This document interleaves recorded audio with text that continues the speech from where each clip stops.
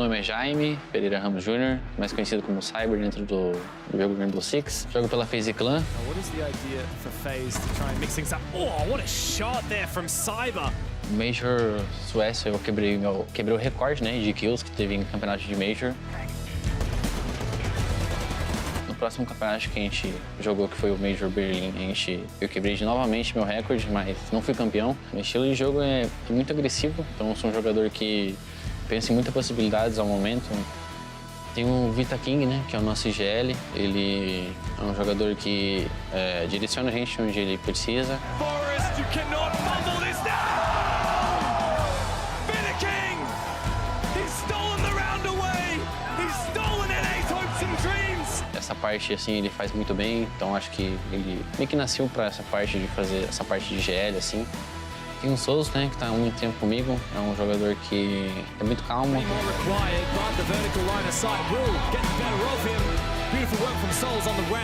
Ele consegue pensar muito sobre o jogo também, ele consegue trazer muitos rounds importantes pra gente, que a gente tá perdendo. Ele é um jogador muito habilidoso nessa parte. O KDS é uma pessoa que fica parado, não faz muita coisa assim fora do comum. KDS is looking for him and the opening kill is for FaZe. Acho que essa parte sim é uma parte mais forte dele, assim, de ser um jogador também que pensa bastante dentro do jogo e sabe a hora de executar alguma coisa. O Range é um jogador que é muito bom também, ele tem uma parte de skill muito boa também. Acho que todo jogador do nosso time é muito bom em questão de skill. Handy from above is able to deny, and that means there is no chance Pava can clutch this. Ele consegue fazer bastante round que a gente está perdendo ali de uma forma drástica.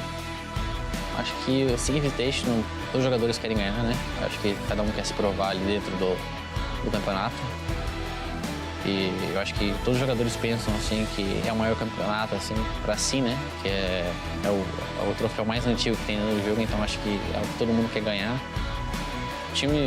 Esse é o time, querendo ou não, que eu tenho, que é mais unido dentro de jogo e fora. É um time muito agressivo quando precisa. Sabe que o nosso estilo de jogo é totalmente diferente do que eles jogam contra. Então acho que a galera assim tem um pouco de medo de jogar contra a gente nessa parte.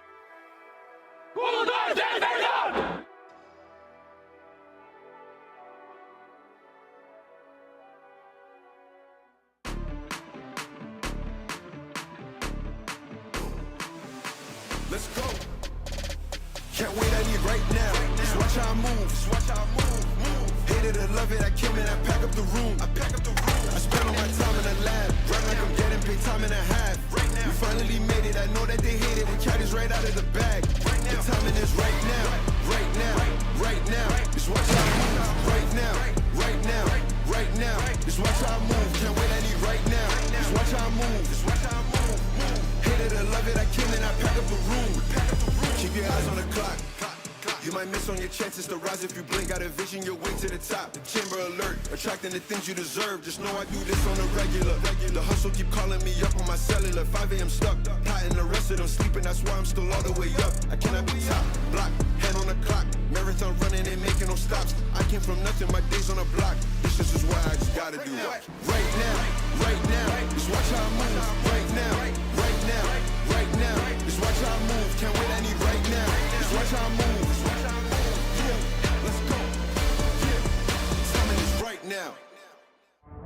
I'm Jack Robertson, also known as Doki, and I'm the entry fragger for G2 Esports R6.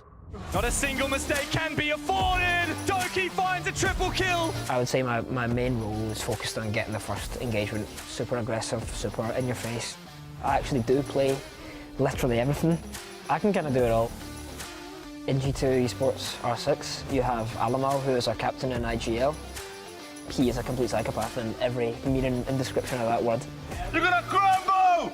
That's the difference between an SI champion and a normal major champion, okay? He's always like energetic. Alamal looking to seek an engagement. It's over! G2 make main stage! He plays flex, plays literally everything, so really flexible, and he's one of the best players in the game. And then we have Virtue, Jake. He is our second support, again like flex, plays type of everything. Virtue holds the perfect angle to take down Red Shiro. He is kind of like the dad, I guess, of the team. He's the oldest. Everyone looks up to him as that kind of father figure in the team. We then have Benjamaster. He is like entry fragger, but again plays everything type of role. Like he plays whatever you need him to. Benjamaster, the Dane, holds on, falls back, re-peaks, finds one. He manages to do things that aren't explainable, like you can't replicate. He is the best player in the game, and I'll happily say that. We then have Uno. Alexei, he's our newest member of the team, but he's kind of like the backbone of the team like right now. KZ has pulled off not quite the impossible, but a bit of a work of God there. Can't get the next, and G2 will take round one. He's adapted to the roles really well, and he helps out Alamau with IGL and shot calling a lot. Everyone that goes to Invitational, right, of course you want to win it, right, but not one team in the world can go there and be like, oh, I'm gonna win it. And if people say that, then they're lying. Everyone can now do everything if needed. Like, all my teammates I love to bits, like they're my brothers pretty much. 3, 2, 1. Vamos, G2!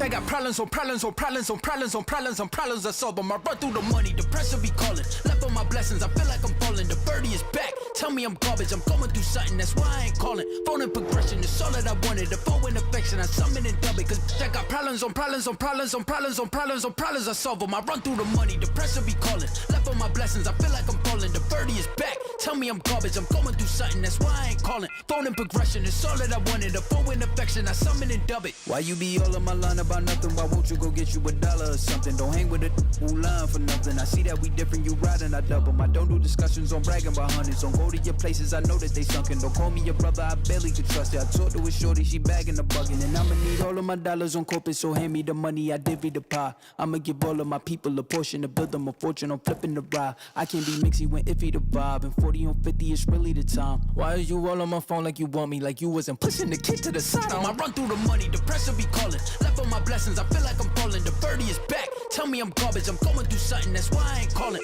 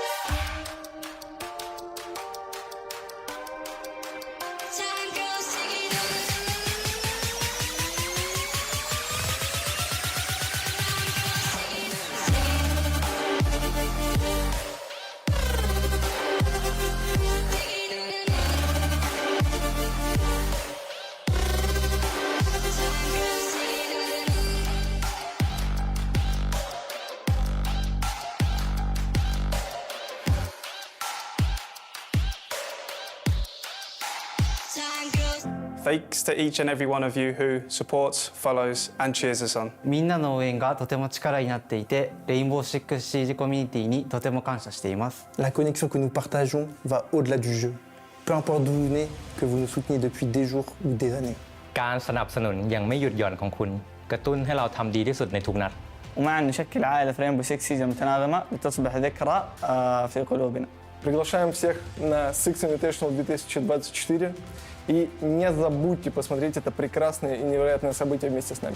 항상 레인보우 6 시즈를 응원해 주셔서 감사합니다. 여러분들의 응원이 레인보우 6 시즈를 세계 최고의 게임으로 만들 수 있습니다. Juntos somos a melhor comunidade do mundo.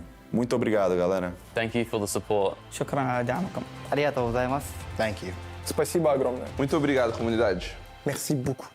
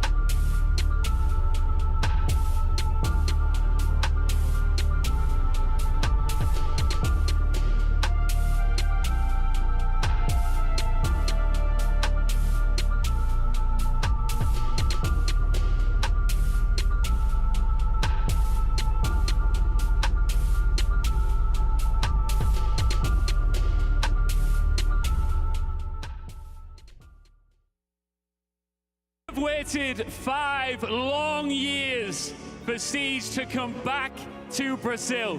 Now, the Ginásio do Ibirapuera is the home to the Hammer as we get set to write the next chapter in R6 Esports history.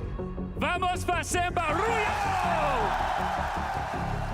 The R6 Rockstars are back looking to reclaim their crown, but there's a certain NA team looking to turn their lights out. It's Dark Zero versus G2! Oh, gets the kick before it's confirmed. SJR has to ace this round. He's been fantastic, but this is G2's territory. I want to find out who the arena is backing here. Sonics! Okay. W7M! Sonics versus W7M! Listen to that crowd! Rexon and Ambi over towards this garage position, but it's double stack in rafters. Decimated and strangulated in this hellish environment. Let that crowd do the talking.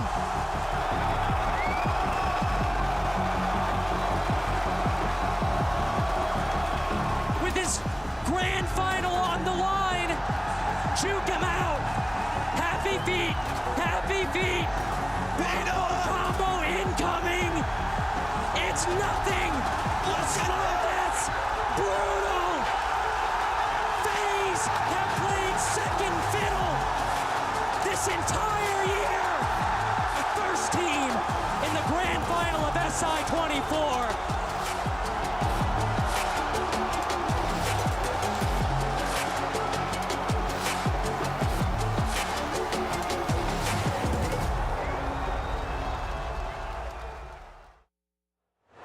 There is absolutely nothing like it. Good morning, ladies and gentlemen, MBs. We are live from São Paulo, Brazil, Ginásio de Ibirapuera, and we are so set for day 2. Yesterday was an absolute banger. We got 3 games that just surprised us all in many ways, more ways than just one. Let's be very honest.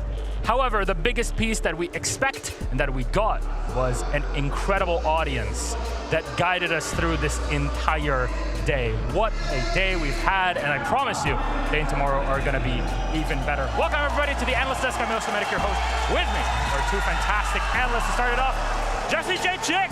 He's here. He's here with us in the arena, of course. Fresh. Gentlemen, how are we doing today? Yeah, pretty good, pretty good. It was a mad day yesterday. Honestly, I thought, it was great to watch. I've never been on a stage where it is just shaken. Yeah. All day long. We stand here, you hear the crowd and the vibrations. It was incredible. The crazy thing, too, is yesterday was just the appetizer. I mean, we expect today to be even greater. It's Saturday. We're going to have even more fans coming out today. We've also got, in my opinion, better games, which are going to be absolutely explosive. So if you thought yesterday was good, today's about to be great. And that's actually exactly what we're going to talk about next. Let's put up that bracket on the screen. For all those to see, if you missed yesterday, don't worry about it. We'll feed you in on all the info that you want. Of course, take the time to watch the matches after the show is done. W7M defeated Sonics and G2 took down Dark Zero. W7M versus G2 is our match coming up next. We'll talk about that in just a few minutes. FaZe and Virtus.pro have also played and immediately made it into that grand final. FaZe Clan, the local heroes, have made it through. They've seen many grand finals in their time. Virtus.pro have as well, but they will be needing to survive and play against the winner of G2 versus W7M. There's a lot heated up today, and that's all leading up to tomorrow's best of 5 grand final. The advantage for the team that came in from the top bracket is not only that you have to play less games, but that you get an advantage in your map bans, which is something that you'll enjoy. We would not get a free map. But let's talk about the overall stories and arches of all of these teams, starting off with W7M. I talk about FaZe being hometown heroes, but the real darlings are W7M. Indeed, Milos. W7M have been the best team throughout the year so far, and the thing that really drives it home for me are their mechanics and their confidence. Their confidence comes from repetition. They've been in gunfight after gunfight after gunfight, battle after battle, and in fact, they lead the tournament in terms of having the 3 players with the most kills. KZ and Herds tied, 242 frags apiece. JV92 still on the team, 3rd place for that. And what's incredible when it comes down to this is the mechanics. These 2 players, specifically KZ and Herds, are some of the, if not the, best gunners in the entire world. The way you see the headshot mechanics coming through, the percentages that you're being putting up from these 2 players, Herds in particular, the highest headshot percentage in the world, they're just mechanical gods, and they have been so unstoppable this tournament. When you have a team that is basically their whole win condition in most rounds is the gun skill and winning the game off frags, having the 3 players as the top 3 kill leaders in the tournament isn't so bad, especially with such a high headshot percentage. And well, since we're on it, G2 are our next team. Of course, the biggest hopefuls in EU. Some would say that's Virtus Pro, but let's be honest, you lift the hammer and you come back the next year, you want to be back on that grand final stage. And G2 are looking to do repeat history. Exactly, and I think, you know, their biggest win condition for me is the gap seeking that they have. G2 as a team, they're very, very, very comfortable inside of this meta. They're looking for gaps, especially on the attack. Their pacing in particular is one big thing to look at. Look at that average entry time, 1 minute and 11 seconds on average. It's often a lot quicker than that as well. And that's one of the things for them. They look to try and take that map control very early on in the round. They get that entry success rate. When they get that entry success, they're converting it into round wins at an astronomical figure. 4 rounds out of 5, they're converting the entries into a round win. And we've seen them come through. Your game yesterday against Dark Zero, that was a key example of them utilizing that clock, controlling the timing of the rounds, making sure Dark Zero were losing in the early game, slowing them down so that they couldn't come for a proper execute. They are masters of controlling the time management, and they're going to do that again today against W7M. Well, Virtus Pro, they lost yesterday to FaZe Clan, but they are no strangers to a grand final. They've had that in the past. Against G2, they played against TSM a few years ago. It used to be known as Team Empire, but this is what we know nowadays. This EU squad has a lot of pressure on it, Jesse. You're absolutely right, Milos. And in fact, Joystick and Shepard hold the unique titles of losing the most SI Grand Finals of any player in Rainbow Six history. They've lost 2 each. For the second one, Dan and Always were there. They shared that loss, but the new guy coming in, the guy adding that touch of spice, is Pasha. If they manage to win their game today, they'll make it to those grand finals, and it'll be his first. And I really think if they're going to finally win this 3rd time, he'll be the reason why. Pasha's been so good coming through for the flanks and adding that little bit of aggression that in the past, VP have lacked. That's the one, that's the thing. That's where Pasha has been tasked with trying to essentially help this team into the new meta, into finding those opportunities, into those backstabs, and given a lot of freedom, which we don't typically associate the word freedom with this Virtus Pro roster, with how strict and rigid that they can play within rounds. But Pasha has been the one that's been allowed some of that to try and get over the line. Well, finally, I would say saving the best for last, at least in my opinion, FaZe Clan are our 4th and final squad. Of course, they're already sitting in the grand final for awaiting their best of 5 tomorrow. My mind played perfect season, legitimately the most perfect game I have seen from start to finish yesterday, Fresh. What an incredible squad. Yeah, they've really not done much wrong this tournament, and I think the big things that underpin that are brotherhood and trust. And I think exactly as it says on the screen, a friendship unlike any other. I think you look at this FaZe Clan, you saw the videos of them before the event, they have so much trust within one another. They basically live together. They love each other as brothers, and that shows in the server. And especially it shows with Cyber, is whenever he wants to do something a little bit unique, a little bit funky, get on the dock spawn peeking, get on the rook spawn peeking, get on the cav to try an interrogation. They trust him implicitly, and they trust his vision for the game and what opportunities he sees. They lost in the semifinals in Copenhagen. They lost in the semifinals in Atlanta. Now they've won. They've finally made it to a grand finals, and it is the organization's first ever 6 invitational grand finals. This is a huge moment, and it feels like the time for FaZe Clan to finally be the best team in Brazil. When we have long talked about W7M, we've long talked about Liquid if you go back historically.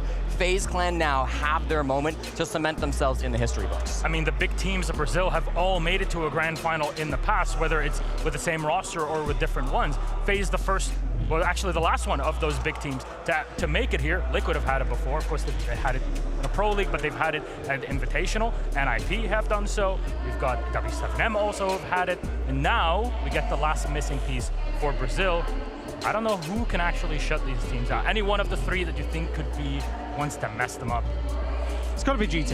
It has to be G2. And in reality, obviously we're going to come on to the G2 W7N game because it's a huge talking point.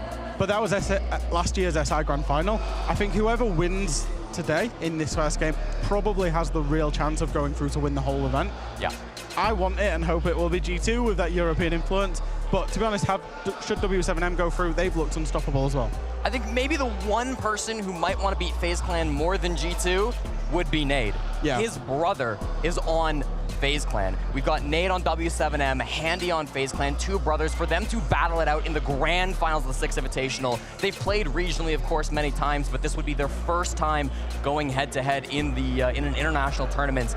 That would certainly be a story. Brother anti-buff, debuff, I don't even know what to call it at that point. So that was our pre-show. I hope we answered your questions, but we're going to go deep into detail for every single one of those teams, especially for game number 1 after this break.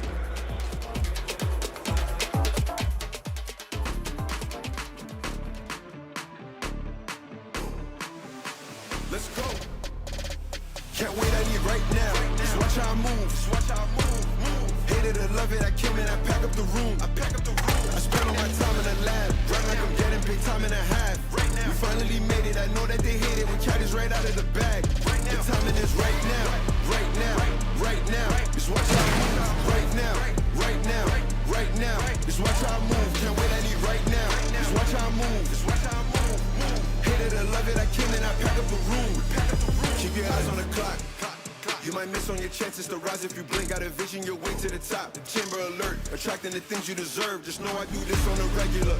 The hustle keep calling me up on my cellular. 5 a.m. stuck, hot and the rest of them sleeping. That's why I'm still all the way up. I cannot be top, block, hand on the clock. Marathon running, ain't making no stops. I came from nothing, my days on the block. This is what I just gotta do. Right now, right now. Just watch how I move. Right now, right now, right now. Just watch how I move. Can't wait, I need right now. Just watch how I move.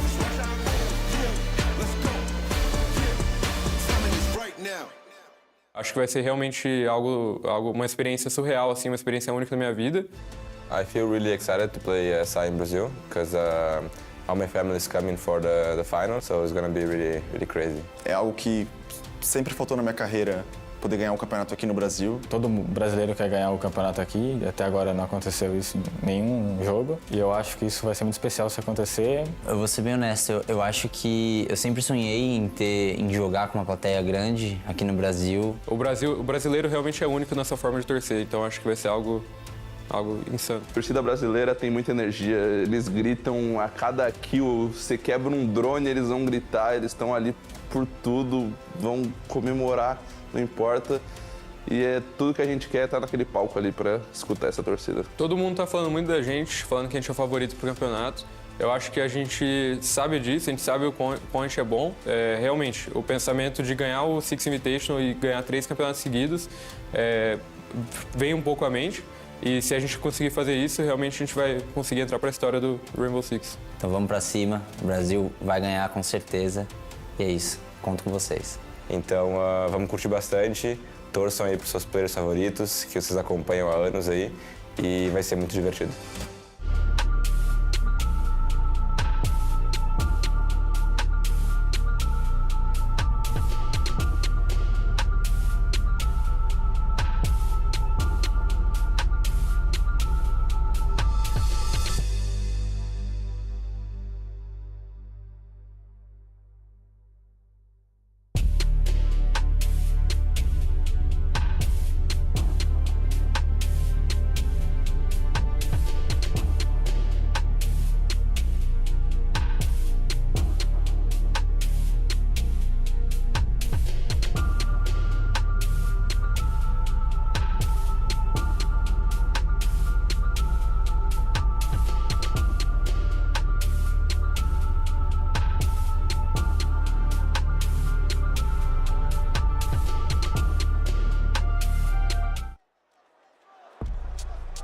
Bom dia, Sao Paulo!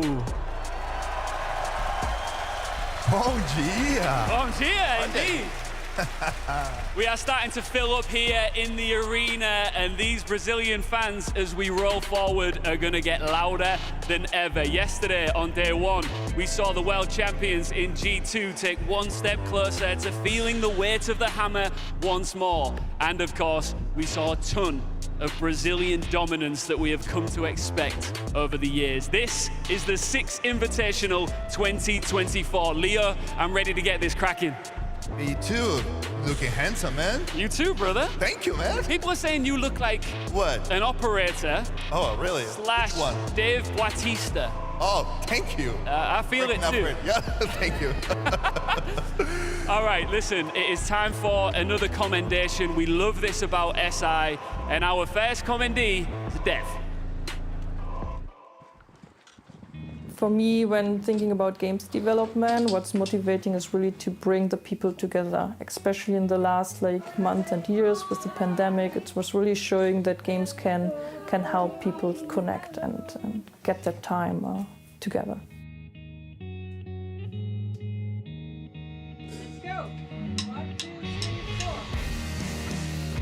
I like being with my people, having a goal, and having fun with it. So 2 years ago, we started to create a band. I think if you really can combine being with people you like, you have fun, learn and grow with it, it's the best combination you can have. My name is Claudia, and we are here in Düsseldorf today to talk about me and Rainbow Six.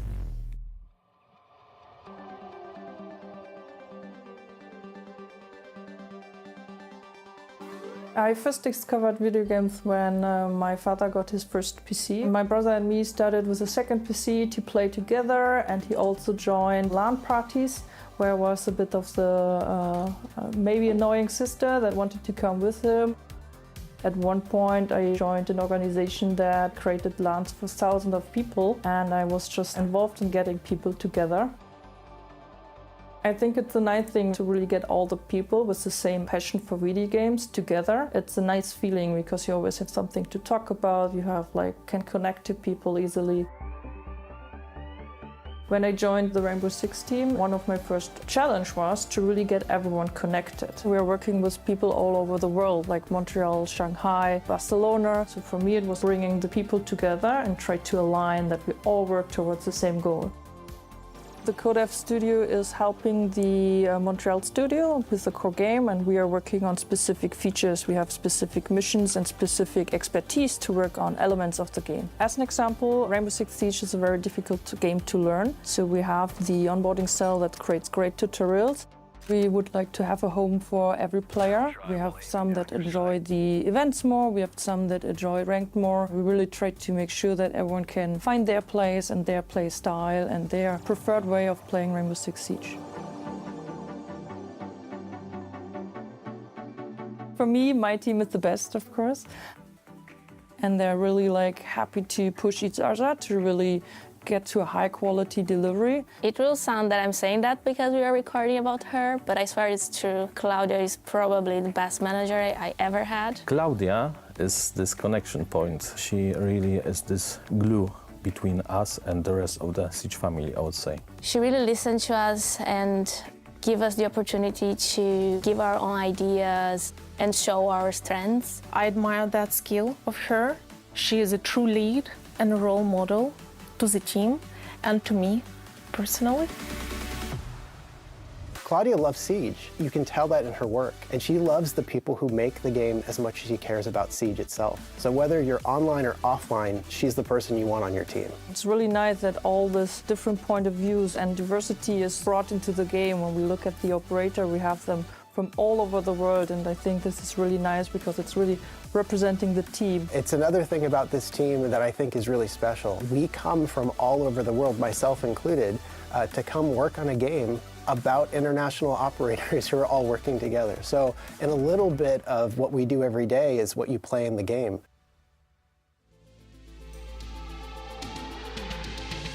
I mean, Rainbow Six is, for me, best to play with friends, and it's really cooperative and collaborative with the team. Thinking about it now, I was always about bringing my friends and also later other people together, and it was always for me to try to make sure that people have the best experience when playing games. That's my passion when it comes to video games, to bring them together. It's always very interesting how we, with our small team or small feature, are working in this big project with people all over the world, and we come together and celebrate this at the ISI when we show it to the community. Everything you work on comes real. When meeting at the ISI, we see everything that's digital come together, so digital friends and internet friends are come together and become real friends that are. You see all the different people, from the pro players to the casual players like me, to the cosplayers that are there. Everyone that is interested in Rainbow comes together and really celebrate the game, celebrate everything that happens in between, celebrate all the time they played, really come together and enjoy them.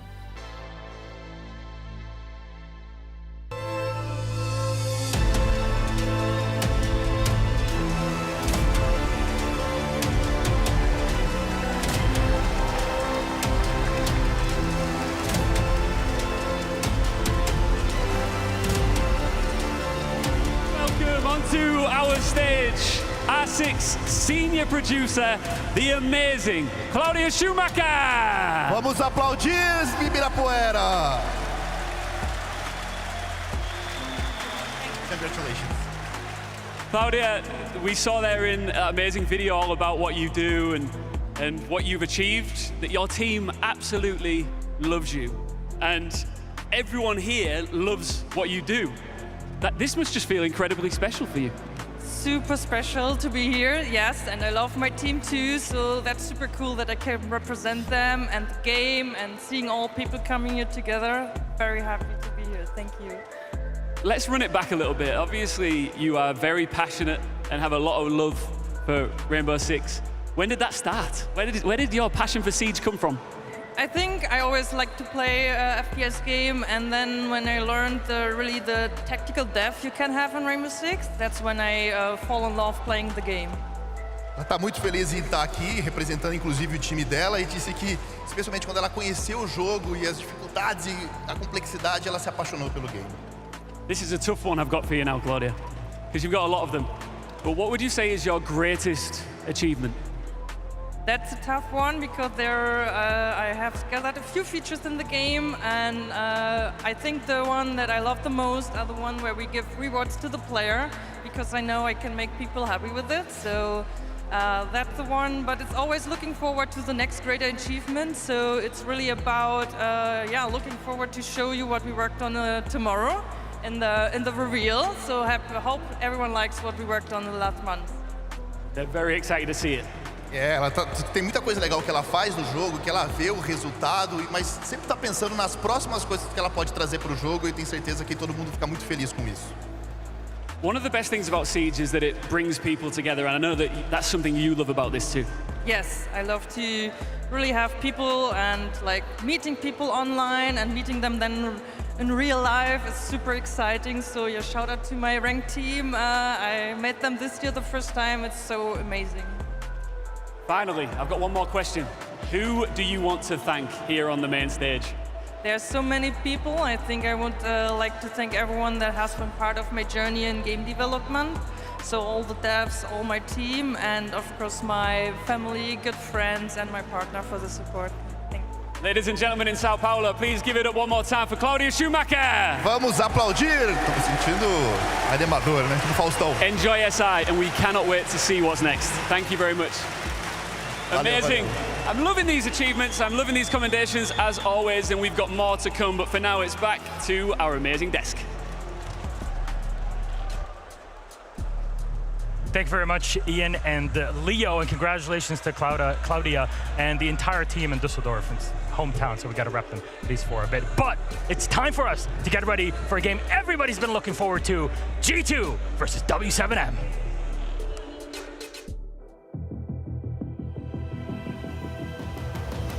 We as a whole team are really confident about the position we are in the tournament so far. We've made main stage, we've made top 6, so we're coming for the second hammer. WSHM, you guys are looking good, and you're also looking the worst you've ever looked. So let's see what version of you turns up on game day, because last time you played us at SI, we won. I think G2's weakness is their ego, because they think they are better than everyone else, but they aren't. We are the team with the most maps played in the tournament right now. We showed a lot of things we do, so I think right now we just have to play our game. E aí, Alemão, desde a época da GS lá que eu te carregava, você sabe que eu sou melhor que você, então toda vez que a gente se enfrenta, você choca, você sabe disso, e dessa vez não vai ser diferente. Herds, you're coming from a hammer, you're not gonna get it. The defending world champions are in the lower bracket, just like they were last year. They faced off against W7M in the grand final, who kept it rolling through the upper bracket. But here, both of them have been knocked down, and they only have this one life remaining. Whoever loses is out of the tournament, and that is our big story for today. Let's talk about these two teams and their head-to-head record, because they have played before, and between these two, they've collected all the trophies. Now, I don't mean this, they've collected all the trophies in that when Fresh and Fabian are on the stage, where it's like, hey, between us, we have 3 invitational trophies, like actually sharing those trophies. Yeah, they've won literally every tournament this year within the official circuit. Obviously, it goes back all the way last year, 6 invitational, grand final, 2023, when G2 won it. And then obviously, since then, W7M have started their reign of terror with the 2 major championships that they've picked up this year. Yeah, I mean, let's not mince words. This is the best team in the world versus the world champion. Absolutely. And some people would say that's the same thing, but in this case, it's not. A year ago in Montreal, we saw G2 beat W7M in the grand finals of the 6th Invitational. They lifted that hammer and they became world champions. Since then, W7 have proven time and time and time again that they are the best team in the world. And now it's all come down to this. Will they finally prove on the biggest stage that they can take down G2, or are they going to crumble again? For me, this is the match that you should give a shit about most in the tournament so far, because when these 2 teams play each other, the winner lifts a trophy. Like I said, G2 with their head-to-head, they won the trophy after beating W7M. W7M beat G2 in Atlanta, they won the trophy afterwards. Whichever one goes on, I'll say it time and time again, I genuinely believe we'll go to the final and pick up this trophy. And these 2 teams are no strangers to trash-talking one another. There was a specific quote that was put on Twitter. What about Alamau? Does he open his mouth too much? What do you think, Fresh? I think he does, and I think that the W7M players know this as well. If you look at this graphic, this is Herds getting into Alamau's head, because he actually put this up on social media. He also... What does he say? He also said, last time I faced Alamau, he talked too much, but in-game, he's like a cornered puppy. And I think that's true. Respect your father. Respect your father. Elders. And I think that's so true, because W7M know about Alamau and how he thinks and how he works. For Leapox, every time he's asked about W7M, he loves to say, I have never lost to Alamau. They play the mental warfare well before they're even at the tournament. Yeah, and we saw it in Atlanta, right? In the semifinals when they faced off G2, W7M, what happened was W7M were typing. And sometimes you type in the chat just because you want to have fun, you want to hype yourselves up, but sometimes it's a legitimate strategy. And against Alamau, against an IGL of G2 who can be emotional, especially against Brazilian teams, that's a massive factor. So W7M see that as a weakness, they know to exploit it, and they're going to exploit it again today. That's a very diplomatic way to say tilt your opponent off the face of the earth. Let's talk about our first team, our challengers to this World Championship trophy, W7M. The heart of Brazil is in this Fresh squad.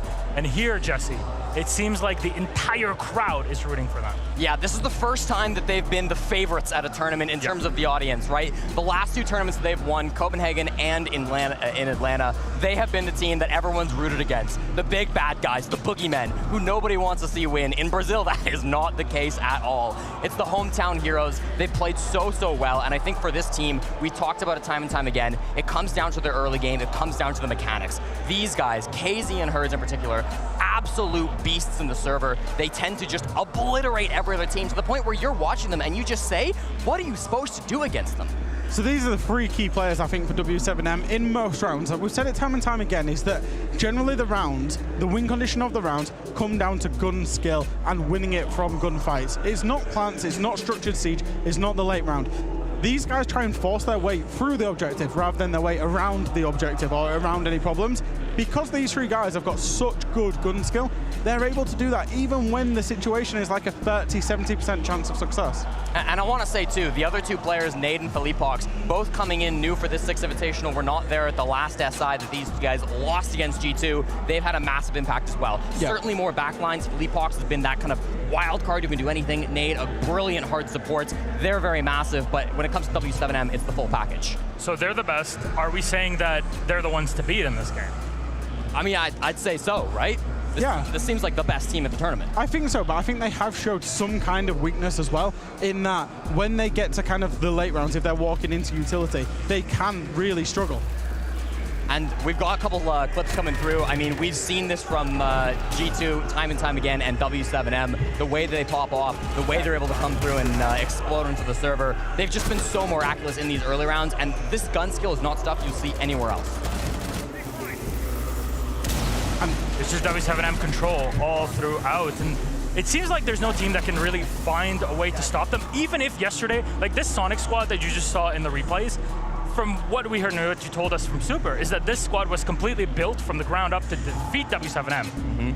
But that ended up being the case in any way, shape, or form, and it was the complete opposite result. I think 5 rounds in total that Sonics were able to build up in the 2 maps. But to talk about W7M's opponents, G2, we'll put them up on the screen for those that don't know. The squad, again, are the current world champion title holders, and they need to win the next 2 games to make it back into that grand final against FaZe. Yeah, and they've done it time and time before, especially last year. They were in the lower bracket of the 6 Invitational, pretty much in the same place as they were last year. They made that lower bracket run. There's something about this G2 team, and you know, they have their struggles online and domestically, and even in majors they can have their struggles, but when it hits lands, they really step up to the plate.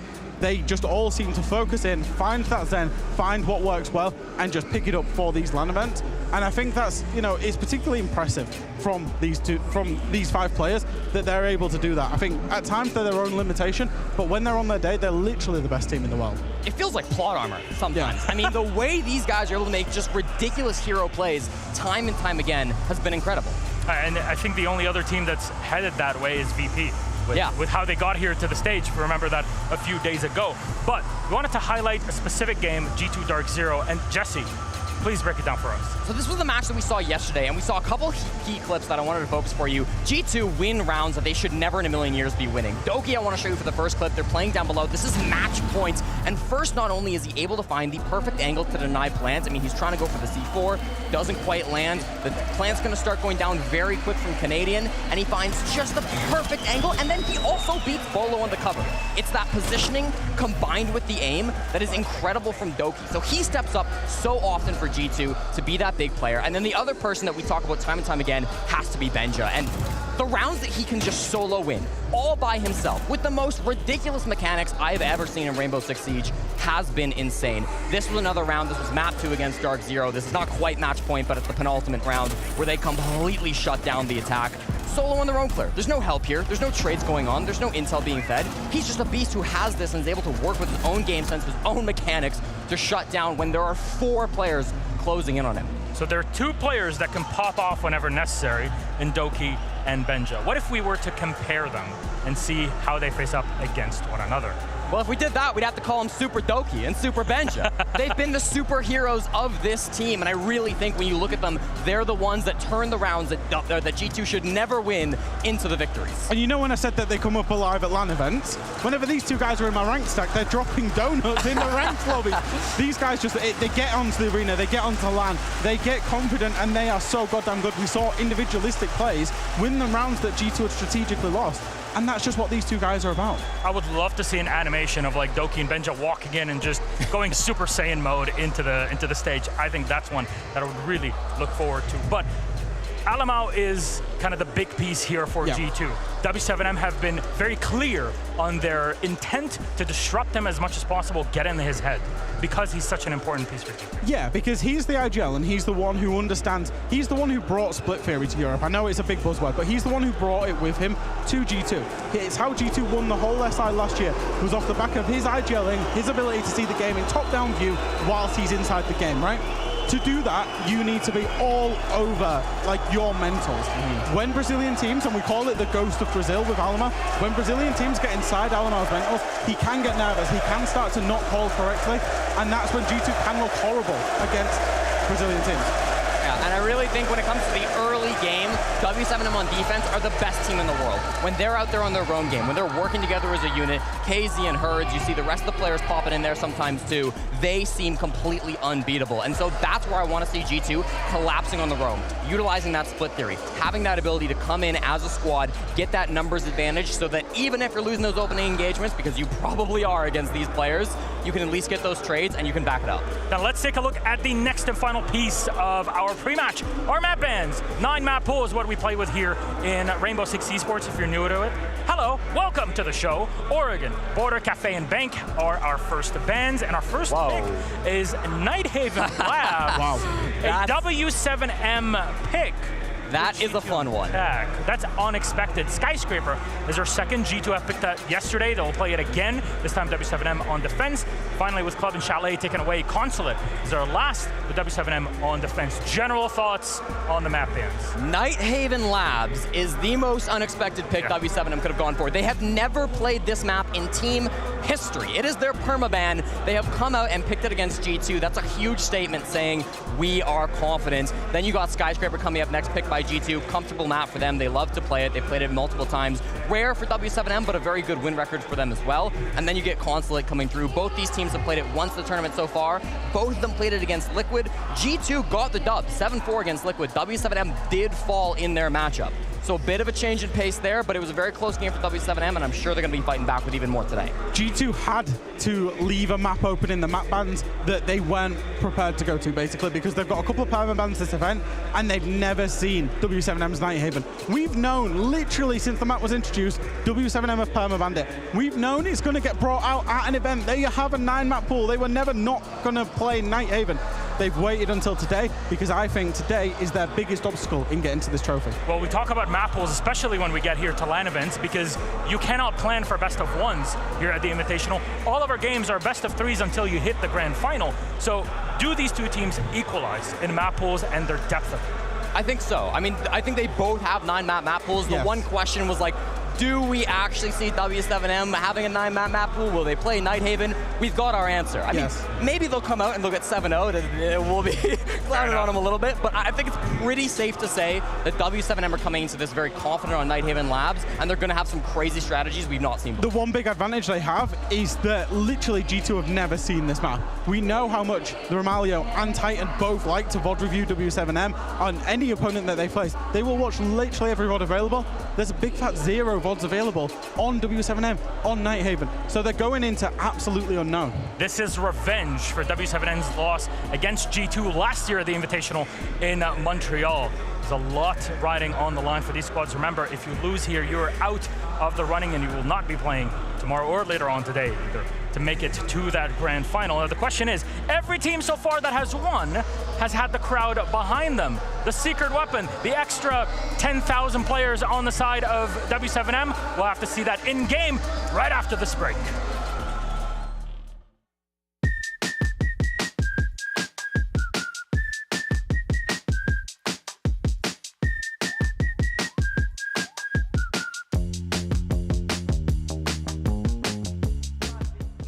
Falou. Oi! Falta só isso aqui, viado. Ih, porra! Bora, porra! Tira meio, tira meio, tira meio.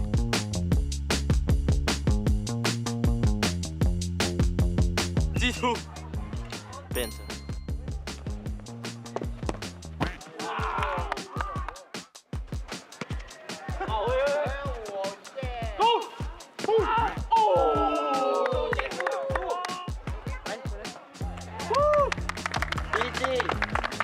Mesk, Benja mata.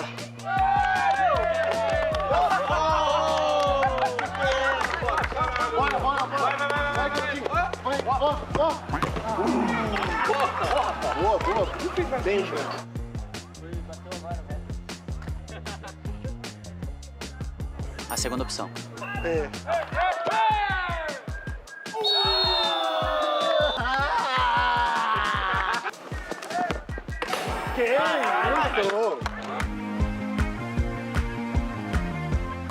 Cầm hậu.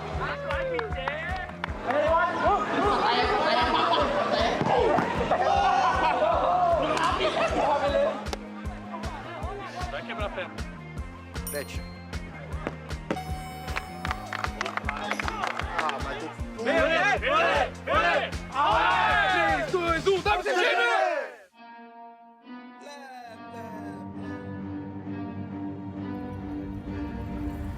I got problems on problems on problems on problems on problems on problems I solve them. I run through the money, the pressure be calling. Left on my blessings, I feel like I'm falling. The birdie is back, tell me I'm garbage. I'm going through something, that's why I ain't calling. Phone and progression, it's all that I wanted. The phone and affection, I summon and dub it. Cause I got problems on problems on problems on problems on problems on problems I solve them. I run through the money, the pressure be calling. Left on my blessings, I feel like I'm falling. The birdie is back, tell me I'm garbage. I'm going through something, that's why I ain't calling. Phone and progression, it's all that I wanted. The phone and affection, I summon and dub it. Why you be all on my line about nothing? Why won't you go get you $1 or something? Don't hang with it who lying for nothing. I see that we different, you riding, I double. I don't do discussions on bragging about hundreds. Don't go to your places, I know that they sunken. Don't call me your brother, I barely could trust it. I talked to a shorty, she bagging the bugging. And I'ma need all of my dollars on corporate, so hand me the money, I divvy the pie. I'ma give all of my people a portion to build them a fortune. I'm flipping the ride. I can't be mixy when iffy the vibe. And 40 on 50 is really the time. Why is you all on my phone like you want me? Like you wasn't pushing the kid to the side. I run through the money, the pressure be calling. Left on my blessings, I feel like I'm falling. The birdie is back, tell me I'm garbage. I'm going through something, that's why I ain't calling.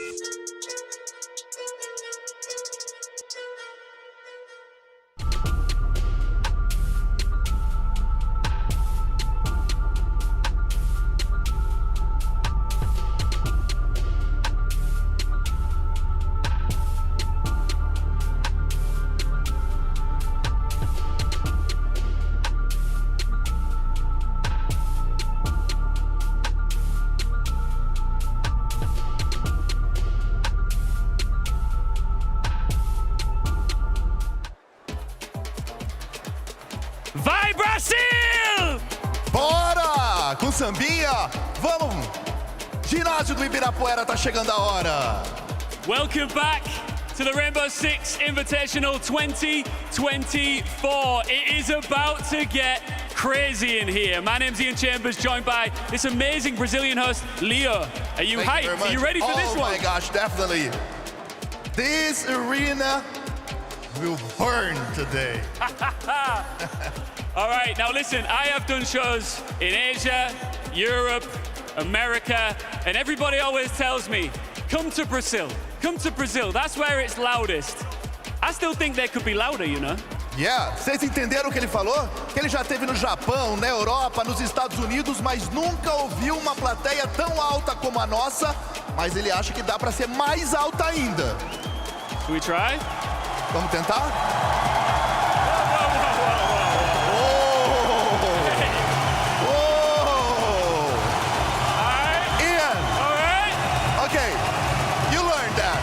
Portuguese. In 3, 2, 1. Vamos fazer barulho! Aqui é Brasil! I just can't say that word. Yeah, you got it. All right, it's time to get into this. This is huge. The world champions are looking to stop the last dance before the chorus hits. It's G2 versus W7M!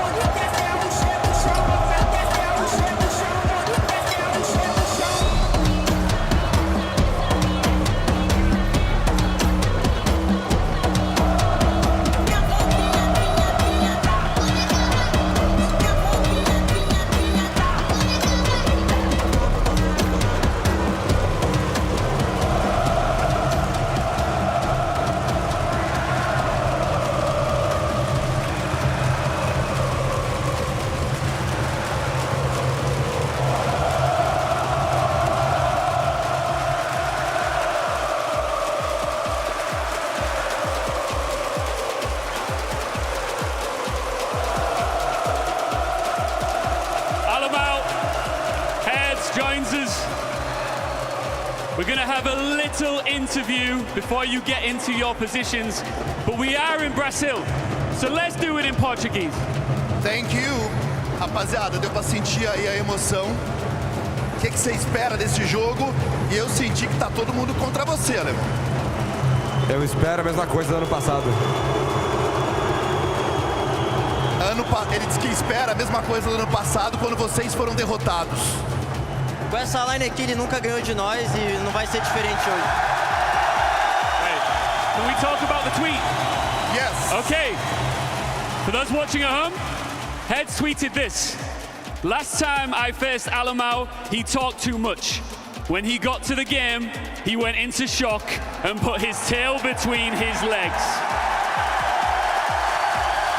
He said, respect your father. Alamau, just before you answer that in Portuguese, what's your response in English? Yes. So, I saw a post from W7M that Herz was teaching how to win the Six Invitational. I don't think he can teach that.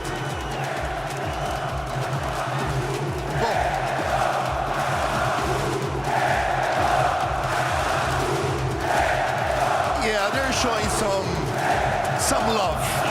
You can see that. Bom, para quem não entendeu, o Hertz ontem postou o seguinte: a última vez que eu enfrentei o alemão, ele falou demais, chegou no jogo e entrou em choque e colocou o rabinho entre as pernas. Respeita o teu pai. Agora você pode responder em português. Eu vi um post da W7M no Twitter que era o Herz explicando como se ganha o Six Invitational. Eu não acho que ele pode explicar isso.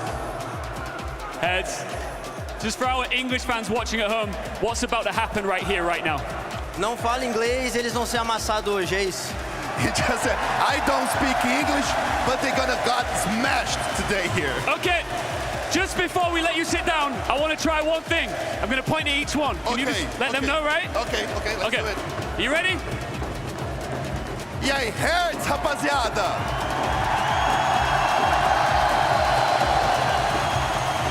Cadê o apoio do Hertz? Alemão! All right, guys, this is huge. You know what's up for grabs here. Please go and take your positions and get ready for this one. Okay, shake hands. Oh, you can feel the energy. You can feel the tension. Just two best of threes lie between us right now and finding out who will meet FaZe Clan in the grand final. É isso, só passa. Aí, momentos que antecedem a partida. Tá aí o time da G2. Do outro lado, a W7M. Busca o título inédito do Six Invitational. O outro, o bicampeonato. Quem leva? Let's test the audience one more time. Let's do it. Are you ready? I'm Yes, gonna say a certain team name that I think is gonna get a big reaction. Okay. Do you want to let them know? Okay, do it. Do you think the winner will be G2?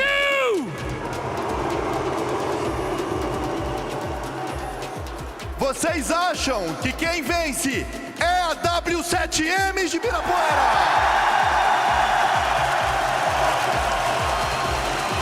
Right, we got time. I've got an idea, right? I want to see how loud this arena can get right now. Okay. I want to split it right down the middle. Ok, vamos I dividir take a this arena. side. Você vai pegar esse lado. You take that side. Eu tô com vocês aqui, rapaziada. Não me decepcionem. Vamos lá. Are you ready? You want to start? My side. Ok, your side. Seu lado, seu lado. Vamos fazer barulho!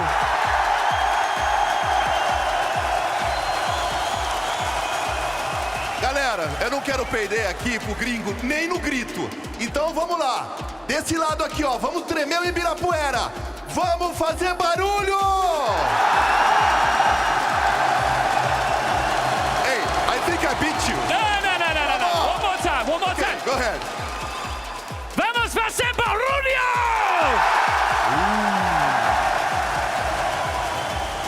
Ok. Ó, respira. Vamos lá, vamos bater no gringo agora. 3, 2, 1. Vamos fazer barulho!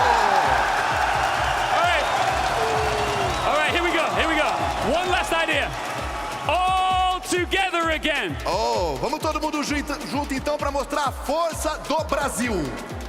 3, 2, 1, vamos fazer barulho!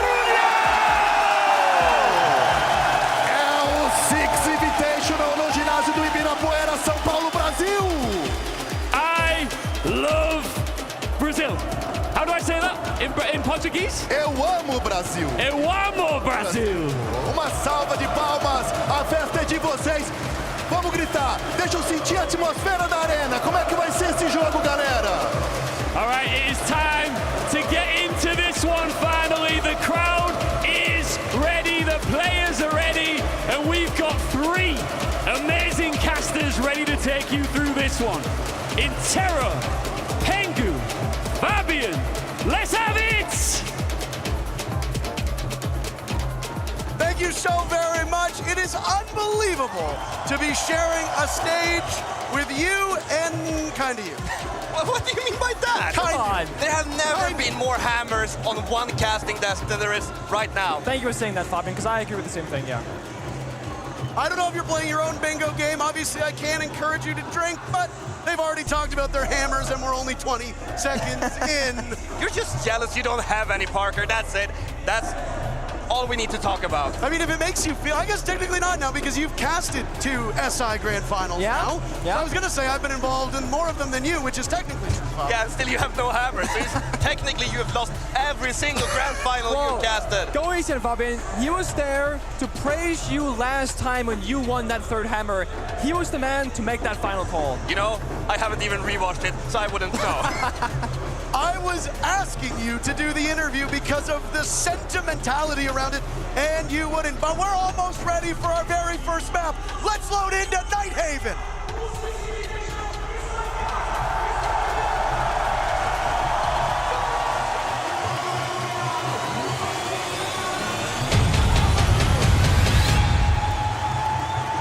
I gotta be honest here, this feels like a grand finals, but it's not.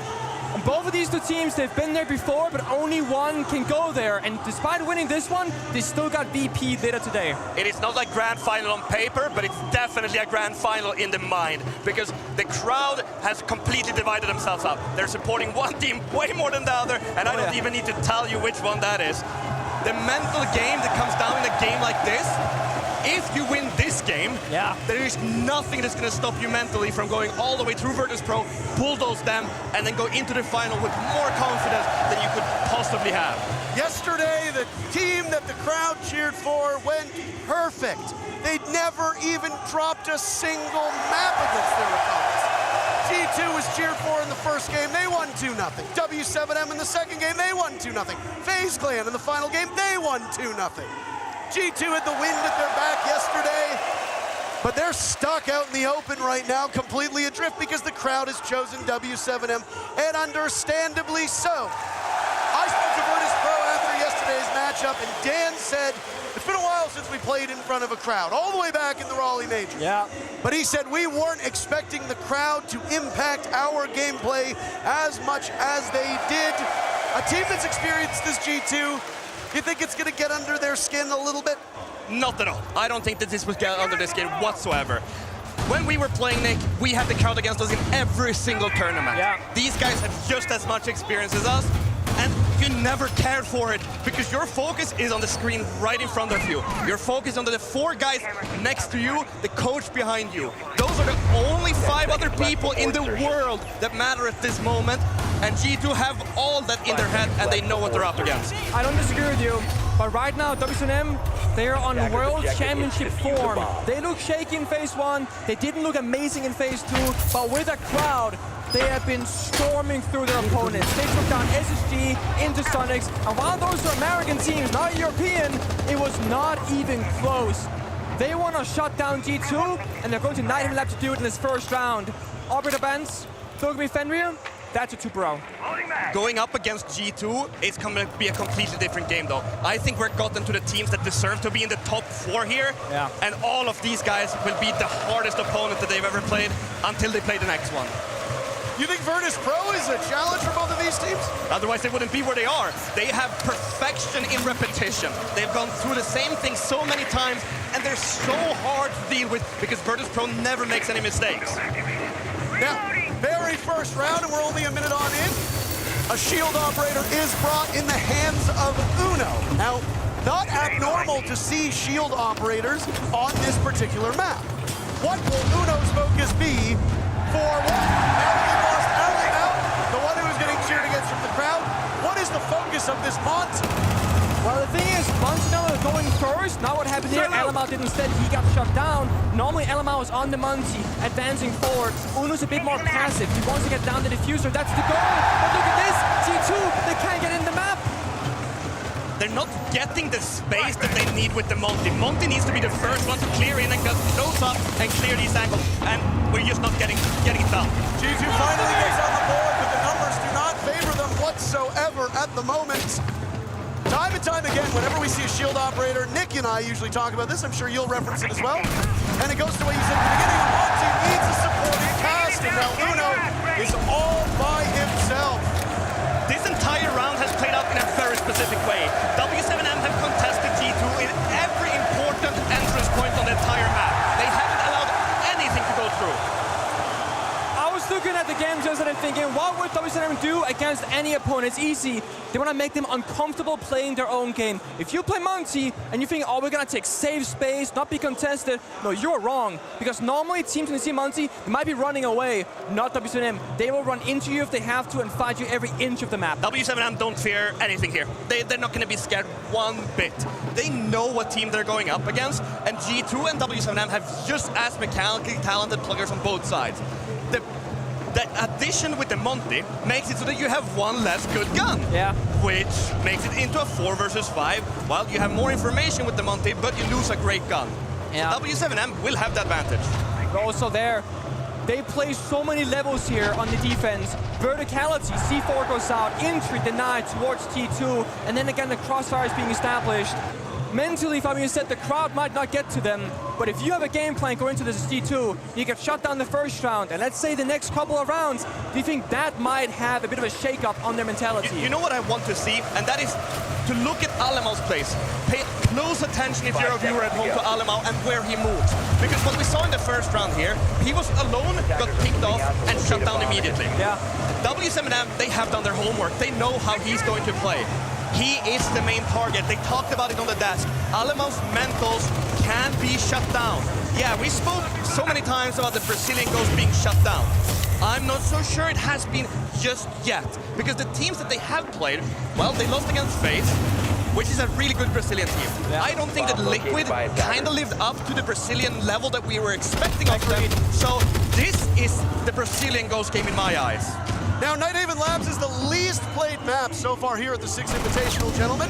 And as was pointed out by the desk, this is the first time in the team's history that W7M will go. So it's incumbent upon G2 to play their game because there's not going to be any counter-stratting going on. They're going to bring the shield operator again, but this time it'll be not Uno on him, but Alemau. In terms of bomb sites, we can get into them as they emerge. Right now, we are looking at that bottom floor bomb site right now, which often necessitates a linear execute. G2 get the very first pick. It's on the Philippe Hawks. The Mira is typically that first line of defense on that linear take. So losing her early is bad for W7M. What happens often when W7M lose an early member, they're not going to fall back. Again, it's about staying in it right now, not giving things up. Because if you lose a player, fall back to bomb side, the round surely will be lost for defense. So instead, C4 is down below, got those valve cameras, you see the roamers, the silhouettes, they're still sticking around. I thought there for a second that Dork was going to kill the Monty there, thinking he was a defender, but no, they just need to saying, we don't care about the roam, but we'll go downstairs to the side itself and try and simplify this attack. This is a very default take. They're going down into EXO, they have the main breach open outside. So this is a very, very default take that the G2 are doing right now. They have gotten really deep here, so let's see how this plays out. Alemau is hugging the bomb chassis at this time, and well, you need that supporting cast like we said. Well, let's go both ways. KZ eliminating Doki, Friction falls as well. It's time to pull up the pistol. Beautiful play by Alemau. As now Benj is in the action, but he turns the wrong way, giving a free pick to W7M. Now it's Alemau with the pistol X, still to do more damage. He's all on his own. Second round in a row that Monty is stranded by G2. I'm not sure if you're agree, Fabian, but I feel like if you're G2 and you stall out, it's only gonna get worse. They got into default spot. It was the Element Monty didn't have diffuser, and while they're kind of waiting around, people started falling apart because again, WSM, they closed that net. Yesterday, when G2 played, my biggest concern for them was that the attacks they were making had only one tempo, and it was high octane speed, like they just went at it. What we're seeing now is a very different G2. This G2 reminds me more of Dark Zero. They played slower than my grandmother. And my grandmother doesn't even play the game. So what we need to see from G2 is maybe go back to the roots, change up the tempo, because yesterday they only played fast, now they're only playing slow, swap that up between rounds, because we need to see something different. Pay close attention to the face cams when they go into the G2 team. Very close attention. Alamo's face, if he turns any whiter than he is already, you know it's over. And this probably takes us back to the map veto, right? Because when you go C2 into Nighthaven Lab, and you don't know how you put in place it, all your strat work, your counter ability to see, okay, this is a weakness, we can go for this rush, these are the play positions, we don't have this information. This is the first time G2 will see WSM play this map, so it makes sense to play the Monty because they don't know the layout of where they're going to be playing at. It's just like, as you say, Nick, they have to figure everything out on the go. Maybe we'll see these first 2-3 rounds be a bit rough for G2, and then we'll see the improvement. But we don't know that until we get there. So G2 is a good team at picking up what their opponents are doing. I mean, they wouldn't be world champions if they weren't. So I still believe in them, but there's so much more left to play for. We're 30 seconds into this round. What do you think the first half ought to look like for G2 to have a fighting chance? 4-2? Yeah. 5-1? Where is G2's? How many rounds does G2 need to win? At least 2. Yeah. Because both these teams are so proficient at attacking. And the way I look at W7M and their gameplays, they come up to an obstacle. They look at it, how do we pick this apart? And then they bulldoze it. They don't shy away from taking fights. They don't shy away from breaking strats. They will go for everything. Now there's some good intel work. As, oh my, Doki gets baited in. The Monty of Uno did excellent scouting work there. KZ was picked apart, now finished off by Ali Mao. Virtue's traded off too. W7M, when they are at their best, they are merciless with trading numbers, always having somebody to refrag, and that is what we've seen so far through 2.5 rounds. Poor Hurts, he's stuck in the room right now, but does G2 know? Because right now, the Castle back on the door, there we go, Monty spots it out. Vertical to Philipbox down Bears. Impact, throwing up on the ceiling. Nate finding Benta, again, G2 slightly stalling out, not advancing here. The important player actually is the dead one in W7M. Casey is giving so much information with these map cameras, and then you have the aim like Hurts to back that up. Yeah. Wow. Ali Mao's last one alive for G2 with 1 minute to go. He's got 2 separate players to tussle with, and he gets sat down by his father. His father put him down in the chair and taught him a lesson, that is for sure. And right now, G2 is being outplayed at every level. The one thing that they mentioned on the desk, Jesse and Jack, was that this is the permaban for W7M. Or at least, that's what we thought. If we look at the map in itself, the way that all Brazilian staff prepares for games is by counter-prepping. Yeah. Rambalho is an excellent counter-strat coach for G2. But how do you counter-prep something you don't know? Exactly. You have no idea. So that's why Nick said before, they are playing the Monty to figure out how they're playing. W7M, they know what G2 will do because they have VOD previews. Yeah. So this is a very, very difficult moment for G2 because they don't know what to do next. Four kills for G2 in 3 rounds. Yeah. 4 kills. It might be the lowest kill count we've seen from G2 to start off a map at this entire event. I also want to point out that we've seen 3 rounds play out. We've only seen the bomb site a single time, and it was G2 dying on it, just entering that door. G2, they're down 0-3. They've actually called their tactical timeout. Likely, Fabian, like you mentioned, for the coach, Malo, to figure out, guys, what's going wrong? Talk about maybe leading into the basics. Going back to G2's previous games at this event, often when they call their tactical timeout, they're going to make a big change of the orbital lineup. On defense, let's say they're playing their default standard. They're running out the map, they're roaming, etc. Callout gets taken. What happens? They play Tuberau, they play Kaid, they start playing slower operators. On the attack right now, we want to see the opposite. We want to see them go off the Monty into aggression. So like right now, for example, Dogi going to Jackal to hunt down the Robos, isolate kills, getting Lion on the board, stop them from moving around. I think that could be the right approach. It definitely is better approach than what we've seen so far. I mean, it couldn't be worse, right? Yeah. That's pretty much impossible. But what we've seen so far from G2 is basically a 4+1. Yeah. We've seen one guy being split off, which is far from the split theory that has been discussed for so long now. Because about, you know, you love the word. I mean, it isn't something new to the world. Well, that's not the greatest start. How is the Jackal dying so early? Yeah, spawn peak, Parker. I feel like you're not engaging with the spirit of my question. That's a 3-time SI winner, by the way, right there. He analyzes with perfection. You know, there is this one thing. Oh. Don't die. That's one of the important steps of winning a round. That's when you all die, you lose the round. I said this once in the green room. I was like, man, how is such and such team winning this? And Nick looked at me and he goes, they get 5 kills every round. Great. Thank you very much for telling me that. I'm unfamiliar with how this game works. We know maths are hard for you. I'm Canadian, not American, okay? It's the same Point thing. those fingers at Stokes and Lynx, all right? I mean, Siege is a hard game, though. I mean, we got 3 people here to break down 2 teams playing, you know? And right now, another stall out. G2, we said aggression, Jackal, isolation, getting the building faster, with more confidence, and you're down to a spawn peak. Yeah, and the spawn peak kind of sets G2 up to fail, right? It does. Mean, sure, it is just a kill. You have 2 minutes, 45 seconds left, and you have 4 guys left. But the thing is, the way that the game wants to be changed now and how G2 wants to play. No. Well, that's another freebie. The way that G2 wanted this round to play out is that they wanted to spread out and play that split theory we talked about before. Now they couldn't do that because they were missing one player. That one guy missing in the beginning just makes it impossible. Uno still searching for his first kill. Benja died before he could get one this round, but it's Ali now to pick up 2 huge kills on top of Blue Stairs and continue onwards over by Fish. He'll reunite with Uno. 2 strong men in this position. But there's a Capkin on the board. We saw 3 of those traps go off and kill Benjamin. Is there a bit of an issue with this operator lineup? Could a potential Twitch, could a potential Brava work wonders here for G2? I don't think it would change much. I mean, they banned Fenrir for a reason, right? And that means you don't have to play the Twitch or the Brava. Yeah. G2 love to play these, I would call them power operators. They would be Lion, Dokaebi, which sure they banned themselves, but also that in combination with Ying, Grim, they love those operators to mess with the setups. JV92's on a collision course now with Virtue up on Rafters. Playing safe and playing smart. There goes a flash, and boy, isn't this reminiscent of how you'd hold on Clubhouse. But he gets baited out. And it's the Brazilian on G2 to get the pick, Alimau. So far with every kill for his team through this round. G2 desperately searching to get on the board first, but Nate has been thrown down. He gets 2 and Hurd seals the deal. 4 rounds in a row to start this series for W7M. So many people, casters, analysts, fans, they say KC, Hurts, they are phenomenal.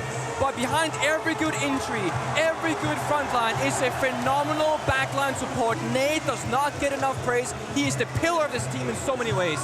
All of these players are pillars. You can't move this building because there's 5 pillars all supporting each other. It's just so nice to see when a team becomes so complete, because that's what I think that the word for W7 is. Complete. They are complete as a group. They are highly professional. They work, I'll say it, they work their asses off. They do work their asses off. And off. they just keep performing. There's a reason that they have this consistency, and G2 haven't had that consistency during the year. Yeah, we won SI, I'll say because I won it too. We won SI. But after that, G2 have had quite an invisible year. Yeah. W7M, they have not been invisible this year. They have been demolishing, and I mean 4 rounds in a row. For those that are watching that aren't familiar with the history of W7M, they came onto the scene a couple of years ago, taking everybody by surprise and essentially revolutionizing how teams play defense in this game. We're not that far removed from relatively static and safe ways to defend with minimal roam games. W7M said, what if we play like attackers on defense? And they had some struggles, but they've won every single Rainbow Six Major so far this year. They finished as runners-up at SI in Montreal last year. If they prevail at SI here, they will have won every single event in the calendar year. Now, for this round, G2 draws first blood onto Philippox. But as you said, there's a lot of fail-safes on W7M. And Alley now falls, and we've got ourselves a 4v4. But now KZ almost getting another, but Virtue has been great so far through round 5. That kill is so important. The last round, I think, sure, it went W7M's way. Had that round gone G2's way, first of all, Carl would have been revived in his brain. Yeah. Well, this round is the key round to this game. Obviously, it's 4-0 already, but if G2 can take this one, I see a chance that they can claw back.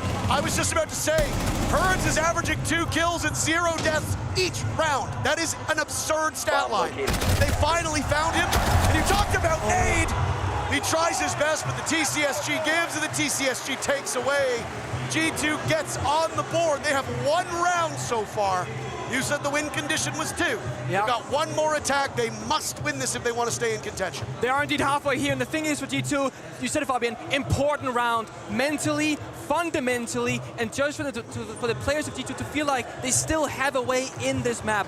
If you're around 0-5, 0-6, you go in the other half, do you really believe you can make it back? Not necessarily. They need this round. They definitely need this round. I still think that they stand a chance, even if they don't get it. The chance will obviously be smaller. Yeah. That's just how maths work, luckily enough. Somehow I know some numbers.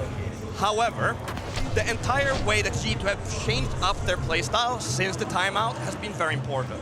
G2 should have won the 4th round. They should have. Then we see impressive plays by W7M. So I think that we're looking at potentially another G2 round win, but just looking at how they've changed their play, is they've spread out now. Now they're not going 1, or like they're not going 4 guys plus 1.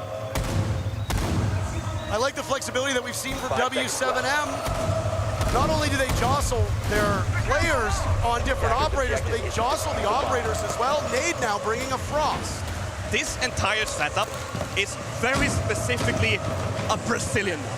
If you look at the setup with reinforcements on the 2nd floor meeting, you'll see that they have reinforced everything towards the staircase. That is for retake purposes. They want G2 to come above, do all this vertical play. The shield is blocking them from taking the staircase, and then what they want to try to do is retake above. And that's just one way of playing Brazilian style. We don't see much from Mai or much Jaeger these days because of the nade nerf. Now they're doing something specific with it. They managed to map through and get it down onto KZ, who looks at the point of no return. I don't know if he's crawling to give intel or what. Maybe to the waiting arms of Philippox. You gotta hurry. Philippox managing to get KZ back up. What is it? Oh, they keep it off the door as well. So again, utility be used here. More defensive side out for them, forcing G2 to problem solve utility-wise for the first time in this series. Because for now, they're not running at their opponents. They're sitting back behind shields in safety. I think this strat, G2 knows what they're up against. They have seen this before. Just looking at the way that they're approaching it and the way they're picking it apart, they definitely know what they're doing. So this seems to be like G2 is starting to get the understanding of how to play this game against W7M. G2 have also dropped the Monty and gone with more guns, but KZ's back from the dead. Virtue runs head first into him. KZ has a good idea as to where the Nomad is in, but the swing is ill-advised. Not much of a challenge for Doki on that engagement. We're at the halfway point of this round. And Philippox is the next one there. Keep a barrier, stopping his vision, but impacts will go out. Herds on the board to take off Benja in this round. There go the Candelas from Una. G2 want to increase the tempo. Still over a minute to go, and they're finding kills. Doki in particular with both for G2. He inches ever closer to this bomb site. G2 have basically brute forced this top floor take. You see that the Ying is just Uno and Ying throwing Candelas into kitchen and then rotating out. They really want top floor here. Air jab planted. Doki still had some air jabs in back pocket, but he will now engage in that area as explosions go off to take away some of the cover for W7M. Nade, who has been fantastic so far, watches his luck runs out. Doki single-handedly keeping G2 in this round. JB92 trying to tear strips off of the crossbody on Alamau. Now around, but Doki's got all 4. What a way to silence the home crowd and silence this W7M team. Then a steal around with an ace. But there's 2 players in contention from G2 looking for that final kill. Herds, as we've seen, has been phenomenal. Very low time left. Very low time. They might run out of time here and start making mistakes. Herds could absolutely pick up both, but he gets thrown out. Doki has intel. Uno walking right in. Herds with 1, they line up. It's a game of keep away for the final 10 seconds. Doki will attempt the plant to bait Herds out of his position. On drone, Herds getting ever closer. Doki up! An ace denied!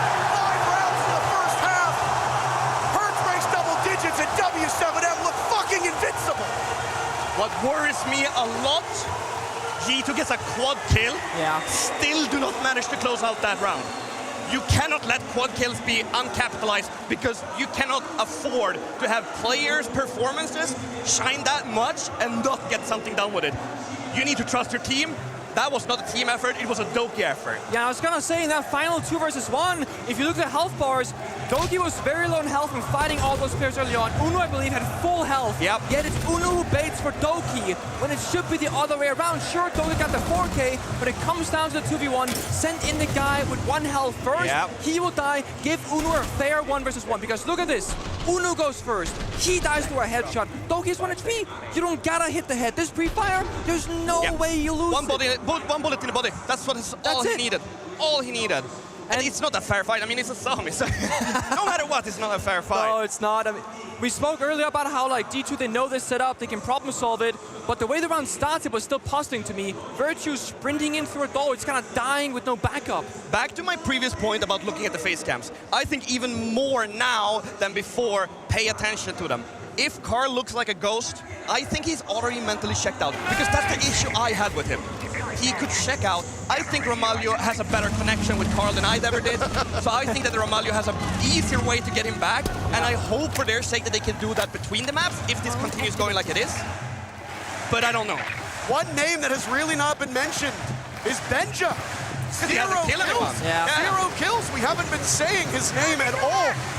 How much of this falls on him? Because you've been thrusting blame onto Alamau, but Alamau's at least been holding his own in these gunfights. So when you're the in-game leader and you shut down or you stop calling or you turn white as it goes, that emotion is spread to everybody in your team. Yeah. Everybody will feel the fear. Everybody will feel the negative emotions in the air. You know they're there. They just won't be mentioned.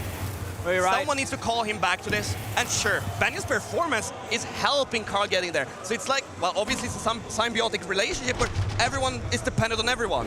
So Benny needs to step up his fragging. Most likely Carl has to step up his calling. Well, he's 0-6 now, Fabian, so that's not gonna happen for this round. Doki, though, fighting very hard in these moments to try and find these opening kills, and he got one this time around. Stupid mistakes. Stupid mistakes like that Nitro Cell missing. And it's freebies for W7M. Yeah, G2 are overreacting to everything that they're doing and just giving them the freebies. Benny needs to step up. Doki's overreacting, over-aggression. That's his biggest mistakes. Like, he has issues with not having the discipline, and they're just stepping right over. How do you beat them? Exactly. How do you beat W7M at this point? It's all up to the only Brazilian. This is a cakewalk for W7M. I don't even have words for this. It just looks so one-sided. Last night, after the game between Sonics and W7M, Grixer did an interview talking about how he felt about the game and why he thought they lost. And he said they couldn't find their balance for Sonics to play passive, play aggressive, because nothing worked against W7M. And you try and find your stride in the server, right? You go in with a game plan. Let's play the Monty. Let's take it nice and slow, isolate members. You play Monty the first round. Uno tries, Elema tries, shut down immediately. You call a tactical timeout after losing 0-4. You change things around. You go more on the offense. But now, that offense as well is also getting punished. I don't know if you saw that first kill that Hertz got. It was a wall bang straight into the head. So when you have that talent in combination with, well, let's put it, pure luck. Yeah. You're a very, very hard side to stop. Then again, at this level, you make your own luck. He's shooting back because they're shooting at him. Yeah. He's just seeing tracers through the wall. He pops a bullet towards where he should be. And I mean, he was there. And again, right, G2, they've played this map before. There's VOTs on them. You can therefore, with more accurate guess where the players were playing from. If you've seen Benja play, a position many times before, you can go for those pre-fires too. Yeah, people might see that we are putting down the G2 here and pushing hard on them, but what else is there we can really do? Because they aren't looking good, either on individual basis or on a team basis. Yeah, sure, I think that round 3 or 4, 5, and 6, they look better, but because they lost these rounds that they should have won, I think that's the mental switch that turns off for them. I just want to say I appreciate having both of you here, because Fabian, if you weren't here, there wouldn't be that much to ultimately play-by-play. My job wouldn't be anywhere near as important because of how one-sided this has been. But at the same time, it cuts both ways. I can only imagine how challenging this is to dissect what is essentially W7M looking unbeatable at this current moment.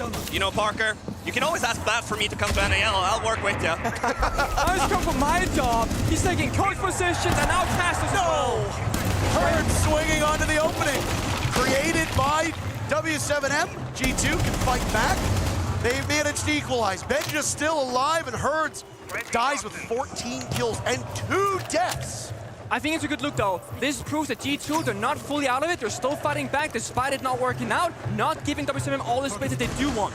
Yeah, I mean, what they're doing is they're taking initiative, and that's something that's very important even when you're losing. Maybe even more important. But is it taking initiative with poor discipline where they take fights that they shouldn't take? Why would you take a 30-70 fight when you can take a 70-30? Let's watch this execute come down. After the round on in, there go the smokes, there go the bullets.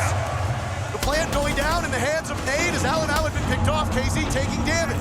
G2 trailing in numbers. Nade, he's low, but he's not dead yet. From above, there's Benja to secure his first kill.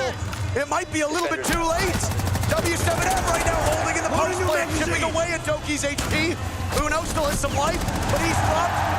It's all up to the Finn. He's gone! This map is gone! W7M pull out Nighthaven Labs at the perfect time and slaughter the defending world champions.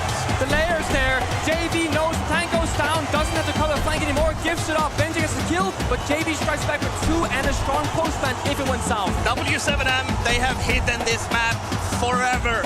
They pull it out now in what I think is the mental grand final. They couldn't have chosen a better time. That's what best teams do. Yeah, and I mean, it's no surprise that the two teams on the stage are two of the best. This was a highly coveted rematch, but honestly, for G2 fans, this almost feels like a bit of a funeral. There's still at least one more map to go. Let's have the desk break down Nighthaven Labs. We said it was a ballsy move to go to Nighthaven Labs. We said that W7M had never played this map before, and yet it was all just a bit of smoke and mirrors and a lot of trickery on the side of W7M, taking it, I want to say, very handedly away from G2. Fresh, did this align in our heads in any way, shape, or form? I mean, if a team as good as W7M has saved a map for an entire year since the map has come out for one specific moment, this was the moment to bring it out. They were perfect on that map. The one thing that I love about W7M in particular is how they play no two strats the same. They're always changing 10, 20% of what it is, whether that's operator pool. They might play someone on freedom to go and rat. They might try to spawn peek with smoke. They are so unpredictable. G2 had no idea what was coming. Yeah, and we talked about in the pregame, W7M, in my opinion, are the best team in the world at playing those early games on defense, and they were fantastic in that exactly same situation here today against G2. You couldn't have asked for a better start in front of the Brazilian crowd to get these fans warmed up before the series begins. I mean, just a ridiculous scoreline. How could you ever even imagine G2 on the main stage losing 7-1? I mean, the star player of the last 6 Invitational, the MVP, didn't get a kill until the very last round. Benjamaster, unfortunately, was absent from this, and I think oftentimes it's easy to see a player underperforming in a big match and say, well, the stress maybe got to him. But this is a situation he's been in before, and it's a situation where he has thrived in. I think realistically what happened is G2 came into this, they didn't have a great understanding of how W7 would play, obviously, and they just didn't have the structure set up to make these pushes work. Once they started kind of going through with the attacks and then they weren't finding success, they tried to change things up, but they just never were able to set their players up for success. Actually, Jack, you've had this experience also in the past as an analyst and coach around multiple teams in the EU. What do you do when you're playing against a team that is good, but you don't really have footage on them at all to research? You worry about your own game, which is exactly what G2 will have done. They had zero. I confirmed with them. They had absolutely zero knowledge. They know the other team. They know the mental game's coming. And they still, I think, took too many risks, too many liberties. I think what they should have done is maybe looked to have played their own game, but played it a little bit more risk-averse, just so they could get a couple of rounds on the board. They took some really strange strategies, and we'll go on to that in a second, but you know, they kind of beat themselves in their own first half because there was a few rounds they could have won where they didn't. W7M are just that good at punishing you whenever you make the slightest mistake. Well, let's talk about those mistakes and plays. Jesse, you got some clips for us. Yeah, so the first 3 rounds in a row, we saw Monty coming through from G2, and it's clear they came in with this game plan, and I kind of get the idea. But the problem is so often a player is dying way before the Monty gets forward. Watch all 3 of these clips. The Monty is well behind the player who is dying. You can see the outlines every single time. And in this final clip where Herds is popping off instead of electrical, he also kills the Monty. Sometimes it was Uno, sometimes it was Alamau coming through. And I think G2, the game plan was, we don't know what to expect. Let's bring in a Monty to safely gather that information, to shut down some of that early aggression that W7M are very, very good at. But because that kind of limited their playstyle, because it limited the directions they could come in from, I think that really didn't play to G2's strength, and it came back to bite them. So quick on the reset after this. How do we do it? How does G2 do it? You just have to forget about it. You seriously just have to forget about it. It's gone. It is what it is. You now just have to win a best of 3 2-0. You've lost your opponent's map pick, you've got your map pick, and then the decider. Well, Alamau's got to clear his head, and the rest of the team also. Communication needs to be clear. And to highlight more of that sort of clear communication from W7M, who do we have other than Alphama to break it down on Telestrator? Thank you very much, Miloš. Indeed, we're coming back with the round. G2 versus W7M. G2 is on attack. And one thing that JC pointed out is how G2 were trying to bring the Monty consistently throughout the first rounds because they were struggling to get in the building. And look at this round. They're 5v4. They got the opening pick. They've got all the control they need actually on this side of the map here. That's all they need. And then when they move in, they have left their flank watch here upstairs. Now, let's take a look at downstairs, how they're set up. They've got all the control they need vertically. Now, there you have Alimao here on the bomb site ready to execute, the other one holding storage. Let's take a look at how W7M is aggressing all together at the same time. You've got Hertz here picking a welding. At the same time, Nade is picking through the mirror window. The flank watch has to go down. He's getting picked up by aggression as well. And after this, the round is finished. What I mean is, even when G2 was getting on the bomb site, even when they got the opening pick, the aggression wasn't early, fine. The aggression will be late to deny the execute.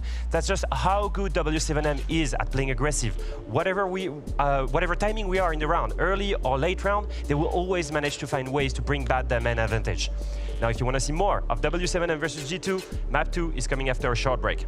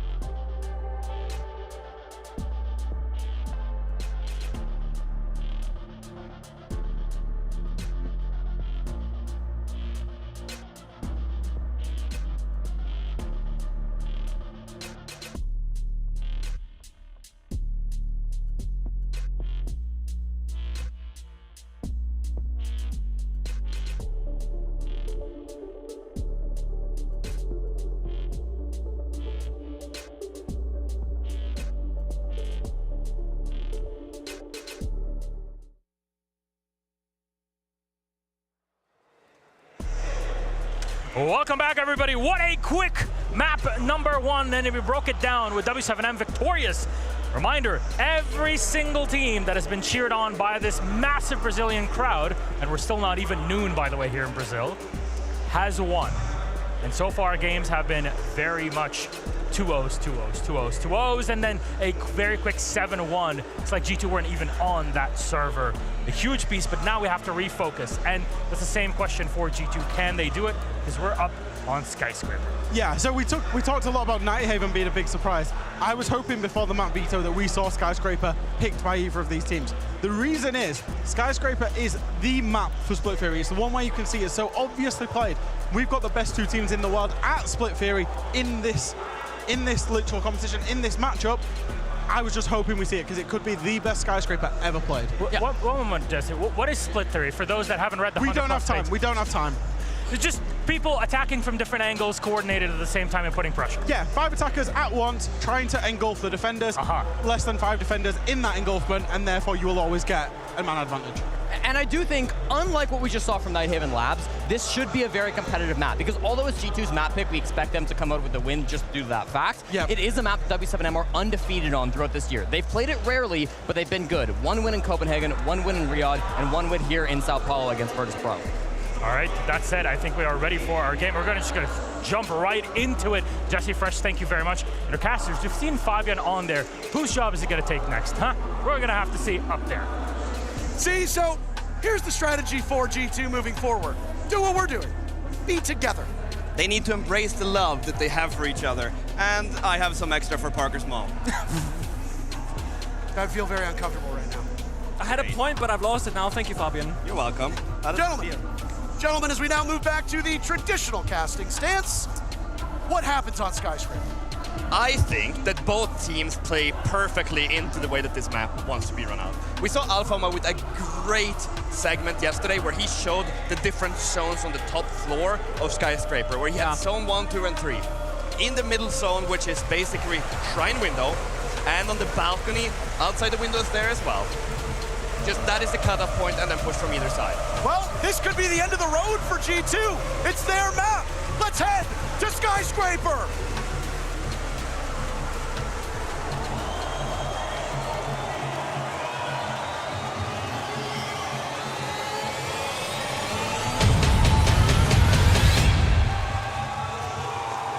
I honestly think the first 2 or 3 rounds might define the future of G2 in this series.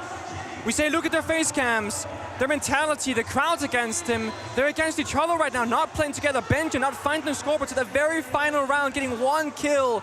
The desk said, Super Benja, Super Doki. They did not really show up, despite Doki having a single round. They need to find their footing in the first 3 rounds here for G2. They definitely do. And look what side W7M stars on. That is where it's very rough, especially Skyscraper. Even before the defender-sided meta, it was very defender-heavy. Now we're seeing a Ying ban that makes a ton of sense from W7M. Again, G2 always wants to play these power operators. Ying is their primarily one on Skyscraper. So the ban makes so much sense. You mentioned it yourself, the side that W7M begins on. Skyscraper. The most defender-sided map at this event. 70% of all rounds played on this map have been won by the defenders. Every single bomb site is defender-sided. There is no reprieve, no oasis for the attackers to find. We've spoken already about how Brazilian staff is counter-stratters. This map, W7 have so much footage of G2. Yeah. G2 have again banned the same operator, as they usually do. So there is nothing new, because we've seen plenty of games where G2 banned Thermite, and they are playing Skyscraper. And the same is, well, Fenrir is their default ban that they always go to almost. It's like a 90% ban. I don't know the exact number. It's up there. Yeah, but say it's 9 out of 10 games they will ban Fenrir. Hey, look, it's all 3 of Alamos. Sorry? It was all 3 of Alamos fans. Yeah. All on camera at the same time. All 3. Yeah, I mean, that's what he has here in Brazil, at least in this moment. Had it been any other team from another region, I think the fans would have been, 3 fans for the other team. Yeah, I mean, but you're right, Fabian. When you start playing deep into a tournament and you keep doing the same pattern, same operator bans, same maps being shown out, how far can you really get with the same couple of strats and the same couple of executes? Well, with Ying off the board for WSM, unless G2 have really prepped and expected that, they need to cook something up to replace that operator. And when you see Uno on the Zero, I'm not thinking Zero replaces Ying, so I'm not sure what this angle is. It is definitely not the same. However, what we're seeing is a power operator in stealth, Dokkaevi. So what we can expect a little bit, probably if Carl was doing it on Nighthaven Labs, maybe we can expect him to do the similar stuff this time, where he goes alone a little bit, has his calls for information, and just sits. Last time we saw G2 playing Skyscraper, Carl was always on the other side of the map from where the rest of his team was pushing. Yeah, I mean, the way Skyscraper plays down also compared to Nighthaven Lab is that you can play close together. Uno somehow is in the building! What? How does he pull that off on Drum?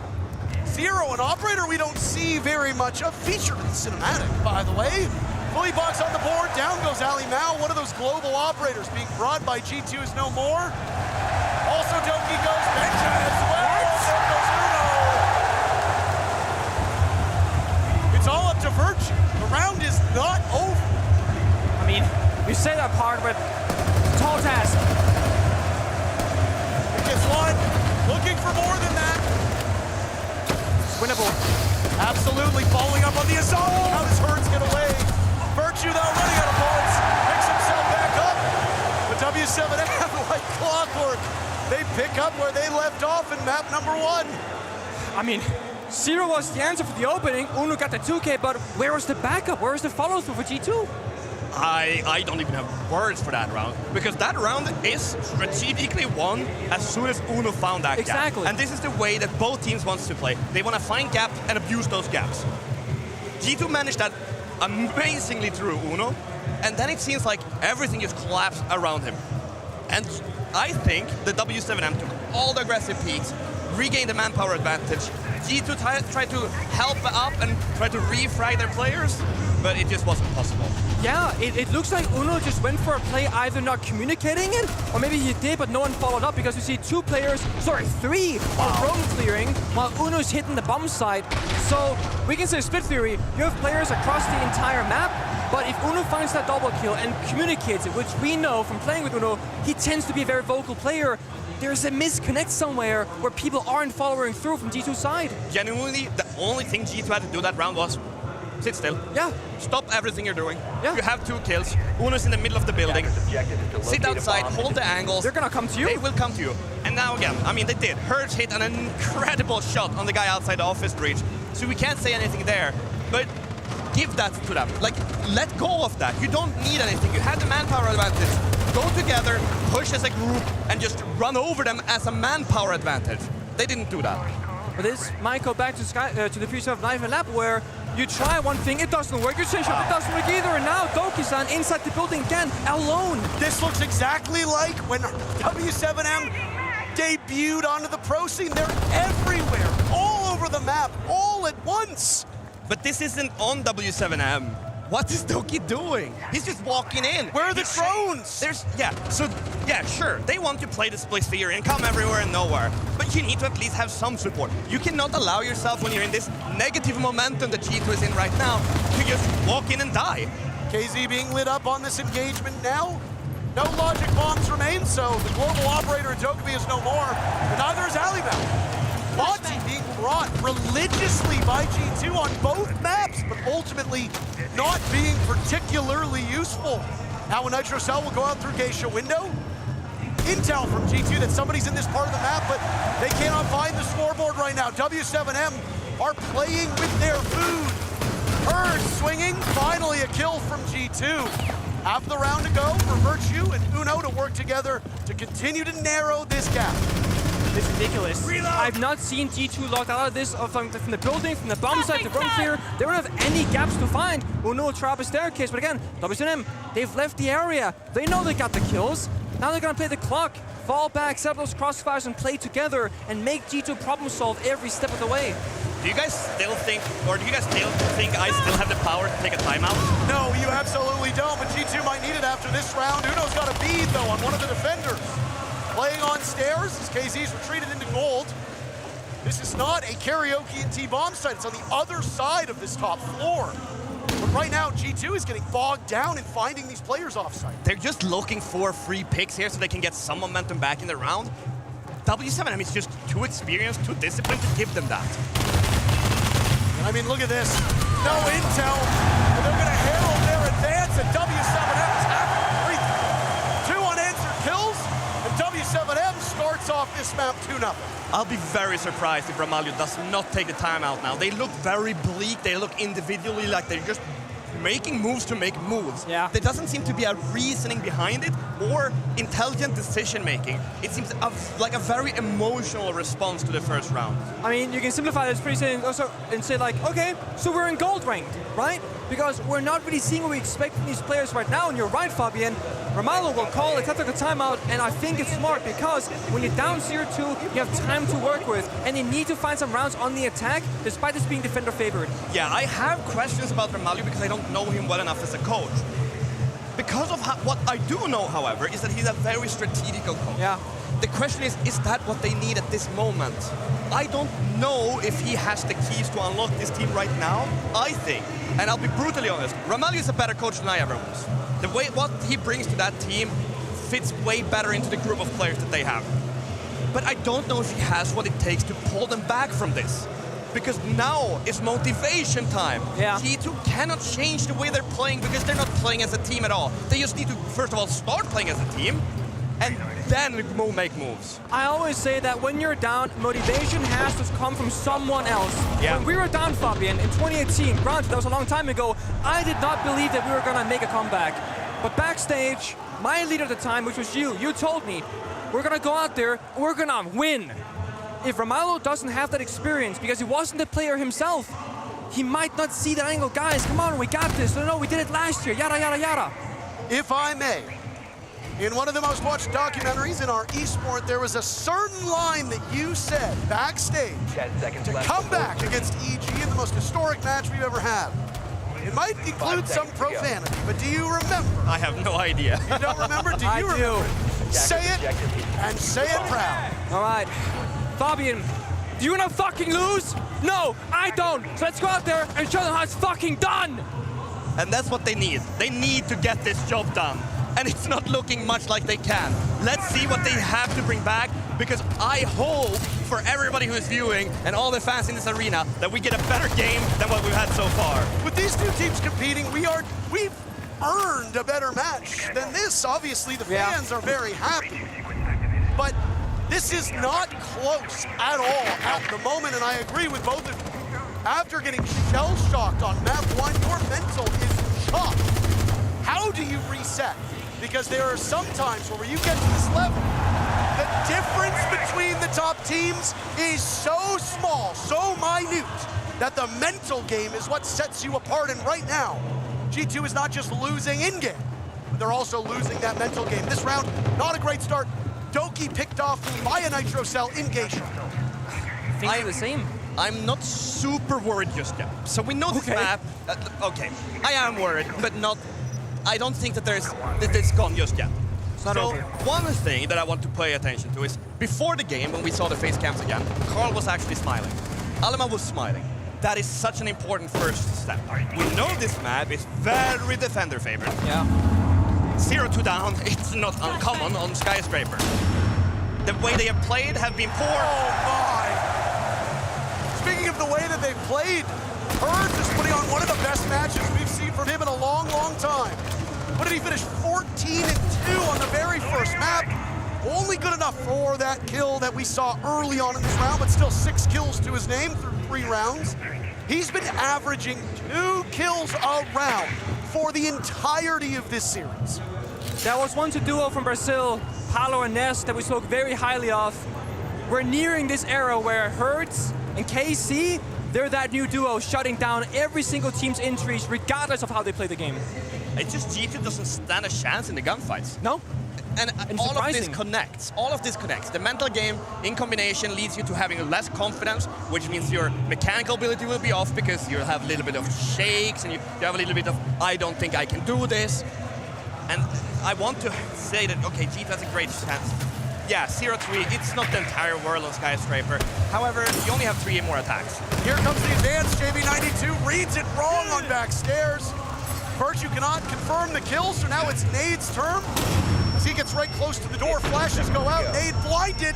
Philippox tackling Benjamaster. Uno down in the hatch, but he's the only one still standing. Virtue eliminated by Nade, and now it's Philippox to get the final kill. W7M, what will slow them down? G2 have 0 answers. I feel like the easiest way to describe W7M is that nothing comes for free. If you get a kill with C2, they will trade it back. You get some max map space, you lose half your drone utility. You do some damage, well, you lose 4 flashbangs. It does not matter what you do against them, they will always take something from you as well. It is never a fair trade, it is never a fair deal.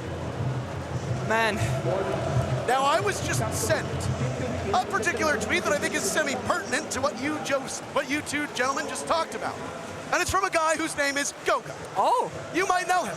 Yeah. Who is it? You won a couple world championships. That guy. Googie, yeah. Oh. Goga, and the reason why this was sent to me is because Goga perfectly aligns with what you just said, Fabian. If Fabian was still the coach of G2, Goga says, this would be the moment that he would be screaming, wake up. And that's when any comeback would happen. And I really do think it plays to what you said. It's not necessarily strategy that's bogging G2 down, it's a mental game. Yeah, they have definitely bogged their heads in, otherwise it wouldn't be this. I would say it is one-sided. We don't need to stand here and lie to the people watching and pretend that this game is close, because it's not. They need to wake up. And I would add the F word in between there somewhere a few times. There was an F word in the tweet, but we've already used 3 so far. Yeah, around those. You know, and none of them have been by me. That's incredible, isn't it? Yeah, that's the biggest surprise here, isn't it? They just need to have something. They need to have that snap. And from working with Carl, I know he doesn't scream like that. They know that Doki taking up space on those back stairs will get smoked off. Barbed wire at the bottom as well, as Philippox has his own shotgun to deal with Doki. But he has to govern multiple angles. Doki decides that there's a potential way in for him underneath. There's a hatch that he can slingshot through as well. In Philippox, this smoke was used on back staircase, very difficult, so many micro decisions, when to swing, where to throw out those toxic babes, etc., stalling for time, and because Philippox stays alive and doesn't overexpose himself, well, G2 are actually rotating around this attack because they think they can take that area of the map. But this is very good because we're actually seeing a reasonable response from G2. We're seeing a logical response. Yeah. You can't take it? Okay, give it up, rotate, do something else. They need to change around what they're doing because so far, everything they've done is predictable. First blows might come now as Benja walks in. He flashes twice, but Herds has so much staying power. First kill for W7M, a second will follow in very quick succession. G2 wanting to keep numbers close. The tally now to get one. Doki on the board with yet another. So that's 2 now for G2. Over towards Drum, the Legion of Nade is dispatched by Uno, and this is the best sign of life we've seen from G2. They have brute forced their way now. You look at that, all 5 players came together and pushed. Sure, they lost 2 guys to begin with. Those are refragged. They have an additional kill now. If they mess up now, yeah, it's over. That's the second time you have said brute force, and it is so apt both times. If all you can do is just bull rush your way into the bomb site, I mean, you got to keep trying it. This is a team where aggression in W7M needs to be met with proportional response. I think that's the major focus for G2. Yeah, they're gonna drone out here. They want the instance, obviously. They don't want to mess up. Drone it, figure out the positions, communicate it, and 3, 2, 1, go together. 3v2. Now this is a karaoke and T defense. JV92 quarterbacking all the way from backstairs. Doki gets the final 2 kills. That one's over in quite a hurry. G2 get on the board, finally on their map. Now, we asked this question on Nighthaven Labs. What is the win condition for this first half? We talked about how many rounds you need to. Skyscraper is the most defender-sided map. What do you think is a good scoreline for G2 in this first half? 5. Fabian is saying to me. 2 is enough. 2 is more than enough. The map is just so defender-favored. G2 loves this map. They get 2, then they probably have a chance. They get 1. I don't think they have it in them. No, I agree with you. I think 2 is the benchmark there. If you go down, you're 240 defense, you can make some mistakes. They're allowed. Oh.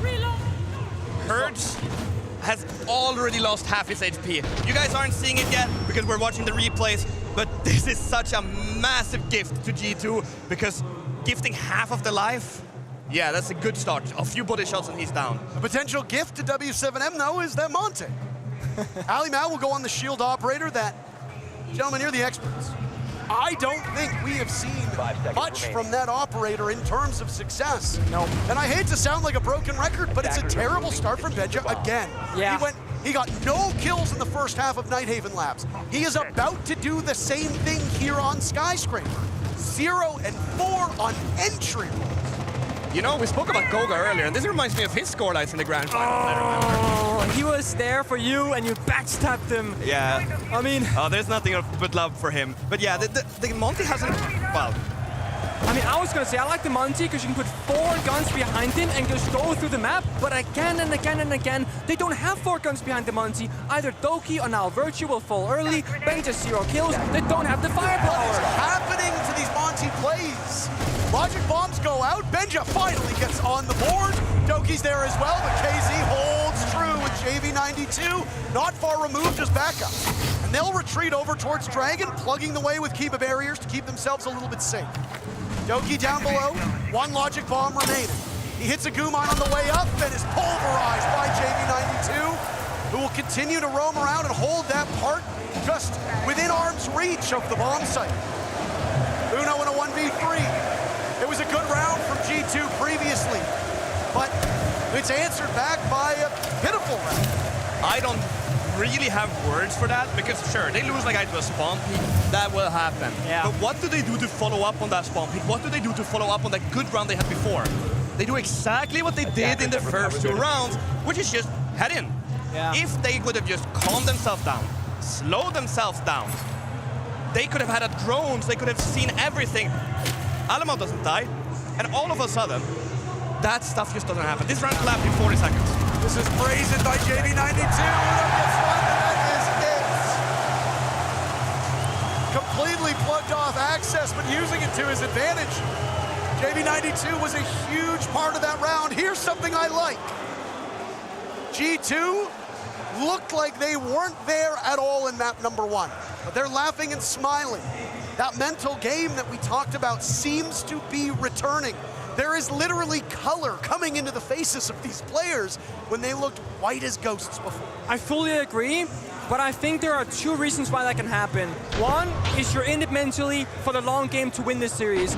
The other is that you're taking in the moment and enjoying what's happening, playing on such a phenomenal stage with a great crowd, because most players, they will dream of this moment but never get there.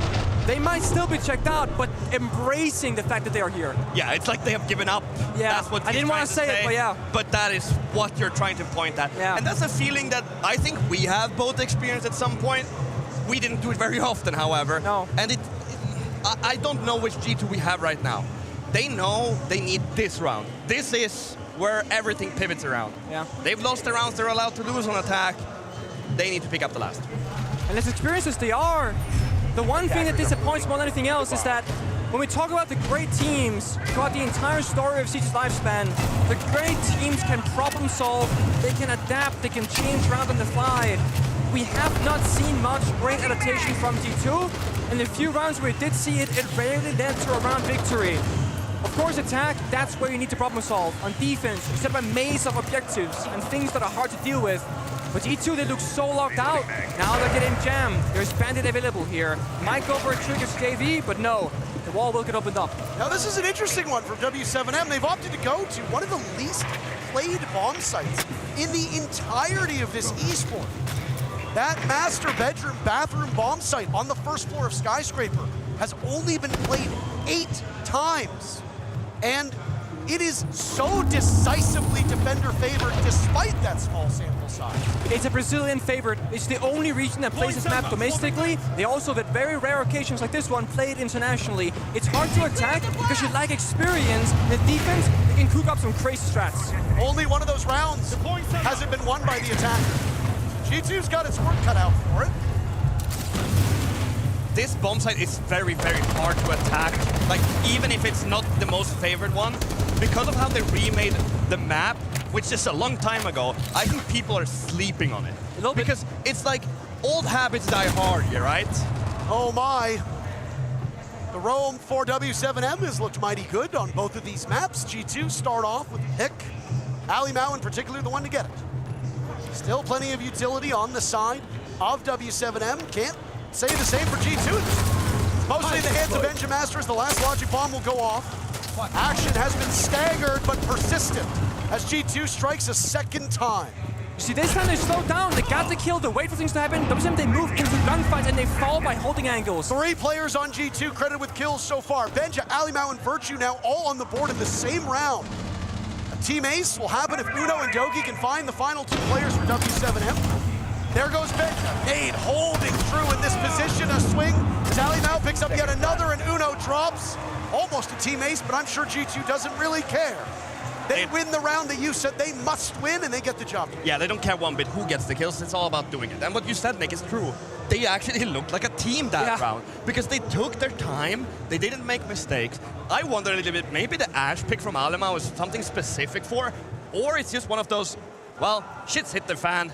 We'll try what we can do, and I'll put myself on a fragging role because today I need to step up. I mean, it's inarguable that he looked better on Ash than he's ever looked on the Monty series. Not very hard. At least, at least you give him the gut. Yeah, but we add together here as well. Like we said on Nighthaven Lab, I think it was easy to go to wall bang. Now Benny gets a wall bang that's just similar. This is luck, but you make your own luck. And this is what they needed in this round more than any. Yeah. What a beautiful sight, by the way, to be back in Brazil and see the stadium almost completely full. There have been a lot of new fans of this esport over the last 5 years, 4.5 if we want to be specific. That was the last time we were in Brazil. Both of you happened to be involved in the finals, Rio, when you beat FaZe Clan. It is still within the realm of possibility that we see a G2 FaZe Clan rematch from Rio. But it relies on G2 pulling off a comeback here against W7M and then toppling Virtus Pro. Because both of these teams will potentially have another matchup to play later today. Yeah, that's the thing. The energy reserve's gotta be there, and when you look at Skyscraper on defense, there's really 2 ways to go about it. Either put a bunch of people on one side of the map and wait for them to come to you, or spread out pretty thin and try and shut down those entries. WSM, they split around. G2 so far, their first opening, they're picking a couple of spots to care about and seeing what the play will be. Dogi decides to get active on the defense. He was looking for a pick earlier outside of the building on the rappel, but it takes a little bit of time before Herds wanders into his line of sight. Dogi droned out inside of Geisha as he'll scramble over. He's got a kill hole looking down in the kitchen. Sell him out. Get this round for G2 and we're all back. Like the... Yeah, G2 you're made not on the team. Come on, man. I'm always a G2. That's just how it is. What are you gonna do about it? The game is back if they win this round. But even if G2 have made all of these mistakes, well, they have all the time in the world to recover from them now. Yep. And the defender-favored side, or like the map in itself is so defender-favored, they kind of can let W7M still be in control of the game. The setup in Geisha with the kill holes on the floor looking into drum is causing some issues for W7M. Doki has not relinquished control of Geisha, but oh my! All of G2 are now getting out of this portion of the map. Now all of a sudden, W7M have full control over Karaoke and team.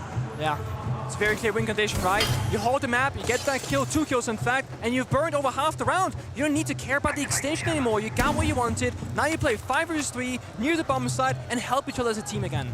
Yeah, they had triggers for falling back. That's what they had. They had either time kills or drones. That's usually what it used to be. Drones probably have fallen off in favor for time and kills. So they had an idea, they gave it up, and now they set up crossfires here on Dragon. That's going to be very, very hard for W7M to pick apart. Only 3 drones remaining for W7M. They have a good inclination as to where they are. KZ gets baited in, but KZ is just so phenomenal. G2 knew they wanted 2 players to tackle this fight, and both of them are gone. W7M perfectly punishing that off the backs of KZ's gunplay. And it's gunplay winning it right now for the Brazilian team. But G2's got a couple tricks up their sleeve. Benja will need to clutch out against the final 2 from W7M. Everything looked good for G2.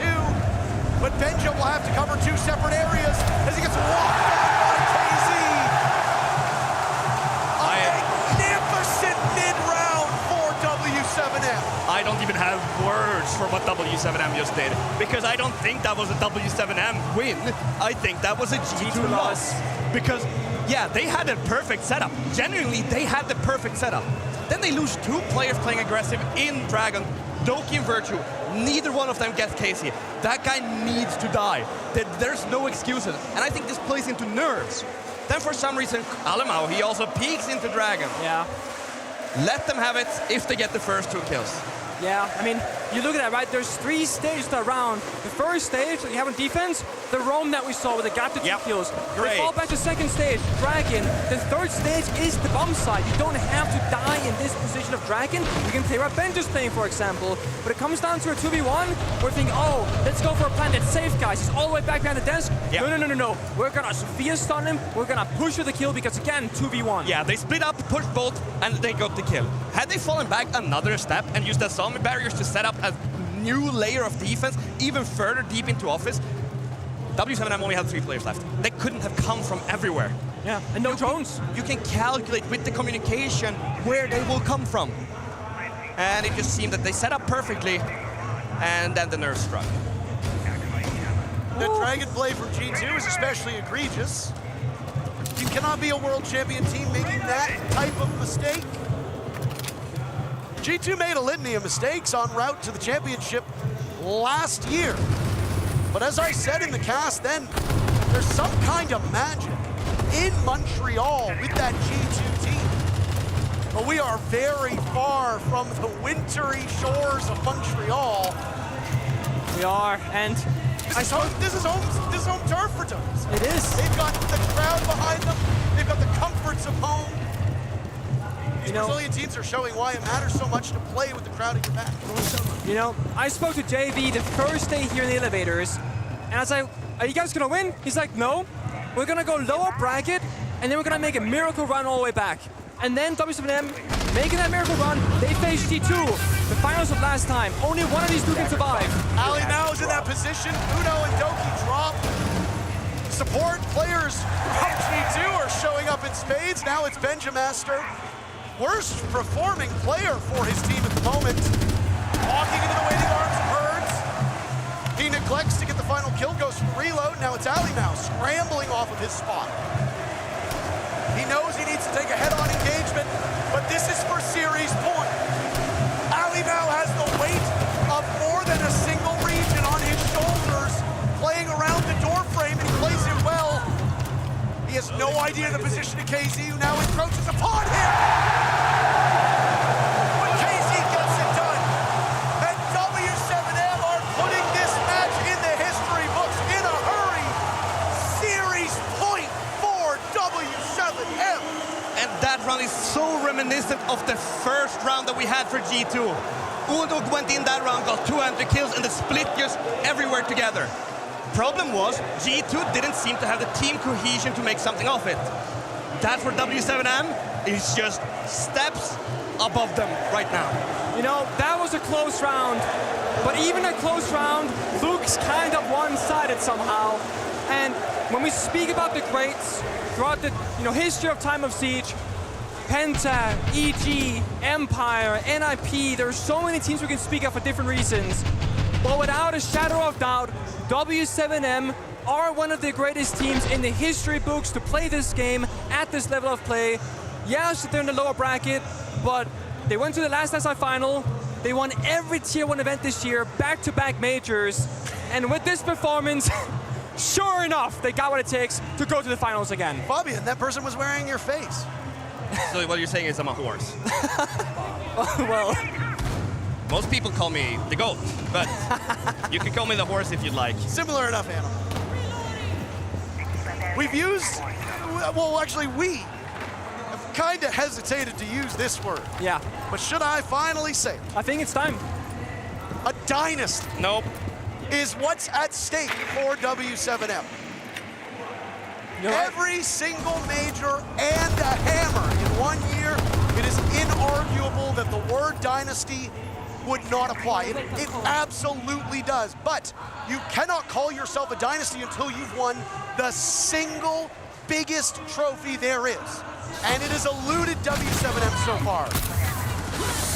They might have won it now. Blitz hour in, match point. Oh, Ali now the first kill. It comes in a hurry. Numbers right now for G2 as W7M went for the throat, but G2 have found a way to fight back. Disentangling themselves from this offense from W7M, who are left with just JV92 and Nade still up. W7M tried to change the game plan here. Yeah. They tried to change the tempo to go super fast, super aggressive. Didn't work out. G2 read into it, and they shut it down. Let's see if Nade and JV can solve something from this round. Yeah, because I mean, there have been so many rounds where mentally we are prepared to move on with a G2 victory, but W7M have simply outperformed them. It is still very possible that W7M win this round, which is such an absurd thing to say. I think it's extremely absurd. I'm even gonna call you and say that, like, if they do, I'll wear the horse mask for my next segment. You heard it here first, folks. Fabian will put on a mask of himself. No utility, though, in the hands of Dokkaebi other than 2 flashbangs. Saw some of the gadgetry from the lifeline of Nade Sophia used just a few moments ago. 1 minute left. Lining up and being shut down very swiftly by Doki. It was not probably the game plan for W7M, but there's signs of life still from G2. They need to go perfect. And the thing is, you might say, oh, if you're up winning and, you know, the way you played before was working out for W7M, why change things around when you're match point? Well, it's all about the game of mentality, catching your opponent by surprise. Who's gonna go for a side rush on match point, right? Well, W7M are. And even if it doesn't work out, what's the worst that can happen? You're up 6-3. You can throw around, you can take that risk because you've built yourself such a big lead. So far, W7M have definitely been in the driver's seat for this game. Yes. And they showed that with that rush. They showed that no matter what we do, we are in control and we are the ones deciding how this game will end. G2 will feel like they stand a chance here, and I think that they do. Yeah. I mean, I'm not going to count them out until they're out. They're world champions for a reason. The map is so defender-favored on every single bomb site. I don't know if they have what it takes, but I really hope that they get it closer than what it is right now. I have no horse mask in this race, but I would really like at least one of the games at this event to be kind of close. Please. Please. I don't care who it is. I would just like an exciting match between these teams. Because while we are excited at the masterclass that W7M is putting on, it's not a fair fight at the moment. Every single match is a part of a story. The story right now in the lower brackets is how W7M are making significant improvements every single match they play. It feels like that old EG squad where they would have a slow start, but the longer EG played, the better they got at events. Now, they also happen to play a team in the finals that was just simply better most of the time. That was you guys. But W7M are on another level at the moment. They have potentially a date with Destiny, Virtus Pro next, but FaZe off until tomorrow. FaZe have looked magnificent themselves. Either way, we've still got 4 great teams left in this event. It's incumbent upon G2 over the next 3 rounds to show off why they're defending world champions and why they've made it to this point in the tournament. G2 haven't lost their discipline yet. I think that the key way for G2 to come back here is, number 1, Benny needs to step up. Yeah. Number 2, do what you have practiced. Look at what G2 did here. They've already given up half of the map and fallen back. They peeled that first layer of the onion. That means that they still are in this game mentally. They haven't checked out just yet. Yeah, the only downside now is because they overran up from W7M. They got the capital, they got the Grim. They want G2 to get as close together as possible to utilize the capital fire, to utilize the beast as well, to then shut down those clear positions. So this might actually be playing into the master plan from the attack. 2 drones remaining for W7M at this point in the round. That's it. You're going to be fighting blind through most of these engagements, but if a team can excel, it's W7M as they follow up on Benjamaster. How has no call been made as to Nade's position? W7M cuts right through G2. They've only got a single kill left. It's the shadow of Benjamaster trying to hold his team together, but it won't happen. They say revenge is a dish best served cold, but it's hot as hell here in Sao Paulo. W7M's reign of terror continues.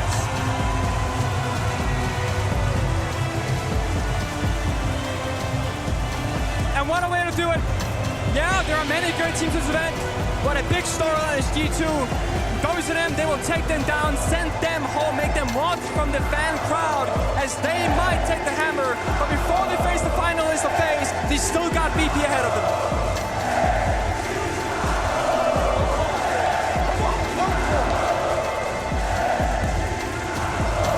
Dare I say it, the loudest the crowd's been all weekend? For sure. This is what they want. They want an all-Brazilian final. Yeah. And I can tell you, next game is going to be just as wild. But the way W7M won this game, 3 attacks for Skyscraper, dominating G2 on Nighthaven Labs. What can stop them? That's the question we keep asking, because when you look at this kind of performance that they're playing at, it's hard to know, that's a weakness, that could be abused. It's like almost perfect siege, and even though it's not perfect, I don't know where they go wrong either. They're not going wrong, that's the thing. They don't make that many mistakes. And that's kind of the playstyle in the next game we're going to see against Virtus Pro. Virtus Pro don't make mistakes either. Yeah. What happens when an immovable object beats an unstoppable force? And the durability, right, the stamina, because you just played a series, and for WSM, winning 2-0 is a big deal. You can keep some energy, hide your map pool, hide those strats for your next opponent. If that was a 3-map overtime, that's tough. Professionally, gentlemen, was this series over after Nighthaven Labs? No, it was not. I don't think so, at least. I hope that it wasn't for G2's sake, just because I think that they're better than that mentally. I wouldn't say it was over for as a done deal, but I certainly think it played a big factor into Skyscraper. Well, you want to hear from your winner? I know we do. Let's not keep you from that. W7M down on the stage. Brazil is dominant once again. W7M sent home the world champions in G2. And we are now joined on the stage by the one and only Felipox.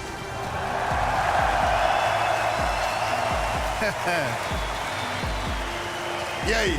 Despacharam os atuais campeões do Six Invitational. Parabéns. Obrigado. Foi, partida insana aí. No primeiro mapa, a gente não botou a gente na bag, simplesmente amassou os caras. E agora vamos pra cima da VP. Vocês imaginavam que o jogo ia ser fácil como foi? Não, contra a G2 a gente nunca imagina que vai ser fácil, mas eu acho que a gente teve uma ideia muito boa ali no pick ban e a gente acabou surpreendendo muito bem eles ali e acabou sendo mais fácil do que era pra ser. Felipox, I don't think any of us expected to be having this interview so soon. You were so incredibly dominant. Let's start with Nighthaven Labs. We haven't seen you play that map all year. Did you save it for G2 specifically, and why? We were saving that Nighthaven Labs for the Invitational, but we left to open other games, but they didn't want to play, the other teams. So today was the day, and we picked it, and 7-1. Incredible. And Skyscraper, we haven't seen you on there much either. Did you expect G2 to pick it? Yeah, we prepared Skyscraper because we knew they would pick it, like it was very obvious. So we did a little counter there, and it was easy. We got to address this crowd again. I can't imagine what it feels like to be playing with this sound surrounding you and your team. It's one thing experiencing it as a host and as part of the talent team, but having that noise for you, what is it like? Like I said yesterday, it's a dream to play here. Inside the game, I try not to hear as much as I could because I think it can distract me. But in the mid game and now, like, it's just amazing, the support. Right, not many steps ahead of you before potentially raising it. I want you to have a look at it. I want you to look at it and tell Leo what that means to you. Feel free to do it in Portuguese. Como é que você se sente aí, olhando pra Marreta, tá tão perto, tem a VP e depois a FaZe? Pô, o Six Invitation sempre foi meu sonho, então significa tudo estar aqui. Ainda mais em frente à nossa torcida. Hoje, mais tarde, a gente tem mais um jogo contra a VP. E bora apoiar, bora pra cima, pra fazer final brasileira aí. Eu vou te dar um espaço pra você mandar um recado. Não entendi. Sua chance de mandar um recado pra essa galera aqui, então. Olhando pra eles, olha, e o ginásio é 360. Pô, obrigado a todo mundo que veio aí, tá apoiando. Eu já estive no lugar de vocês e é simplesmente insano estar aqui agora. Queria agradecer minha família também que tá ali. E obrigado, só isso. Felipox. Thank you, Felipox. You can go and join the rest of your team. You got another series to come. What did he just say there at the end? He just said that he was once here as a spectator. I can't hear you, Leo. Yeah. He was once here as a spectator, and now he's living a dream. He and he's so happy. Oh my gosh, I can feel the atmosphere. It gives me goosebumps. Me too. Wow. Listen, they've got a couple of hurdles ahead of them if they want to raise that hammer. One of them being the ferocious VP waiting in the wings. We've got another best of 3 before we determine who will sit in the grand final on Sunday. G2 are gone. W7M progress. Over to the desk. The buff continues, and it's all Brazilian buff, and let's be honest, Brazil lives and breathes W7M support, but they also live and breathe Rainbow Six Siege. It is clear from this arena, and I love every single bit of it. Gentlemen, we're back again here on LSS. I'm Milos Semitic, your host. With me are, of course, Fresh and Jesse J. Chick, and let's break it down because W7M rolled over G2 like I have never seen G2 be rolled on before. If you didn't know from watching the Copenhagen Major, the Atlanta Major, the entire year so far, if you didn't know somehow that W7M were the tournament favorites, you better know it now. The way they've been getting better every single game. Yeah, they're in the lower bracket. Sure, they lost their opening match, but they've continued to improve time and time and time again to put down the world champs in as a dominating fashion as that is incredible. I don't know what the weaknesses are. How do you prepare against a team that's got such a big map pool, that's got such good gunners, that seemingly have absolutely no weaknesses at all? They're confident, they'll take on absolutely anybody on any map, anytime, any place, with about 10,000 Brazilians behind them. It's even like, there was that first attacking round from G2 on that second last map, or on the last map, where they got that 2K opening, and G2, okay, we're saying they can attack, they've got this second half, and then KZ just walks in and fries 2 guys in Dragon. Like, there isn't an answer. When somebody is that on point, when somebody is frying you that hard, you just have to match it mechanically, and I don't think there's anybody in the world that can, at least consistently. And this is the whole point of the way that teams look to attack. You talked about that first round, for example. When you're doing that, you're looking for G2 to then surround KZ. Then what does he do? Fights his way out of multiple crossfires. When you've got players that are that good, it's almost impossible to beat them when they're on their day.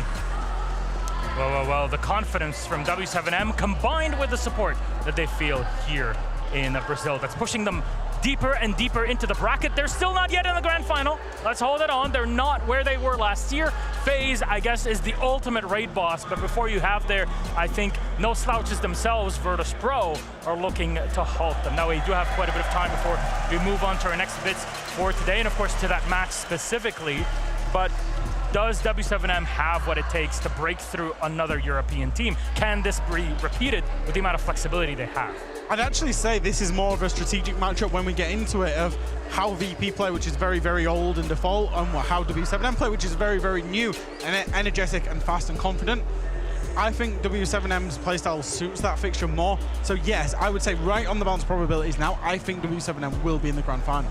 It's just the momentum as well. I mean, W7M are playing so incredibly well. You always talk about maybe the upper bracket team, the team that is the higher seed, being the big obstacle for the team coming through the lower bracket, but it feels like the opposite. I mean, it genuinely seems like W7M are this unstoppable force rolling through the lower bracket, and Virtus Pro, I'd be shaking in my boots if I were them.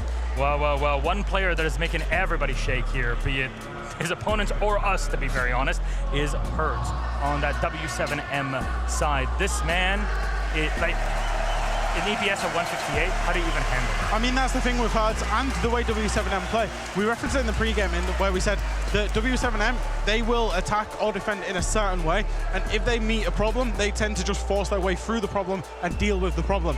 Now, Herds does that with his mechanical gun skill. Just walks through, picks up not just 1 kill, but then 2, then 3, strings them together significantly.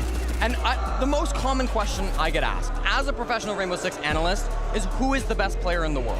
Me. And I want to make it very clear to anybody on social media, to all the people watching the co-streams, to anybody who maybe isn't as familiar with the Rainbow Six competitive scene, the answer is Herds. We're past the point of debate. After the year we have seen from W7M and Herds in particular, he is the best player in the game over the course of the last year. And I don't care who's putting up the best numbers in ranked. I don't care who's putting up the best clips on Twitter. I don't care who won the last Jinxie 1v1. The end of the day, Herds is the best player in the world, and there's no doubt in my mind he's making a run for that hammer. Yeah, Jinxie mentioned that's all we need. And I agree with that exactly, is because it's not just the kills that he gets. Yeah, sure, you can make arguments objectively, statistically, maybe it's somebody else, the impact of those kills. We just saw a highlight reel across 2 whole maps where every kill had such big impact on the round. That's not picking off kills in the 5v1, it's getting the team to the 5v1, and that's the difference. The only person that gets close to Herds is his own teammate KZ, which just shows you W7M's domination. But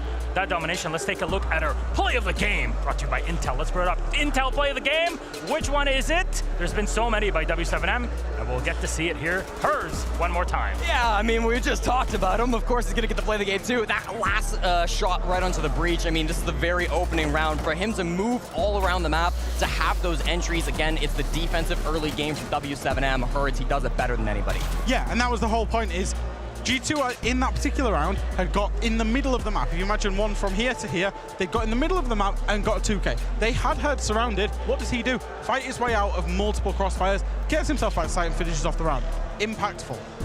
So we talked about the spearheads and the people that can really get the kills, talked about KZ and Herds, but there's a lot that is happening in the background that enables these people to get into those prime positions. 100%, and I think Nade is a great example of a player who does not get talked about enough, because on one hand, he is their hard support. He has the most plants out of any player at the 6th Invitational. He is putting that kit down. But if you watch him on defense, you won't really see that, because he's really good at getting aggressive and following up his entry players. Maybe he'll be back on site, maybe he'll be a floor below, but he's still really, really good at coming up when his teammates need him, giving them that support, being that extra thorn in your side. And I thought we saw that a little bit on Skyscraper here. Sometimes he was going down in that position as well, certainly, but I really do think that Nade is an underrated player. We can talk for ages about Herds and KZ, but he, for me, has been the guy that I think has been the quietest but biggest impact for this team. It's the decision-making for me. It's the decision-making of, for Nade, when he gets aggressive or when he doesn't. We see it so many times across different teams where we're looking at support players and they're too aggressive consistently. Lots of names come to mind, won't name drop them. But then there's also supports who will back off and then become a little bit more almost baity. He always makes the right decision of when he needs to get aggressive, bring his team back into the round, or when actually he can let his entries and his front line be those players and then be the support player. I think it was Philippe Hawks yesterday in an interview who said it's going to be me and Nade who make the difference. W7M were here last year. They didn't have the exact same 5 players. They've brought in Philippe Hawks and Nade, and they've been the difference makers. Yes, you still have the star players, but it's that backline that comes through that really elevates the whole team's play. It's the finesse on top of that diamond. Gentlemen, thank you very much. And I know we can talk about these squads all day, every day, and we will later on, but we have a while before we get to our real meat of this day, which is the reveal, and of course, game number 2 for this day. I have a little documentary to go through. I know some of you have watched this, the road to SI24 through the Atlanta Major, and then a show match with special guests, content creators you'll love, that we're gonna rotate all through on our desk. So enjoy, we'll see you in a bit.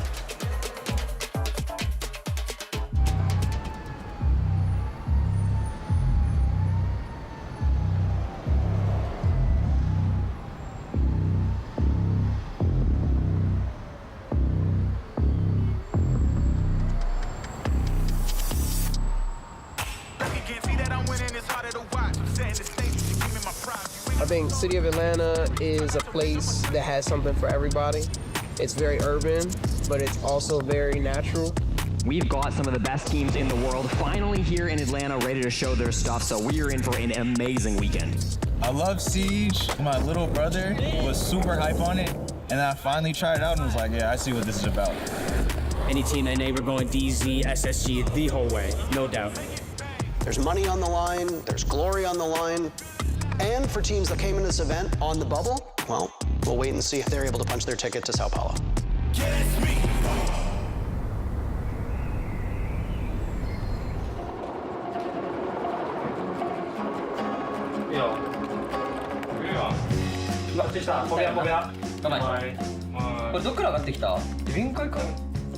プレイヤーネームはピョンでやってます。チームはスカーズに所属します。ゆっくりこうテンポ変えてこうぜ。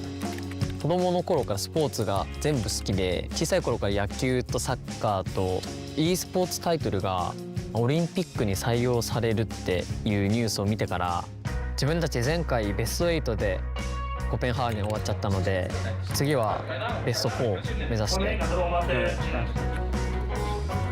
今日の対戦でもこんな感じがいいな。Psycho's so good that he's in a class by himself. Bro's dropping 20, 15 consistently.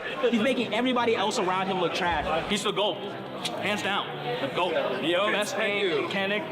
This blue Smurf cat with Shaiko photoshopped onto it. We love Shaiko. We love Shaiko. We love Shaiko. Salut, c'est Shaiko et je suis entrée fragueur pour Team BDS. Ce que j'en pense, c'est que ouais, pour moi, je suis un gars normal qui joue juste aux jeux vidéo, quoi. Mais je le vois aussi quand même qu'il y a pas mal de gens qui me suivent, qui me supportent et tout, et ça fait quand même plaisir. Les objectifs, c'est déjà d'essayer de gagner ce major, actuellement à Atlanta. Et le gagner aussi, ça veut dire qu'on se qualifie au Six, au Brésil. Du coup, ouais, ça serait incroyable. Mais il y a beaucoup aussi de travail derrière, quoi, du genre... They're still hunting for that SI spot. Starting off with a win in the Swiss stage isn't vital. Comme j'ai dit avant, c'est genre beaucoup d'entraînement, quoi, c'est tout, c'est...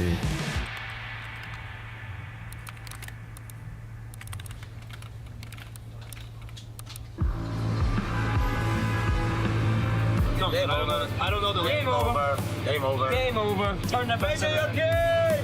The world champions are here, and their trophy case still has a little more space. G2 is already locked and loaded. It's easy to win one competition, but trying to win more, that's the hard part, you know? I'm Jack Robertson, also known as Doki, and I'm the entry fragger for G2 Esports R6. A new generation pick up where legends left off. I want to keep it going and be classed as the most achieved player in the game. I mean, I guess you could say we have a reputation of being seen as like the bad guy. Try to make one round today, John! Because every time we play, like we are screaming at the enemy team, just trying to get in their boots. I smell the fear, says Doki. Okay, it's game time. Yeah, oh, we are the best at psychological warfare. It isn't even a question. 2, 1. They're gonna crumble! G2, are they getting their first dub here in Swiss, or is Scars about to pull off the upset?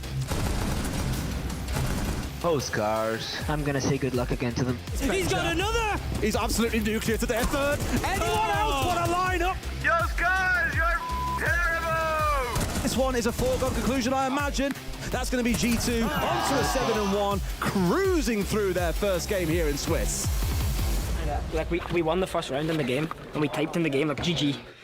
It's kind of bad manners, I guess, but that's called mental warfare. That's winning the game before you even play. Even if you end up losing today, it's not the end of the world. Yeah, and the big thing to keep note of is that if you are ever in a best-of-3 situation, that is elimination territory, and you have to win out if you want to qualify for the next phase. The only difficult game for G2 is W7. No. But I think the favorite to the major is G2. Not you?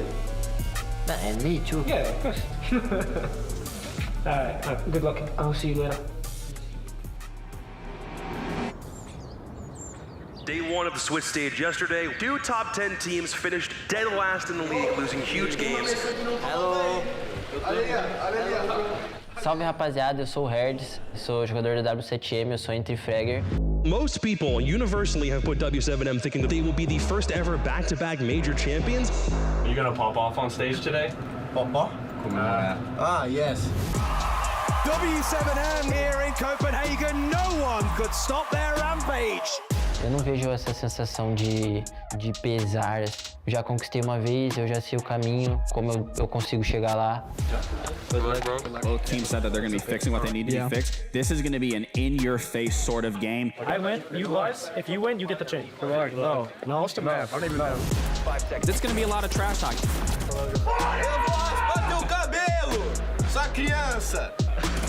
Then down to just one more. It's going to be a 3-3 half, Tim. Really hard to call which way it goes.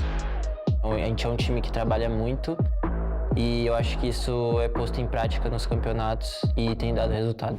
That Hurts gets taken down, but Felipox once again there for the trade, and they are going to find that final kill onto Kitchen, and W7M go on to 1-1 here in the Swiss. Tô me sentindo muito feliz com essa vitória, acho que o time tava precisando aí pra... Essa SG é sempre fácil, né?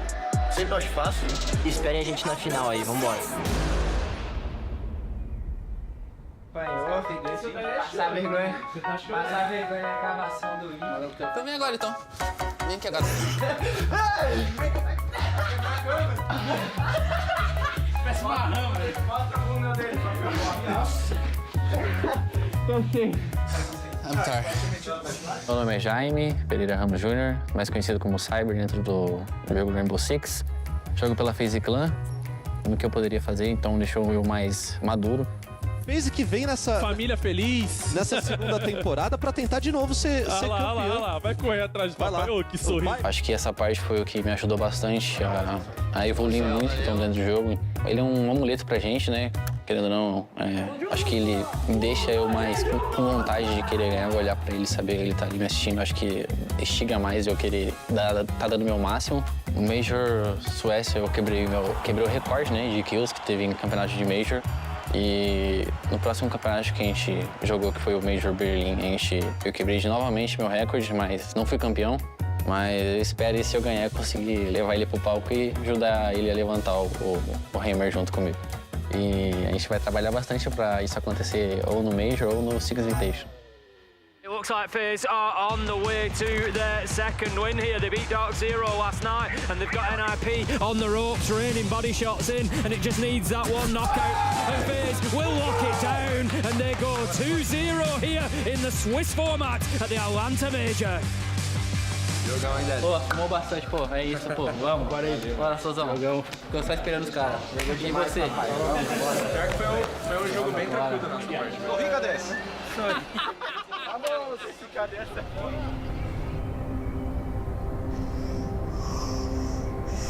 It's been a year and a half since Dark Zero raised the hammer in Charlotte. This is a team that has some of NA's smartest and best players. If it clicks, this is a very dangerous team. I'm from Toronto, Canada, which very high percentage of NHL prospects come from. I grew up playing with and against true stars of the game. I wasn't like a super talented player, but hard work is more important than talent. That was my whole life, till I got a bunch of concussions. I couldn't play anymore. So I guess I kind of just threw myself into competitive gaming. I'm Troy, Canadian in-game. I'm the in-game leader of Dark Zero. I am the best and the most accomplished in-game leader in the history of Rainbow Six Siege. One of our beloveds, our staples, Dark Zero and M80, one of these teams guaranteed to move down to the O2 best of threes. I'm iconic. I'm IGL for M80. Go get him. My style is just free. I feel like my whole life I've always stood out, so like if I'm comfortable with who I am, no matter where I am, then nothing can stop me. M80 has been looking very solid up against DZ for quite some time. We'll see if they can go from zeros to heroes here, get their first dub under the board. Dark Zero bends first. Being the IGL's to add a level of pressure, you know, when no one's really sure what they should do, you have to be the person who trusts in yourself to know what's best in the moment. Hina's got to take this close quarters engagement. Should be an easy pickup, especially now that Diaz has taken down one. Huge first round for M80. The matches are just, it's incredibly tight. But you can feel like the chess, like you move a piece, like the instant reactions. Very likely have won this round as Gomez drops down, takes down Pamazu with a very, very heavy retake strat. Force this plan. Play your lives. Closing box. Growing up and having that discipline definitely gave me an edge. Rear end from the back end, but it's Rice that takes down Gomez, and all of a sudden, it's just down to Iconic. Gonna go cage, gonna go up yellow, gonna go up yellow. Back to wall, Hearts are pounding. It's a sport, you know? Rice needs to hit this shot if he wants to end it in regulation. Does he know about Iconic? He baits out the engagement, hits the retake. Let's go, Jay! 7-5 for Dark Zero as M80 move down to the lower bracket and recreate a run in Copenhagen that only ended in misery.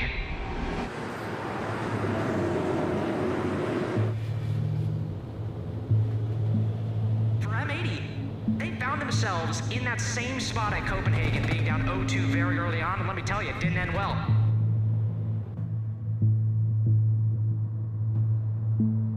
North American teams stand on the brink of elimination. A Southeast Asian and a Middle Eastern team might qualify for the main stage. None of this is how anybody drew it up, and that is the story of Atlanta in a nutshell. We're in a good spot, I think. We're gonna wait for the bar to open. Oh, 5 minutes. 5 minutes to the bar open. Skipping. Like pushing the drone already, so the drone's coming and you drop, and it's gonna have the intel fast. No, because then we're gonna trade. We're gonna trade a player, which we don't want to. We wanna have all the 5 up. No, bro. Yeah. Just like to take less time just being above below. Hey, I'll tell you when a forester, and then you can drop because the forester's gonna take the time to get to him. I think some teams put way too much pressure on themselves, like scrimming every night, or trying to do some crazy routine. Like in my head, if a team is at the event and they need to practice to fix something, then they aren't prepared for the event, Nothing else about Bleed. They're just having a lucky tournament and they have a big fish. What is this fucking play, man? They see the pick and they go for it. The nade, it does find the kill onto Asphy. Souls has been massive in this round. Brazil have their first team on stage in Atlanta. Wait, did FaZe win? Yeah, 7-4. Oh boys, you're gonna win the major. Tell you guys right here. And buy some Bitcoin as well, guys. Be smart. 2 top teams, one of which still with SI qualification on the line. The fact that we're only 3 months away from the 6 Invitational and BDS, one of the best teams in the EU League, still hasn't qualified for the event is very, very surprising. And in order for them to make sure that they guarantee a spot at the 6 Invitational, they have to make a deep run. Yeah, good. Good luck. Good luck, guys. Good luck.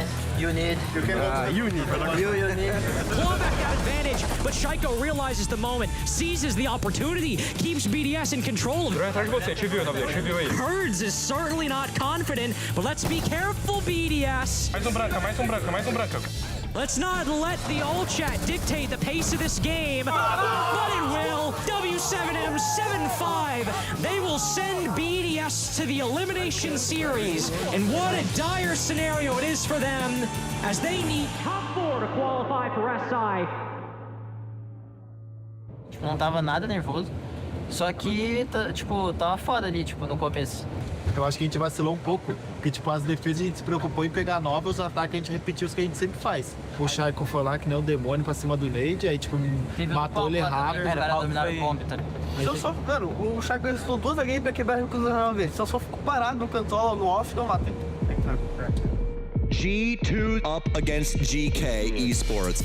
Where do they go against the world champions? The one map that G2 are unbeatable on. Our captain in IGL, Alamal, he is a complete psychopath in every meaning and description of that word. He's under my head. He's under my head, guys. No. He actually shaved his head and dyed it blonde, so he looks like Eminem, and it just looks fucking terrible. Pains me to say it. He's one of the best players in the game. I hope he doesn't see this. Alamal looking to seek an engagement. It's over! G2 make main stage. What fucking played?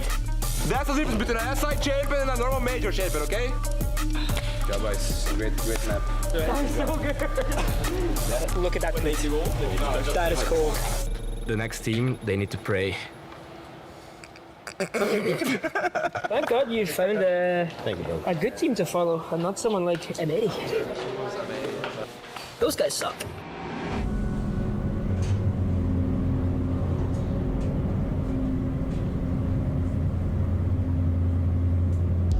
M80 versus Wolves. Could the M80, a tournament favorite, go out 0-3? He'll now force some of these defenders out of their position. Cuts through the reinforcement on line wall, flashes the plenty to go on in. Gomez following up. Down goes P4. Gomez dies to Mowgli. Sheikah still in the same spot. Mowgli to the rescue. Bibu in on it as well. Time running out. Mowgli with the sidearm. And Spoit dies to Bibu. Match point. Wolves. And a Exploit tries fruitlessly for an opening. Nobody on Wolves will give him that. Wolves can easily line him up, and they get him on the cross. P4 with the final kill. Wolves survive a scare, and with a 2-0 victory, Wolves stay alive. M80 goes home. In the moment, I don't feel too great about it, but it's just life. M80 as the #1 seed out of North America. Unfortunately, they come to the event and nothing could stick for them.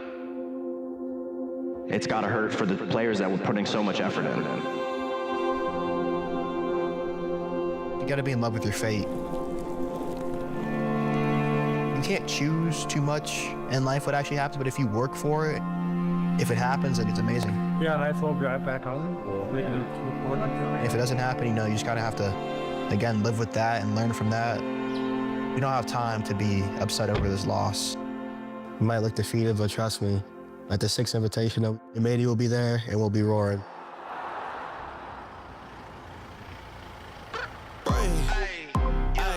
Okay, let it be known. I'm working hard when I ain't on the phone. They see the home, they see the phone. Crowd never stopping, I'm keeping it going. ゲームプランね。今日どういう風にして相手を表示していくの？言っちゃって。まあ、いつもの俺らのジャパンのプレースタイルな。Go! All three hatches, boys.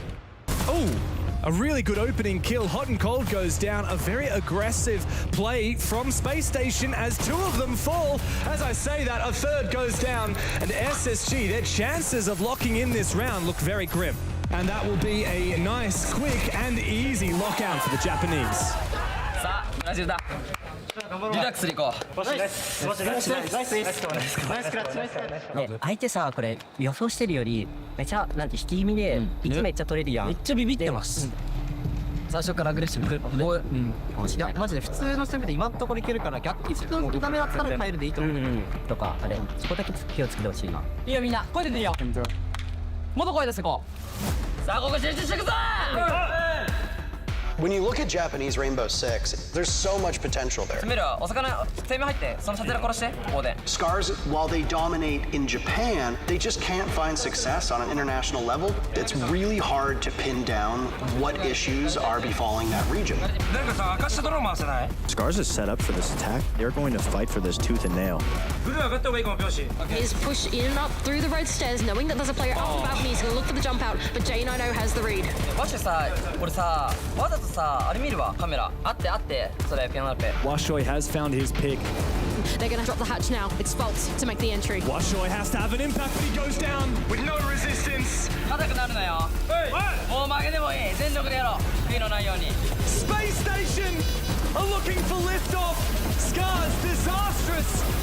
Fire up the engines. Space Station blast through Scars.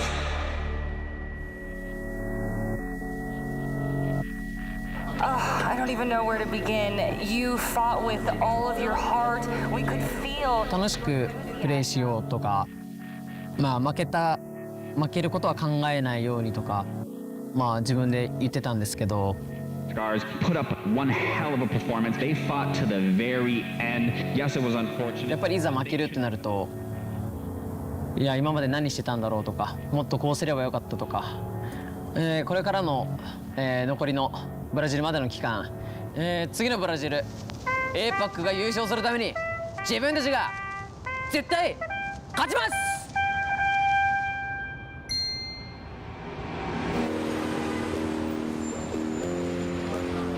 We need an NA team to just force through. We need them to make phase 2. One is low. Chasing Kyle down. Kyle hide.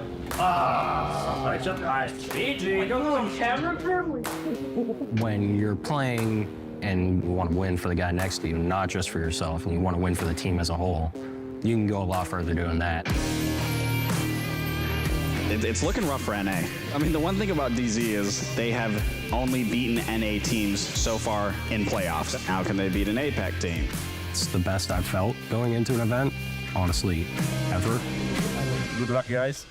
Les Fiches Joel bought it over in Bass Pro Shops. Only about 10 seconds still to play with. Won't be able to find his kill. The crossfire comes on through. Bleed up to 5 rounds. One round at a time. Force the late rounds here, okay? Make them work for it. He's got to go now, he's got to move, but without vision, he's got nothing to go. We're going to overtime. Close. They're dropping in quick, and they've got the read. It's down to Reeves all by himself. They know exactly where he is. Let's go! Let's fucking go! DZ are making it through to our live finals. Yo, group hug, playoffs, come on. We fucking reset for phase 3. We learn from our mistakes. Get that shit out of the way. Yep. But good shit, boys. Gotta say, Chalet and Siege superiority, really. W7M just looking like a different beast today. Let's go. Playoffs.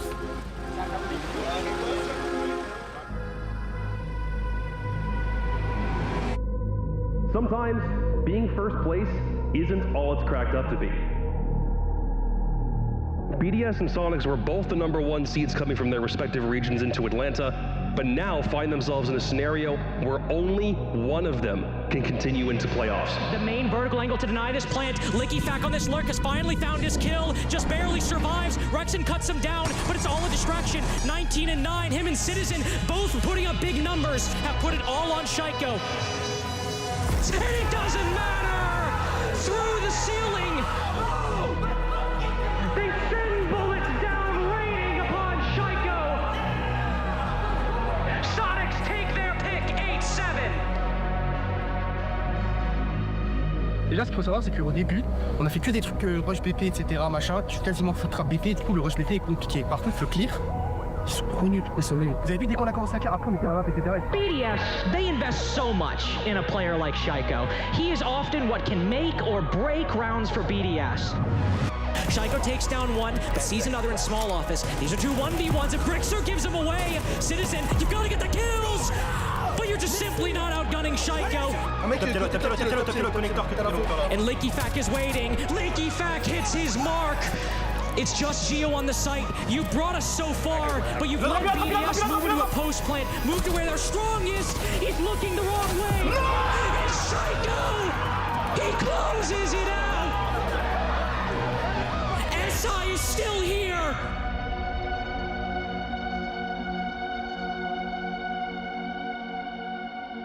Ouais les gars, enfin, Sonic, en vrai c'était bon mais on a eu chaud quand même. Ça va, on est bien resté focus quand même.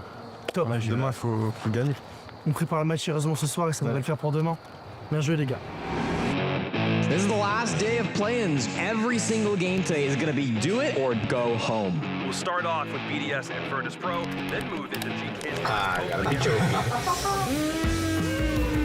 Yeah, so basically this is what we use to predict what we're gonna play. And right now, VP or BDS? It's not gonna happen unless he rounds the corner with the pistol. Holy shit. It's a dangerous game right there. There goes the stun and the kill to go through. We predict that. And then we can see we're gonna play BDS most likely. Looking for something, anything that could bring this game over the line.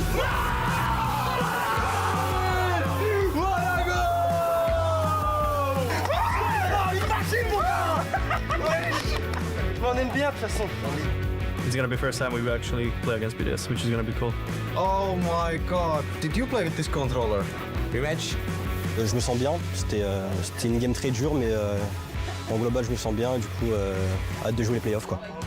I'd rather VT1, because that means no BDS at SI.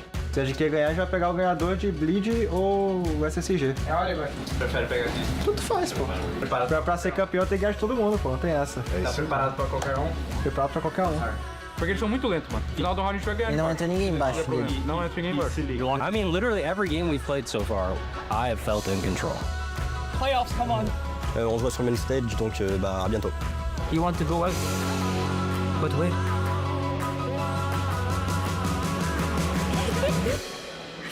Well, I'm gonna go, I guess. So see you later. Bye bye.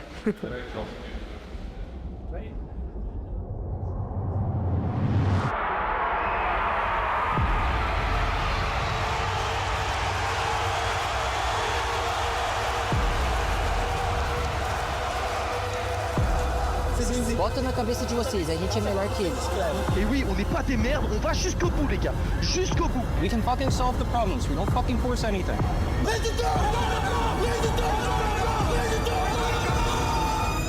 Wake up. Get out your head. Play.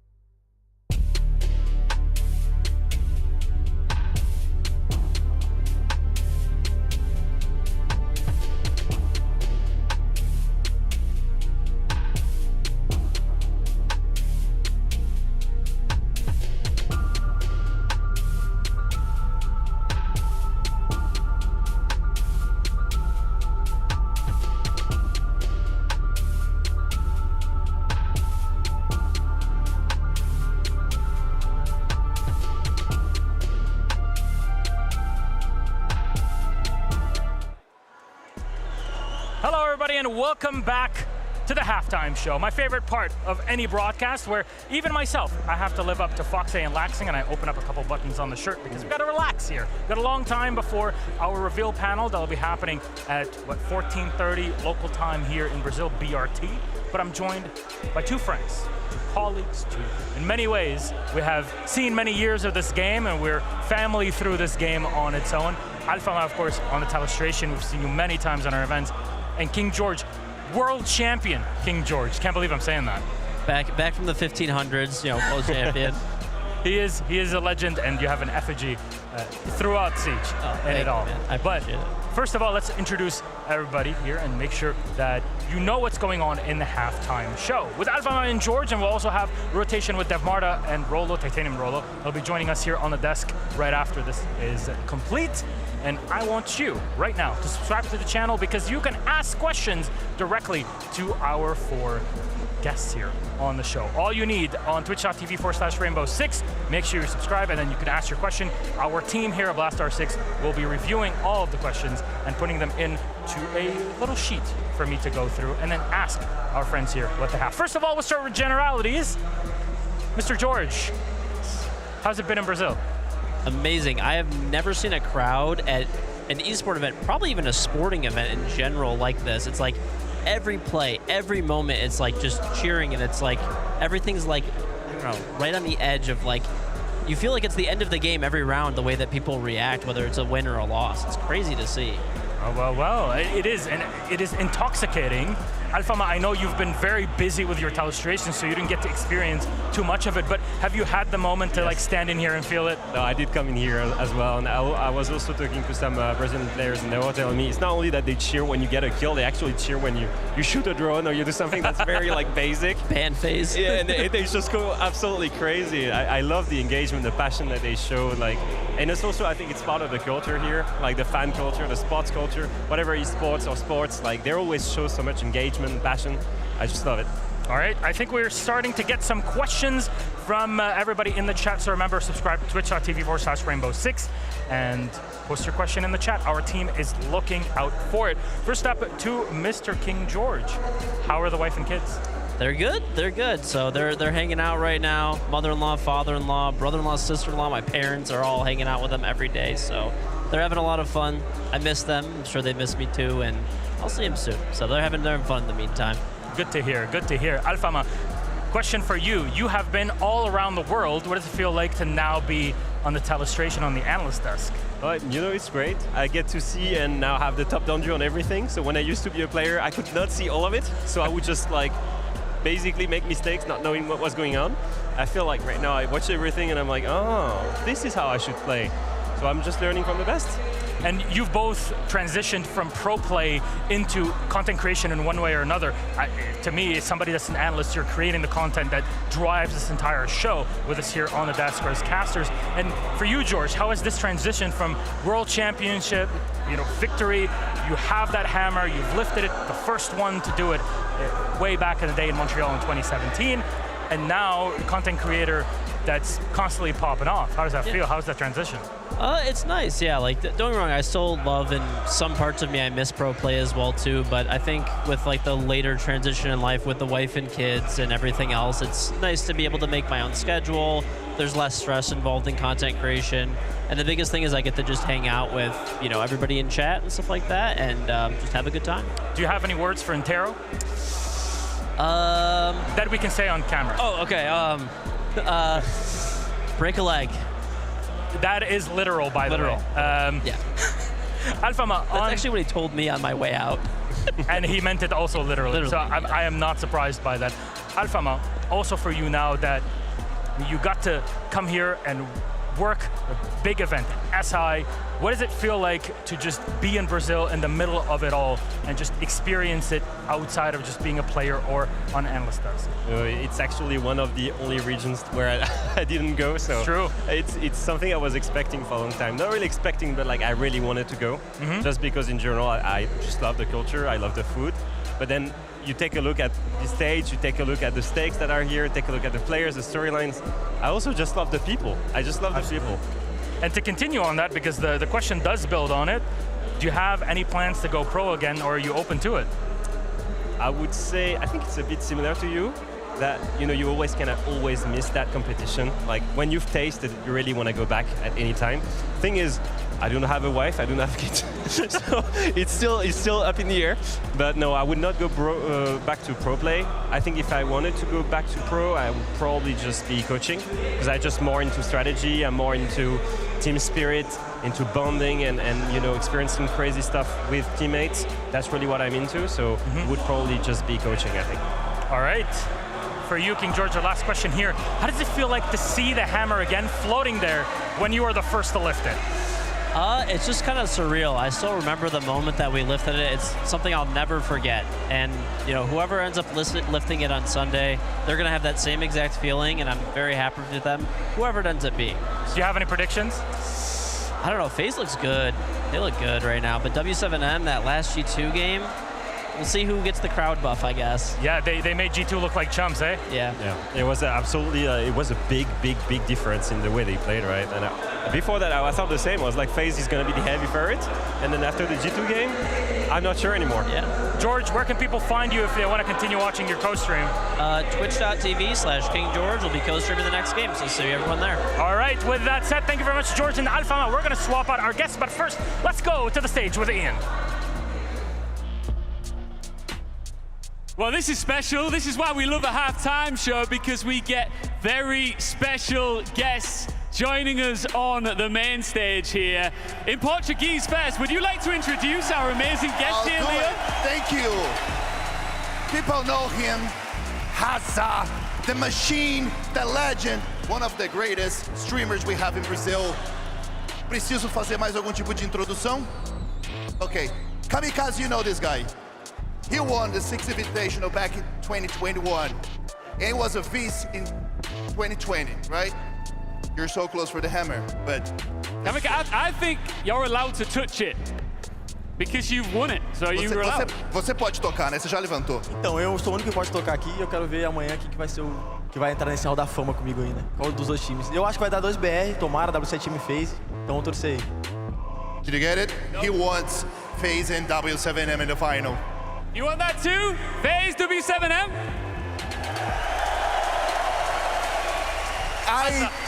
Sorry, but I think they wish they had this one over here. Yes. In the stage. Hazza, listen, a lot of fans here wish that Team Liquid would have been on the main stage. You're, of course, a content creator with them. If you would like to give Liquid their moment, certain players, Palu, Nesk, that didn't make the cut, what would you like to say about your amazing team? Yeah, at the moment, it's not the best team in the world, okay? But Team Liquid is, for me, it's the top 1 organization in the world, for sure. But not there at the moment, you know what I mean? So it's a problem, but that's it. I love Team Liquid. It's my team.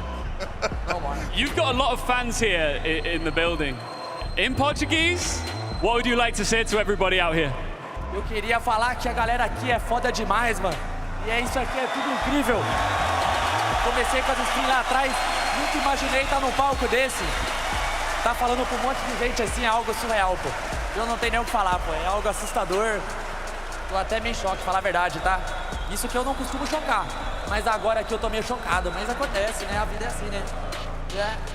I don't know what can you translate for me? Just that she's shocked. He was not expecting to be here with so many people following him. So, yeah. But congratulations, man. You're a big name. You helped to build our community. So thank you, by the way. Thanks so much. Muito obrigado. Eu que agradeço, né? É isso, a máquina. Any last words from Kamikaze? Yeah, your predicts. O que você acha que vai acontecer nesse Sixth Invitational? Mano, falando bem a real mesmo, eu acho que a W7M vai amassar agora a VP. É muito difícil ganhar dos caras, eles estão numa crescente muito grande. E eu acho que a W7M na final vai vir pra derrubar e vai ser o maior time da história do Seed, tá ligado? Tipo, eles são muito bons. O Edina ali é o 0-1 do game mesmo, o cara é o GOAT. E é isso. Vamos esperar aí pra ver a final. Vai que a FaZe também surpreenda, né? Mas eu acho que vai dar W7M amanhã. Basically, he thinks W7M will smash everyone in server. One more time, Sao Paulo, for Hazza and Kamikaze! Aplausos! Amazing. Right, let's get right back to the desk. Thank you very much, Ian. And there it is, Kamikaze and Raza, big names here in Brazil. They join us live from Sao Paulo in Ginásio de Ibirapuera. And we still have our own guests. We've said goodbye to King George and Alfama. Not permanently goodbye, by the way, just to make it very clear. But we're back again to talk with two of our own friends again. Mr. James Devmarda and Titanium Rollo, who joins us on the desk all the way from the other side of the planet here, both of you actually, but just on either sides of it. James, first of all, how are you doing? I'm doing great. I don't know how you can talk on the desk with the crowd this loud. It is insane. I can barely hear myself think.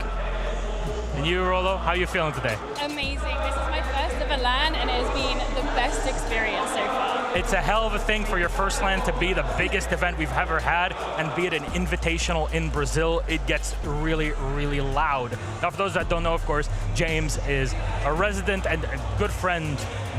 I guess you've done everything in APAC, right? Host, analyst, caster, you've done it with us here. We've worked for years together. And Rollo is known for her great content all over social media. I watched it, I've been a part of it a bit in last season, so I'm very happy to actually play some sort of role, even in that little Mira piece that we did with Tubarão. So yeah, how are you doing here now? You had some time to go around in Brazil. I know schedules can be kind of packed and tight. Yes, so I asked my community when I first came here, what do they recommend that I should try? So I've been on the hunt to get some native food to Brazil, and my favorite so far has been coxinha. Yeah. It's really good. It is very good. The overall food here in Brazil is on another level. Now, we're coming in with some questions for those out there that haven't subscribed. You've got a couple minutes to get it done and ask questions. Our team is looking forward. We can ask them directly to Devmarda and Ms. Rollo. How's the jet lag? How's the jet lag? I'm finally getting over it, believe it or not. I did wake up at 5 a.m. though, but that's fine. More time in the day to do fun stuff about SI, and that's really been the story of it here. I'm only here for 5 days. Like, you've been here for a while, right? With playoffs and all that. Last Saturday. 5 days is not a long time when you spend 24 hours flying each way to get here, and so I'm just looking to make the most of it. Fair enough. And Rollo, now you've been able to watch some of the games. I know, again, everybody's busy with things, but are you rooting for someone to win now that we know it's VP, W7M, and FaZe? Absolutely. So I am a big fan of the LATAM region. I have been since 2K19. So FaZe to win for me all the way. How does it feel like to be the queen of Easter eggs? A wild experience. I can't believe like a small passion I used to do in my spare time has just exploded on the internet. Hey, people want what they want and you give it to them, and that's pretty much all that we like to see. So favorite food for you so far here, James? Have you had some time? I know you're busy too. Yeah, I had something called paçoca. Yeah. And I still don't really know what it was. I kind of thought it was a little bit like a weird cheese thing on some rice and shredded beef dish. And it was cool. It was interesting. I'm still getting a handle on just touring Brazil and figuring out the food and the timing and the jet lag, but it's been good fun. A lot of meat, a lot of burgers, a lot of rice. Absolutely. A lot of really heavy food. It's great. So do you have a favorite to win this event? I know you're not officially on the desk as an analyst, but you know how it is. You know what that means? It means I have a license to be as biased as I want, and I can tell you with full conviction, I'm on the W7M train. I want them to make the lower bracket run work. I was actually kind of hoping for a VP W7M Grand Final so that we could get that Brazil versus not Brazil event, but we might still get that with FaZe. How have predictions gone so far? Did you make any? So I did. I initially put SSG to win their group stage, and everybody said that was a bad decision, so I changed it, and I regret changing it. You should completely lock in what you got. Trust yourself, and there you go. Rollo, thank you very much, and thank you, James, for joining us once more here on the desk. For all those watching, it's time to commend another member of our community. Estamos de volta, ginásio do Ibirapuera. Mais uma homenagem. Eu tô sentindo calor subindo aqui, Ian. This arena never gets old. Welcome back to the 6th Invitational here in 2024. We've got the reveal panel coming up shortly, and of course we've got another best of 3 coming your way. But before we get there, it's time to celebrate another commendee. E essa é a nossa primeira homenagem desde nesse 6th Invitational para brasileiro que fez história, Ian. Yes, this man is an esports legend from Brazil. Acho que essa é a história de uma criança. Uma criança que tinha um sonho e que fez deste realidade. Essa é a minha história de vida e eu espero que ela te inspire. I'm Julio, my nickname is Julio as well. Comecei a jogar videogame, é até difícil falar isso, porque desde muito criança eu joguei videogame. Eu acho que no Brasil, antigamente não tinha um computador tão bom para jogar. Então você ia para lan house para jogar computador. E acabou virando um ponto de encontro, assim, para quem gostava de jogos. Você ia para lá jogar um CSGO, você ia lá para jogar um Ragnarok. Então, se você gostava de jogo, você ia para lá, arranjava amigos, acabava se divertindo com eles. E eu acho que é aí que começou minha mentalidade mais competitiva, porque você tá ali de frente com um cara, você não quer perder pra ele, né? Você quer ganhar dele, então não tem como.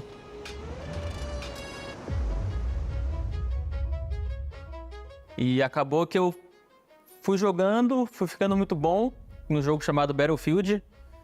E meio que jogava profissionalmente, só que não era algo tão profissional assim. Jogava campeonatos profissionais que valiam vaga lá pra fora, mas eu ainda trabalhava, estudava, então foi uma transição meio que natural, assim. Eu fui vendo que tinha um mundo.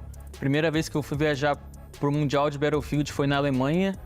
E a gente, caramba, a gente tá aqui na Alemanha jogando Mundial, o jogo que a gente gosta, sendo pago pra isso, com nossos amigos. Então, assim, eu vi que era uma coisa que eu gostava muito e eu queria, pelo menos, tentar. E aí, nesse tempo, o pessoal da Ubisoft no Brasil chegou falando, ó, tem esse jogo, Rainbow Six Siege. E aí a gente, vamos ver como é esse jogo. Para ser sincero, a primeira vez, assim, foi bem difícil a transição. Mas o que me fez gostar muito de Rainbow Six foi essa parte tática, essa parte cadenciada. Tô de coach, eu adoro essa parte tática. Eu ainda mais do que a parte de competir. E eu ainda consigo aproveitar o máximo do Rainbow Six, que é a parte tática. Então por isso que ele é um jogo lindo e sempre vai ser.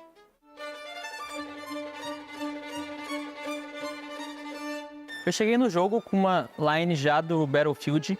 Eu sabia que eu era muito bom, que meu time era muito bom e que eventualmente a gente ia ganhar alguma coisa.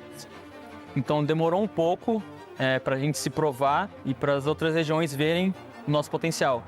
E acabou crescendo de uma maneira que eu não esperava. A partir daí, o Brasil meio que já se consolidou no cenário internacional. Aí o primeiro resultado específico que nós tivemos foi a Team Liquid ganhando a Pro League. Então, ali em 2019 para 2020, a gente acabou superando um pouco as outras regiões. Em questão de evolução, a gente acabou evoluindo muito e chegou no Invitational de 2020, chegando nos playoffs pela Loser Bracket. E aí a gente conseguiu ganhar e chegamos na final. Acabamos perdendo para a Space Station. Assim, dentro e fora do jogo, a gente aprendeu a jogar uma final, a gente aprendeu como se portar durante o campeonato e a gente acabou trazendo essa experiência, treinando com times BRs, os times BRs acabaram pegando isso. Então, em 2021, a gente acabou jogando contra a Liquid na final, ganhamos.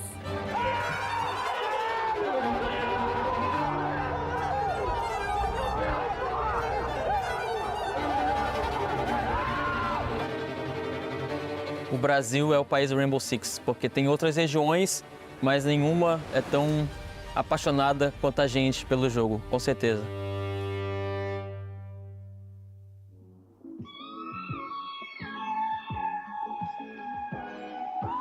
Depois de todos esses anos, eu ainda sou apaixonado pelo jogo. Eu acho que eu estou no momento ideal agora para ser um coach, pela minha experiência. E eu quero continuar trabalhando como coach, principalmente com jovens talentos. Para mim é como se fosse o começo da minha carreira como coach, entendeu? Eu tenho muito ainda a me provar. Já me provei muito como jogador, mas como coach, eu acho que eu ainda tenho muito a provar e a ensinar as pessoas. Então eu tô mais motivado que nunca. Eu consigo fazer muito fora do jogo. E é bem diferente, mas é bem legal, assim, tô curtindo bastante. Cara, eu acho que a família é tudo pra mim. Cara, eu acho que a comunidade Rainbow Six é sim uma segunda família pra mim, porque eu tô desde 2015, então tem pessoas que estão há 8 anos na minha vida, tenho grandes amigos, grandes pessoas que passaram pela minha trajetória. E isso fez minha carreira ser muito mais leve, assim. Eu acho que isso ajudou bastante para eu estar aqui até hoje e estar curtindo igual fosse no primeiro dia.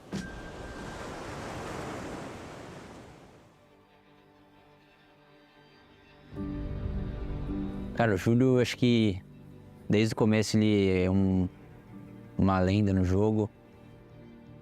Ele foi um dos melhores que a gente teve e um dos que mais agregou ao cenário com isso. Não tem quem não goste dele, é impossível não gostar do Júlio. Cara, acho que se retornasse para onde eu comecei na minha carreira, eu acho que eu não faria nada diferente, porque mesmo as derrotas que eu tive na vida e dentro do jogo foram que me ensinaram a ser o que eu sou hoje, entendeu? Me doei ao máximo ao Cid tudo que eu tinha e o Cid me trouxe de volta.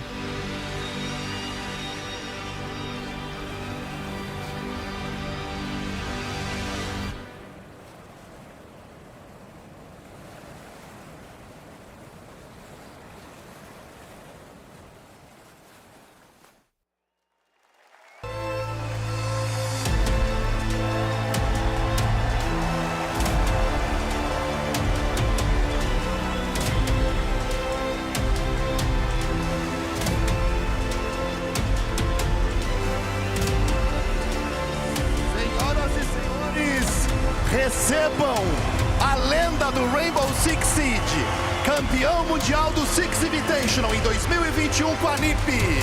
Ele, Julio! A.K. Julio! E aqui está o seu troféu. Another one to add to the collection. How does it feel? Como você se sente? Pra me confundir com os idiomas. Cara, é uma loucura ver... Tá desde o começo do jogo e ver isso aqui, essa festa no Brasil é incrível, é incrível. Você imaginou quando começou a jogar e as pessoas diziam que era um joguinho, que você ia chegar e ter todo esse reconhecimento e mais do que isso, ser vencedor, levantar essa marreta? Tantos e tantos tentaram e tentam e não é pra qualquer um. Cara, eu nunca imaginaria, comecei por diversão e acabou se tornando isso. Quando o Rainbow Six chegou no Brasil, o Brasil não era nenhuma região, então não tinha nem campeonato aqui. E agora ver esse Invi, essa festa, torcida do Brasil é o melhor do mundo, e é isso, vambora. Julio, for our English fans watching at home, there's a lot of English fans who support you as well. What would you say has been the biggest achievement ever in your career? I think my biggest achievement is like being a good person, always like have good relationships with everything I work with. Like now I have a family, I have a wife and kid. And like it's been awesome, you know, like transition to coach, and yeah, just thanks to all the fans and everyone who supported me always. Julia, I can vouch for that. Out of everyone I've ever met in esports, you're one of the nicest men and most humble men that I've met, of course. World champion, you've got so much silverware in your cabinet. But now we're looking ahead. Your career as a coach is only just beginning. How long and how much more do you want to achieve in this game? I don't know, maybe 50 years old dad, I don't know, old man, just playing, coaching. I love to work with, like I said, young talent, and it's a pleasure. And yeah, let's go, let's keep up the good work. Make some noise, Sao Paulo, for Julio! Vamos aplaudir, tá aí, ó, a lenda. Obrigado, Júlio, campeão mundial do Six Invitational em 2021, a lenda. Também participou desse Six Invitational como coach da Bleach. What a man. I think he's just coming to have a little kiss of the trophy there. You're allowed. The hammer. You're allowed. He's allowed. We're not. We're not allowed. No. All right, we are going to go to a break, but when we come back, it's all about the panel. It's the reveal panel is coming up. I know you're here for it, and you do not want to miss this one.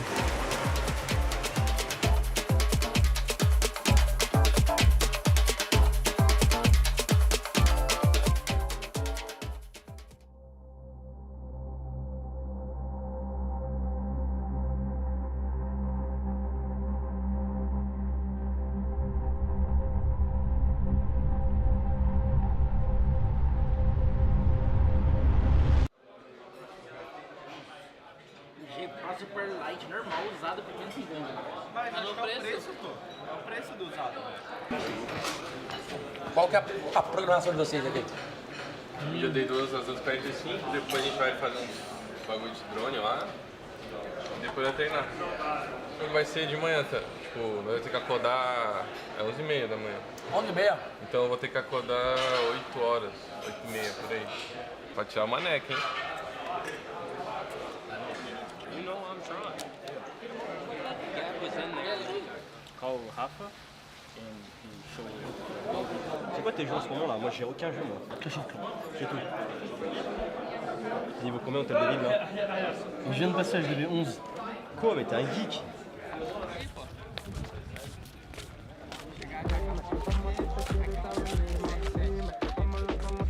At the Gas South Arena, about to do rehearsals for walkouts and such.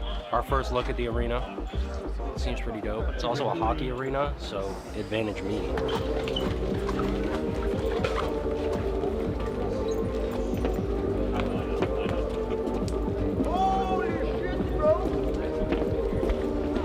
Look my trophy! Look my trophy! Hey! Look my trophy. It's mine. Hello guys, can you all hear me? I don't know why. Okay, nice to see you guys again. 8 teams left. He's like, I mean, if we qualify, then we also have a. At least if we lose, then we're not going to Six Invitational, which is the World Championship. And if we win, then there's a good chance that we go to the World Championship either by making it to the semi-finals or by loss one losing their match.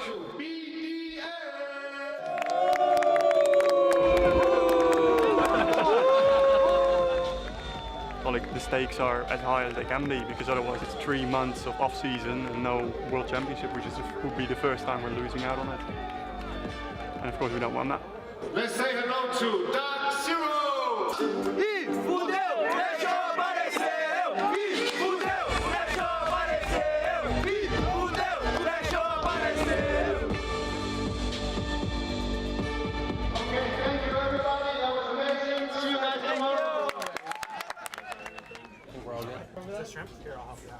Oh, thank you. That's a lot too.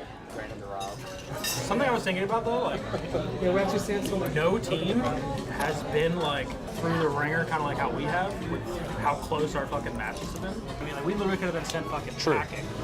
That's fine. To the job not being done. Water. To the job not being Can I done. touch you with my water? Here, let me touch you with my water. Yes, sir. Rob can't reach. Give me the water, Gabby. Christian. Okay.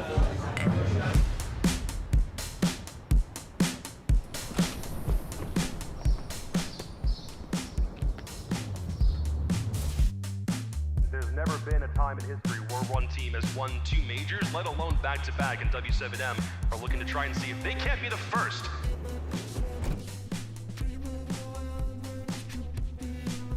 No timeout remaining. It's GG. Tricks closing in. He hears the no. Oh! But JV92 will break the hearts of a whole region. The defending major champions win 2-1. JV, don't play Monty again, man. Okay? don't never ever again.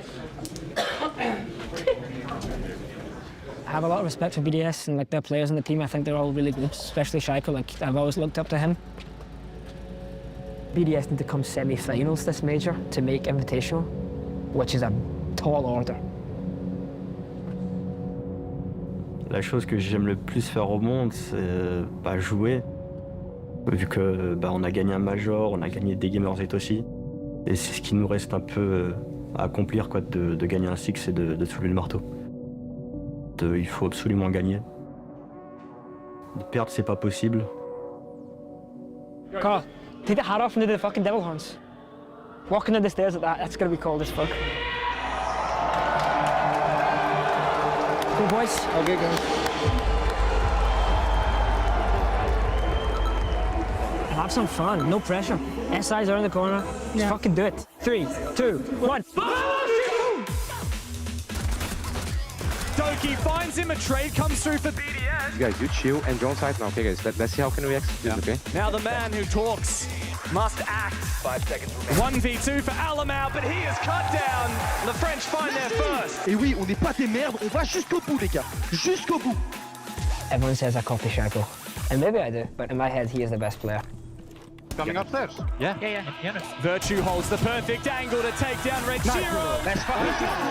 Let's go, Bruno. Up 3-1 on G2. Oh, Jake, you got Shaiko, didn't you? Yeah. Like, that's something we never do in scrims. Like, that's a game play, baby. Not a single mistake can be afforded. Doki finds a triple kill, looking for the killing blow. Is this the G2 dominance of all? Fucking go, baby. Bro, you grimmed him. Literally 30 bullet pre-fire, got him in the last bullet as he peeked me. Like, these guys have all against the wall now. Like, they need to win this map or they don't go to SI. On joue ensemble, on se bat ensemble, les gars, vraiment. Là, on a dit qu'on devait rentrer sur toute la map, on l'a fait combien de fois, ça? They will play the same way they play in the past. They're gonna spread the map. We're gonna kill them. A big pick for G2. Lems looking to hunt down Alamau, who's already stolen his teammate, finds the kill. On est 5v5, ils sont comme nous. On est obligé de gagner, quoi. Il faut gagner et on va gagner. Shaiko finds his kill on the Benja, but goes down for his trouble. He gets for the self-revive, but he will be punished. Doki on the bomb site. 13 kills for Doki so far, looking for a 14th, he finds it! Brede up against the Worlds. Could this be it for BDS? 13 map win straight! G2 take no prisoners!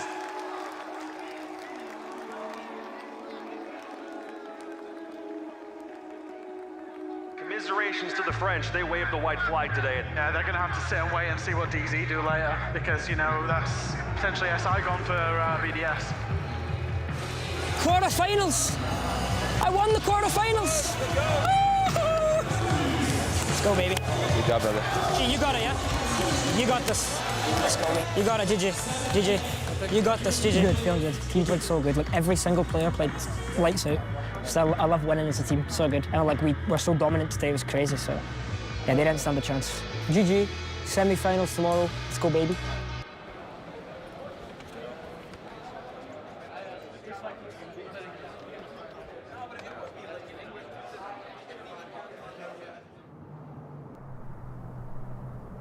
Time when we have the reset for everything. SSG will start out on the defense, and oh, so successful they have been.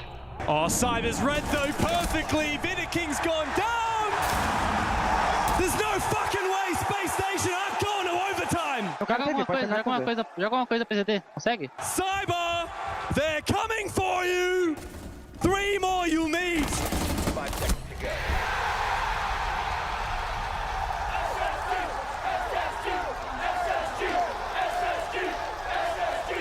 Do you all want SSG to win? FaZe Clan, how do you come back into a game after losing 7 rounds in a row? Defesa por cima avançada, tá sempre no lado do meio. Tá sempre a situação em cada cantinho e tal, pode ser que tenha marote. O cara entra na cozinha, o cara volta pro distrito. Não teria mais vantagem, não teria mais vantagem. Tenho um filho de 2 anos, acho que me deixou mais pensativo nas coisas. Acho que ele deixa eu mais com vontade de querer ganhar, olhar pra ele, saber que ele tá ali me assistindo. Acho que instiga mais eu querer tá dando o meu máximo.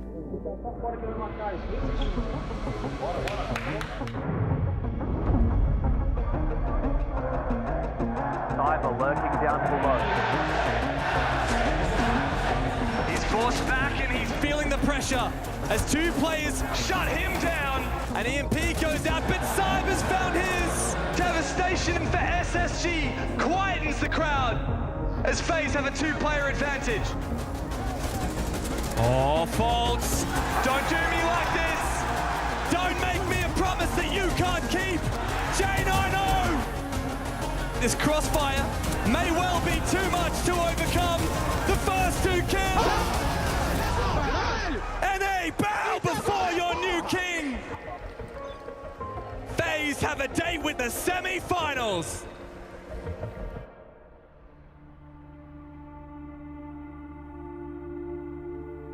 Dark Zero, probably one of the smartest teams in the world, but they are still trying to play a very slow, late-round execute-based style of Rainbow Six that you can't get by with anymore.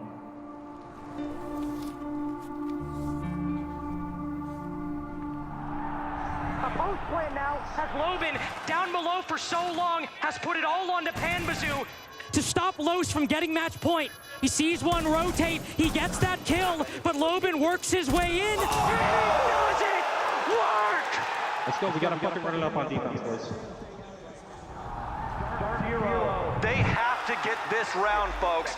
The IGL, the team captain, a nade with his name written on it.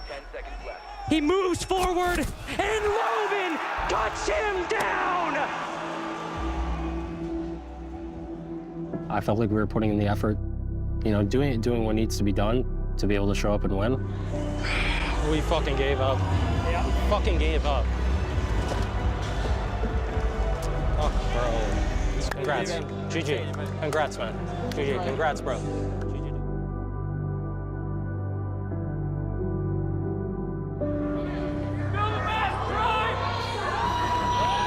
Thank you. I think you just kind of get better at dealing with it. I think we kind of have to sit down and have a whole talk as a team. But honestly, just to say to the guys, like, it's not the end of the world. We still have SI. There's still parts to be proud of here. And just remembering that. Nobody wants him more than Troy. He is the most impactful player in the entire game. The amount of work he does, for all of us to succeed, is just... Thank you, buddy. Give me a... Ah! Oh, yeah. No, kiss. Várias simulações a gente não teve isso, tá? Então, eu sou um cara que, gosta de se arrumar bem, pá. Um cara que gosta bastante, de manter uma rotina da hora, então... Eu gosto, sim, de sair, comprar roupa, tênis, essas coisas. Um cara que gosta de... essas coisas é algo que me deixa bem. Se eu acreditar que eu não tô bonito, quem vai acreditar?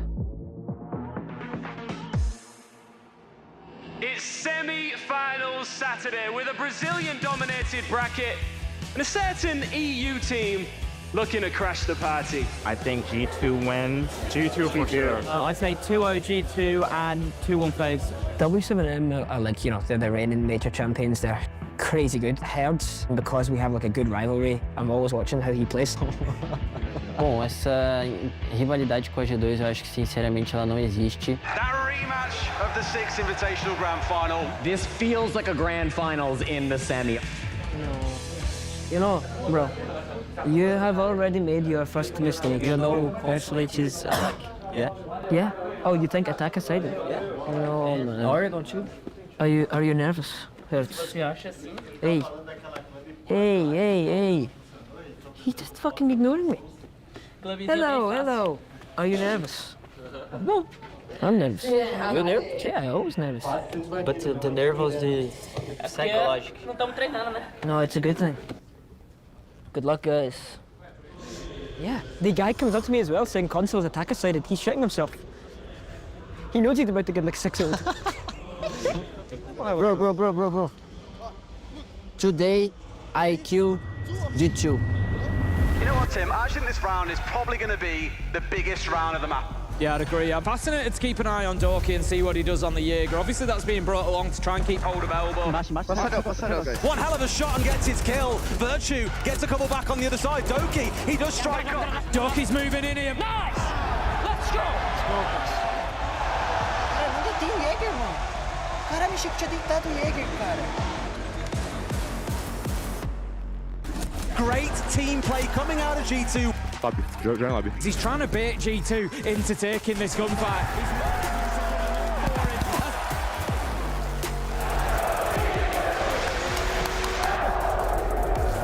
Coach headsets coming on down. I see the microphones by the side of their face. It means that we are stepping into a tack timeout. Unsurprisingly, W7M pulled this one out. Let's go, guys. Don't be fucking scared of 4v1 and pick the fucker. So bad. To start things out, they want to establish map control. Got to deal with Benja. Tá boa. Herds There we go. is going to take down Benjas. G2 under a little bit of pressure now. And they're starting. Herd flicks onto Virtue. It's Alamau left against two here. Shotgun in hand. The knife comes out! Also love there. Right now, Tim, they don't really look like equals. Herds is in his head. To Benja and Uno. Benja on the ward and he's seeing through the smoke. He's just checking the bottom laundry. He knows that there's somebody around there. The timing isn't with him. It's all up to Uno. He finds one. He can't find any more. And W7M get round 5 and bring it back to 2-3. A nossa derrota no Major, claro que teve muito mérito deles, mas foi um jogo que a gente estava realmente bem abaixo. Eu acredito que Se tivesse outra oportunidade, com certeza a gente ganharia. E eu acho que vai ser assim daqui pra frente. G2 certainly finding their feet on Oregon better than they did on console. And it wouldn't also surprise me if W7M claw it back. Hertz may have just deleted this attack already for G2. Hertz is unstoppable right now. W7M on their feet and starting to feel confident. Guys, we find that each other in gate. Jake plays Twitch for a fair trap. Wake up. Get out your head. Play. The last round of this first semi-final, W7M with a chance to secure that spot. You see Benjamin being nervous that they might again get flanked out here. Alamau is ready to go here. The utility starts to rein in and the drop will begin. But it's full epochs. He finds the first, KZ the second. They started at a steady pace here in Atlanta, but it has only picked up as they have gone and lined the balls that is their mascot. W7M have charged their way into the grand final. I'm not going to sit there and be sad of something that I can't change anymore, you know? Like, everybody loses, man. Like, you lose more than you win. To be honest, it's actually really strange. Like, usually when I lose, first thing I want to do is play. But this time, no, like, I actually want to break. Well played, bro. Well played. GG, bro. I think our player Hertz, like, he just destroyed us. We have let you down, guys. We heard the support on when we were playing, so loud, the crowd, like, was so good, so I want to say thank you. Like, individually, he just run the whole marathon around us. Like, sometimes one individual player is all it takes to push a whole team over. And that's what happened today. Like, he played so good, and props to him, you know? Like, fucking sucks, but yeah. I'm annoyed that there's a team better than us right now. We now need to become the better team again, and we're gonna have to do that at Invitational. I don't care that we lost today, like we're gonna come back and be better. And they're gonna be on home ground, so they're gonna have a buff. We are G2, we're gonna win. We're coming for W7M. We're coming for you. Again. Oh, drone PP. And Los, from the bottom of Brazil, might just send home one of the favorites. Montanha comigo. Janela ajuda. PT não, mas. Espaço. KDS spots his doom staring him in the face. Handy gone. It's all on KDS.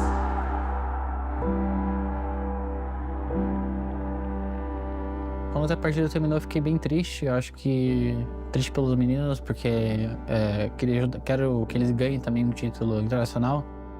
Quero ajudar eles nisso e eu acho que fiquei mais triste por eles, assim, que eles estão tentando bastante, do que por mim mesmo. So many emotions here. FaZe leaving absolutely everything in the server. Range, falei pra ele ficar calmo, que tem os seus momentos. E cada um tem a sua hora. Obrigado aí pra todo mundo que torceu aí pra FaZe aí. Infelizmente não deu certo, mas no Six Invitational vamos vir forte. Commiserations, KDS, and commiserations to FaZe Clan. You guys will be back, that's for sure. Nunca imaginei isso na minha vida, ser reconhecido mundialmente. Eu falei muitas vezes para mim mesmo que eu ia conseguir chegar onde eu tô hoje em dia e acredito que eu consigo me manter por muito tempo ainda aqui. Como você acha que isso pode influenciar o Bernardo? Acredito que quando ele vê isso, eu acho que ele vai ver que, independente de qualquer coisa, se tá dando errado, se tá dando certo, eu acho que você tem que sempre agradecer por ter vivido esse momento. Então acho que você prezar mais pelo coletivo, assim, e prezar pela vivência que esteja boa, né? Sacrifice after sacrifice, we have an underdog in the finals.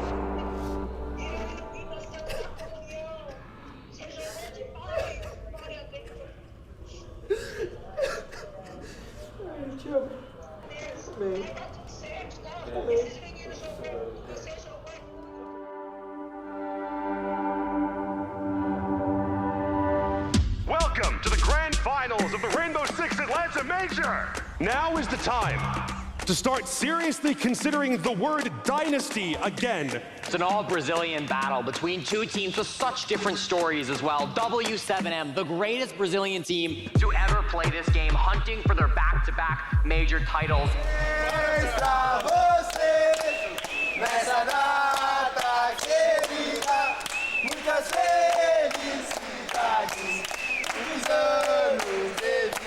Thank you, everybody. Thank you. Again. Parabéns. How you doing? I'm fine. That's what's up. Today I go win one more major. W7M making history just last night to become the first team to ever qualify for the grand final of every single big event in a Siege calendar. Preparado? Mais Acho preparado, né? No team has ever won 2 majors throughout the history of Rainbow Six, so W7M have the opportunity to do that today. Pra mim, tira a Twitch que eles vão ter que, tipo, gastar recurso e tal, então não tem porque a gente, eu acho, não banir isso. Mano, bizarro, mano. Lowe's to run through it so far. They've yet to drop a map here through playoffs, through Swiss. They were extremely strong as well. I believe it's 7 maps in a row from Lowe's that they have won. Não, ataque. Vocês esperavam, né? Now is the time to see if the unstoppable force claims another victim. Mano, esses caras não dão. Caralho, vocês são cringe, mano. We're going to consulate. Who takes map 1, guys? W7M are the better team on this map. I'm gonna go with them. Guarda energia pro jogo, cara. Para de ser um retardado. Não preciso de energia. Lowe's are going to win map 1, Jacob, yes. Eu poderia descer agora e já pegar meu troféu. Mas vou ter que jogar antes. It's been a weekend of Brazilian brilliance. Siege history will be set here in Atlanta. Are we ready? It's loose!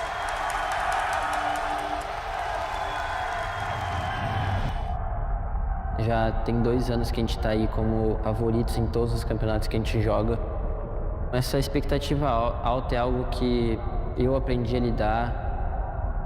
Se você quer chegar, você tem que passar por todo mundo. It's W7! In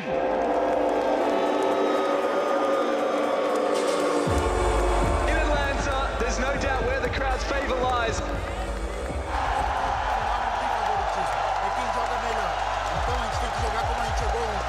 O jogo vai ter altos e baixos. Coloquem isso na cabeça de vocês. Então, mano, fica tranquilo, faz o jogo. Tudo que a gente vai dar pra eles hoje é o nosso melhor. E com isso a gente vai sair com a... Guys, o nível de comunicação hoje tem que ser muito bom. Concentração, beleza? Vambora. Vamos não! Vamos! Eu falei isso muito antes aqui pros meus times, meus companheiros. Hoje a gente ia ganhar e não ia ter nada que acontecesse que ia parar isso, porque a gente tava confiante. W7M only losing one. The attackers prevail to start off console. A gente tem uma metodologia de trabalho muito boa, cada um é o melhor na sua função. Maya can't stand up to the might of the Bulls. JV, does he want to hear you? Parecendo uma troca. Canos. Unaware of this push going on. He could flank on over, nade, taken out by more than one player. Cameraman to save this round. Consulate stolen by W7M. Off to a very good start. They spot him, super shorty in hand. Herds 3 kills in a row. It's just so easy. And this has got to be one of the most one-sided grand finals we have seen in a long time. 30 seconds off the clock and Lowe's are just getting sent home. Loban with 1 kill, looking for another. JV92 pivots and says, that's quite enough. That map is over before it even started. W7M 7-2 to go up 2-0. And Herds is having one of the best tournaments we have ever seen from the man. Yeah, he's hungry for that back-to-back major trophy, baby, making history for his team, and they are only 1 map away from that now.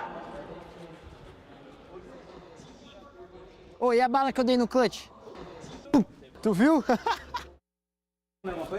Dá um chocolatinho Tu não viu que eu mandei... Vou pegar lá mais. Só uma pra tu? Come na hora que eu quero. A gente começa tocando. Então fica atento no início, fica paradinho de boa, tá ligado? Não fica querendo peitar os caras, tu principalmente. Que isso? Tu sempre é o leãozinho no treino, quero ver aqui. Não treino. Hoje eu fiquei paradinho, cara, com o Nós estamos aqui. Mano, é o seguinte, louco, você joga muito bem, você sabe que você joga muito bem, o seu jogo não tá encaixando muito bem. Hoje contra eles hoje. Então eu quero que você. Quero que vocês chamem a gente, você e o Maio, principalmente vocês dois, chamem a gente pra dar o suporte que vocês precisam. Muda a tática se for necessário. Tipo assim, a gente vai mudar a tática se for necessário. Eu quero vocês chamando a gente, velho. É pra chamar, eu tô falando pra chamar mesmo. Tá ligado? Sobre isso. E ó, confia em mim nesse banco, pelo amor de Deus. A gente tá perdendo isso aqui na bala, velho. A gente não vai perder essa porra na bala, confia em mim, mano. Vamos fazer isso. Are Los in trouble on this one? They lose their own map pick, they lose W7M's pick. What does Los have to do to stop this onslaught? Bora. The first thing that Los have to do is get Hertz off the board. He's having a life game today. It is his time to shine. This is a 50-50 map. Neither side has an inherent advantage. And if you can't win 3 rounds on a 50-50 map That you chose, there's going to be some troubling signs. so they do get the first pick on to KZ. That's huge. Maya sustaining some damage. Hertz in a Tough spot. The best start to a round so far from Los. And It continues to improve. There's a nade tossed out. It works. They triple up on it. JV92, though, still very much alive. Another player from Los, laying in wait, not too far off from Tellers. Bora, guys, é isso, adaptação, mano. Vambora. Los is still very much in this game. Hertz, the star fragger for W7M with the diffuser available. But here comes Cameraman pacing. is essentially, has he got the time? No! Not enough! Los must now retake. As Hertz has the chance to lock in the round, but not if Cameraman has anything to say about it. Herds looking far more mortal in this map. It could not get more even here on map number 3. Information now as to the next position as the yellow ping will guide him forward. Los takes the lead. Guys, nós perdemos esse round de falta de comunicação de seguir o que quer fazer, tá ligado? W7M are showing an eagerness to tie it up. Cameraman be the hero now. Corredor. Você pegou ali. Corredor, você pegou. Ai. Holding that TCSG. Slaughtering JV92. Passar pelo corredor tem calça direito. Vamos ver. There's smoke, depriving him of the line of sight. Comeu. Cameraman looking with that experience.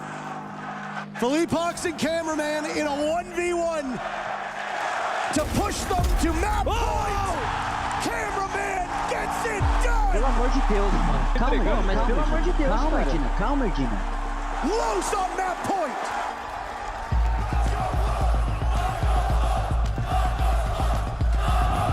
We were wondering, is this going to be the most dominant final we have seen since the Paris Major? Well, I don't think so anymore. They need to find an opening. But Dots is about to give them one. It may be the end of W7M on bank. But not if JV's got anything to say about it. A 1v2 looks so winnable For the Hibana, JV, another player spotted. No way! 4 kills. Dash, hold your breath. The round is surely over. JV can't deny that this map belongs to Los. It's been so long since seen an echo clutch in a round, but it happened here, and Los are looking alive, and they have just proved to us now that this will be a series. Mano, eu vendo nossos ataques, nós lento pra caralho, demorando pra fazer tudo, mano. Perdendo no tempo os bagulhos, perdendo no eco. Perdendo porque a gente tava só jogando, tá ligado? Sem fazer o que a gente realmente faz, tipo, jogar em sincronia, indo, tipo, todo mundo junto, tá ligado?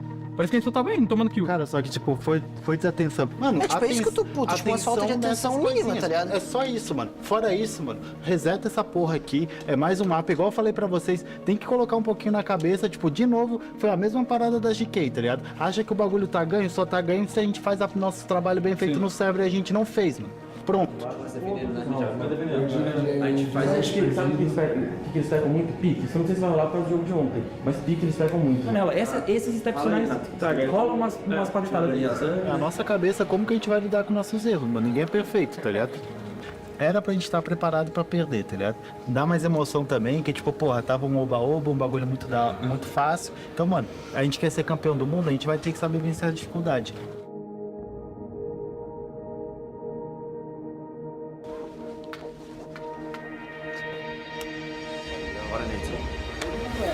Acho que não é agora. E tem que medo de cagar, não come, tem medo de cagar, não come. Vamos, porra!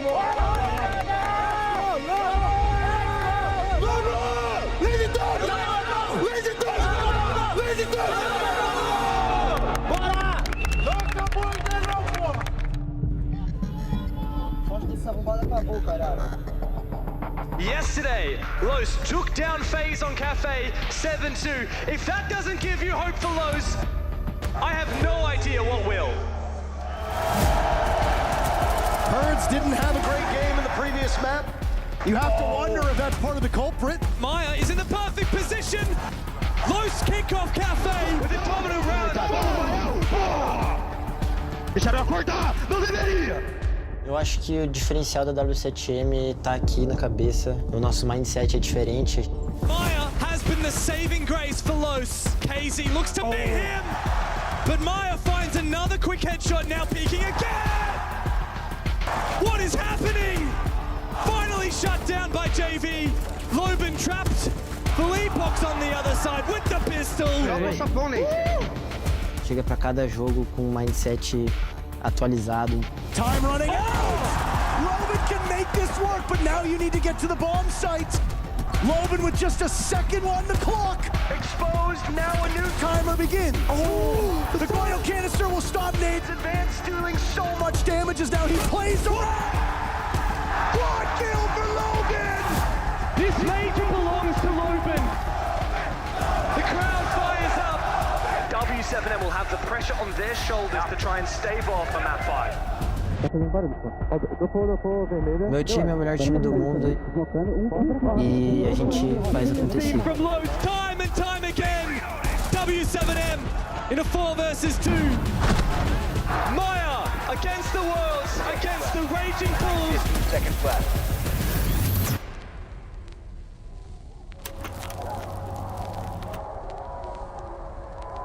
E tipo, uma sensação única.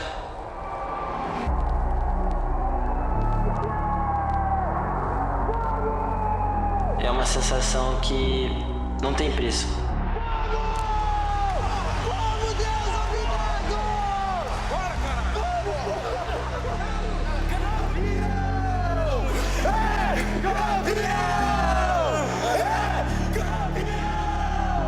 Falei isso muito antes aqui por meus times, meus companheiros. Hoje a gente ia ganhar e não ia ter nada que acontecesse que ia parar isso. E foi o que foi. Foi um baile da W7M. A question posed in Montreal. A promise made in Copenhagen. History made in Atlanta. Eu acho que essa dinastia ela já existe. A gente tá muito bem aí há muito tempo. E eu acho que esses 2 títulos aí são pra coroar. I am world champion. Two versus, bro. Mas a gente quer a marreta. A gente quer mais.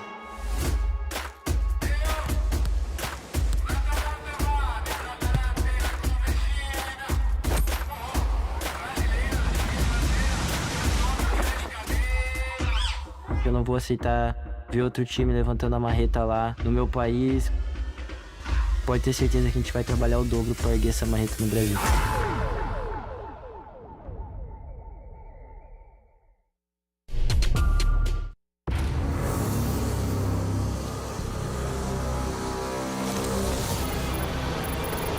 There's no hiding. Not for you. Not for me.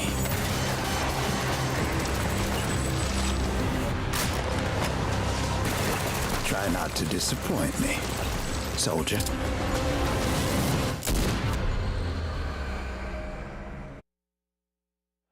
what an incredible sixth Invitational we've had here. Brazil, the heart, the beating heart of Invitational, and of course, of Rainbow Six Siege. Our entire game that has spanned now 9 years that we love so very much. There's more to come, of course, always in the future, and that's what we all look forward to at every single event. But SI is different than all of them because, yes, we're a massive community. We're all around the world. Our events travel to show that, to show it in the players and the talent that are part of this entire team. Of course, our production squads as well. For all of you watching, I know you're looking forward to the next big thing, the next step, the big changes that are coming to the game. Of course, the esport, all the upgrades, more for tomorrow. But for the reveal of our latest operation, you really need to savor in what makes SI so special. It started all the way back in 2017 in Montreal in a tiny little studio, but the idea, the flicker was there. It was all about three things, three pillars: the community, the esport, and of course, the future game updates. Of course, the community is you, those that are here around us, here in Sao Paulo, you watching at home, and our commandees, of course. The esport, well, we had 20 teams, we're down to 6, and now to 3 to make it to that grand final. And they've made it all so worth it and beautiful to see. And as for that very next step, it's time to uncover who lies behind the shadows. And be careful, he's quick on the draw. It's time for Operation Deadly Omen. Enjoy.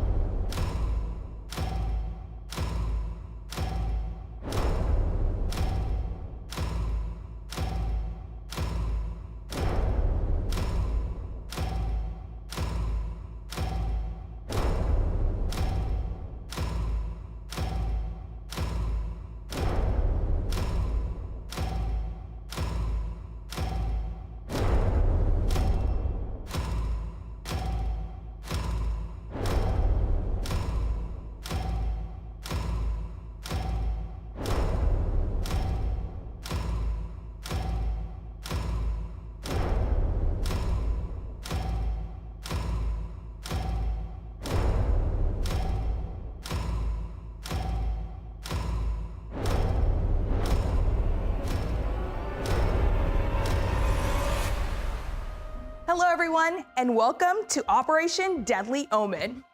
I'm Camille Salazar-Hadaway, here to give you all the details on the first season of Year 9 of Rainbow Six Siege. We've got some big updates to shake up the meta, a sinister new operator, and maybe even a special guest at the end? Let's not jinx it. To get us started, please welcome Creative Director Alexander Karpazes.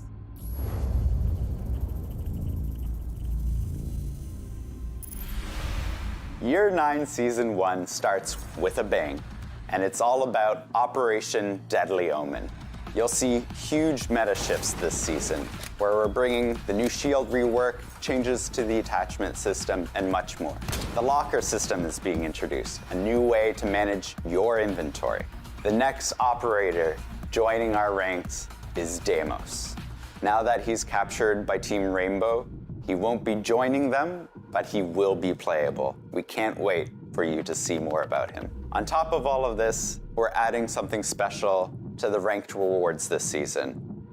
A super rare headgear for those of you who can climb the ladder and show it off. Our next topic is a big one. After proving its mettle on the test server, the revamped shield mechanic is ready for prime time. Game director Joshua Mills is here to present this huge change and talk about the new tactical possibilities of shields.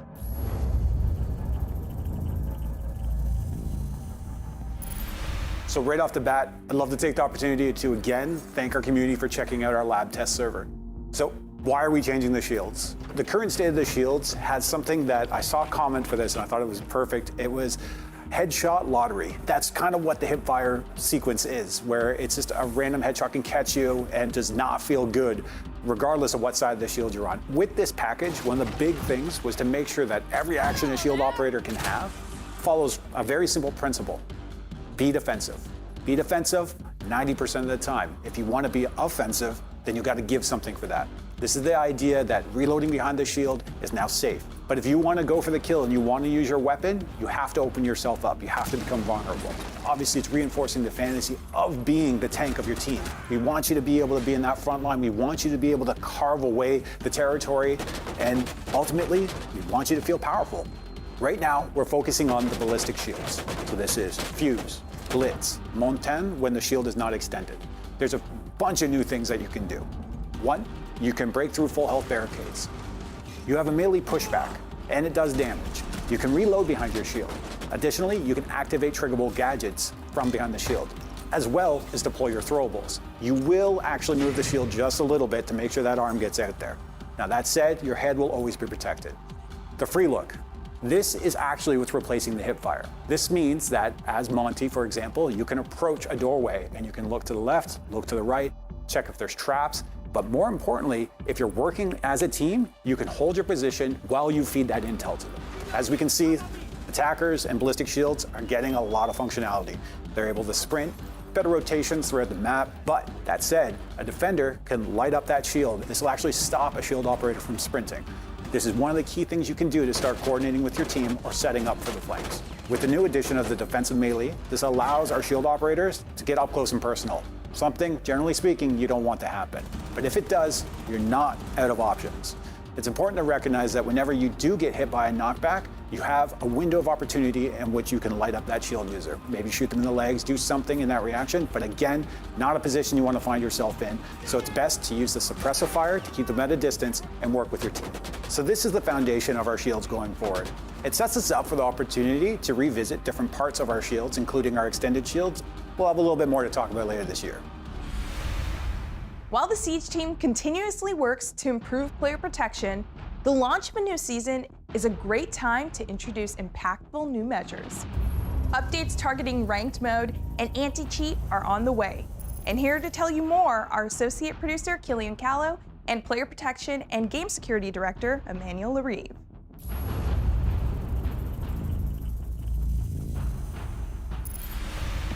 With Deadly Omen, we're introducing new restrictions to play ranked. Rank is our most competitive playlist, the place where you compete against other players based on your performance and skill level. The restrictions target two different groups, returning and new players. Siege is a constantly evolving game. The meta changes, there's new operators, new maps, balancing updates, or even gameplay addition. We know it's not a good experience to be with someone in a team who is not aware of the latest game updates. From now on, we will consider a player as inactive when that player hasn't played any regular PvP match for an entire season. When coming back, the inactive player will need to rediscover the game by winning 5 quick match or standard matches to unlock access to ranked. The other restriction is regarding new players. A new player is any player who hasn't played ranked before the release of Deadly Omen. From now on, besides the clearance level 50 requirement to play ranked, the new players will need to have in their collection at least 10 attacking and 10 defending operators. The focus of the new restrictions is to preserve the competitive integrity of ranked while enhancing the experience for all players.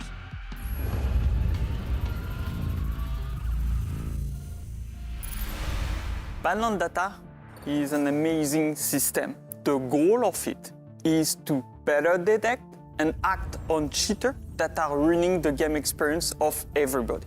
Right now, we're moving from an old model to a new model that will be based on machine learning. This is a key update for our anti-cheat strategy.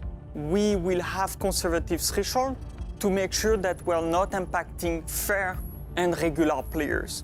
We only want to catch cheaters and the people that are ruining your game experience. We want to clean matches in a proactive way. Our long-term strategy toward cheating and ban on data will be exposed on the Year 9 overview. Player protection toward anti-cheat or player behavior are top priority for the project on Siege. In addition to accumulating razor-sharp skills and finely tuned instincts, Siege players have a tendency to collect stylish looks. So we've got a new inventory system to help you make the most of your cosmetic collection. UX designer Nicholas Joshua Klein is here from Ubisoft Berlin to introduce the Locker.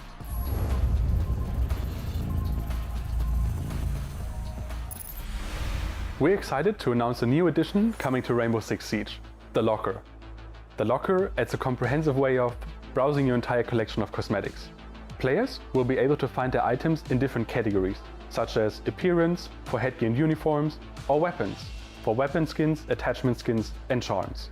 Categories hold all items of that type for all operators, and can be sorted by different criteria, such as operator, name, or rarity. Players will also be able to manage their items in more in-depth ways, such as browsing the latest item category, as well as marking items as favorites. Once an item is marked as a favorite, you'll be able to find it in the Locker's own favorites category, as well as on top of your item lists when customizing your operators over in the operators tab. The latest item category lets you find any item you may have received recently, no matter where it came from. Shop, pack, battle pass, it's all in there. Players will also be able to access the pack manager from the Locker, right as the first option on the screen. In the following seasons, players can expect more updates coming to the Locker. As always, we will continue to listen to your feedback. In Operation Deadly Omen, you'll want to take a fresh look at your loadouts as big changes are coming to attachments, including the return of a fan favorite combo. Which combo, you ask? To tell you about that, we'll need game designer Matthew Lacombe.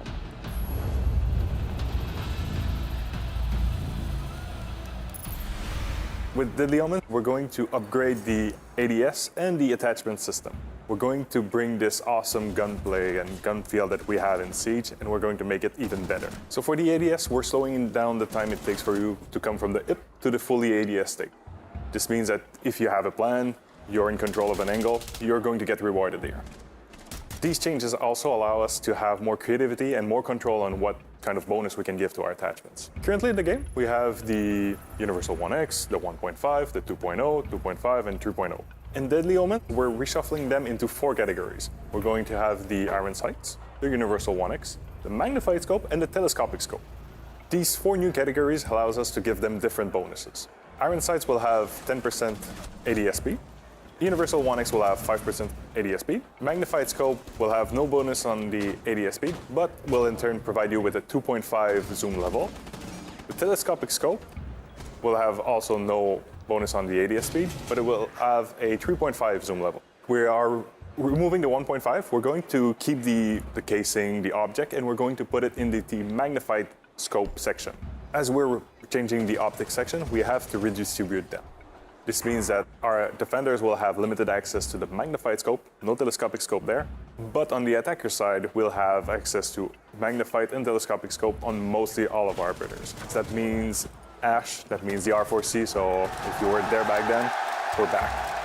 So the laser, it's such a tactical object, it's this awesome attachment, but we don't do it justice, right? We're going to change the hipfire bonus into an ADS speed bonus. A 15% bonus, this is huge. But you'll have to be careful on where you're aiming. So now that we have 2 categories that affect the time it takes to go in ADS, while the angle grip is a bit redundant in this current form, what we're going to bring in Deadly Omen is a 20% reload speed bonus. So if you've been keeping up with Siege, well, last year we changed the reload. This is such an important new change for you now. If you thought that reload speed was very spicy for attachment, well, we have the horizontal grip, a new attachment that will be available for our primary weapons. This one will provide movement speed bonus, so if you want to zoom around, that's the one. The vertical grip will remain the one attachment that you want if you want to manage vertical recoil, but we're making it 15% instead of 20% bonus. As you can see in Deadly Omen, there's tons of changes to the attachment system. I suggest that you go in the shooting range, you try all of those new options around, because you have to try them out. We're just a few updates away from the full reveal of the new operator, Deimos. But first, here's Creative Director Alexander Karpazes with more on what's coming this season.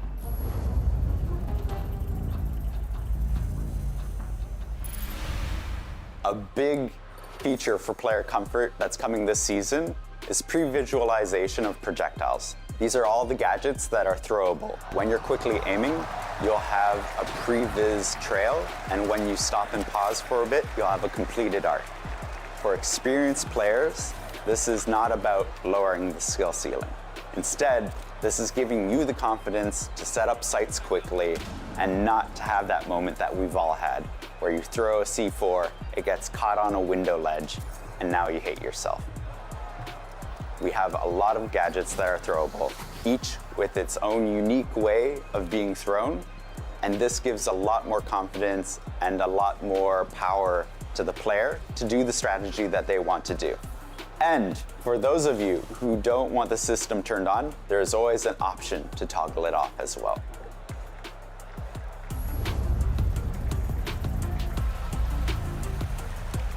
Repel is a huge system in Siege, and it's one that's very unique to us. We want to improve it and make sure that it's a lot more responsive, especially when it comes to approaching Repel and exiting Repel. Making sure it's a lot snappier, that it's more intuitive, and gives you the power to actually play on a wall and take an objective. And we've done some work on the mocap side as well, making sure that it feels right and also it looks right. Last season in Operation Deep Freeze, we introduced Versus AI and the training playlist. This season, we're expanding these modes significantly, with improved AI behaviors, additional operators, and more maps. The dev with those details is technical architect Alex Busby.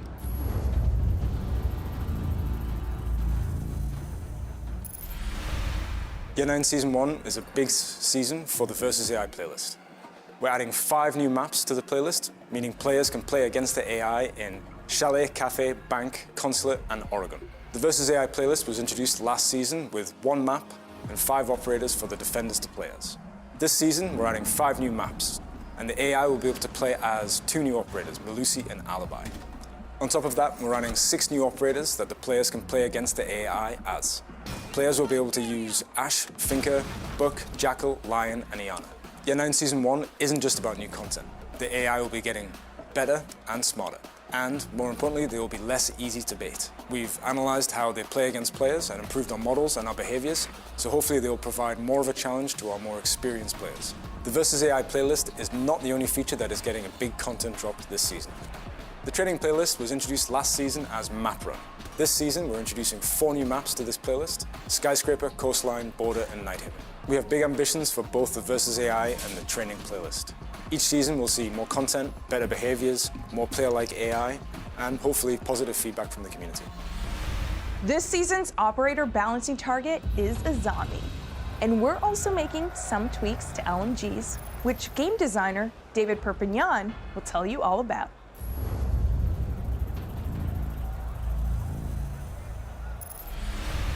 Asami's ability to reshape the map has changed how defense is played in Siege.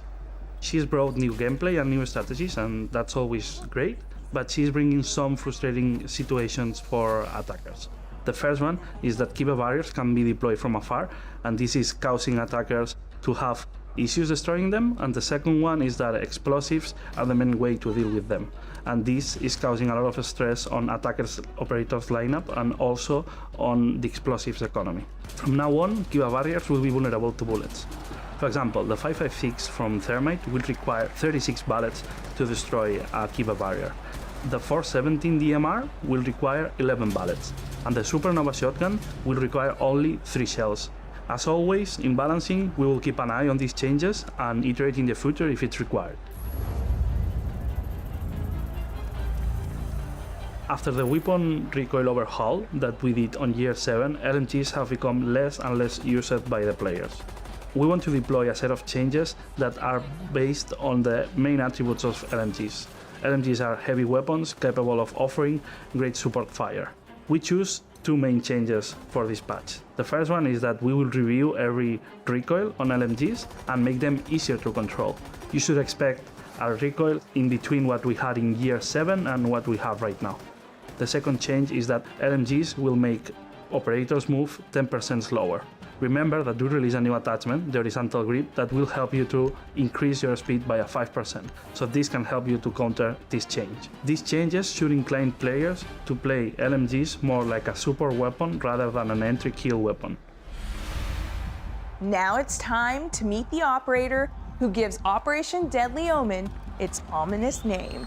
Deimos joins the attacking team armed with his vendetta and a gadget to help him track and hunt down his foes. Creative director Alexander Karpazis is here to share the insights on this operator's design. Then we'll go to Director of Gameplay Design Jeremy Carvin and Game Designer Justin Laranger Aluwalia for details on Deimos' threatening gadget.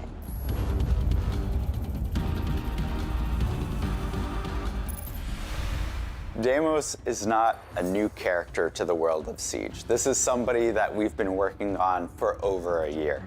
And we wanted to make sure that this character had teeth, that he still remained a villain even when he was captured. We wanted to give him that half cape. We wanted him to mask his identity. He's inspired by Bass Reeves, a historical character who could be a sheriff or an outlaw himself. The character went through a lot of iterations when it came to the mask. We wanted something that kept all of the players guessing who he is, and we went through a dozen of masks that fit the profile of somebody who is always thinking, who is very strategic, and who is going to challenge Rainbow. This device idea comes from the US military, which has developed a type of nano flying drone that we always wanted to introduce into Siege. These are flying machines shaped as small helicopters, and they are very fast, hard to see, and they can scan and spy quickly what's going on around and detect an enemy. We wanted a device that could create a link between him and his target, and this piece of technology was the perfect element. And Defender, beware, because when you see this flyer, this is just a matter of time before Deimos shows up. One by one, every operator dies. That's the promise Deimos made when he made his devastating first appearance last year, and it's a promise he intends to keep. Deimos specializes in hunting down his targets with ruthless efficiency. To that end, he's bringing a collection of small probes called Deathmark trackers. These little machines will seek out their target no matter where they are on the map and relay their location to Deimos and only to Deimos for a period of time. Of course, it can't be said that Deimos isn't the sporting sort. While Deimos' Deathmark tracker is active, he'll reveal his own position to his prey, albeit with slightly less information. He'll also restrict himself to his custom revolver for the duration of the hunt, though as his victims soon find out, that's hardly a disadvantage. To use a Deathmark, Deimos first needs to identify a target. He can do this by having him or his allies scan enemies or their gadgets during the prep phase or action phase. This will add them to Deimos' target list. Deimos can cycle through targets using the alternate ability mode input. Once Deimos has his target, he can use the ability button to toss up one of his Deathmarks and start the hunt. Deimos will start the round with 0 Deathmarks, and then over the course of the round, he will accumulate more until he reaches his maximum of 3. The tracker will take a few seconds to find its target, during which everyone on both teams will be alerted, giving them a chance to prepare for the situation to come. Once the tracker has found its target, the hunt begins, and will continue until either the timer runs out, or Deimos or the target is dead. That said, if Deimos doesn't like the matchup, he can cancel the ability at any time using the gadget button. To help him on his hunt, Deimos has 2 primary options. The first option is the AK-74M. This is a decent assault rifle with a large magazine, for when all you need is to just rain down bullets on the enemy. Alternatively, he can bring the M590A1. This is the SAS shotgun of choice, and a personal favorite of mine. This gun is great for making rotates or for a quick corner peek. The real prize, though, is the big iron on Deimos' hip, the 44 Vendetta. This brand new revolver is Deimos' signature weapon, and it's easy to see why.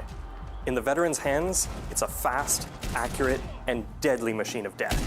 2 shots from this gun is more than enough to kill anything that moves. And with its clean sights, high destruction, and high mobility, it'll make sure to take down anything in Deimos' path. Deimos comes equipped with either frag grenades or hard breach charges. Frags synergize great with his Deathmarks, allowing him to flush out enemies in entrenched positions. On the other hand, hard breach charges allow Deimos to bear down on a site once he's secured an area. Either way, Deimos will make sure that no one can hide from him.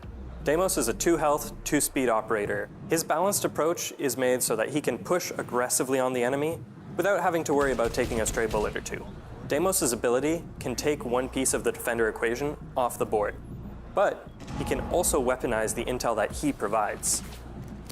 A coordinated team can use Deimos' exposed position either as bait or as a misdirect. New players will find that Deimos' kit is quite powerful and very effective at hunting down single targets and taking them out. This can be a bit risky in solo play, but if you coordinate with your team and share that intel, you can get a lot of benefit out of it. We can think of operators like Ashe, Zofia, Blitz, or Ying. They would all be perfect for that job. Deimos might be able to hunt down operators, but smart defenders will also protect themselves with traps and flanks. Operators who can anticipate or disable traps, like IQ or Thatcher, and flank watch operators, like Nomad and Gridlock, are great additions to make sure that Deimos doesn't have to worry about additional variables on his hunt. Deathmarks are small and fast, making it nearly impossible to avoid once they've found you. However, with the right tech, it is possible to hide from them or avoid them entirely. Gadgets that disable electronics, such as mutes jammers, two-brow Zoto canisters, can help mask an operator's presence, hiding them from a Deathmark tracker before they find them. If you're too late and already getting tracked, these devices can still help you, though they'll only last for the duration of the disabling effect. If the disabling ends before the Deathmark does, then it'll pick up right where it left off. Vigil is uniquely suited to dealing with Deimos. His ability to deny intel also applies to Deathmark trackers. Deimos is a terrifying operator. His ability to control the flow of battle means that nobody is safe. When Deimos is on the board, he's a problem, and he needs to be dealt with. Now that you've gotten all the details from the devs, let's get some impressions from a special guest. Someone in the community who's played a lot of Siege and recently played an early hands-on session with Operation Deadly Omen. Please welcome Jinxie. Let's do it. This is a sick-ass gun. When he's in the right hands, he could be a 10 out of 10 operator because it's gonna have that double ping effect, right? The other attackers don't have that ping. So if your communication stays good and Deimos can actually call out where the roamers are, you can destroy roamers. And I can say his secondary was one of the most fun guns ever. Like I could make so many line of sights through like 3-4 walls, like long range. It was sick. Ace, baby, ace! Oh yeah, this op's insane. This op's insane. Key to Deimos and what he promotes more than anything is communication and call outs. It's gonna teach players to actually roam with discipline because like recently the ranked meta, not Pro League, but the ranked meta is just everyone running around. So that operator would actually shift the meta. When I found out Ashe R4C ACOG was coming back, I almost shit my pants. And then like they've even brought back Buck ACOG and all the other iconic ACOGs. Castle has an ACOG. So I think next is Jaeger. Deimos is so good. I'm out. You could play the season test server for Operation Deadly Omen starting next week.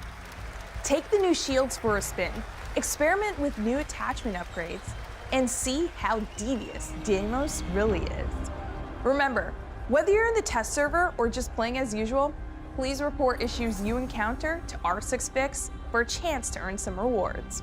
We're also hyped for the live reveal of Year 9 of Rainbow Six Siege tomorrow at the finals of the Six Invitational in Sao Paulo. Until then, here's one more thing to celebrate. Happy Lunar New Year.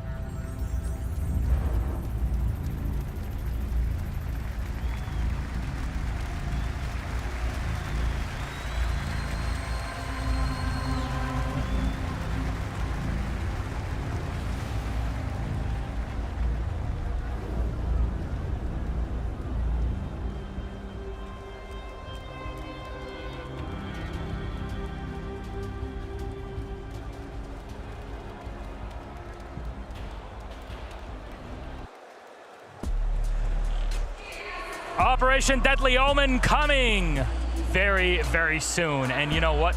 Next week, you can start trying the game all on the test server. So I'm very excited to see it. We're going to debrief it real quick because there's so much to talk about. We would be sitting here all day speculating on what things actually look like when you get to play them. Hi, I'm Milos. With me are Fresh and Fabian. No more 1.5s. Our sights are finally clear. We get ACOG back also in its own way.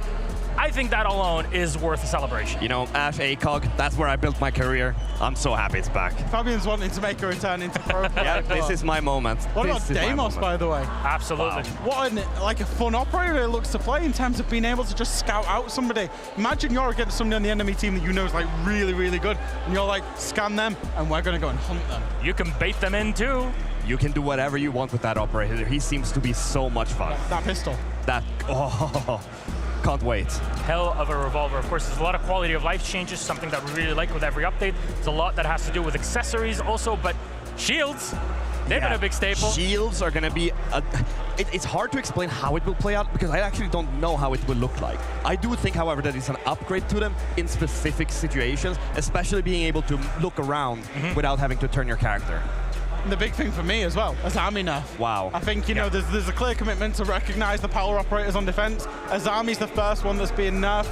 Obviously, it's still going to take a lot of attack utility, 30, I can't remember how many bullets 36. it was 11 with a DMR to get rid of it, but it is possible with any operator now, and that's a huge plus for the attack. That is going to be a big shift, of course, in pro meta, but also for all of you watching at home. Gentlemen, it's time for us to get started for our second matchup of today. Who will make it to the grand final? Well, let's see what our two opponents said about one another. W7M MVP.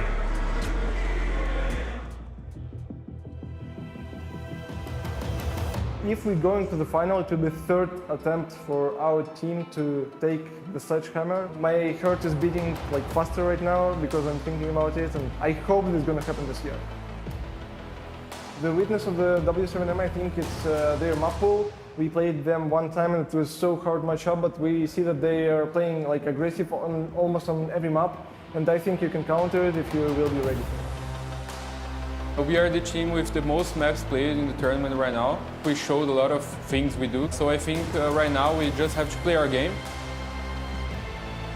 Virtus Pro is a very good team, but they play very slow-paced Siege. AVP, last time we played, you got the best of us, but I think this time we know how to play against you. We are getting the win. We are friends with the W7M, so have a good fun and good luck. I don't remember us. Here it is. We are in for our playstyle differences, and our two teams, Virtus Pro and W7M, go up against one another for a spot in the grand final against FaZe Clan. Both of these squads have been in the final in the past, and today we'll get to see if we'll get to repeat that or not. At least it will swing one way or the other. Hello, welcome back to the Analyst Desk. I'm Milos. With me are Fresh and Fabian. Fabian, welcome back from the caster desk. Thank you. Taking out one more person's job from there. My voice is so ruined right now. Like, I'm feeling it in my throat. Every word I say, oh, it's in pain. You said like 5 lines, but now you know what casters actually go through. It's a lot, and you know what? Who's going through a lot? Both of our teams here in the grand final. W7M have, of course, warmed up the final, defeating G2, making chump out of them. Of course, Virtus Pro on the other side are coming in comfortable. But what is the big difference between these two, and the play style especially, Fresh? Yeah, I think this match is a really, really intriguing one because of just how different these two teams play out. We saw it in the pre-match video just then about Joystick saying they're very fast, we're very slow. And I think that is basically the crux of the matter, is that W7M are playing very, very new style Siege, and Virtus Pro play very, very old style Siege, but they're trying to implement little flavors of new style wherever they can. They're trying to, but how successful they've been with it, I don't actually know, because it feels like when they go off it, they get punished quite often on just that specific point. I think they need to play to their strengths and just go as a group, follow the plan that they set out, and just keep rolling. And if anything, Virtus Pro have been this team that over many years, of course with Pasha added, we'll talk about that in a second, but this team has looked unshakable. Every time they have a strategy, they execute it to perfection. Well, almost every time, because there are some rounds that they do lose. Exactly. And that's mostly because of what their opponent does. Because the practice that Virtus.pro put in, they just keep going, and they keep going no matter what. No matter what comes up against them, they will just push. They never go off the plan.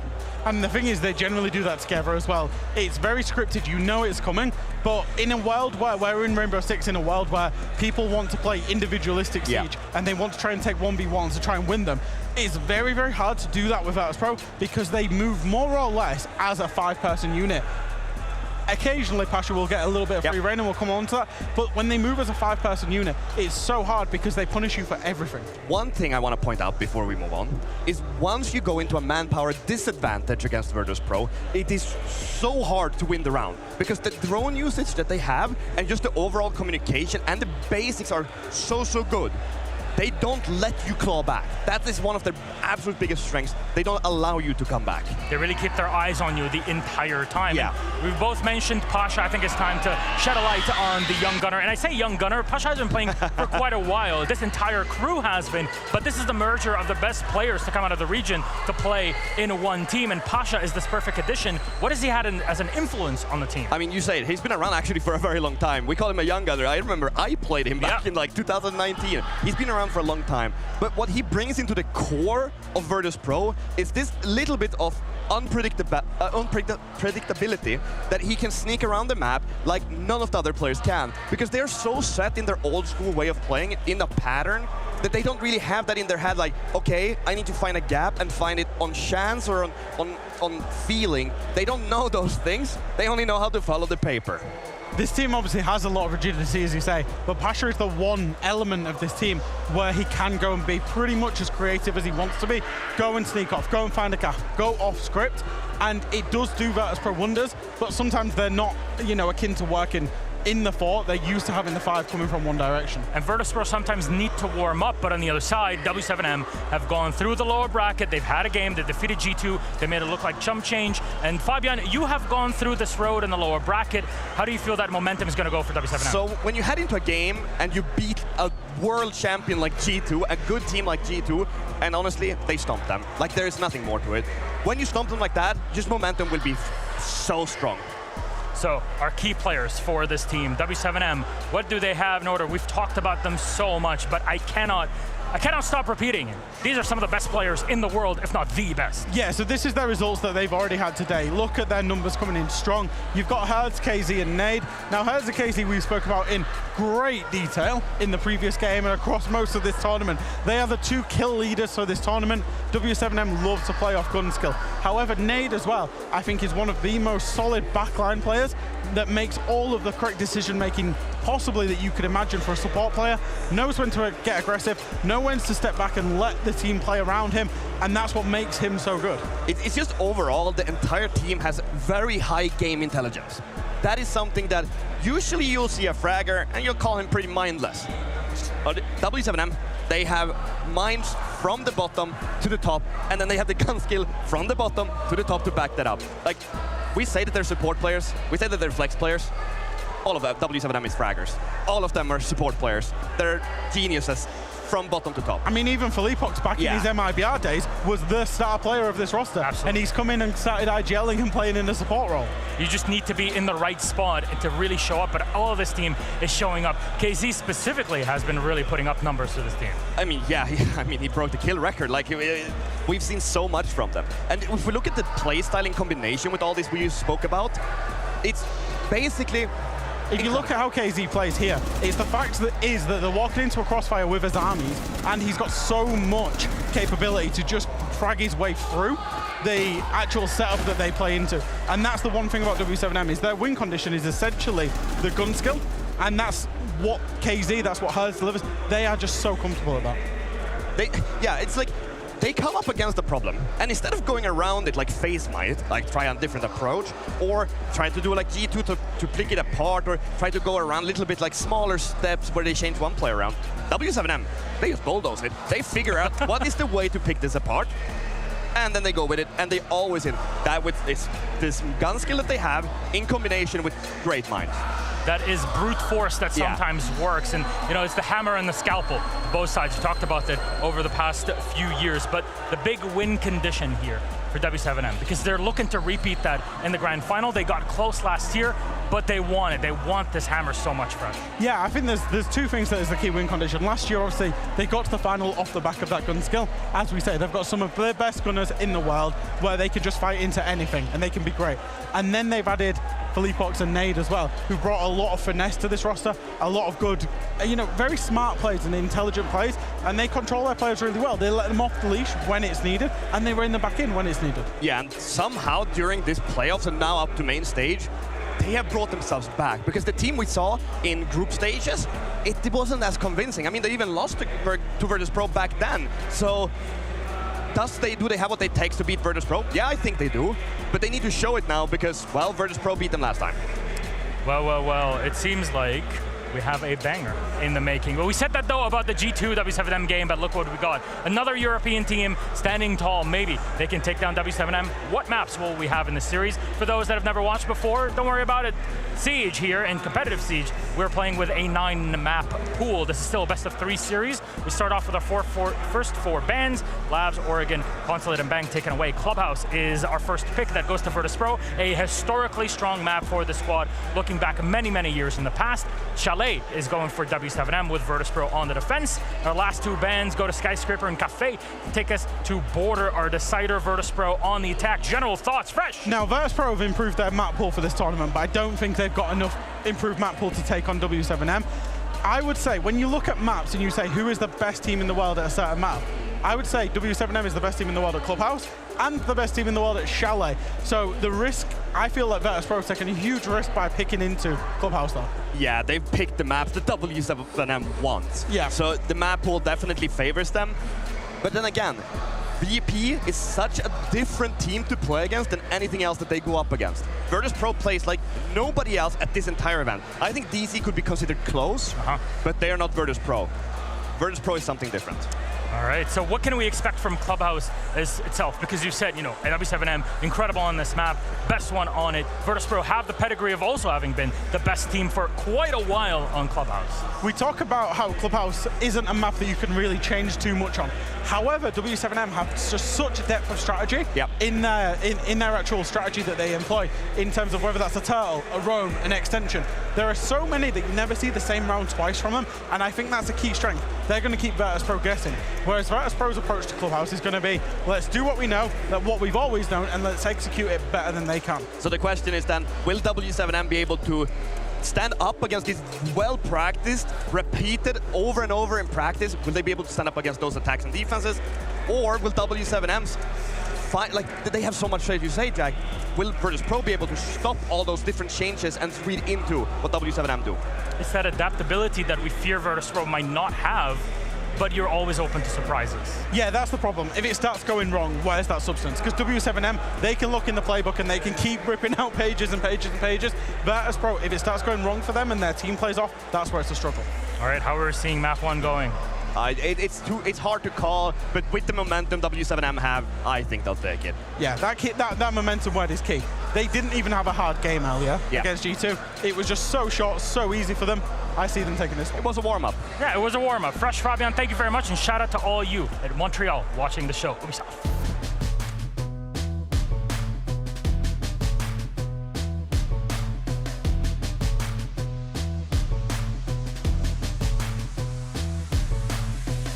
Oi galera, meu nome é Daiane, eu sou a gerente de produto do time de marketing de Rainbow Six Siege. Infelizmente, nem todo mundo pode estar aí no Brasil, mas estamos aqui acompanhando com vocês. Vai Brasil!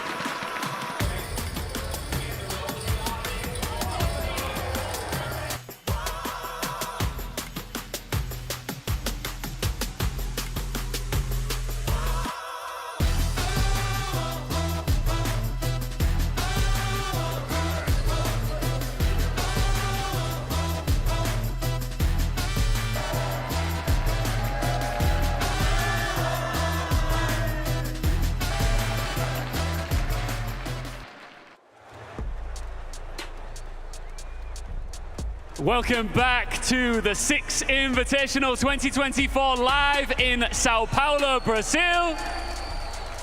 How we doing? Good? E aí, rapaziada, como é que vocês estão? Vamos aquecer isso aqui que eu tô achando meio quieto o ginásio do Ibirapuera. A gente vai pro próximo jogo pra ter uma final brasileira. Vocês querem ou não? I was just talking to some of the fans down there. Okay. And they said, if I say a certain thing, everybody will go crazy. Really? Can I try? This could be a disaster. No, go ahead, try. Let's see if people understand. Haza careca. Haza careca? Haza careca? What's it mean? Haza, we just had him here with no hair, bald. Oh, yes. Yeah. Haza careca. It's just crazy. It is crazy, right? We are now bringing out our next commandee. This is huge for the community. If you don't know this man already, you're gonna love him.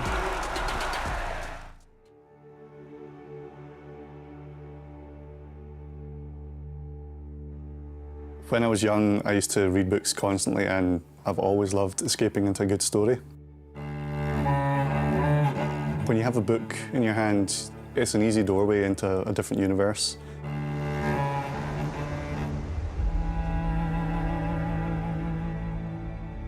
And now I'm actually able to do that with my 3D printer. I'm able to bring things from imagination into reality.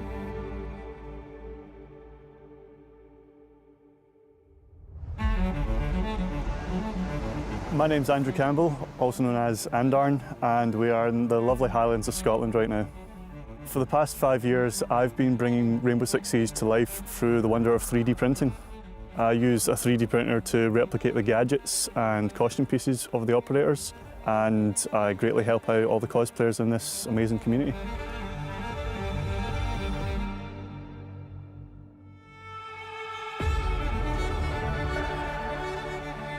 I was first introduced to Siege back in 2018 with Operation Parabellum, and I realised it was fun, it was tactical, and I started making new friends through it and just enjoying it a lot more than I thought I would. I think Ubisoft have done a really good job when they're working on the backstory of the characters. There's just so much to do with the operators. Their designs are amazing, and it gives plenty of ground for cosplayers to build off of. The operator that I picked the most, to nobody's surprise, is of course Sledge. He's my main attacker. One of the best feelings playing Sledge is having your whole team behind you as you're about to break through a wall, and just knowing that they're going to go through there, they're going to take out anyone who's standing in your way. Yeah, it's not about getting the most kills, it's about being a great team player.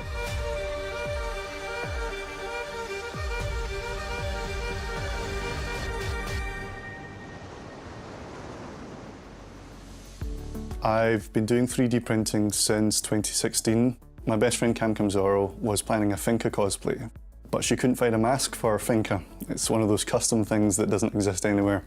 So I offered to make the mask for her, and she loved it. She went to SI, and then people just started messaging me saying, can you make this, can you make that, can you make this operator gadget? And it sparked something completely new in me. And I wanted to do better. I wanted to make bigger things, more accurate things, and from 2016 onwards, I've been printing things from everywhere. When I'm working on a new gadget, the first thing I do is go straight into the game, get as many reference shots as I can of it in motion, it functioning if there's any movement, and then I'll import those images into a 3D modeling software. And I'll spend many, many hours getting the scale, getting the function right, making it look just like it does in game. And then it's a case of exporting those 3D models to the printer. And then many, many hours later, you have the first of hopefully many new props. And from there, it's just fine-tuning and just making sure that it is what people see on the screen. The first time that I saw a cosplayer wearing one of my props was at SI20. That was my first gaming event, my first Rainbow event, and I just remember somebody walk down the corridor of Place Belle and go, Darnie, look, and they held up the prop that I made for them. And the feeling there was just, I can't describe it. Knowing that I made a little something that then they've chosen to make part of their amazing costume, it's just the best feeling in the world. The Six Invitational represents community for me, really. I get to see my friends, I get to see players from online that I've watched on Twitch. I get to cosplay and just be a character for a couple of days, and it's just fantastic. I think the cosplay community really bring the game alive for other people. I've seen people who've wandered around the Invitational or Majors and gone, that's my character that I play, and it's suddenly standing there in front of them. And I think that makes the game better for them. They enjoy it better because they're actually seeing part of it in front of them. Behind all of the outfits, like, it's what makes these majors tick. As soon as you see cosplay, it's like, okay, it's showtime. And so it's just a great way to connect with people. And it brings people of different interests and backgrounds together. The embodiment of loving a game as much as you do with Siege. The fact that you can make anything with 3D printing means that I could go and do anything from any game, but the combined lore of Rainbow and the fantastic community behind it, I don't want to move on from that. I just love doing it for Rainbow and for this community and building this game into the real world.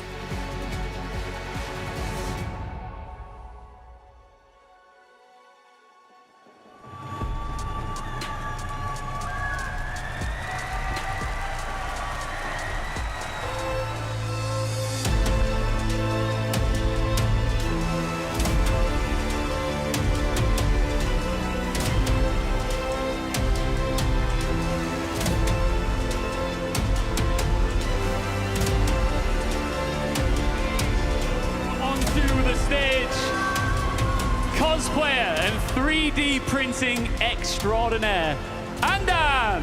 Vamos aplaudir aí, assim como vocês, parte da comunidade. Andan, your trophy. This must feel crazy because your first ever event in person, when you came as a fan to Siege, was SI 2020. Fast forward, 4 years later, you're here in Sao Paulo, center stage. This has got to be surreal. It feels like a dream, really. I never thought one day I'd be here on the stage in front of this amazing crowd, accepting an award for the work I've done. It is, I said it in there, it's the best feeling in the world, but this truly is. It really is. Well, you deserve it, that is for sure. Ele nunca imaginou que a primeira vez que ele viu show de Rainbow Six foi 4 anos atrás e agora está aqui na frente dessa galera maravilhosa. Ele não imaginava que isso fosse possível. É sonho. I see you at all the events now and you've put together some amazing items over time. What would you say is your greatest creation? I'm putting you on the spot. I absolutely hate this question, Ian, but I mean, it's got to be the hammer. Come on, everyone loves the hammer, right? Vocês gostam do martelo? É uma das criações mais legais dele. Martelo incrível. É bonito ou não é? Not many people get to raise the hammer on the main stage. Andan, you join an elite list here. Cosplay community is so special in Siege particularly. Why do you love it so much? It's really just the epitome of loving a game so much, being able to bring it to life, to share it with everyone who's attending these events and just make it real for them. You know, we get people from all over the world who just want to make something. They realize their creative potential, and then you see them walking around as their favorite character, you know. I have to give the biggest shout out to the Roundtable of Operators, which is the largest cosplay community in the world for Siege. Anyone here who's watching at the stadium or at home, if you want to cosplay, please check them out. You all have that creative potential within you. Seriously, it is the best hobby ever. Tá dizendo que é incrível, é hobby muito legal poder fazer os cosplays, especialmente do Rainbow Six Siege. Vocês têm esse poder criativo de poder se vestir, assim como esses maravilhosos que a gente já viu hoje no ginásio do Ibirapuera. All right. Is there anybody else you want to thank before we let you go here, Andan? Absolutely. I mean, the biggest thanks has to go to my best friend, Cam Zoro, who's up there cosplaying Sophia right now. Cam, you got me into Siege in the first place. You started my journey. This award is as much yours as it is mine. Thank you. To all of my friends, my family really that I've met through Siege, Warden, Hawks, Dawn, Nuki, you know, Jess, Fluke, everyone. You guys are the best friends. You're the best support ever. And I have to give Olivia, Lena. There's so many people. I have to give a huge thanks to Ubisoft as well for trusting me with Rainbow, to Vincent, to Carolina, Liam, Ash, and of course Sunstark and Laura, who have moved on. But without your support, not just for me, but for the creative community around Siege, Rainbow would be a much different place. So thank you guys for everything you've done for us, and to everyone who loves my stuff, loves my cosplay, loves my props. Thank you. Your support is the best. You know what? I've got one more thanks for you, and Dan, yourself, because you have become a staple of the Siege community. One more time, ladies and gentlemen, for Andan! A salva de palmas! Thank you very much. Thank you. He can go sit and watch an epic best of 3 that is coming up shortly, right? Exactly. It's our final, upper final. W7 and Virtus Pro. I'm excited. Me too. It's kicking off after the break.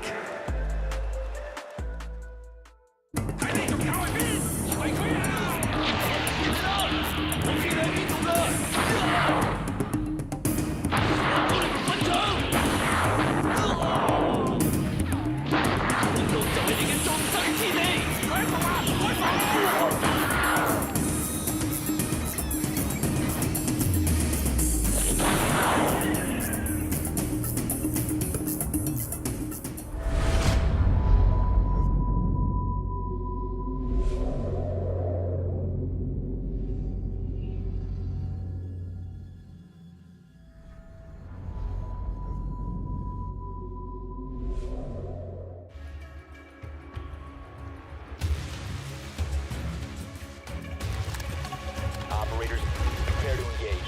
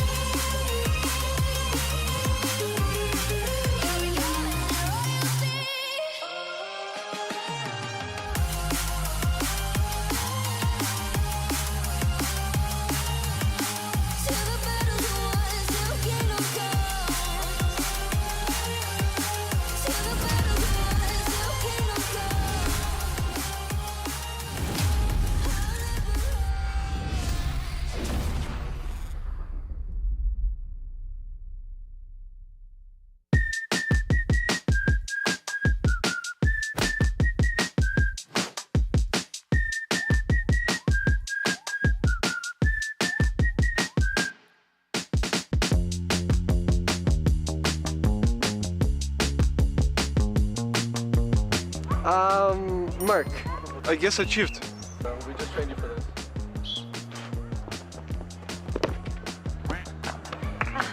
Amber, you are no longer on our team, bro. Get out. You're out. Get out. Coastline. Coastline. The free, блядь. Up!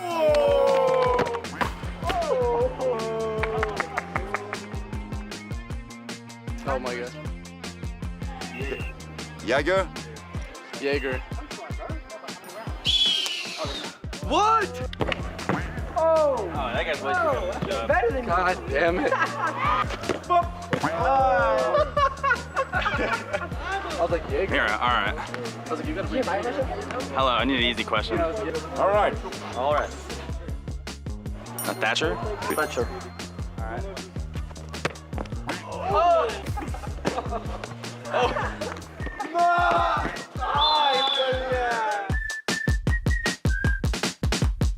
Psycho? Psych.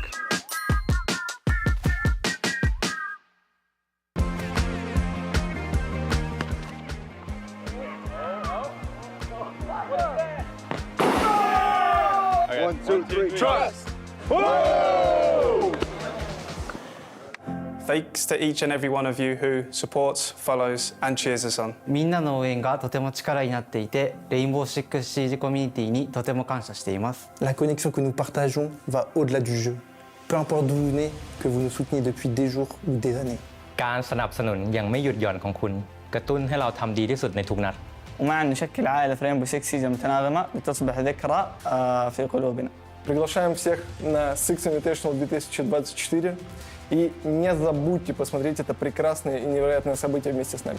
항상 레인보우 식스 시즈를 응원해 주셔서 감사합니다. 여러분들의 응원이 레인보우 식스 시즈를 세계 최고의 게임으로 만들 수 있습니다. Juntos somos a melhor comunidade do mundo. Muito obrigado, galera. Thank you for the support. شكرا على دعمكم. ありがとうございます。 Thank you. Спасибо огромное. Muito obrigado, comunidade. Merci beaucoup.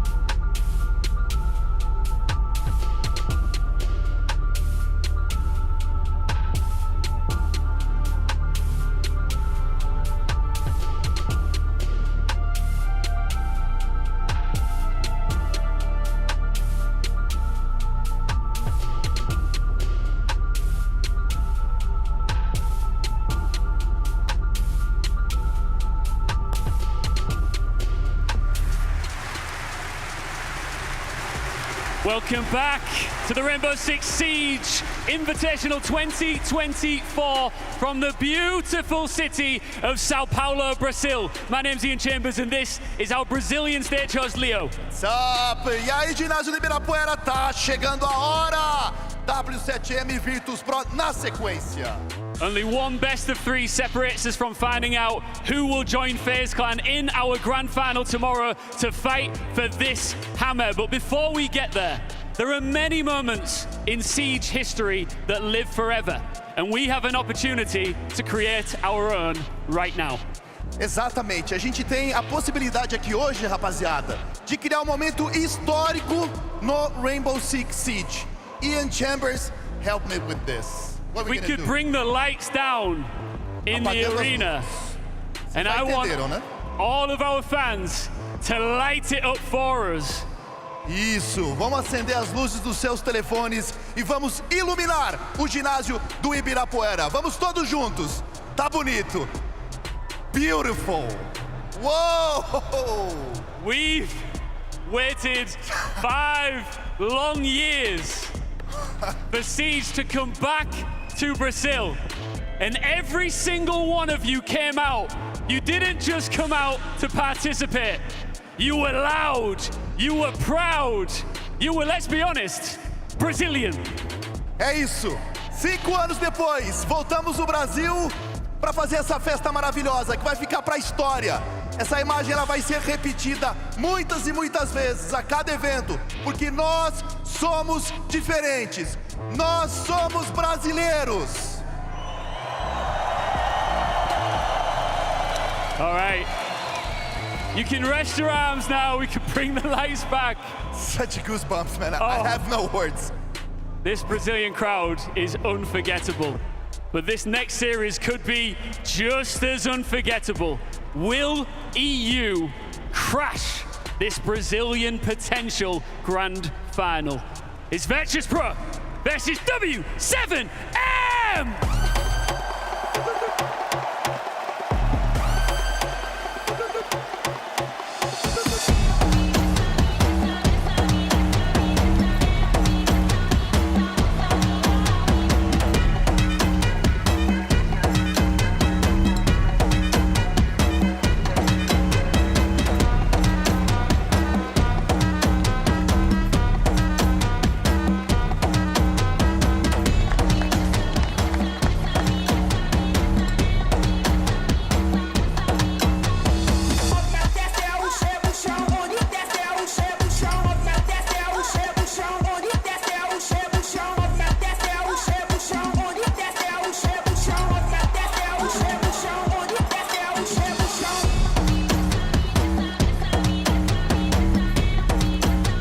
Joystick and JV92 as we get set for our first map here. Joystick, you were here yesterday.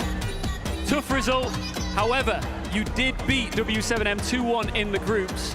This is a bit of a different scenario though, isn't it? Of course it's different because there's like a lot of people cheering for W7M and for Brazilian teams. It helps them a lot, but we hope that we can do like our best game, our best shape, our best performance, and that's it. We make it once, maybe we can do it second time. Bom, vocês jogaram contra eles na fase de grupos e eles venceram. E ele disse que agora é um pouco diferente, porque de fato vocês têm o apoio da torcida, mas se eles fizeram uma vez, eles acreditam que hoje podem ter a melhor performance e vencer. Você acha que eles conseguem repetir o que fizeram na fase de grupos?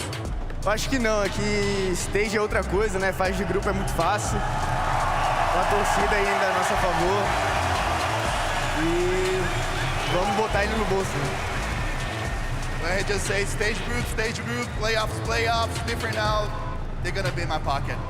Joystick, let's not forget here, yes, there's a lot of Brazilian fans, but at home watching, there's a lot of supporters for you and your team. What would you like to say to them? Of course, thank you all guys for the support. Thank you everyone. Thank you for cheering our team. We all love you. We're ready for this one. Should we shake hands, please? Feito de mãos, esportividade, é isso. Go and take your positions ahead of this one. Man, do you know what? I can't hear anything in here. Really? Can you? I think we can do louder, right? Let's ask them, can you do louder than this? Let's try your Portuguese once again. Oh yeah? On the count of three? Okay. For the grand final, upper final between Virtus Pro and W7M in 3, 2, 1. Vamos fazer barulho! Much better now. I'm still not sold. I'm still not convinced. Okay. One more time. One more time. Vamos lá então, família. I want our players, I want everyone backstage, I want everyone in the arena and area to feel the ground shake for this one. Oh, vamos fazer tremer isso aqui. Vamos balançar o ginásio do Ibirapuera como nunca foi feito antes. Em 3, 2, 1, enche o pulmão e vamos fazer barulho!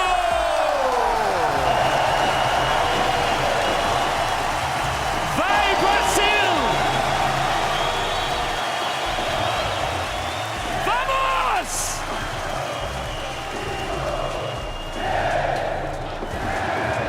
Can you feel it? I can. Should we test one more time who this arena? We've got some time, right? Oh, Should we find out? Can I try something? Do your thing, brother. It's very popular on soccer matches when Brazil plays. Yes. Hey, let's do it this. Okay.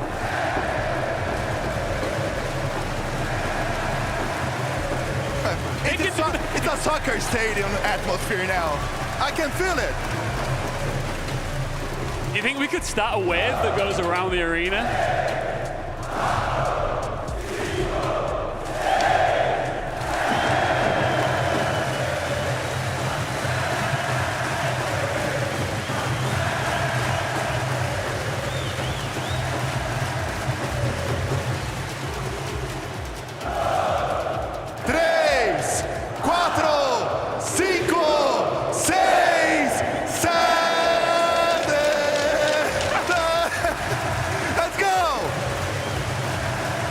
Leo, for our fans watching at home, describe what's going on here. They're chanting like 1, 3, 4, 5, 6, 7, and with 7M, it's like, damn. 6. Yeah. Crazy.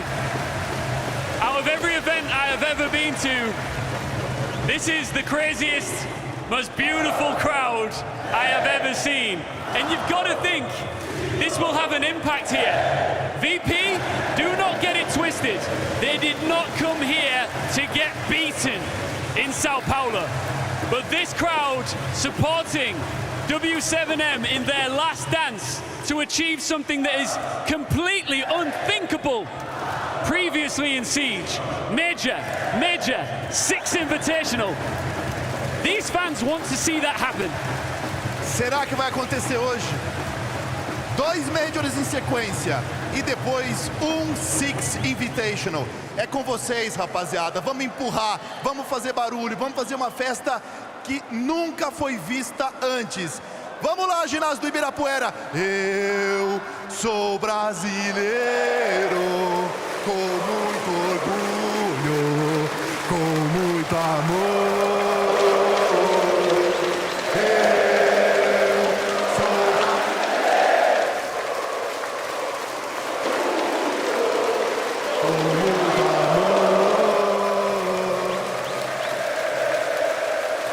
This is sick. All right, so you're good looking, you're built like a monster. Appreciate that. And you can sing. I don't want to work with you again, Leo, all right? I'm kidding. I'm having the time of my life here in Sao Paulo with these amazing fans, but it is time to get down to business. Will VP or W7M make it to the grand final? It's over to my 2 favorite casters in the bloody world. Thank you very much, Mr. Ian Chambers. I'm Des. This is Tim. Tim, EU's last hope, arguably any non-Brazilian fans' last hope.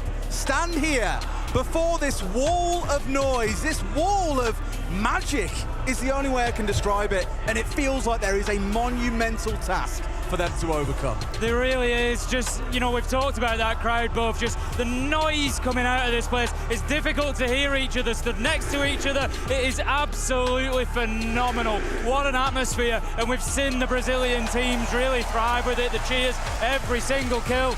It's just unbelievable. I tell you what, we love and we get to see Rodalia and Melly on the screen behind us. Gorgeous, man. Look at him. I tell you what, though, we're massive football fans. We love a live crowd. Genuinely, this has been something absolutely spectacular to behold, but there is a massive game coming up, of course. It's mad in the stadium, I'm sure it's mad in the chat. Jinxie, I hope you're having a good co-stream and your chat are enjoying this as much as we are. Still plenty more to come, as said. If we look back at that game yesterday, though, I'm looking at this for W7M. They have got that magic spark going on. You heard them on the stage a moment ago.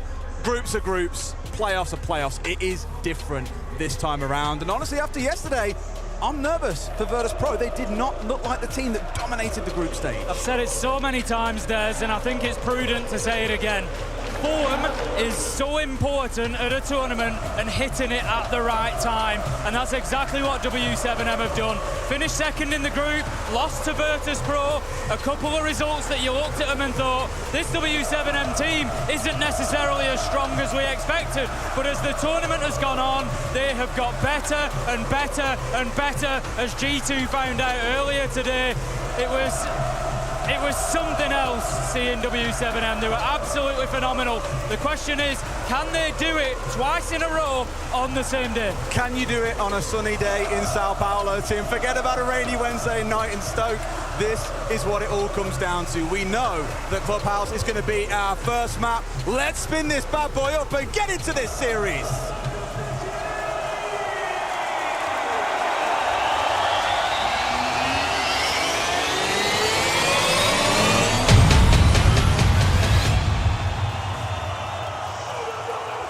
Jesus Christ.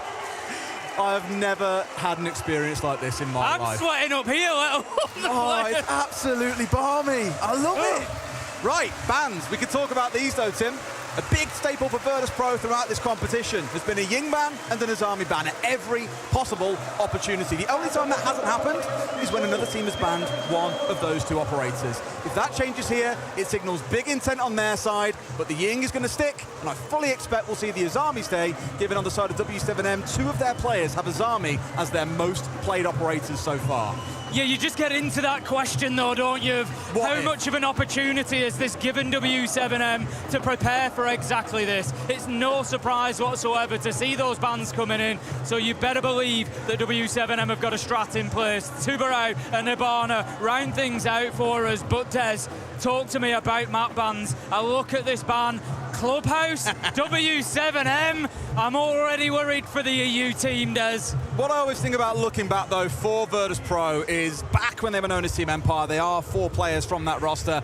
Everyone always said, you don't take Team Empire to Clubhouse. And it still is going to be the same story for Virtus Pro. But as you say, for W7M, the battle is, they play every single map, Tim. Until earlier on today, the only map they didn't play was Nighthaven Labs. And then what do? They bring it out after not playing it for the entirety of 2023 and slap G2 around the face with it and utterly destroy them on that map. So at this point, I think it's really hard to say, well, what map do you take W7M to when they're so bloody good at the game right now?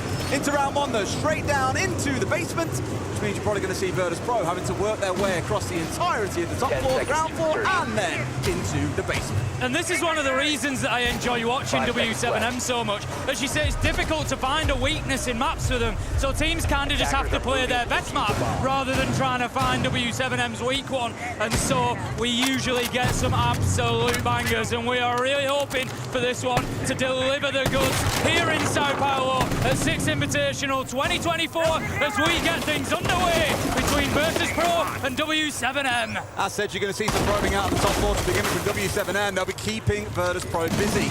FaZe really abused Virtus Pro yesterday because they know that VP are a slow team. They chew through a lot of drones, and then what you'd see Virtus Pro come out with is making use of 6 to 9 flashbangs, depending on how many they bring in the round, and they use them to take map control. But at this point, W7M already have gone through 4 drones. They have not yet fully abandoned the top floor. They've still got 2 players up there and 2 players on the ground floor already putting to work that same strat that helped FaZe beat Virtus Pro yesterday. That's it, just leaning into that time wasting. You know, let's give Virtus Pro enough problems to solve around the map, and that will burn the seconds. That will force them into those last-ditch attempts onto site. Virtus Pro, that's something they're definitely going to have to deal with today. As it stands, we're a minute 10 into the round. Virtus Pro still not inside of the map yet, Des. This normally is where you would see teams throughout this competition. I think about G2, DZ, Wolves, even other teams like that as well. They would just go and rush and smash their way into the site itself. Forget about the Rovers. There's 3 or 4 players not on site, but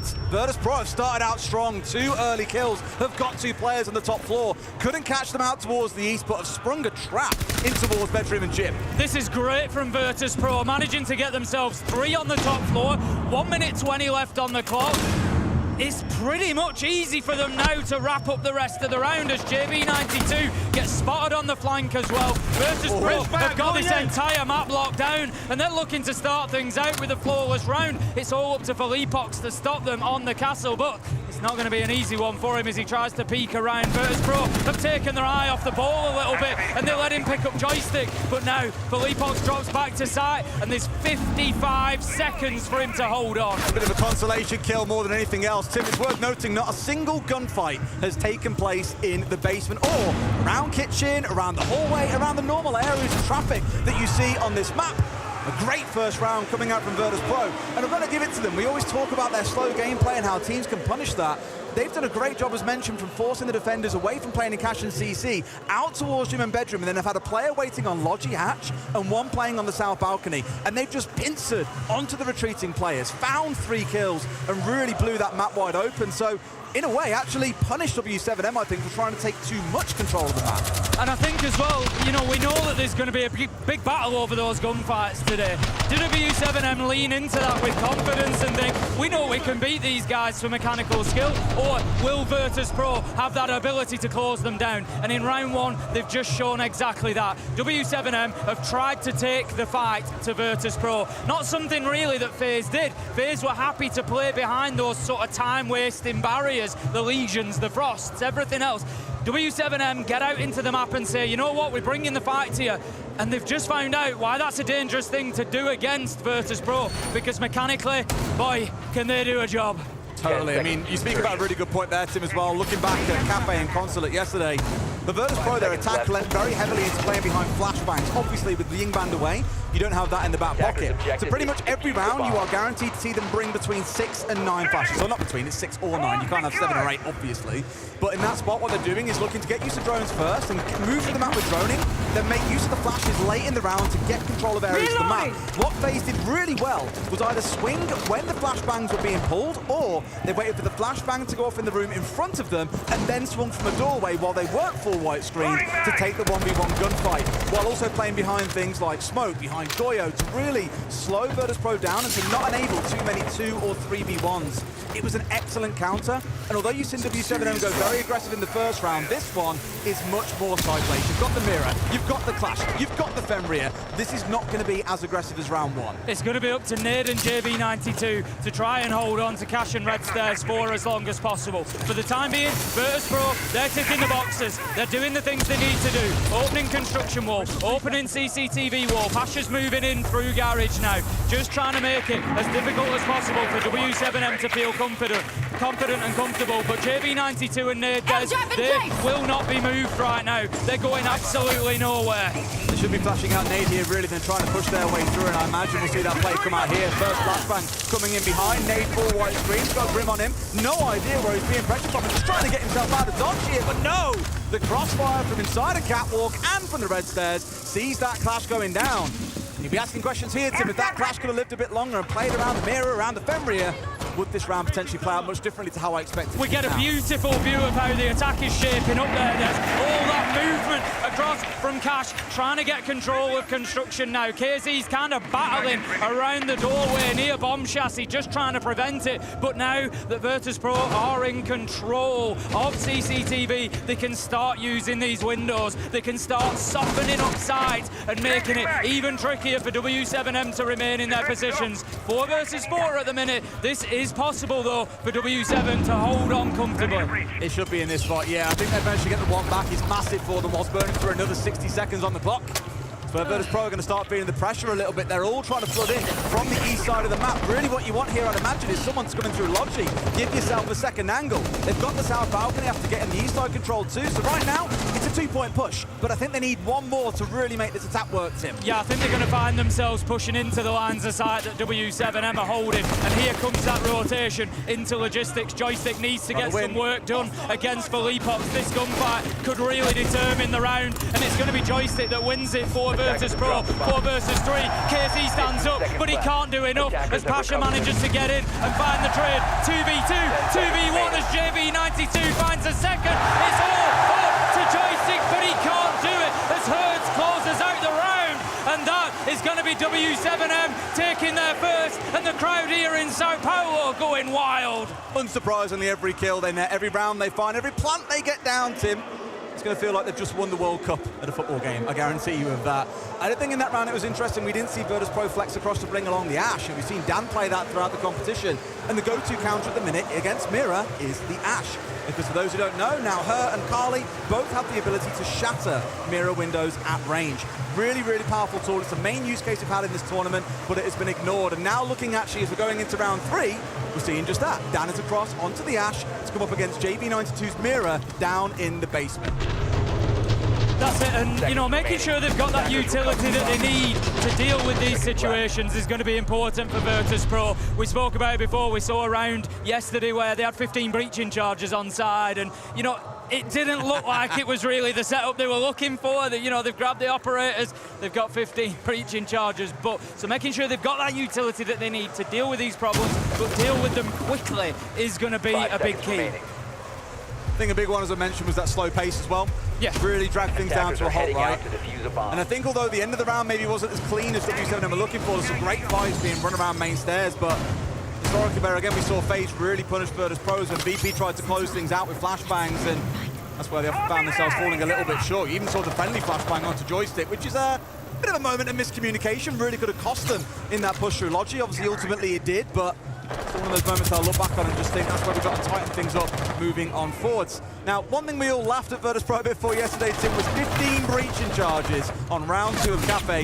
Here it's 9, it's not quite the full 15. Starting things out inside of Garage, finding himself 1. And that Ash that I mentioned, the counter towards the mirror, is off the board. Could be dangerous for Virtus.pro if players like Herd starts finding his feet, feeling himself in this game. I said that there could be this battle over gun skill, over gun fights. W7M want to play that fast, aggressive style. Virtus.pro, they can take those fights and they can win them, but if they don't hold on to them, W7M, they are going to start to run away with this. But at 1-1, it's been even split so far. Joystick shut down, and Herds, as I said, starting to find his feet here on Clubhouse. Could be a very, very dangerous game for Virtus.pro as he manages to find a third. Absolutely huge. Shepard at least shutting down the rampage of Herds. Cutting through 3 players of Virtus.pro. Casey finds another. And this round, very different to how round 1 played out. So they played out on their own, they played aggressively still. And this time round, they have absolutely deleted Virtus.pro from the server. Shepard, a key player in map 1 for this team yesterday, didn't really have the strongest tournament. Outside of that, I think he's gone about neutral when it comes around to his KD, but has been quiet in a lot of these big games for them, except for that map 1 yesterday. And the team, no doubt, are looking at him for a big performance today. Absolutely, 1 versus 3 now. Shepard, a breath away from death, surely just going to be a matter of time. A minute left on the clock, so he can use a few of those seconds, see if he can maybe bait out a kill here, bait out a peek from W7M, but it doesn't look like they are going anywhere. They know they've got their positions, they know they've got their angles, and they can hold on. And this, Des, just goes to highlight a point that I made to you before the cast. Guman will pick up that final kill.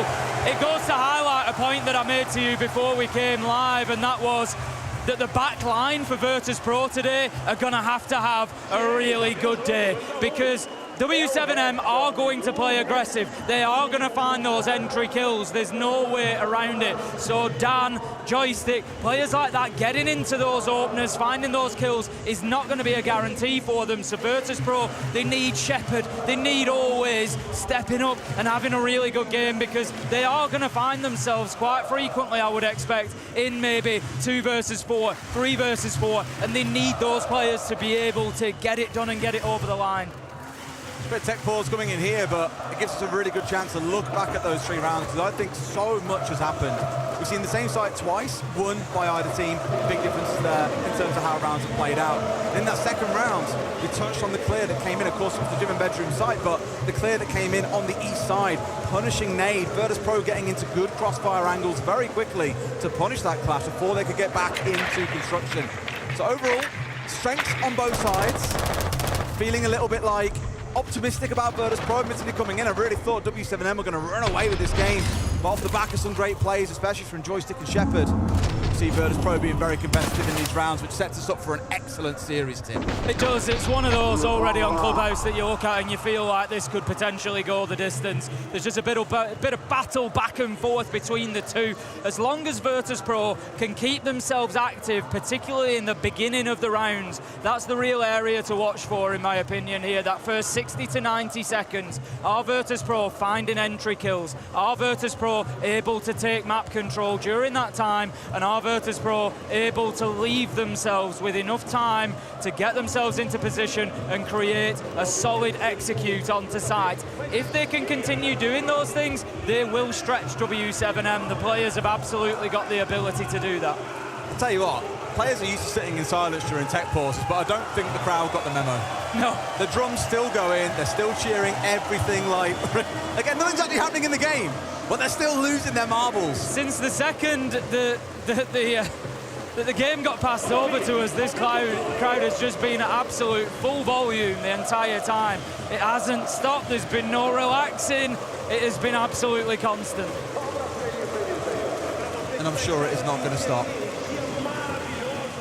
It feels like being at a football game. I'm serious. It's unbelievable. It's one of the most amazing things I've seen, inside a Siege. This sort of noise, this sort of excitement and passion it's just wonderful to see. Here we go. The game is getting back underway, so it should be good to get things back up on your screen. Here we go. Cash, CC, defense coming out in round 4. First time we'll have seen this site on this map, but give you the option to go a little bit more direct to site sim, unlike gym and bedroom, where you normally have to start clearing out on the east side of the map. Here, the main battleground tends to be inside the garage itself.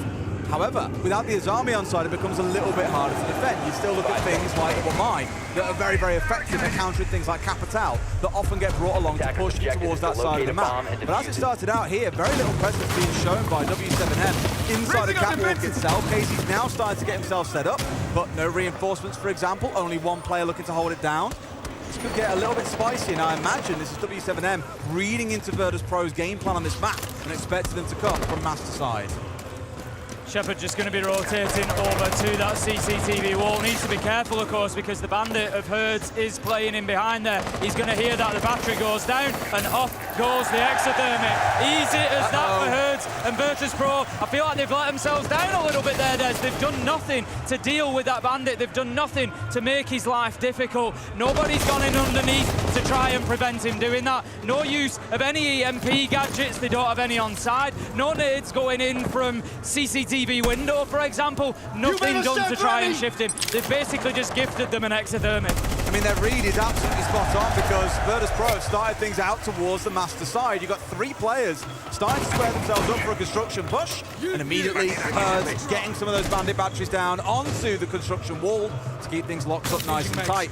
And I'm with you, like, I really thought things like a Zofia would be great here. Obviously, the Ash got on side instead. Dan's the kind of player he'd look to get inside the blue, get that open up from below, deny the Blitz, sorry, Bandit the opportunity to play from that position, and then they start the march directly in towards site. So as it stands right now, Tim, I mentioned in the previous couple of rounds, I want to see more than a couple of angles being used to attack. Here, they're looking at just one, just the construction side of things, which is dreamland for W7M. And you can see how it's impacted the W7M defense. Hertz is really starting to warm up. It's an absolutely beautiful shot onto Always there. He's looking for the angle just through that small hole in the steel, and he does not find it as Joystick manages to come in and get one. Virtus Pro, though, as you say, stuck to this push through this single doorway. It is not going to be an easy one for them. W7M, it's allowed them to just sit on site now. They're just holding angles and they're just waiting for the push to come. They've still got 2 more smokes they can play in the back pocket of the thermite here, so really trying to bait a reaction out of W7M with those first 2 coming out of the Jackal of Joystick. But really, W7M said, no, we aren't falling for this bait. We don't need to make an aggressive play here. You guys are the ones trying to force your way in through a single doorway, and there's more of us than there are you. Casey just holding that angle, and it's as easy as 1, 2, 3. We're going to find ourselves now 3v2 as Pasha does manage to brute force one on his way in. Shepard's going to rotate and join him, and you've got to wonder why, Des, this wall wasn't opened up 20, 30 seconds ago. He was electrified earlier in the round, finally got sorted out once Hertz went down, but Shepard is in for 1. Is he good for 2 more? Huge in clutch situations, but W7M are just a little bit too good for that, Tim. They fall 3-1 to the Brazilian side, and if you didn't know it, the crowd has certainly let you know. Starting to look a little reminiscent of that game earlier against G2, with W7M just finding a little bit of breathing space between them and Virtus Pro now. They just look electric, Des. It comes into every situation, and I'm looking, sort of expecting W7M to walk away with the kill because they're just hitting every shot. Herds at the minute, absolutely flying. 6 and 3, KC 5 and 4 as well. 11 between those 2 inside of 4 rounds, and that is a dangerous prospect for Virtus Pro. I mean, KZ arguably one of the strongest players through all of group stage. Hertz, you put him on the main stage and he just shines, Tim. We've seen it event after event twice this past year already. That was a filthy shot from KZ to start things off as well. Admittedly, I think Virtus Pro didn't do terribly there. I think given what they had, which was a single direction to push in after fluffing up, opening up the main breach, they didn't play terribly, but W7M played it better. As said, they knew they had the numbers advantage. They always played out for trades. Just everything was done by the books. Now, Tim, inside 5 rounds, we are going to see all 4 sites on this map. Bar and Stage coming out in round 5. Attackers are heading out to defuse the as bomb. I say, from the last one, I think really Shepard get that wall open a bit sooner and just put W7M under pressure, because when they can sit like they did, that is when they're going to thrive. So as you say, we go now into round 5, and W7M, they're just really trying to turn up the heat in the kitchen at the minute and make it as uncomfortable as possible for Virtus Pro.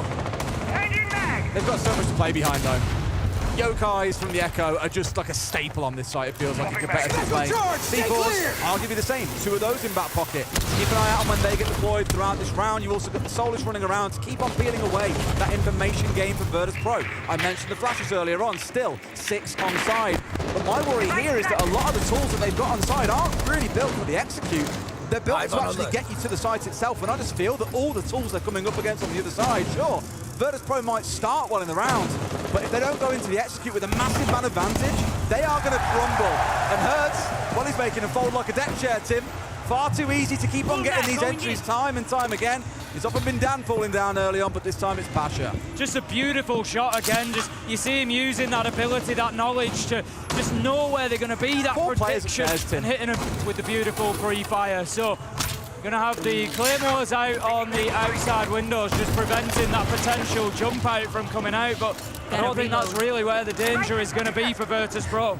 The danger, honestly, Tim, is inside gym and bedroom right now. The danger's in the room with them, Des. It actually is. Is the danger in the room with us, Tim? Yes, it absolutely is. The danger in this case is in the room. It looks like they're defending gym and bedroom, given how many players they've got stacked up here, 4 of them in total. You got Joystick trying to work his way inside around kitchen as well, but for now, W7M don't look too pressured. Actually upstairs on the site itself may prove to be a different story. That's a really big kill to get. The Yokai's now offline, a second, and Dan's getting deja vu, Tim. He got a 2K here back in the earlier rounds from this exact position.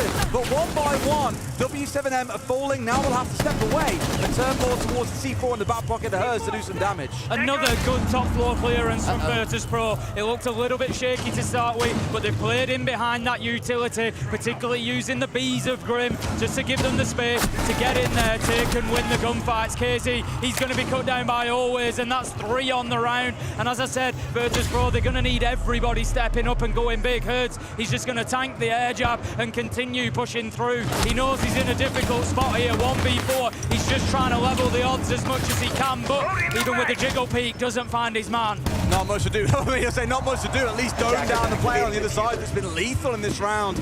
Always with a 3K. The team do manage to get the diffuser down, Tim, but I think, like you said, this one feels like a bit of a foregone conclusion. There's no way Virtus Pro inside 20 seconds expose all 3 players to 1 versus 1s, lose them, and see it crumble from there. They've also got the Virtus on the upstairs. They're ready and waiting by the looks of it for the castle barricade to come down. Herd's all too aware, but look, it's the discipline being shown, exposing nothing to the other side, picking up their man, and Virtus Pro will find their second attacking round. And Tim, that's the key thing to highlight. They are on the attack to start. Being at 2 and 3 right now, not a bad situation to be in. Not at all. If they could nick away a 3rd round here, I'm sure that they'll have some confidence going onto the defence and playing in their own setups. But yeah, I think a good attack there from Virtus Pro. It looked a little bit difficult after Herds got that opener. That's the 3rd round in a row that Herds has been able to pick up the entry, or W7M rather. Herds has got 2, KZ1, and again it put Virtus Pro on the back foot, but as I said, they need that back line to step up. If Dan can't get it done on the entry, they need somebody else, and that somebody else this time was Always. He got himself a triple, and it opened the round up. It gave them the top floor control, and it also meant they could go down, they could take over site, they could get the diffuser down. It left W7M with very, very few options. So well played from Virtus Pro. They're going to be looking for more of the same in round 6. Tell you what, Tim, you best get this kind of passion in Manchester. The thing, the bar's been set, hasn't it? Hasn't it just? How do you follow up? The bar has been set now. Bless him, Tom Sherlock's got his work cut out for him, that's all I'll be saying. If I can hear myself thinking, or I can hear Des in my ears, then I'm sorry, but you've fallen below Brazil. Attackers are moving to defuse a bomb. It is, yeah, a challenge at this point, shall we say, Tim? Here we go. Last attacking round coming out then for Virtus Pro. W7M are looking to get this one in the bag, maintain that strong defender lean that we've seen throughout the tournament, especially for a team that wants to make a strong statement on this map. Yes, it's Virtus Pro's map pit, but as you said, Tim, in the pre-game, what are you doing taking them onto this map? Because W7M have been known for the longest time to be a sublime clubhouse team. So far looking so good, but not quite out of the woods yet. No, not at all. I mean, I do wonder about that second half and just exactly how it's going to look when W7M can kind of dictate the pace. They can go in there, they can be aggressive, they can really take the fight to Virtus Pro a little bit more. It's a little bit tricky on defense to do that because you kind of got to wait for the attackers to present themselves to you. And Pasha is going to present himself wrapped up with a bow on to KZ as he finds himself an opener. Be serious, man. It's just, come on. It's horrible, Des, it's horrible. It average you in ranked and you're raging, I wouldn't be surprised if it's just not fair. The same. It's horrible. I mean, literally, again, we're seeing a big heavy roam coming out across the top floor from a W7M. But the one thing I've clocked here, Tim, on the screens being seen in front of us, is that actually the castle, JB92 is the one playing inside of dirt and saying, no, you can't rush him. I'll give my team more than enough time if that's the play that you go for. Half the round's gone by. Virtus Pro are still trying to crack this top floor. But W7M are almost refusing to find themselves falling back. They managed to get one for free. They hold on to Cash and CC. It's not going to go the same way as last time. That's what they're screaming into the other team's faces. Philippox is on the flank here. If he doesn't get picked up, it could be dangerous, but they do know. Shepard, Joystick, they managed to chain a couple of together, and all of a sudden, it's exactly the same as the last round. It looks like W7M are on top, but Virtus Pro dig their heels in and say, absolutely not. We're going to get a couple of kills. We're going to start swinging this one. They've got the mid-floor control now. They can start on the hatches. Des, they've got plenty of time. JV92 and Nade have been forced back into side. Virtus Pro need to just take a breath here, or they just need to shoot them through the floor. Oh, that works too, I suppose. Yeah, that's also we'll take that. A 1-for-1 in the round on a spray through some soft surfacing. Score us down to a 3 versus 1. VP got 40 seconds to play. But Tim, I'd count any W7M player in a 1vx and you'd still give them odds of walking away the winner. You really would. You know that they've got it in the locker. And right now, JB sees one, but he can't find his shots. He goes for the one, and just before the flash, he manages to hit the head of Dan. He's fighting with blue, and that's where both of the attackers are. Shepard, he locks it out, and that's going to be a 3-3 half for Virtus Pro. And Des, it's official. We've got a game on our hands. It took us to the halfway mark to sit at 3-3. Admittedly, we've had quite the speed run so far of these live finals.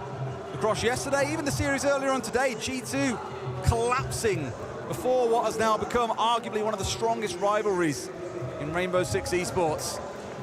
But at 3-3, you get the feeling that we're in for something real special.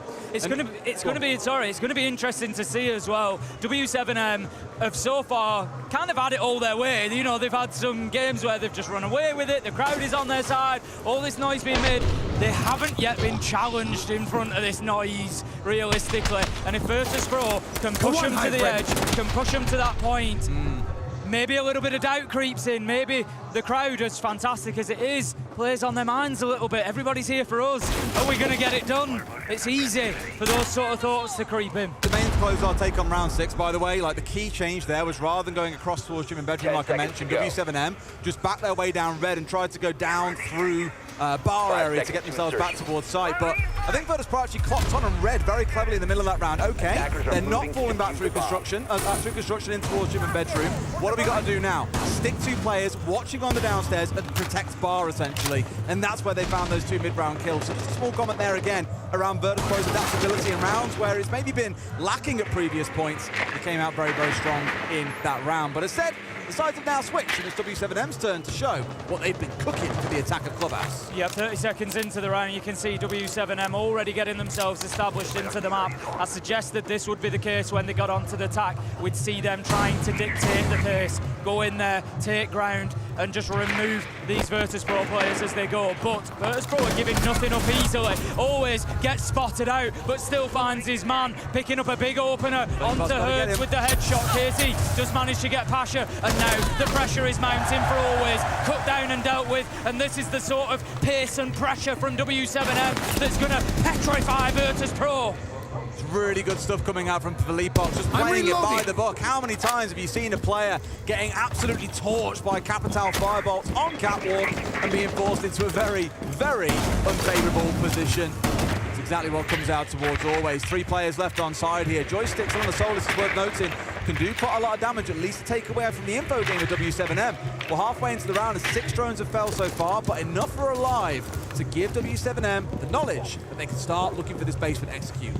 Yeah, Casey is going to be just clear-mooring off there, and I like this from W7M, and it's a key component of their game, really. They're not getting carried away. Yes, they will move quickly. Yes, they will move with aggression, but they also know the fundamentals that need to be done. They're not going to get hit on the flank. They've got all the utility out to try and avoid that happening. They know they've got time on the clock. There's 1:10 left to go. They are just positioning here. They're posturing. They're getting themselves ready. This is phase 2 of the round. This is softening up sight, getting yourself ready, ready for that final execute. You got Philippos looking at blue hatch, Case looking in towards blue stairs. A couple of players around Kitchen.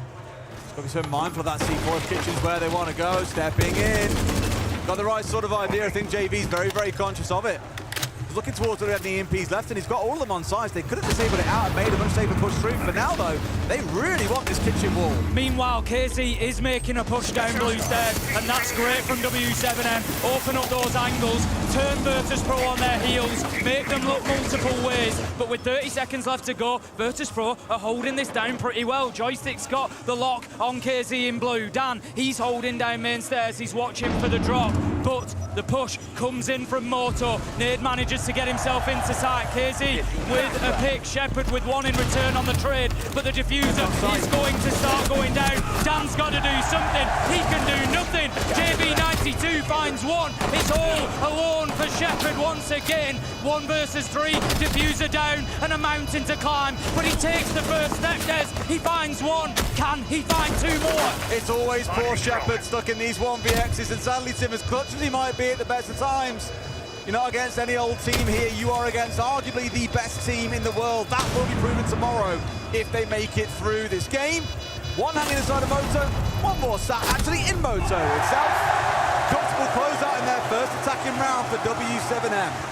Yep, good round from W7M there. They used that mid-round time really well, I felt. They went in, they got the vertical angles they needed. They made it difficult for Virtus.pro to play where they wanted to. They knew exactly what the plant spot was going to be. And for me, that push round the rear side from KZ was a smart heads-up play. We say it so often, but we don't always see it. And that is push that basement from multiple directions, because straight away it removes Joystick from the fight. He has to watch blue. So now they've got a 3-on-2 to get that diffuser down, and they use the space well. What I was most impressed by was JV92's patience on the bottom of main stairs. We saw on screen, Dan, he managed to escape Church. You may have looked at that and think, well, surely it's JV's job to get rid of him. He's sat bottom main stairs. His job is to protect that main hallway. But the problem was, Joystick, who you rightly touched on, was the one looking to contest him from inside of Armory. And rather than JV saying, well, I know Dan's going to run, I'll take my chances here and go for the gunfight and maybe get traded, he waited for the whole team to say, I'm ready. We're pushing Moto, we're pushing blue, we're challenging Joystick. That now frees you up to start your march forward. And I think so many teams make that critical error of getting just a little bit trigger happy, of wanting to take these gunfights and say, oh, an opportunity has arisen, only to then get punished for it. And that composure, that discipline is what is not only making the difference here today, but for me is what will make the difference going into tomorrow if they win this series. Yeah, very possibly. It's just, like you say, such a big factor of W7M's play. Here we go again then, round 8, it's going to be down into the basement. Virtus.pro being stubborn, wanting to stick with this. They obviously feel that they can get it done. Maybe they feel it was a little bit closer than it looked last time around, but it's going to be down there we go, and we'll see whether they can hold on. A little bit less commitment this time from Virtus.pro to the rest of the map. We saw last time, always, Pasha, they were out there, they were roaming, they were trying to find out those opening picks. It didn't quite go to plan for them. They got one, but no more. So this time, Virtus.pro played much more of a turtle defense. I think we've seen that from both teams, right? The variation between extending out aggressively into the map and then in the next round, turtling things back down, trying to get the feel for each other and how these halves play out, because I guarantee it's very unlikely these teams have had much chance to scrum against each other. Coming from the same group, knowing they're both in playoffs, they're both going to the live stage, zero chance there is any intel really available. It would have been the kind of thing where you scrim teams from other groups on the assumption that you wouldn't then play against them later in the tournament. This has been a pretty quick round, mind you. I think very quickly W7M realised that actually, yes, Virtus.pro are held up on site, and you can start getting yourself set up once again for a pretty timely execute. Yeah, it's just efficient use of the drones. They've got 5 left on the board still. They're all out there and active, and W7M just playing in behind that information. 30 seconds, we're confident it's clear. Bang, right we go. We've taken top floor, we've taken mid floor, we're opening hatches. Virtus.pro, they've still got 5 on the board, but they've got a lot of time to survive here. Shepard is playing in and around Dirt Tunnel. There's not looking like there's going to be too much of a push in that direction from W7M so far, but otherwise, everybody from Virtus.pro is there, locked and loaded inside of Church and Arsenal. This down to positions once again. You've got JV this time looking towards Hatch, Philippos on main stairs, KZ coming towards blue. They're getting that surround set up once again. This really will test Virtus.pro's mettle here. In a straight up 5 versus 5 on site itself, how do you fare? So far a 1-1 between the two. Here we go then, this is what it's going to come down to. 40 seconds left, the push comes in, Pasha finds Nade, JB92 onto Joystick. This kill's going in every direction here, Dan manages to find one, Pasha a second for the round, taking Philippox down. It's all up to JB92, 1v3 and super low health. Virtus Pro are not doing any more than they need to, and Shepard with a beautifully thrown smoke canister there, and what a view we had of it. JB92's POV as it just sailed into his feet, got the job done. Virtus Pro, they were confident in their church and Arsenal, and they got it done at the second time of asking. So much pinned on Dan there as well, just playing inside of Arsenal on the Warden. Was in a brilliant position to cover not only down the main corridor, which helps protect Pasha inside of Church, but also applies pressure in towards Blue. And he plants his feet, he gets a couple of kills, he denies so many other threats, so Pasha can just sit down there on bomb chassis, pick up a couple of kills inside of Arsenal, inside of Church, sorry, and that is the round pretty much done and dusted. A really solid defense, and Virtus Pro saying, hey, we can play a 5v5 hold completely fine. If we sit, we play defensive, things will go our way. However, that may vary going on to different sites, Tim. Now we go towards Cash and CC. I mentioned before, it's one of those more exposed to the element sites. You could get stung here by, well, the beast that you see on your screen right now. This is it. I think with Virtus Pro now having to push out into the map, they've had their Church and Arsenal, they've got it done. We are on a two-round rotation, so of course once you win a site, you got to play 2 others before you're allowed to go back there. So now Virtus Pro don't have a choice. It's going to be up to the top floor. CCTV and Cash likely followed by Jim and Ben. I love the visible disappointment. It's like they've lost everything on the fans' face every time W7M drop a round or a kill. Honestly, the investment of the fans in, like you say, every kill, every move, every peak, every piece of utility. You know, these fans are just hanging on the edge of their seats. We're really seeing Virtus Pro play more defensively here. I really love what we're seeing coming out of the other side of W7M. The Monty being brought along in this round. We've seen Monty used to various degrees of effect throughout the competition, I think we can say, Tim. Some teams, no success with it. Other teams, great success. Where I think it really comes in handy is when a team isn't going absolutely nuts on a really wide roam across the entire map. And knowing here that we're seeing a little bit out towards him inventory, but mainly around the site itself, I think matching slow with slow is a great idea. It's not the point of the mirror window, but I think we've just seen a new record for the least time survived by a mirror window. As soon as it was deployed there, they were already in possession. W7M got it hit, got it taken out. So we haven't seen a successful breach yet. Philippox did remove the exothermic, so it hasn't been lost. There are still 2 in pocket, but W7M not dealing with this main breach overly quickly. I mean, to be fair, Virtus Pro didn't deal with it at all, Tim. So I think even an attempt may take 2 minutes, feels like an improvement. Joystick starting things out onto Herds, who has been very quiet since we've seen W7M move over onto the attacking side. Not quite seeing the lofty highs that we saw in the first quarter of this game. Nade's got himself moving up. Problem is, Tim, he is going to be pushed back at every angle. A great C4 and a follow-up shot coming on through will put the Monty on sub 50 HP. About 40 at this point. Another C4, a few bullets will be enough to see him dispatched. Just lost 2 impact nades, though, that really could have helped to deal with that shield. Joystick dies with them in pocket, and also some goo mines, again, a direct counter to that Monty. So that inadvertently by JB92 there could have been a really big pickup for them. 4 versus 4, 58 seconds left, and W7M uncharacteristically just feeling like they're stalling out a little bit. Well, the hack coming in onto hack from the DKB is actually really handy here as well, because no doubt those evil eyes, you can see one up there in a pretty good spot as well. Everything to really be shown and revealed here, so Shepard's got to be so careful about the pressure that will now start coming on through. Not too much utility left outside of flashes and smokes to play behind for W7M, but it could be enough. These 2 Titans are going 1-for-1, time and time again. Always does an amazing job to get 1 kill and slow down the push, but W7M continue the brute force. JV, low health, Philippox, low health, even lower as more damage is done, leaving us 2 versus 3. Dan and Pasha trying their best to hold on here, but the pressure keeps mounting as W7 get in, they get it down, but there goes another. Pasha, 1v3 to a 1v2. Can he close this out? Philippox is down, the push is going to come. The shot does not find it. JB2 picks up the kill, and that is an unbelievable finish from W7M. JB92. What the bloody Nora just happened? You're pushing into a shotgun at super close range with no idea where he is. And the smoker's going to see you first. He sees the barrel, he sees the leg, he sees everything. No ping, no nothing. No Pinker's advantage here, Tim. And JV deletes him. What a clutch coming out. Was almost back on the side of Pasha. I was ready to sing his praises. We've seen him get so invested, so emotional for a team that's normally quite stoic.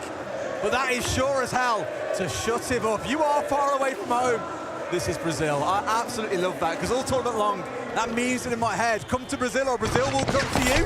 Well, we've come there, Tim, and they're still coming to us. They just don't stop. JB92 with a great finish there. Such low health and getting the job done. Pasha was as well, to be fair. It was whoever landed that first bullet. And JB92 with a brilliant pre-fire. Just a little bit of intel, a little bit of intuition maybe, telling him where Pasha would be located. So we have got an unreal matchup in front of us here. It's Clubhouse, it's W7M5, it's Virtus Pro 4 on the scoreboard, but neither team is ready to back down. Woo! I'll tell you what, Tim, it's already hot in the venue, but I'm getting pretty warm up here, it's fair to say. I mean, when you've got like 9,000 people going absolutely bananas at everything that happens in the game, it's no surprise at all. It's going to keep on coming down to that. Now, the Warden. We spoke about this so many times throughout this tournament, Tim, especially on this map. In a spot where he's dug in on red, sat behind a shield. It isn't a bedroom sight. Look at what's on the other side. W7M have got the Thatcher on side. You time this well. A couple of teams have done it extremely well at this competition. You get the EMP on top of the Warden, disable the gadget, flashes follow through, he is dead. However, there can always be other things to cause a distraction. There can be the rest of the team ready to soak up any attention that Warden's pulling, capitalise on the back of it, net themselves a couple of kills, and things can fall apart very quickly. However, not too many players of Virtus Pro on that side of the map. It is only always a joystick. Yeah, you see the problem with opening the thermite breach upside down as well there. You just get left with that little sort of vault panel at the bottom, because of course it doesn't go all the way down if it's upside down. So W7M might have something to just try and work around later in the round if they decide to work on Jacuzzi. But for the time being, the majority is looking towards logistics, cash, CCTV, and those windows. It's a bit tough because we want to go fast here with things like the Blitz on side, but very slow comp coming out of Virtus Pro. The Goyo on side, the C4s, the mute slowdown information. The Warden to try and negate any cheese plays, but it can still happen. Here we go, here comes the juke train. Philippe boxes straight in, finds one for himself, won't be able to do that for very long. Makes it a 2. Could have found himself a third there, almost. I think had a spot to catch out the player that was dropping down a gadget, but a 4v3, W7M in control. Shepard Bulls as well, and the W7M Bulls, they do not stop charging. The momentum is terrifying right now as they just head on into sight and they rip it apart, piece by piece by piece. KZ with a double at the end to close it out, and W7M, they move on to match point. I was nervous for W7M. I thought Virtus Pro's setup was very dug in. I mentioned about the Goyo canisters, the mute jammers, the C4s, everything to keep W7M at bay, but they still find a way. Tack timeout coming in for Virtus Pro. They're down 6-4. 2 rounds in a row. They need to win on the defense to send us through to overtime and ensure W7M don't take their map pick. Yeah, I don't know whether this tack timeout may be just a little bit late in the day. You know, you've got that opportunity now. It's very difficult to time these, I think, when you've got such a close game. Because don't forget, you take a tack timeout and speak to your team, but the other team's coach gets to have that same input as well. So at 4-4, 5-4, you don't really want to give them that opportunity. So Virtus Pro leaving it until their what could potentially be very last opportunity. 6-4, W7M, they just need one more round. Virtus Pro starting to struggle, it feels a little bit, with the pace of W7M, particularly that last round. W7M getting in behind Philippe. We see the replays here, manages to get a double. Left on low health, but it doesn't matter, the damage is done. And W7M, as you can see then, they smell the blood in the water, they know that it's there for the taking, and they just go in and rip them to shreds. Delete them, the only way of thinking about it, Tim. And for those curious, by the way, whenever we get to map point, you always see the crowd get their phones out, they start waving bye-bye. Yeah, I love that. To the other team, just being like, see ya, bye-bye, ta-ra.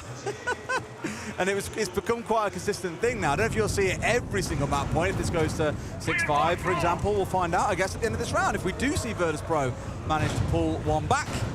But Tim, it's going to be a defense back down into the basement where we've seen both teams have some pretty good success Last time around, it was Pasha and Dan that really won the big down for the team. 2K each, one inside of Arsenal, one inside of Church. Locate a bomb. I expect, though, W7M will be able to adapt to this. I was speaking to, I want to say it was Fresh a bit earlier on, it may have been someone else, but essentially saying it doesn't matter what you prep against W7M, every single round, every single map they play, even if it's the same map, there's always something new being brought along, so it's so hard to adapt. I think every team in the world right now knows when you sit down in those 5 seats opposite W7M, you have to bring 100%.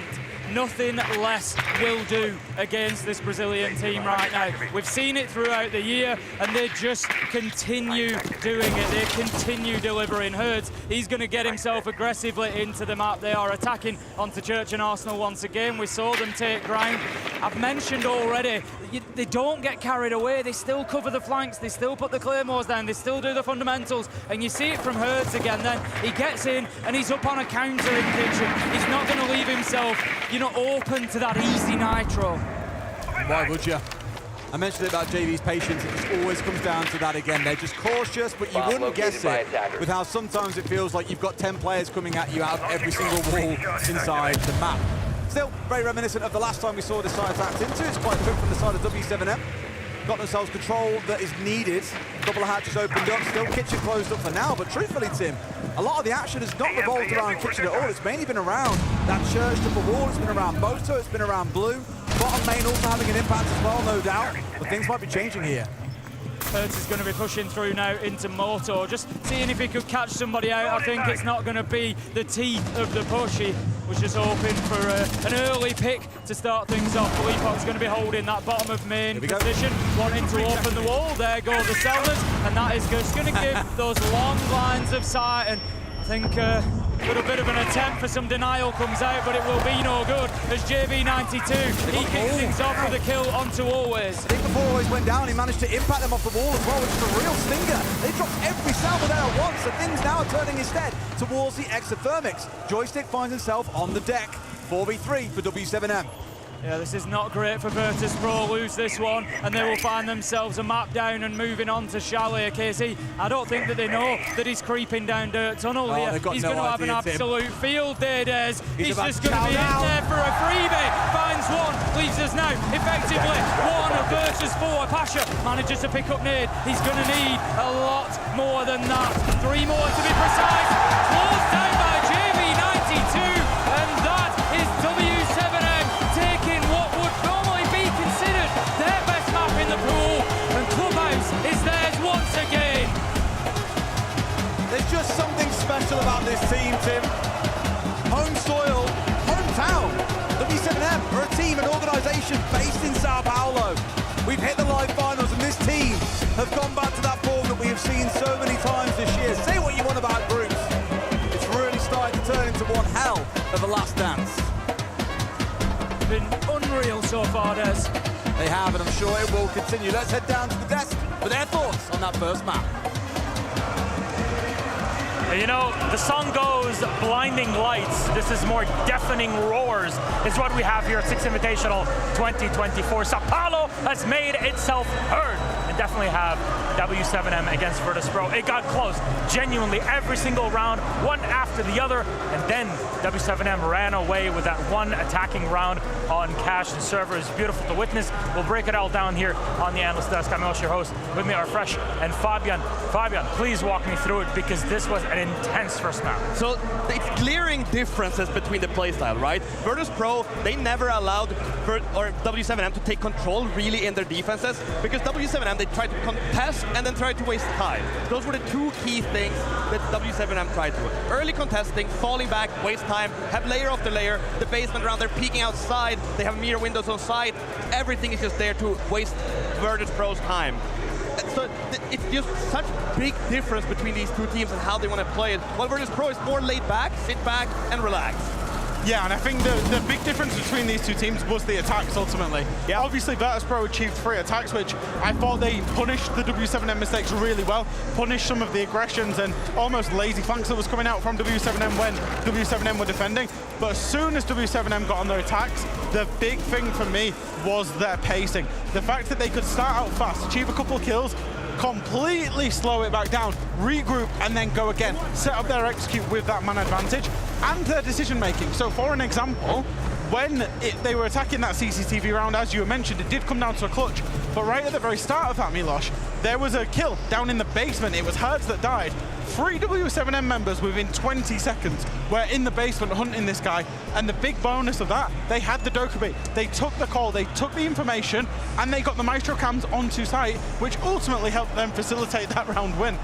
It's just so enjoyable to watch what W7M play just because of how intelligent they are. As you said there, they're just changing the plan on the go. If we look at Virtus Pro, they follow the checklist. Step 1, Step 2, Step 3, and there's no tempo change, no change of the list to begin with. Even when they go into manpower disadvantage, they just keep pushing the same thing. Keep going as a group, try to pick W7M apart. It didn't work out.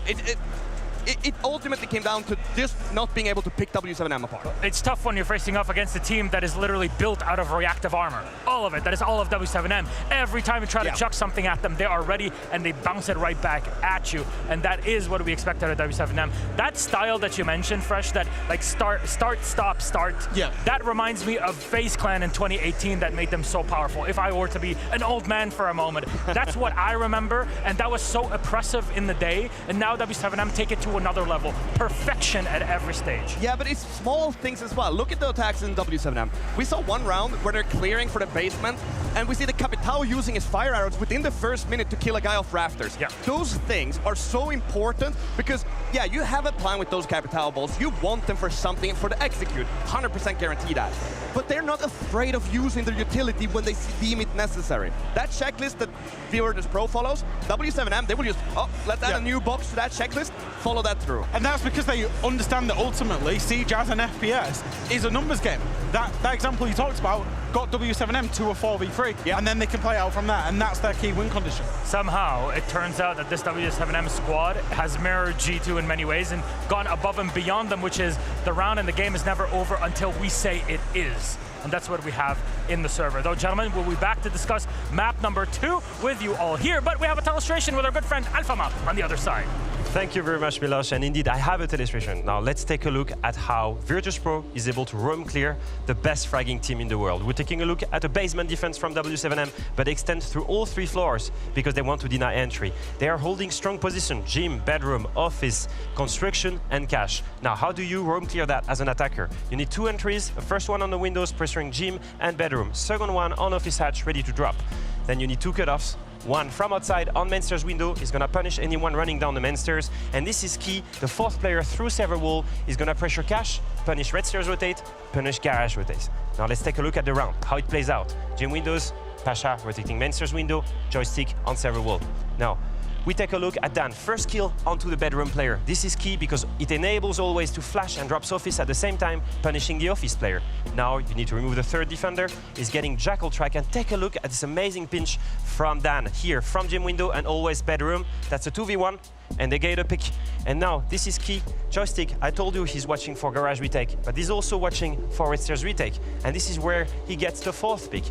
Now, it's 1 minute, 11 seconds, 5v1, amazing clear from Virtus Pro that you can retry at home. If you want to see more, map 2 from Virtus Pro and W7M is coming after a short break.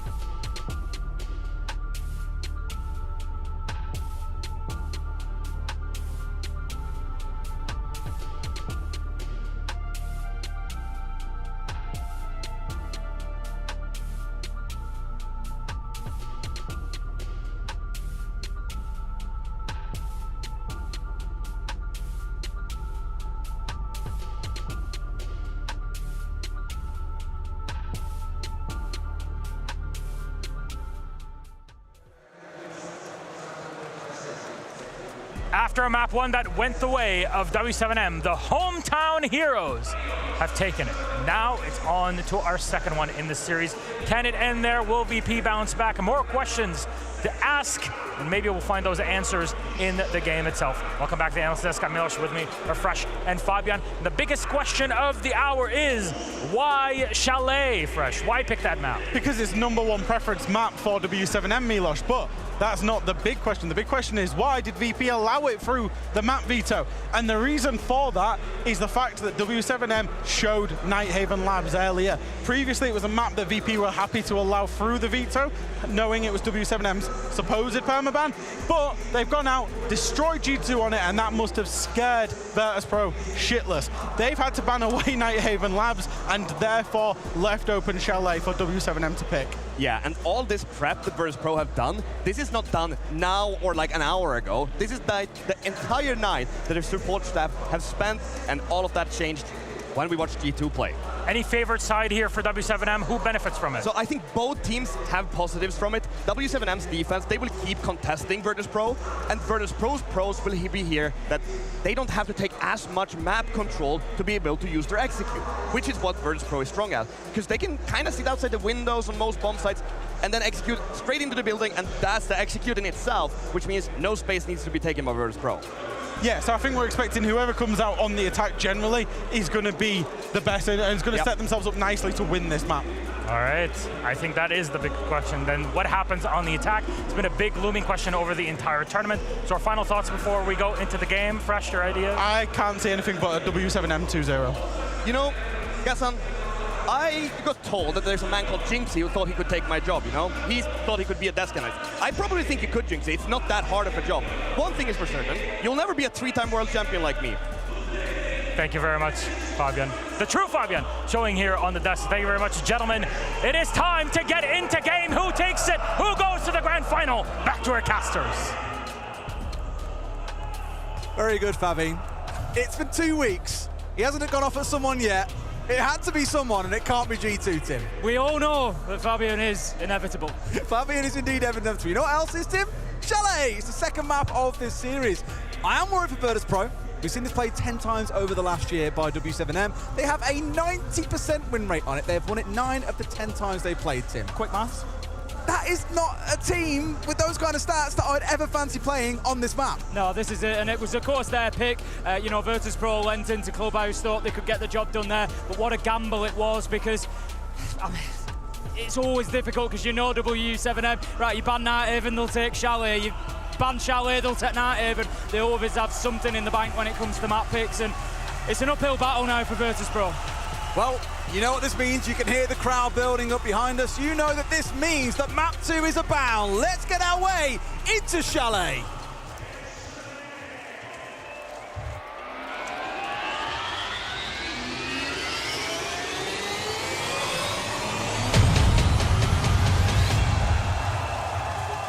There is some real chills. Every time I turn around and look at the light show, the Jumbotron, the crowd, everything, I'm just like, oh. Imagine if every map ever could get introduced that way. Well, I'd never get bored of it. I've been sat in the crowd for a good few of the games. You know, you can't help but when you're here. And when those lights drop and you're down there with everybody else, it goes really, really dark. It's almost pitch black, and it's like, oh, yeah, it really does just set you up for the game, right? Well, what, are you surprised? I was going to say, we're going to have the bands coming in. We know that Virtus.pro are going to take Ying and Azami. Yep. So we'll see who W7M take out of the pool. I mean, they could take Azami and force Virtus.pro's hand a little bit, I guess, but I don't think they will. Grim will be taken out by W7M, and then their defender will be... Well, we saw Tubarão last time because the Tubarão-Kai combo is really powerful. So banning away one of them, often it's been the Kai more so than the Tubarão. Taking away those at least weakens that combo, but instead going to go for the Lesion. Now, Lesion for me is like probably not really secretly, but kind of got under the radar when it comes to banning. One of the strongest and highest picked operators that we have seen at this tournament. Very good at slowing down the air quotes rush meta that we've seen attacking teams have to employ to get over things like Solus, like Azami, like Fenrir. Well, it's really interesting to me as a ban, because these two teams, their styles are kind of like oil and water. You've got Virtus.pro with the older, sort of methodical, slower style that we've seen, and then you've got W7M who just want to like run at barricades, go fast, get kills. So you've got these two contrasting styles, and you can look at the Legion in two different ways. W7M could have used it, much in the way that FaZe did, and we mentioned in map 1, to lean into that slow play style of Virtus.pro and slow them down even more, you know, to a critical point. Or alternatively, is that W7M signaling, hey, we want to bring a bit more of our gameplay here, we want to bring a bit more aggression here, and so we're going to take the Legion out to ensure that we can do that. This is Brazil, and what a wonderful country and tournament it's proving to beat in. Now, I go back and look at the stats earlier for Chalet. I mentioned how successful, how dominant W7M have been on this map. Interestingly, the only team they lost to at Gamers 8 was M80 on this very map. On the other side of things for Virtus.pro, they've played it 7 times. They have won that 4 times. Quick maths, 57.7% that is the win rate for them, Tim. So not terrible, but still not W7M level is why I'm feeling a little bit nervous. But when you take a look down at the actual preference, i.e. how much these teams actually like to go to this map, it's quite a midfield map for both teams. It's not a super strong like a, you must ban this against us or we're going to slam you on it. Virtus.pro probably coming into this thing, and you know what? Both teams have got a good chance coming away the winner on this one. W7M, they start on the attack. And there's the aggression that I was talking about. Herds just signaling there, we're going to play this quick, you better be ready for us. We know there's no goo mines for us to contest, so how are you going to slow us down? Herds straight in, looking for that blue stairs cut off. So if anybody tries to go up or down, anybody tries to rotate, he knows there's somebody there, he's heard them, he goes to the kill. He's actually going to take a lot of damage, and Virtus.pro standing up well to that early push. This is what they do, right? They sit and they let you come to them, but when Herds comes running, there's very little you can do except just fall over and die, it seems. I was going to touch as well on the Lion and the Decabi coming along here. When you see Grim band away throughout this tournament, we have seen the two come forward as a pairing, kind of going back to the old school ways, the Lion and the Decabi. Because Lion and Grim, very similar in terms of operators. You sit yourself at a spot, find yourself moving away, guess what? You're going to get stiffed out and put down pretty darn quickly. Just a very good and impressive combo coming out when you've got these two operators on side. JB92 just continuing that work on the top floor. I think W7M happy at this point that they've got the map locked down, but guess what, they don't have the map locked down. Pasha on the Goyo has managed to slip through the net a little bit, I think, up on the top floor, and that could be a really important flank as this round progresses. Herds, he's trying to use that utility to just push anybody away from blue stairs and move his way down. There's nobody there to challenge him though. But again, it's about looking at where the rest of the team is here, where they're starting to get themselves set up. In a 4 versus 4, you've got enough here to make things work. Yes, it's going to be a little bit risky. I was going to say you can see the 2-man stack coming down from lobby side. Herds exposed himself a little bit too soon there. It forces JB into action. He gets one back. There's been some great droning from W7M there. They picked up Pasha on the flank, and as he came through dining, they made a meal of him and they shut him down. And that brings us to 3 versus 3 for Leapox. He's going to be looking at potentially pushing main stairs here. I'm interested to see where this W7M push develops. They're not really going to have multiple angles at the minute. They're just going for brute force, but I think they've just dropped away to that main breach as well. It's JV on the hatch here that really has been being protected. For Leapox has got the blue cover. You've got one watching hatch for connection at the same time. This should let the diffuser go down, but it's the retake you've now got to worried about. Dan explodes forward. They've worked their way past JV, and now the retake comes up behind as well. Joystick up through blue, steps across for Leapox, puts him in the dirt. It's 2v2, Tim. And there is work to be done here for Virtus.pro, and not a lot of time to do it as JB gets 1, he gets 2, closes out the round for W7M, and that is the perfect start for the Brazilian side on Chalet. That feels like a bit of a slip from VP.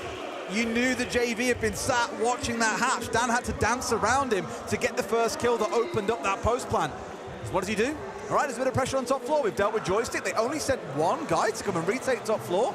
Wow, well, I'll just drop when it feels convenient, and VP seemingly forgot that him being on that connector hatch would mean he could drop through and instantly challenge onto the diffuser if a disable attempt was coming on through. Great stuff, awesome first round. W7M, unsurprisingly, off to a 1-0 start. Yeah, certainly not what Virtus.pro were looking for. They're already on the back foot with it not being their map choice, and with that 90% win rate sitting for W7M, they need to be picking up as many defensive rounds as they can, because it's going to get even more difficult in the second half. W7M, all credit to them. It was a great push. Like you say, just using those angles fantastically. The plant spot, we don't often see that plant spot. It's not uncommon, but it's not like the go-to. And I actually quite like it. Get yourself behind the metal bookcase. There's not really too much that can be done other than from connector, and you can hold that from main breach. So it just works really, really well for W7M. Props to them. Attackers are moving to defuse the Alrighty. bomb. I'm not gonna lie, Tim. I didn't hear the last half of your sentence because the crowd was too loud.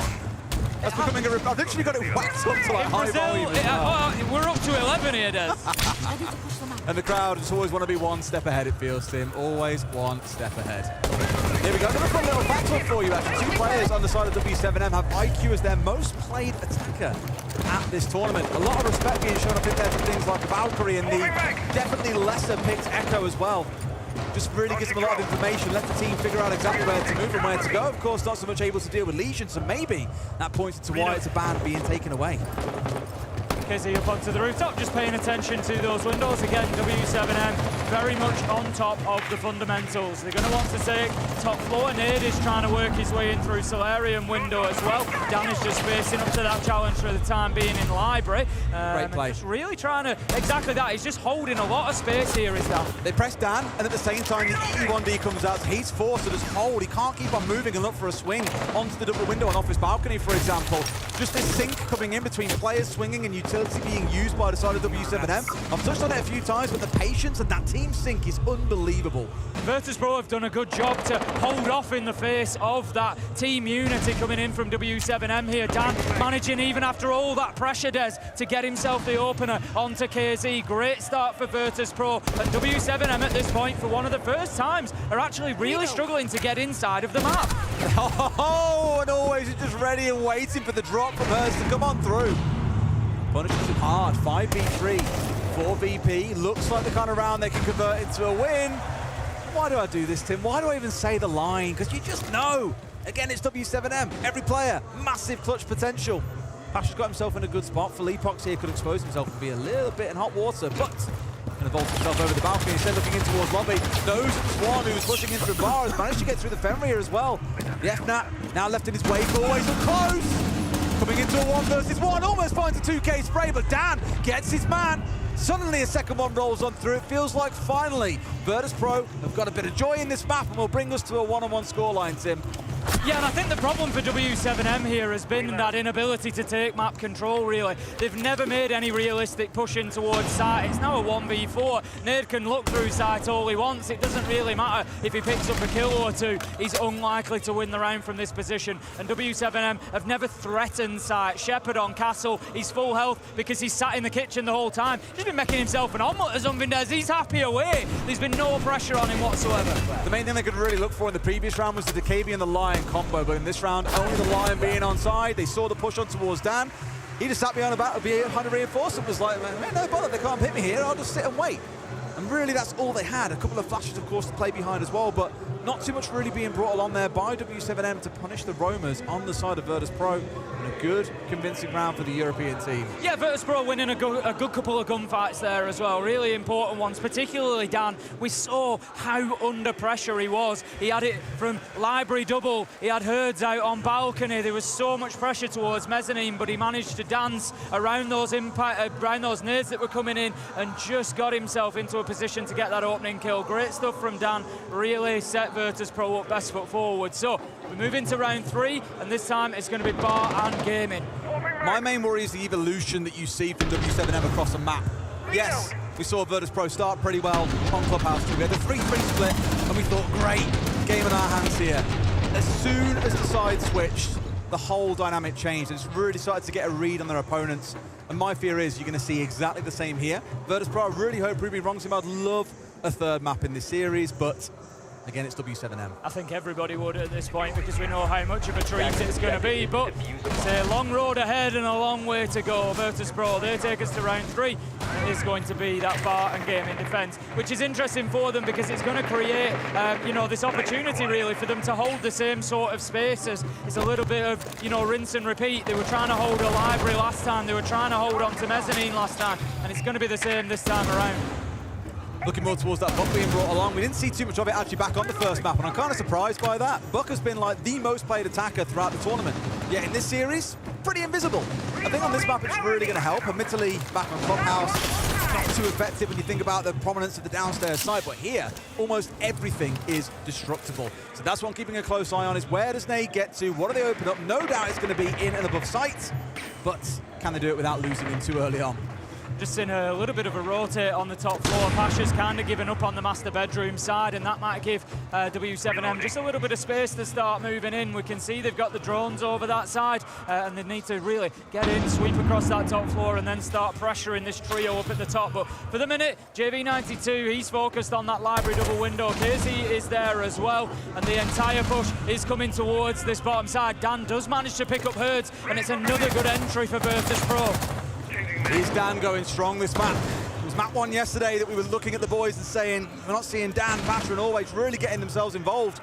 But across the tournament, Dan has been formidable.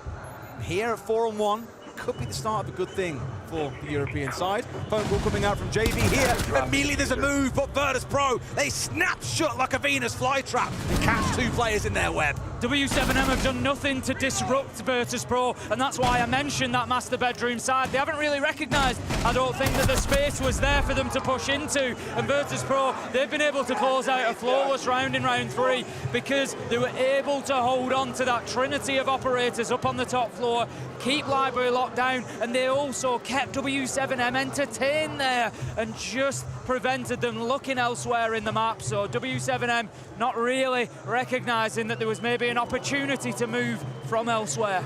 I really thought here, I know they're only down 2-on-1, it's not the end of the world for W7M, but I really thought we'd see attack time out, because the energy in those last 2 rounds, despite what I said about, can you really afford to get too excited for Virtus Pro? I think you can. What has really changed is that taking away the Decabi, we've only really had the line on side to look to try and punish those out on the roam, and it's been a little bit half and half. We saw the Decabi in the last round. The call came through. Immediately, Virtus Pro get 2 kills. They know the swing is coming. They've been ranged far too many times by Decabi. This time they ain't picking up. Instead, putting down those that are trying to aggress onto them. So I think you've got to see a little bit of a change in tack here coming out from W7M. They may well be able to win down here in the basement once again, but I worry about the following 2 rounds. That is where we've got to see something change. Otherwise, I could see them going down 4-2 here, and it would be a strong second half of Virtus Pro. Certainly would. It'll give them a good foundation to work from. Now then, we're going to have a top floor presence once again. The new animation, Tim. We love the animation. This time, I love the animation. I played a little bit of Rainbow Six Small as well. Small. I love it. Played a little bit. Very entertaining. A little run around, can't complain too much. Yeah, absolutely. But obviously, if Rainbow Six is available, that's what you want to play. Make sure there's no competition. There's no competition. So, round 4, it's going to be down to the basement once again. It's going to be Wine, Always just getting a little bit cheeky out of library double. And I like that, Des. Virtus Pro, we talk about them being slow, methodical, but they're starting to feel that confidence, maybe bring that little bit of aggression into things as well, and let W7M know that they're going to take the fight to them. They're not going to have it all their own way. Well, had that main breach opened up now. Always again starts out strong, and it's the ace falling down, which can be a stinger, because really, you're turning towards the ace almost here as you're pushed to them inside a trench. Now, admittedly, Virtus Pro have done a little bit of a helping hand here to W7M. They've got half of trench opened up. One of the north-facing walls is also left soft, but it's all by design because Virtus Pro want to play around this area. So I think they're going to have to try and force them through the main breach here, Tim, and normally a shield operator will be the go-to for a lot of teams looking to make an execute into here work, unless make a push down the main stairs like we saw out of W7M previously. There is the potential for W7M to reuse that push, as you say. They were quite masterful in their approach to it, and there wasn't really an answer from Virtus Pro, so I hope they've got something in mind for that coming along again, and it just shows the speed of adaptability that's needed from teams that are going to go far in tournaments like the Six Invitational. And it's time to ask the questions as to whether Virtus Pro have got that flexibility to deal with, you know, the attack that beat them last time around on this site. Admittedly, only the one going down so far. Doesn't feel like the end of the world. A second is always warming into things. Hertz is there for the trade, makes it a second. Suddenly, it's a 3 versus 3. What looked strong for Virtus Pro 5 seconds prior to him, suddenly crumbles and goes the other way. Felipox goes down and the diffuser with him. That's going to leave it in no man's land. 2 versus 2. Hertz has managed to collect it and get himself a kill along the way. And he's throwing the diffuser down. He's got KZ on the cover. And who else would you want? Pasha, 1v2 now. He needs to find his first. He can't! But Hertz closes it out. And W7M, they level things up and continue to keep this a tight game on Chalet. The crazy thing is, always hits like a couple of big shots. You think, wow, 5v3, BP have got this on lock. And then Hertz wants a 4K. Like I keep saying, you just don't feel like you can get excited no matter what the game state is. W7M always find a way to bounce back. It must be infuriating to play against. Even you had all the G2 players saying, we've lost to the best team in the world today, GG. Again, I think it's just something that they do so well is adapt, not just through the game, but within the round. As you say, the problem solving is fantastic. They go in, and if they need to make a move, they've always got that option to just turn it on, rush in, and get the kills to find the space. And like you say, it must be very, very difficult to play against. And Virtus Pro certainly on the receiving end of that there. Look at the drop from Hertz. How do you stop that? How do you stop it? Attacks her. I mean, he's just walked, literally he's dropped into connector and killed 3 players. He's like a freight train just running over people when he gets going. There's just no stopping him. When he gets on the live stages, Tim, that's when they start to look truly, truly terrifying. It really is. And the shirts are off, Tim, quite literally. A reminder, of course, you know, what is on the line for W7M here. We've made much of, you know, the fact that they are the hometown heroes, the fact that this is on their own patch, but it's not just about SI, it's not just about this one tournament, it's about an entire year, Des. They've won both of the majors so far, Copenhagen, Atlanta. They could cap off the year taking every single trophy that is available to them. JB92, he gets in and gets an entry onto Always, and W7M look to continue the momentum. The flawless round for Virtus Pro might just have awoken the beast. Maybe so, and Always especially has had a good start to this match so far. Him being one of the players that you see felled, going to be feeling pretty happy if you're a Brazilian fan right now. Fleetbox at least spotted one up on the upstairs. There's the Oryx and Pasha charging around, looking to have a bit of an impact. Right idea, Nade's got the diffuser outside, so really doesn't want to be going down in this situation. Wouldn't be too surprised to see him not opting to get into a firefight instead, just keeping himself away and safe until his team call. Okay, we're ready to make the move. Pasha going to be full flashed for the time being, takes the rotate across Ivy, but is shut down by KZ. W7M in full control of this map, and they could be in danger of returning a flawless round of their own here. Shepard moves back up those Solarium stairs to try and get himself back into the fight, just holding that angle through bathroom, but it's going to be a real tough one to hold on to that top floor now with the numbers stacked against him. I've seen a couple of people on Twitter just saying it's an absolute delight to watch W7M's attacks because the timing of their execution, I mentioned back in map 1, the patience are unrivaled at this tournament. It feels like, I know FaZe wait for them, of course, in the grand final, but as we've already said, it feels like there's something a little bit special brewing in this Sao Paulo-based kitchen. A flawless round to round out what's turning into one hell of a comeback after it looked like BP was starting pretty strong in the series. At times for W7M, you look at the gameplay and you just can't help but think that this is some of the purest Siege that you can see. They just tick every box. And right now, Virtus Pro struggling to keep pace with them. We're seeing that aggression. We're seeing that willingness to take fights coming out of W7M over the last couple of rounds, and they're starting to kick it up an extra gear. And that's something else this Brazilian team always seems to be able to do. You look at them, they're moving at pace and you think they're already at their maximum, and then they find another gear. I mean, looking at here, this replay that on your screen, you just see 4 players flooding. You've got one pushing in top stairs. You've got Nade coming into library. 2 players ready to play for a trade coming up that lobby stairs. And it's just, again, I'll praise another player. It was JV at the bottom of main stairs back on club. This time around, it was Nade. We mentioned it in the round. He's got the diffuser. He's got no one out there with him. It would be really silly for him to go, I think I can win this 1v1. I think I got this. Goes for it, dies. The team have then got to readjust to go and recover the diffuser to try and get the round back on track. So again, the patience and the lack of ego, I think, is the key thing being shown by lots of the W7M players, is the reason why, at least for me, they probably are the best team in the world, Tim. Well, they've yet to be crowned that, Des. That is true. They've yet to be crowned that. but the way they've played over the last couple of days, well, I don't think there's a stronger claim that they could make for being heading towards a final at this point. 3-2, they find themselves just 4 rounds away from that grand final position that they will be so desperate for. It will be a second win of the day. And Virtus.pro, they're going to have to start making some moves. They are. Admittedly, I think going down to 4-2 at this point after I thought it looked like we might see a Virtus.pro 4-2 swing. We feel like a real kicker. And suddenly W7M are on that path to victory, the 2-0.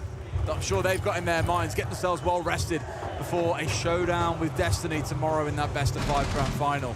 Let's get into this round though. Bar Gaming is going to be the sights.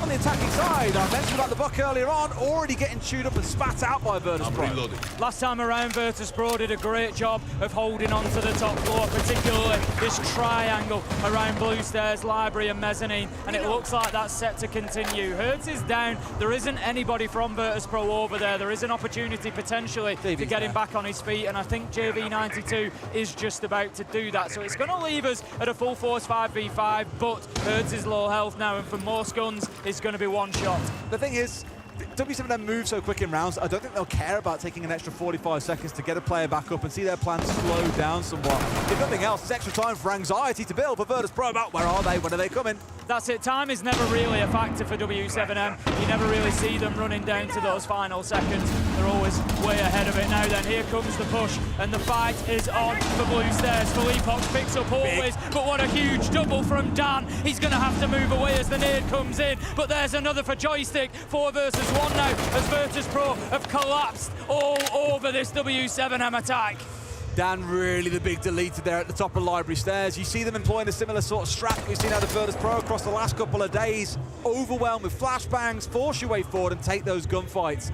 But when a Warden is present, that's why things like a Thatcher coming through can be massive for you to get the push forward that you need. So well played by Virtus.pro, still keeping things close. The fans don't really seem to care, Tim. They suspect this series is only going one way.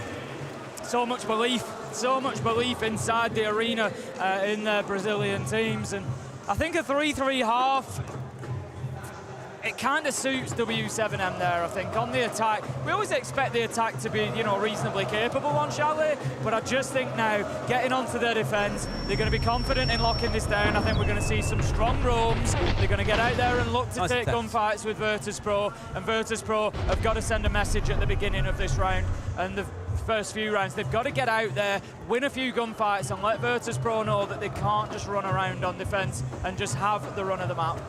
Well, that's going to be it now. It's that full swap. W7M move to the defense, Virtus.pro on to the attack. Starting things off down in the basement. I remember for a long time, Tim, on this map, there was actually a very avoided side. Bar Gaming was kind of the primary.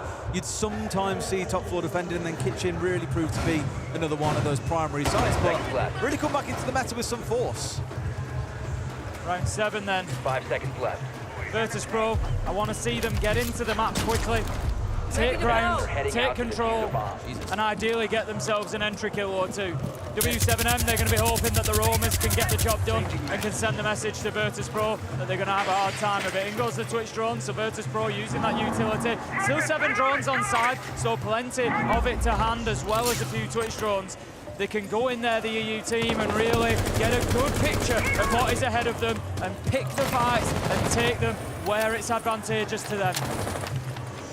Again, it is booming in here. I can barely hear you talk, Tim. It's incredible. Even with the 3-3 scoreline, maybe not the strong start that many would have hoped for W7M. Everyone's still backing them all tooth and nail. Trench really got locked up though by Nade. Of course, worth noting that we're looking towards those razor blooms to do a little bit of damage. That feels like the kind of thing that you prep for, knowing that Virtus.pro are likely to see a push on that side of the map. And truthfully, they're pretty looking spot on, to be honest. You've got Shepard trying to push his way inside of Solar, a couple of players hanging around Trophy, around Master. You've got Dan inside a bathroom up on that side of the map. It is very much this north side down push. And so if you're expecting some kind of pressure to come down West Main in towards Trench, they've read the game perfectly. KZ going to be picked up by that drone, just dips himself back to Mezzanine, but he's not going to give up too much ground. He wants to stick around there and continue to waste time here for Virtus.pro. W7M definitely leaning into that a little bit, making sure that they don't give up too much too soon. KZ not been dealt with yet, and there is an opportunity for him to continue moving, continue making a nuisance of himself.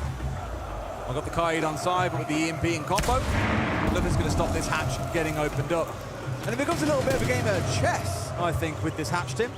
Attacking teams love to make use of it. It's a great cover spot to have, but defenders, or at least should, the good ones, absolutely love retaking it. So keep a close eye out on W7M outlines throughout the last 60 seconds of this round. If you see maybe the Wamai or the Thorn go charging around to try and make a retake come through upstairs. Twitch drawn of always, just a little bit too slow there. He was hoping to get in there, find that electrical and take it out to give an opportunity to open up that wall. There we go. We see at least the long angle now. It is possible with the Thatcher coming down to assist as well. Shepard is working around the other side of Trench, gets the hard breach gadget off, and the pressure can start to mount on W7M here as Dan manages to get an entry onto KZ. 5 versus 4. You can't see him off towards his right-hand side as well. I think Shepard's really kind of gone unnoticed here. Sorry, I thought he was inside the side, but instead on the back corner of Trench, of course, nearly ran his way all the way through those razor blooms that were ready and waiting.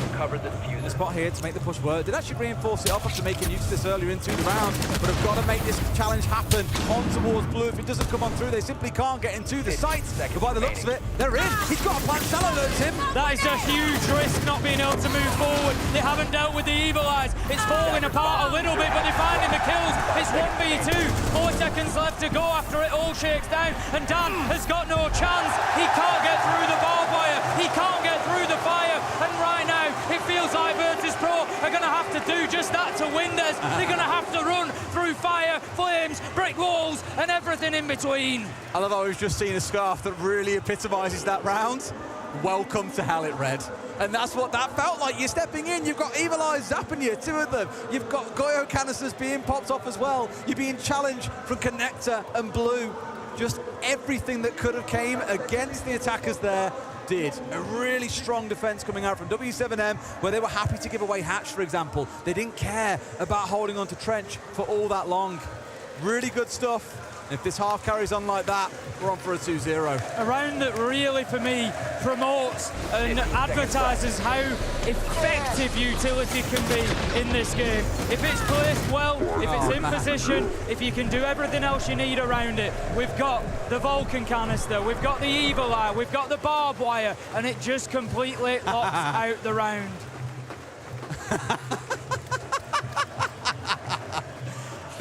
They know, Tim, and you know what? Shots fired. I'll happily take second place. I'm all right with this. As long as it means NA is at the bottom of the pile. To these Brazilian teams that we've seen, I think anybody would accept second place, maybe apart from Virtus Pro. They're certainly still looking for more, but I don't think anybody can honestly lose to this W7M team at any scoreline and come away and feel bad about it, because they are just so fantastic to watch. And then when Virtus Pro are trying to adapt to round 7, bringing along the Brava for the Evil Eyes of the Maestro, what does W7M do? They abandon the Maestro altogether and change things up completely. This time around, looking more towards the Castle and the Fenrir as their main sort of core parts of the composition here, looking to keep Virtus Pro out, looking to make it incredibly risky to go pushing into rooms that you don't have full knowledge of. When you're nearsighted, guess who's going to swing you? Of course it's going to be W7M. Dan just positioning drones there, try and provide a bit of intel as the round continues on. Make sure that they can't get hit on the flank. Just make sure people are watching them. Joystick in early, doing a bit of work vertically, but the sight is over on Bar and Gaming. But what he is doing is, again, just preventing any presence out in dining and kitchen from potentially causing them a problem. Great opener from Dan. That's 2 rounds in a row now. KZ's going to take a lot of damage, so does Joystick. Those two, they're just going to dip away from that fight. In comes the utility once again, always on to Nate. 5 versus 3, 5 versus 2. KZ does manage to get something going for W7M though. See that 5v3 with always getting a 2K, and we remember what happened in the first half of this map. Still, we saw W7M pull things back.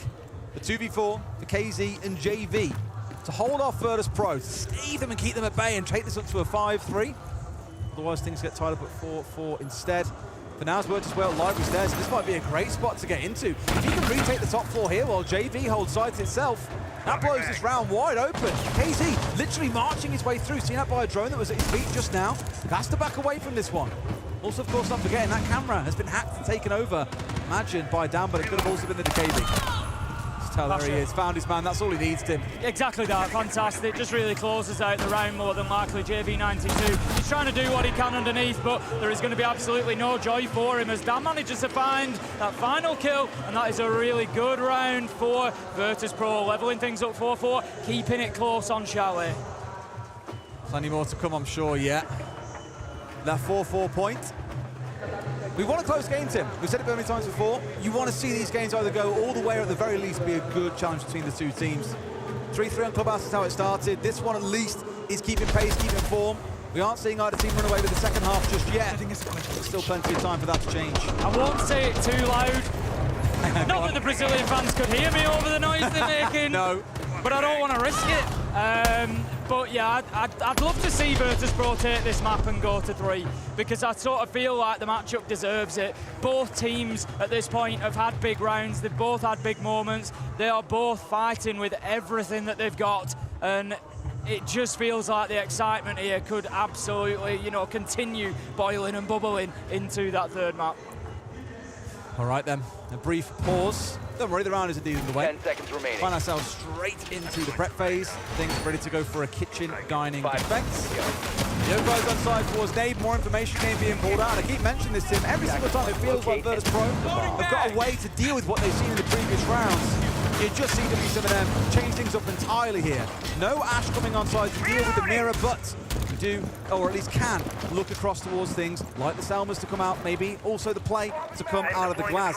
We've only seen Glaz picked, let's say, half a dozen times across the entirety of the competition. Hasn't really been as effective as what it used to be, not the true terror. But this round, we've got 6 smokes in the back pocket for Virtus.pro. If that ain't commitment towards making one operator work, I don't know what is. Gonna have that presence down in the basement then, drones being taken out, so they will be aware, of course. We've got a player down there to deal with. Now KZ and Hertz, Nid, all holding around site. KZ does take a lot of damage down there in the basement, so needs to be careful on the Solus. What you normally look for on this site when you know you've got to try and push in towards kitchen and dining is to start on the top floor, get the main air quotes breach. In this case, I imagine it might be safe above them. Get that opened up first and foremost, and then with the vertical control, you can start putting more pressure inside a lobby, knowing that you've got vertical cover that forces JV92 away on the mirror. Without that vertical control, things are going to stay very, very messy. You can see they've tried to get the mirror off the wall straight away. It has been jammed off. Once that's opened up, though, that's when Pasha will really come into his own. So what I want to see here is real composure from the side of Virtus.pro. Let's not see the sort of things that W7M do be only exclusive to them. Let's not see the patience game be a thing. Nice hack coming out from Always, though. Gets rid of the jammer, and now that mirror window will get taken away. And that will force W7M to fall back without necessarily having to force top floor control. Dan, he's a different man this map, Tim. He's 12-3. 3 kills in a row have been the entry for Dan. He's managed to get them and really put Virtus.pro into a great position. 5 versus 3 now, and W7M definitely on the back foot. And you're just wondering, Des, they are so close. They're only 3 rounds away from that grand final spot. Are the nerves starting to set in a little bit? Are the cracks just starting to show? And Virtus.pro are there waiting to take advantage. 5 versus 3, Hertz fights back. We saw him winning those angles on Clubhouse, but this time the luck doesn't drop quite the same way as Pasha. He manages to find him 5 versus 2 and can now start using that class in towards side. To fair in a 5 versus 2, you'd take any set of operators, I imagine, to close things out, but the Glaz is certainly not going to hurt. JV still sat up above. Want to clear him out so he can't play out the verticals, and that's exactly what they found. Joystick getting his man. The Yokai's in spot, but Tim's 20 seconds to play. A smoke actually might really help the Yokais here. They could be paying the price for this. He'll stall out one, but can they find the other? It's been shot out, and that is really all they need here. Down to the last one, it's been taken out as well. Unless Nade can deny from above, this round is cooked in, and by the looks of it, it's done. Shepard gets the diffuser down, so now Virtus.pro, they sit back, they hold their angles. Nade has got a mammoth task ahead of him. He comes around the corner, manages to find Joystick, who was led prone. 1 versus 5 becomes 1 versus 4, but if Nade's going to be successful, he's going to have to find one of the rarest things in all of Siege, and that would be the coveted 1v5 ace clutch. And right now, time is not on his side. He's got about 10 seconds to find these kills. He's taking damage, and that is likely to be an impactless kill as he finds the second, but can find no more as Pasha closes it down. And that's Virtus.pro putting themselves in the lead here on Chalet. Certainly wasn't done the conventional way by Virtus.pro, but I really like the way that they approached that. Rather than worrying about the vertical control and getting in, opening up the floor, for example, potentially getting C forward, instead hacking out that mute jammer that was sat on the wall turned out to be enough. Everything got opened up, and they just played long angles from there. Whether it was top floor or the ground floor, everything was at a distance, and they really made use of the better scopes and guns the attackers tend to come along with. W7M timeout comes on through here. It's in the first time we've seen them call it in this series. Perhaps not quite unsurprisingly, given they are now down 5-4 on their own map pick. Yeah, and that goes to tell you that, you know, the position that they're in at the minute, they're looking at this and thinking, you know, there's a bit of momentum going against us here. Virtus.pro are starting to find rounds. It's 5-4. They're only 2 rounds away. We need to try and get this locked down. But remember what I said in map 1, these tack timeouts work both ways. And what they've also done here at 5-4 with only 1 round between them is they've given Virtus.pro an opportunity to have a discussion, to cement what's working, to really talk about the strategy going forward over the next couple of rounds. So as much as this tack timeout could work for them, it could work against them. Very much could.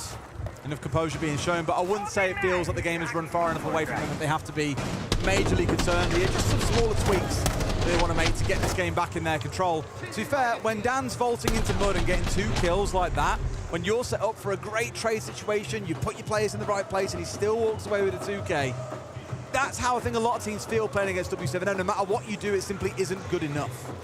And really, again, that all falls to Dan, who's been having a stellar map. 12-4 he currently sits at. And we've seen this repeatedly from Virtus.pro. When Dan has been able to really get himself up towards the top of the scoreboard, inevitably Virtus.pro follow. They find the kills around the team as well. They get themselves involved and they support him. Always doing exactly that, finding himself on 8 as well. He's had a couple of really important double kills that have opened the round up and given Virtus.pro the man advantage that they've needed. Dan, he will start things off as he has so often, going in on the Bravo drone and hacking those gadgets. Oh, had to get away from that one. He got shot out. Didn't get the default. He got shot out before he could take it over. I think he saw the camera getting chased down the drone, sorry, getting chased down the stairs as well. Eventually taken out, sniffed out, removed from the field. Let's come back to what I spoke about in map 1 team as well. 9 flashbangs in the back pocket of Virtus.pro. The time gone by with you better remind Jaeger on the other side to be forgiven for saying, well, of course, it's to burn through those ADSs and those Remind magnets. Here, I think it's much more to try and overwhelm the defenders, knowing that they're sat behind things like a mirror window, like the Fenrir, like a shield. It's really going to be that battle of attrition between the two sides, I think, in this round. Dan once again on the hunt, just looking for that utility, the Fenrir FNAT taken over, and that is going to be a big one because it's going to allow access in through this front door should they want it later in the round. They are attacking onto Bar and Gaming. My concern for Virtus.pro on the attack right now is they haven't done anything to disrupt Herds, to disrupt JV92 in Library, on Mezzanine, and to force those defenders away from those positions. Here we go, attempt number 1 coming onto the mirror window. Herds, he looks towards his right, he can save this. Does just about get away with it. I think he was so scared about a play being made off the back of that Selma going onto the wall, and he'd be right to assume so. A lot of teams would use that as a little bit of distraction, a little bit of an attention suck, and make a play. But it simply didn't come on through, but at the very last second, the Selma is removed. Virtus.pro are in that position now where the only move left to them is to push forward and take the gunfight. JV92 is ready, but no, we see the utility raining in. JV92 had absolutely no chance, as always finds Herds, and it's another one of those big doubles that we've seen him deliver, and it's 5 versus 3 now. 60 seconds to play as well. Virtus.pro have got every right and every opportunity to take this up to map point and career us through the border for our 3rd and final map. Philippe Box on the swing can find nothing. Pasha deleting him from the server, and Nade and KZ have got to hold on. It's going to be such a tough job for them now, 2 versus 5, 40 seconds as well. An awful lot of time and pressure that is going to need to be absorbed. Nade is going to have to leave. The wall has been opened. Do they know about him? Yes, they do. Always, once again, Pasha to finish off a flawless round, and Virtus.pro, they move on to map point, and that is the quietest that I've heard the arena so far today. I think I'd hate to be Pasha's monitor in this series, Tim. The amount that he's screaming at it is bonkers. Really seeing the passion come through. But we touched on it around start to go back to the point about the 9 flashbangs. I thought it might be a battle of attrition between the Jaeger and between the Wamai, and of course, all those flashbangs coming against them. But instead, what do you see? The Jaeger screen with 3 flashbangs all going off at the same time. It didn't matter where, you can't look away from 3 Tim at once. He was guaranteed to be full white screen. It was a brilliant team play coming out from Virtus Pro, and that is the kind of stuff they've done all tournament long, and it's looking better and better as the days go by. It reminded me very much of a player, you'll remember it, on Old Consulate. I can't remember who it was now. There was a player on yellow stairs of Old Consulate, and there was just about 10 pieces of utility rained in at once. Tim, that was every game of Consulate on yellow stairs. Yeah, it was. It was like, am I getting flashed? Am I getting actually naded here? What's coming? You just didn't know. It was everything. It was like a raffle every time you played yellow stairs. But it was very much the same feeling and the same result. JB92, not a hope of holding on to mezzanine there, and that's something I feel like over the last few rounds especially, Des, Virtus Pro have done really well. They've created no-win situations for the W7M defenders. Really fancying his chance of getting something there. Fortunate to find out the joystick almost didn't find him either, actually. It wasn't too far away on the left-hand side of these trees, whereas Herd's looking out towards the right. Just keeping Virtus Pro honest and asking questions the longer this game wears on. Still, 2 rounds of a mountain to climb for W7M. It almost feels to me like an exact reverse of what we saw back on Clubhouse, where actually it was W7M who were very dominant in the second half. Here, it's been all Virtus Pro. How often do we see it as well? A team comes out, steals the other team's map away, and you think it's over, and then there is the reverse. Always going to be sending in the Rotero drones. I think just recognising here, Virtus Pro, how much of an impact that utility had last time around is. I picked up on it, the Vulcan canister, the barbed wire. KZ is going to pick up joystick to kick things off, and that's a great start for W7M. They might lose some of their utility on site, but Virtus Pro pay for it with some manpower. Sorry, Tim, were you saying something? The crowd were chorus. I'm quite known for being excitable and loud, but it's difficult to make myself heard over this. I tell you what, to be cheering your team this much when you're down 6-4 is something quite special. And if that drives it to take this round and maybe the next one, well, it's very close to see who the 6th man on this W7M roster would have been. Working our way in now through Trench, moving fast, or maybe not. Halfway into the round, have got themselves this north side control. Once again, W7M know what to expect. They dealt with it expertly last time around, but always could not stop finding entry stim. Always he manages to get one. Shepard doubles up. JB92 onto Pasha. It's 3 versus 3, 3 versus 2 as the Brazilians fight back. Nid, he manages to take down that key component. Always is gone. There's a minute left on the clock. Managed to get it back. They didn't manage to get this last time round, Tim. They have to steer away. I think Shepard knows they haven't got the control they need. There's 60 seconds to play, Tim, but I feel they have to retake upstairs. Virtus Pro do have time to do that if they want to. 50 seconds. Dan finds JB92, and then he goes to have a look. Hertz has actually pushed away from the hatch, so there is an opportunity for Virtus Pro to get themselves inside the site. Shepard takes it. He will find himself running through the FNAT, but there is no more utility this time. Dan can hold the long angle, and there's an opportunity to get this diffuser down, and that's what Shepard are doing. Virtus Pro, they close out map 2 then, and we are going to border to decide who will get themselves into the grand final. And the map 3 feels so deserved. A very flat Virtus Pro yesterday have turned up a different beast on day 2 of our live finals. The border feels like the perfect showdown between these teams, given how they've played those 2 maps. You just know, Des, that border is going to be an absolute bloodbath. It's such a small map, so many opportunities for gunfights. These 2 are really going to go at each other. If you're watching this, do not go anywhere. This 3rd map really could be something special, Des. Couldn't it just? And as much as we always like to talk about a bit of sportsmanship, it must be daunting walking out of that arena to a chorus of boos. Here we go, though, down to the desk. Milos, over to you. Thank you very much, Des and Ace. What a game! Virtus Pro finally put a map on the board. Our first one for really any team to take us to a map 3. We have not had a map 3 yet here in the main stage. I'm very happy that it happens with a European squad. No bias whatsoever, of course. Welcome back to the Analyst Desk. I'm Milos, the Medicare host. With me are Fresh and Fabian. Fabian, we have to center immediately on that final round because Virtus Pro looked like they could just bring it back every single time. You know, there's few times I will say that I'm proud over other teams. And this time I am super proud of Virtus Pro. Because what we saw here from W7M was a lot of counters. And that last round, they're contesting everywhere, super hard. Virtus Pro lose the enter pick. Joystick goes down. What do Virtus Pro decide to do? Something I very rarely see from them. We rush site. And it paid off immensely, right? W7M is a good enough team to take that round to us so close. Had it been against anybody else, I think it would have just been Virtus Pro running away with it. But that was so impressive from Virtus Pro because so much stuff that W7M pulled out and Virtus Pro countered it. Sometimes as an analyst, you're actually happy that you're wrong. We set the expectations that Virtus Pro on their attack would be able to set up all these executes, but be closer to site.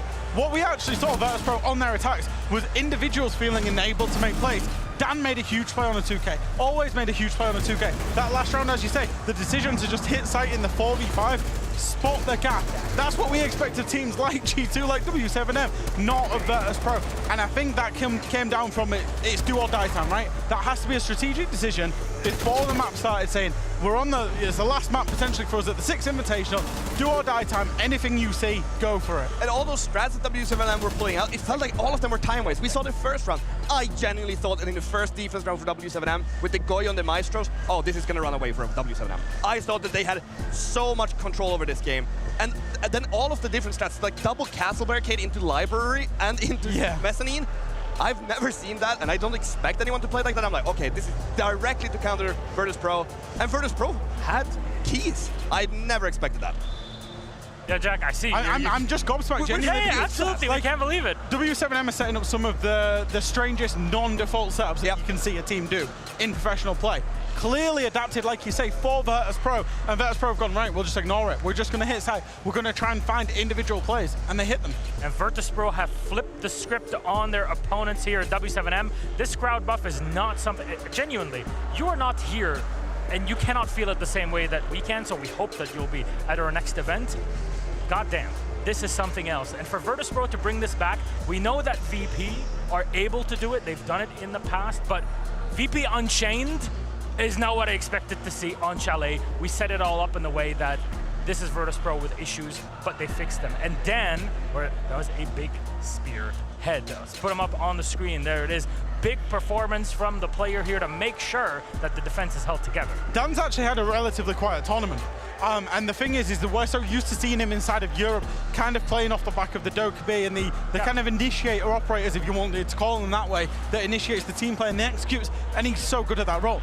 Today, he was one of the initiated, where he was taking those opportunities and trying to find the gaps. That one where he went in the mud window and just peeked both players inside of games, the confidence to just open up the round like that. Yeah, the double kill, that was incredible. Just, yeah, they have the freedom, and it's so unexpected. I'm still lost for words, because I never expected Virtus Pro to take their opponent's map. Virtus Pro is a team that wins their own map, they win the third map, and that's how they end the series. They don't win their opponent's pick, especially when it's a Brazilian team that gets to fully counter them.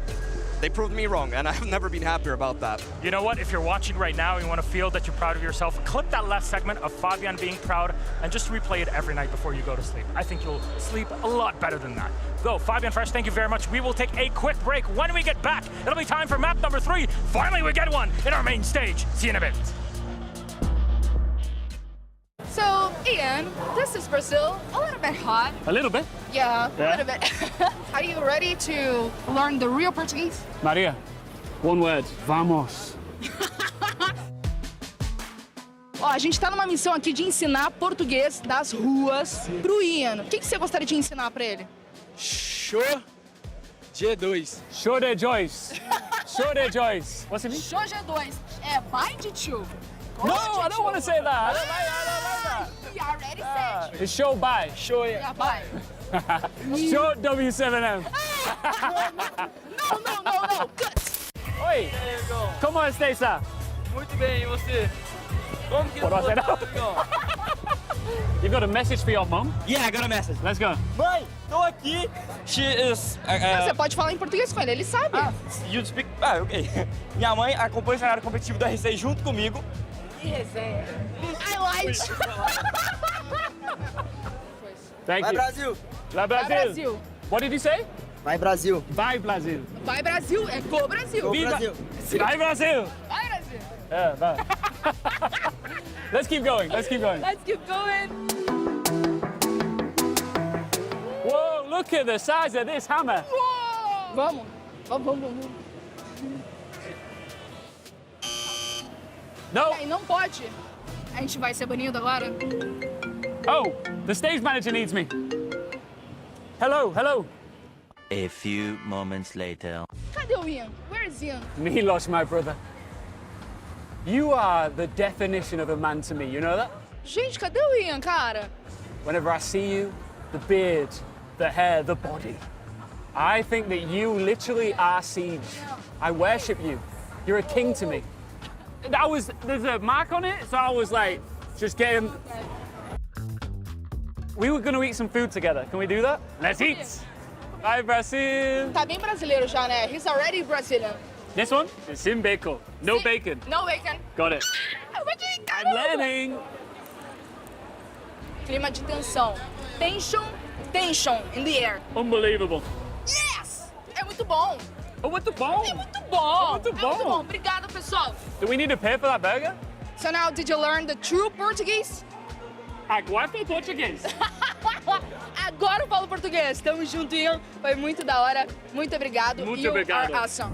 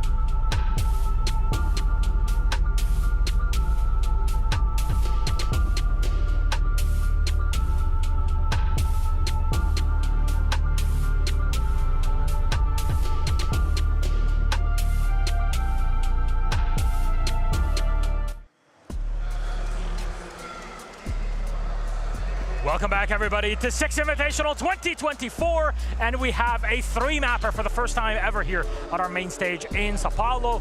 And now we can get started with it. Map number 3 between Virtus.pro and W7M.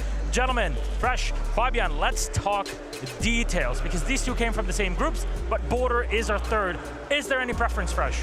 Not really. I think Border's quite a surprising map for us to get there, and it's a kind of blink and you'll miss it type approach from the two teams. It's W7M's 9th preference map at this event. They've not really liked it. They actually lost it when they played against VP in groups. So there's a little bit of history there. It was a 7-5, it was a close game. For VP, Border is a map that they used to hate. It was definitely not in their style. They've brought it into their map pool for this event and have had some success on it. Now let's talk playstyle real quick. Fabian, what do we expect? So even though the Virtus.pro won against W7M in the groups, I don't know if the playstyle in itself should reflect that, because we saw different W7M in groups than we see today, with the crowd buff as well. So the playstyle on the map, it's kind of like the attackers will be favored with gun skill. And that's not Virtus.pro's style. They have the checkbox, we said it over and over. So what I need to see from Virtus.pro for them to be able to beat W7M here is to remove that checklist and feel the freedom that they felt on chalet attacks. That's the key, I think, for Virtus.pro. W7M favored is what I'm hearing. Yeah, I think on paper, the win condition of the map marries up really nicely with the win condition of the team, and that's why W7M should win. However, if it's an enabled Virtus.pro, this could be a lot closer. Who goes to final already? Virtus.pro, I'm calling it. It's Fresh. W7M, crowd buff goes hard. You've heard it all here. Let's toss it back to our casters. Map 3. I love how the desk is so split. Fabian and Fresh, of course, they're always at odds with each other, Tim, but now more than ever between Virtus.pro and W7M, we've got that old result of the 7-5 win for W7M, but it's different gravy when W7M are on this live stage. It's so true, Des. We've seen the performance just elevate. They're on an upward trajectory, and it seems like it has no peak at the minute, and that's a dangerous thing if you're sat in Virtus.pro's chairs. W7M, of course, going to do everything they can to take this.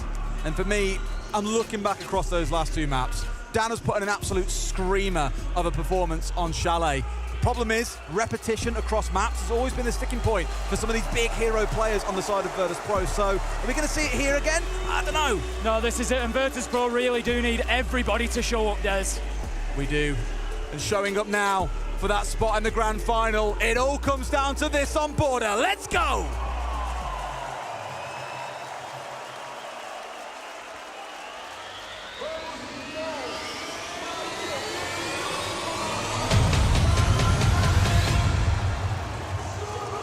Still chills every single time, Tim. I'll never get bored of turning around and looking at that. Yeah, I know the desk was split. I'm not sure the arena is. I think they know who they want to win. I think we all know which way they lead, It is Tim. most certainly the team down the right-hand side of your screen. It's W7M. The thing is, we're all talking about this sort of fairy tale story.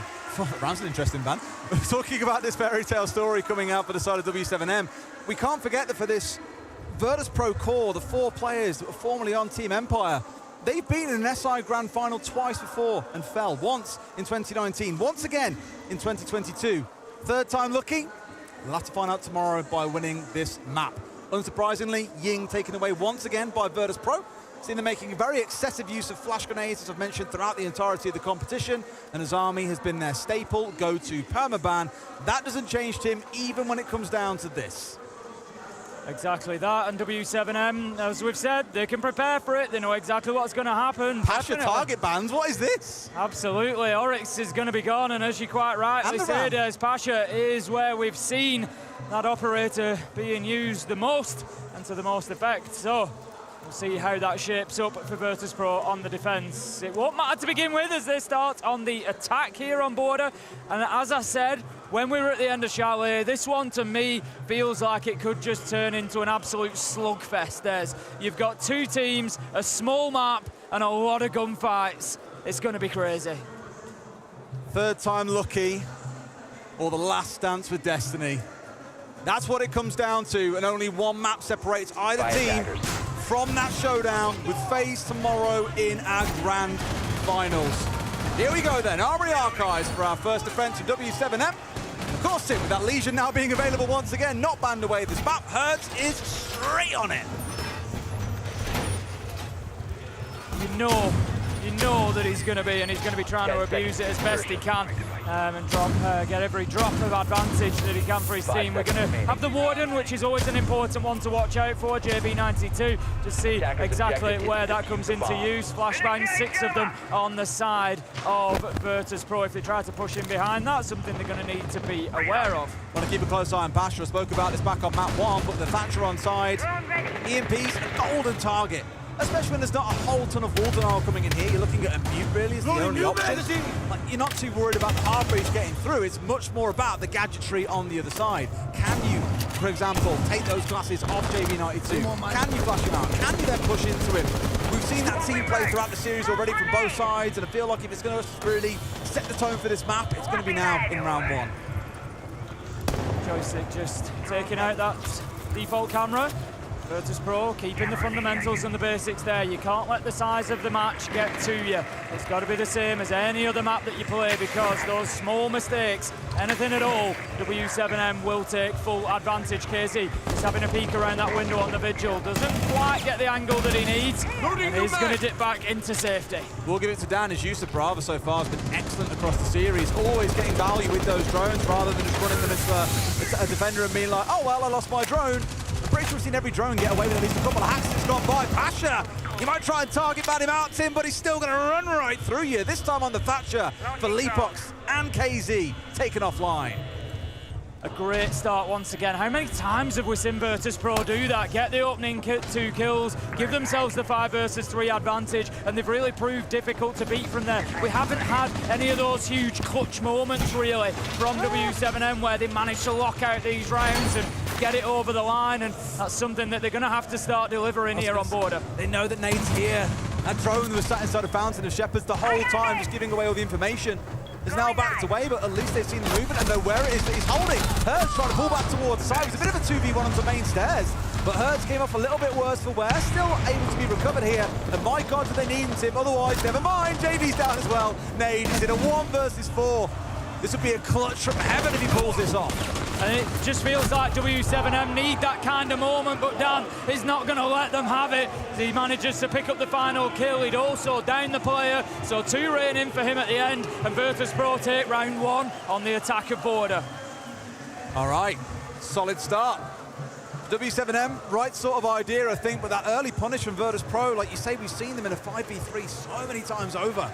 Back on Chalet, it was constantly always getting them in that situation. This time around, it was more the utility player, Pasha, without using a single EMP, getting into a great spot to get his team off and running. And I said I was a little bit concerned about would we see Dan carry on being the hero? Well, Timmy's found himself 2 kills in the round. Looks like he's not going to slow down here on Border.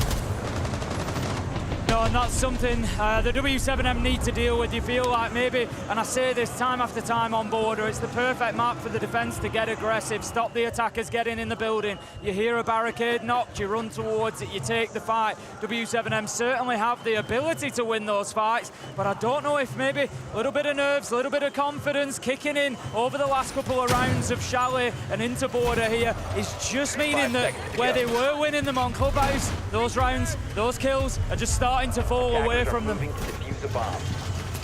All right, it's only round 1. Nobody panic. They're certainly not doing that in the arena. Still plenty of time for W7M to turn this into a good half for themselves. Solus on side here for Hertz, a bit of a change to who's playing exactly what operator. And I did wonder if we'd see this combo come out. We saw FaZe run it against Virtus.pro yesterday, realizing that actually it's a great way to remove half of Virtus.pro's game. I mentioned that you see the drone being one half of it, the flashbangs being the other. In fact, this is probably the first one I've seen from Virtus.pro in a long time, Tim, where they've only got 3 flashbangs on side. But on the other, you're facing off against Mute, Mozzie, and Solus. So much intel denial, not a lot of flashbangs to play behind. Maybe looking towards the Grim and the Brava and saying, okay, there's even more available there to work with, sure. But I fear that W7M actually could really punish Virtus.pro.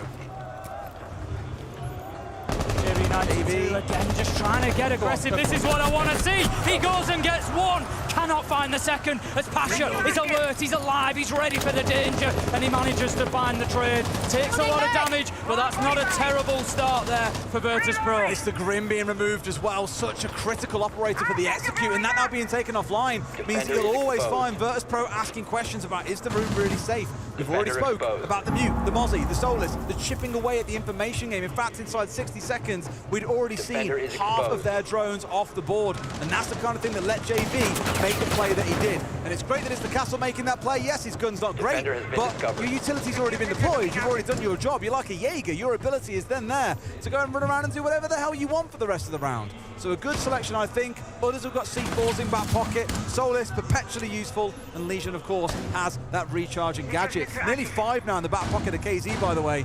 Probably want to get some of those out in the field at least sometime soon as Virtus.pro give away where the attack is coming from.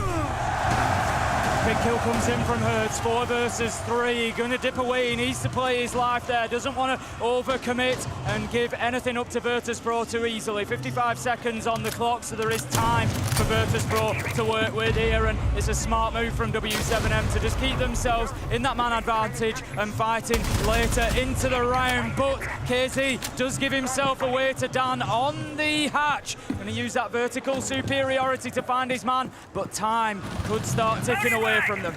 We're into that last 30 seconds here. Still a little bit of setup work to be done, I really feel, on the side of Virtus.pro. They haven't got full control of waiting here. They know that Hertz is inside, and they're really starting to run out of information as well. It's going to be a little bit of a Hail Mary. Those 3 flashes in the back pocket of Shepard.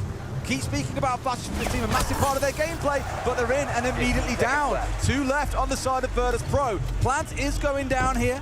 They've got the Solis on side, they can snip it out, they need to. They're going for the challenge, but they found one, and he's pulled away from it. Shepard's got a re-stick, but it's a 2K C4 coming out for Levox to secure the round.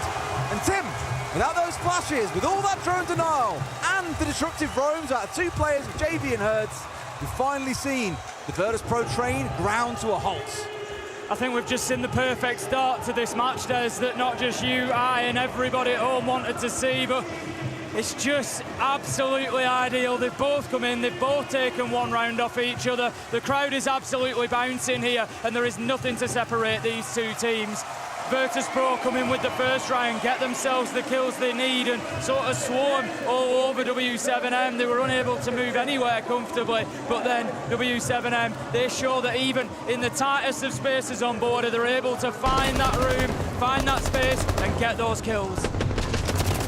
It's one thing probably you take away from the last map, especially of Chalet. W7M just gave a little bit too much room to Virtus.pro to get set up for their executes. Often seeing ourselves in 5v5s, 4v4s, you name it, when it came round to the late round. But what I love there, I mentioned the 2 players, JV and Hertz, both were there and ready to give things a jolly good go. Get on the runouts, try and get a couple of kills, disrupt Virtus.pro, take away some of those key execution-based opportunities or operators in the utility, and look at how things work out for them. I want to see that aggression continue. When we get back into things here, a quick rehost to come through. I don't know how well, and I'm going to answer my own question. I was going to say, I don't know how well you pick up the volume of that crowd on stream, and I know we keep talking about it. I can only imagine that it's coming through as loud and clear there as it is to us, Des. You know, it's hats off to the Brazilian fans that have turned up here and shown such a passion for Siege, for the game. They've got an absolute love of their teams, they've got an absolute love of their game. They're almost cheering before a kill happens. They know it's coming because they know the game fantastically well. You can just soak it in for 10 seconds. Flags, fans, drums. Everything you can imagine inside this arena. And some bloody good siege, Tim. Some bloody good siege. Players just getting back into lobby now. Will be able to get back underway in about 30 seconds or so. So thanks for sticking with us through this one. Reminder of the stakes, if you are just tuning in for some strange reason. Where have you been? Both teams here on map 3 have a chance to book their ticket to a grand final. For Virtus.pro, it's that 3rd grand final for this core roster. They've fallen twice before, 2019 to G2, 2022 TSM. W7M, after winning 2 majors last year, it feels like their fairy tale is about to come to a very happy ending. However, Virtus.pro could well be the villains in their story.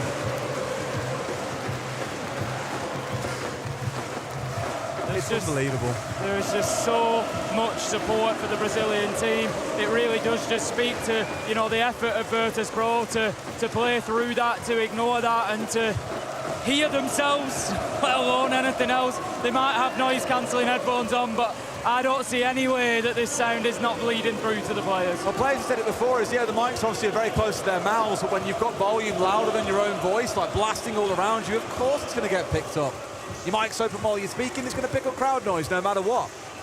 And so as much as players might say, it's like being on the live stage, it's great, it does change the way that you play a game.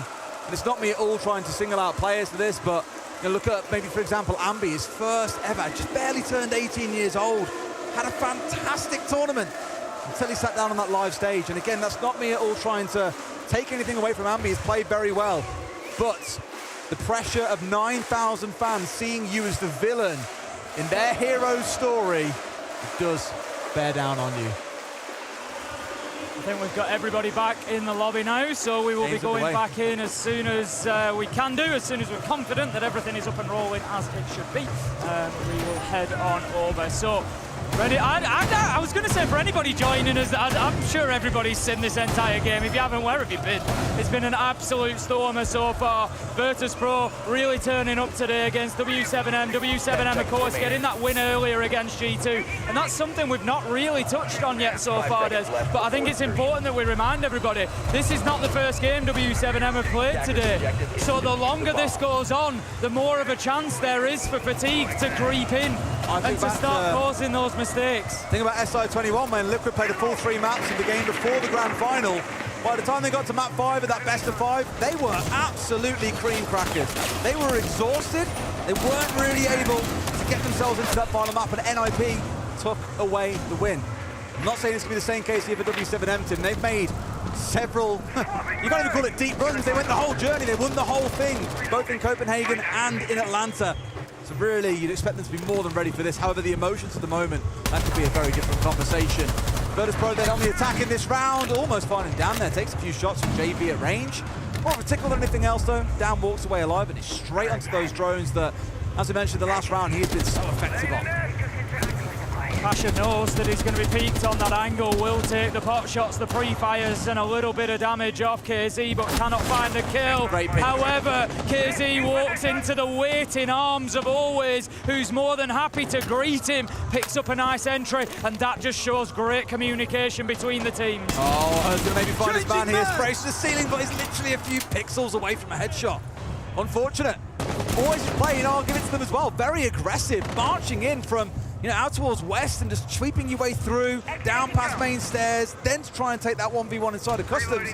That's a lot of ground to cover.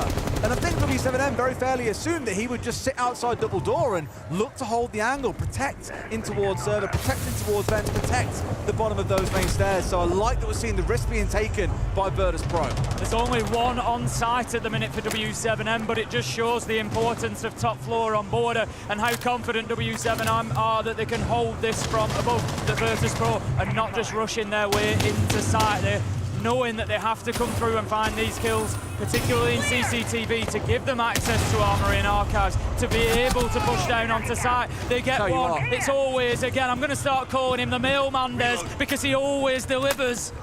Once again a spot where Always has been in the spot. I mean, it was JV back on the last map who was sat on hatch and was completely forgotten about by Virtus Pro. You've seen the same thing just done to Always. They forgot that he pushed in towards Customs and Supply and found himself a kill and held that ground and never conceded it. 3 players left and Herds sees his man but doesn't manage to make the challenge. JV also falling onto his backside. Virtus Pro building in confidence. Dan onto a 3K. Feeling like a very comfortable closeout. In fact, no, sorry, it's Always onto the 3K. Makes it a quad. Will we see an ace coming out here from him, Tim? Certainly a possibility. Nage just going to play underneath. He knows there's very little he can do. He prevents the ace, prevents the floorless, but that is likely to be the end of it. Joystick managing to find the final kill, and Virtus Pro, they lead 2-1 on border. Great start on the attacking side here for Virtus Pro so far. Just looked very composed, excellent at pinching onto these W7M roamers. Something that a few teams have fell short from earlier in the competition, to be fair. And what we've seen is then teams double up and make excellent plays off the back of it. Push in fast, get a pinch onto someone, and just see that player crumble. Remember, a few teams had adapted around that, but so far we haven't seen that out of W7M. If we want to see Herds out on the Solus on the roam, I feel like he needs a second man with him. see the fantastic opener from Always there that was the beginning of a 4K for him, and how many times have we seen that? If Virtus Pro do ultimately make it into this grand final, they've got to thank the performance of Always along the way, because he's been so consistent throughout this game, delivering those big moments, delivering those multi-kills when they need them the most. Sensing a degree of nervousness in the arena now. It's very quiet towards the end of that third round. Understandably so. Told the story so many times of the last dance for W7M, and it can all end here. Cut it short before we even hit the chorus. 5 seconds left. Here we go then. Round 4. This time around back up to Armory and Archives, as we saw back at the very start of the game. Herd sticking hard on the Solus though, really wants to try and make it work. I'd love to see him joined out here on the roam by Felipox. So when I say joined on the roam, I don't mean so much being on the roam as well. I mean playing as a pair in here, looking to support each other. Where a lot of teams have struggled to pinch roamers in the tournament, it's not just on being slow, but also when defenders look to back up falling roamers that are falling back. They'll challenge an angle, they'll even just pre-fire it on the odd chance someone is there, and it forces players away. And that's what might give Herds his safe ticket back towards side, but the Solus by very nature often does play out very individually, very alone, very solo, and therefore becomes quite easy to punish. Joyce's going to be challenged here. He's going to be caught out as KZ manages to find the kill with the pistol, and that is going to give a good advantage to W7M. They've struggled with the entry recently, Des, and that is a big step for them. Akima speaking about getting out early, getting aggressive, but this time doing it as a pairing, and they've achieved it here. Yes, Herds wasn't part of the play. It was the Fenrir of KZ and Felipox together making that early challenge. And the thing is, you'd imagine Virtus Pro would start getting wise to this by now. That's the second time that we have seen W7M go aggressive onto this south side balcony near the east stairs. Yet they haven't really responded too well to it. They haven't got enough information around there, and they're being punished for it. Admittedly, very hard when Herds is chewing through all your drones, down to only 4 with half a round to play. It sends out the nitro, and it is bang on target, Des. He takes down Shepard, and W7M, they are sitting comfortably on this top floor hold now, just looking at the positions that we find Virtus Pro in. They are just all over to that east side. They've got a little bit of presence on CCTV balcony east stairs, but nowhere near sight at the minute. They need to find some kills. They need to dislodge W7M, but KZ, he finds another onto Pasha, and it's looking like a big ask for Virtus Pro in round 4.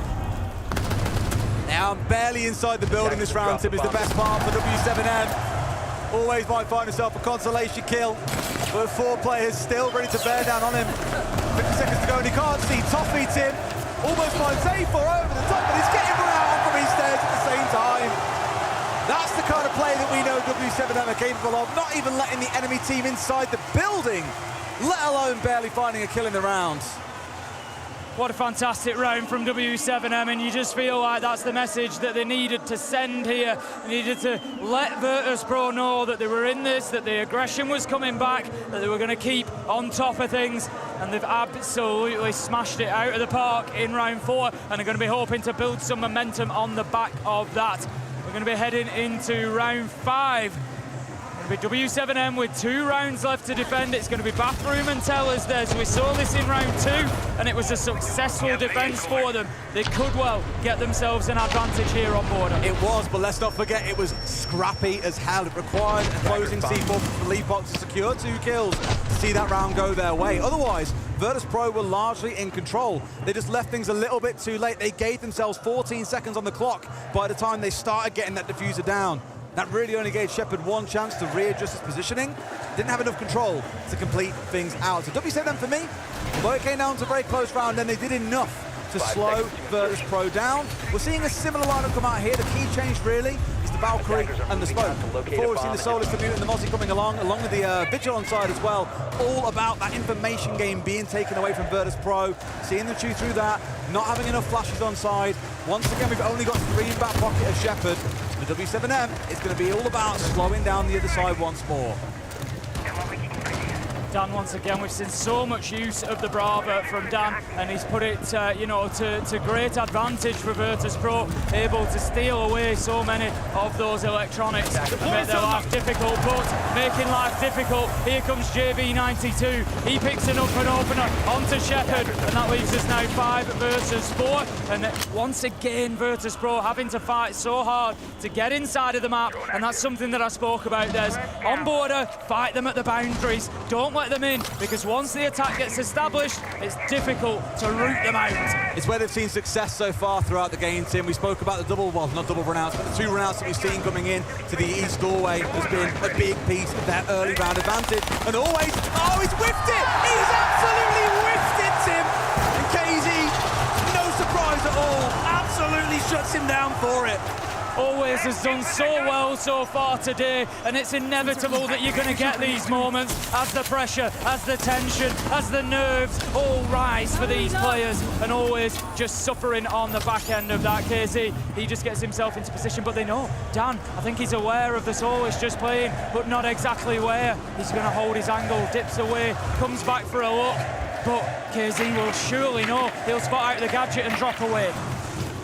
And that's enough. I think actually getting into a spot where you got 2 kills onto the enemy team and now backed away is perfect. They can afford to sit and play behind. Well, the smokes are all gone, to be fair. I was going to say smokes and C4s, but they've gone through the lot. So actually, this is suddenly quite secure for Virtus Pro to start a march on towards site and look for a couple of kills. Let's not forget, the main overriding utility still in this round is those Grim Cowan launchers. 4 of them in back pocket, plus smokes, plus a minute to play with. They can do this, Tim. Certainly can. Pasha's just going to be using that vertical angle, keeping an eye on things in sight, trying to get something going. They just need 1 kill, you feel, to spark them into action, to be that catalyst to push them forward. Joystick knows that there's a man inside of Tellers. He doesn't know about JB92 in blue, though, as he gets cut down. It's all up to Dan. 1v3 becomes a 1v2. He has time, but he's playing Ring Around the Roses here. He needs to find another one, at least, before he can think about the end of this round. He takes health off JB92, and that stops him peeking out. Oh! I was going to say the reload locks you in. They'll hear that sound. They'll fancy their chances of not getting double killed by a single bullet. And they walk away with the round, Tim. This is just so back and forth. It is 2 Titans in the ring right now. They're going blow for blow. There is no defense. There is no blocking. There is no guarding. There is only wailing on each other and just trying to deliver the biggest blow that they can in every single round. And you know what a display of siege this is that we're seeing. It's just entertainment in its purest form for me. Last round of the half, and that will, once again, same as we saw back on Clubhouse, see every site on this map played. Supplying Customs coming up next. These are the moments that Always will look back on and think, man, I played so well. But that could be the round maker. That could be what makes or breaks this series as well. I know it sounds harsh to put it on one moment in time, but it does when it gets this close. It's such a shame for somebody who has delivered so much through the game, and you know it's not going to be decisive over the entire 3. There's been other situations. You're always going to look to a number of things that could have won or lost you a match, but for somebody like Always who's played so well, as you say, just having that unfortunate slip there, it's always a tough one. I think there was a little bit of siege time in there as the KZ just sort of managed to drift away from his aim and behind cover as well. It was definitely a tough one. Another quick rehost coming in here. Sorry about delays with that one, guys, but it's going to take us a couple of minutes so we can get things back underway. At this point, Tim, I really feel like it's building a little bit of tension as well, because the players then have time to sit there. Can't really hear yourself think, but you have time to stew over how things have been going so far. And we keep on saying it's been blow for blow for blow for blow between these 2. 1 round going away either time, alternating between them. And yet again, we head towards what looks to be that 3-3 scoreline. Every map's been decided in the second half so far is the thing. And so that second half, for me, that is going to be telling. I love that even through the tech pauses. Have you ever seen a crowd like this during a tech pause? They are just absolutely unstoppable right now. But neither of these teams have quite been able to find the same form. They are battling back and forth, both of them able to have their moments. Then we heard it explained earlier by Leo, our wonderful Portuguese host, by the way. Him and Mr. Chambers have done a phenomenal job together on that stage. Absolutely. It's hard coordinating 2 language streams at once, but they've done a smashing job. But Leo was saying the main chant you're hearing, this one, is the count up to 7 for W7M. Yeah. And I'll take the opportunity whilst we're in a tech pause to thank and give a little shout out to all of the Brazilian staff and talent that have been here. You know, they've been extremely welcoming, and it's been an absolute pleasure sharing the arena with them. It's been delightful because we don't normally share, like we have what's called a green room where we hang out between games and get to watch the games and just like relax and prep. We've had to share it with the Portuguese team, but they've been so fun to be So around. fun. It's been fantastic. A lot of faces that you see over the years on the other broadcasts and every now and again at events, and it's been a wonderful opportunity to spend it with everybody. It's been such a celebration of Siege. Ain't it just? Well, you saw all the fist bumps coming in, which means we are getting back into things now. Let's go into our operator pick phase. So once again, thank you for sticking with us through that brief delay. We'll get ourselves into game very, very shortly, I imagine. Say that, players just dropped out, unfortunately. Back into the rehost we go, Tim. I wonder if we keep doing it, if the crowd will ever actually fall quiet. No, absolutely not. I believe that we could play this game for the rest of the night and this crowd would still, in the morning, be cheering just as loudly. I'd have to confirm this. Wasn't every map in the grand final max OT? I'll have to go and do a double check. But I'm pretty sure it is, and I can only imagine, after maybe 7, 8 hours of this, that the team, they'll still have the energy to keep going. Question nowadays is, of course, which of these teams handle this delay the best? There comes a point where you just want to keep playing. You're finding your shots. You're ready to go. You want to keep that energy up. And now these players are sat there in their own thoughts, wondering what's going to happen, who's going to make it to the grand final, and this becomes a real testamental fortitude. I don't know exactly what the flag says, but they've got each team on it.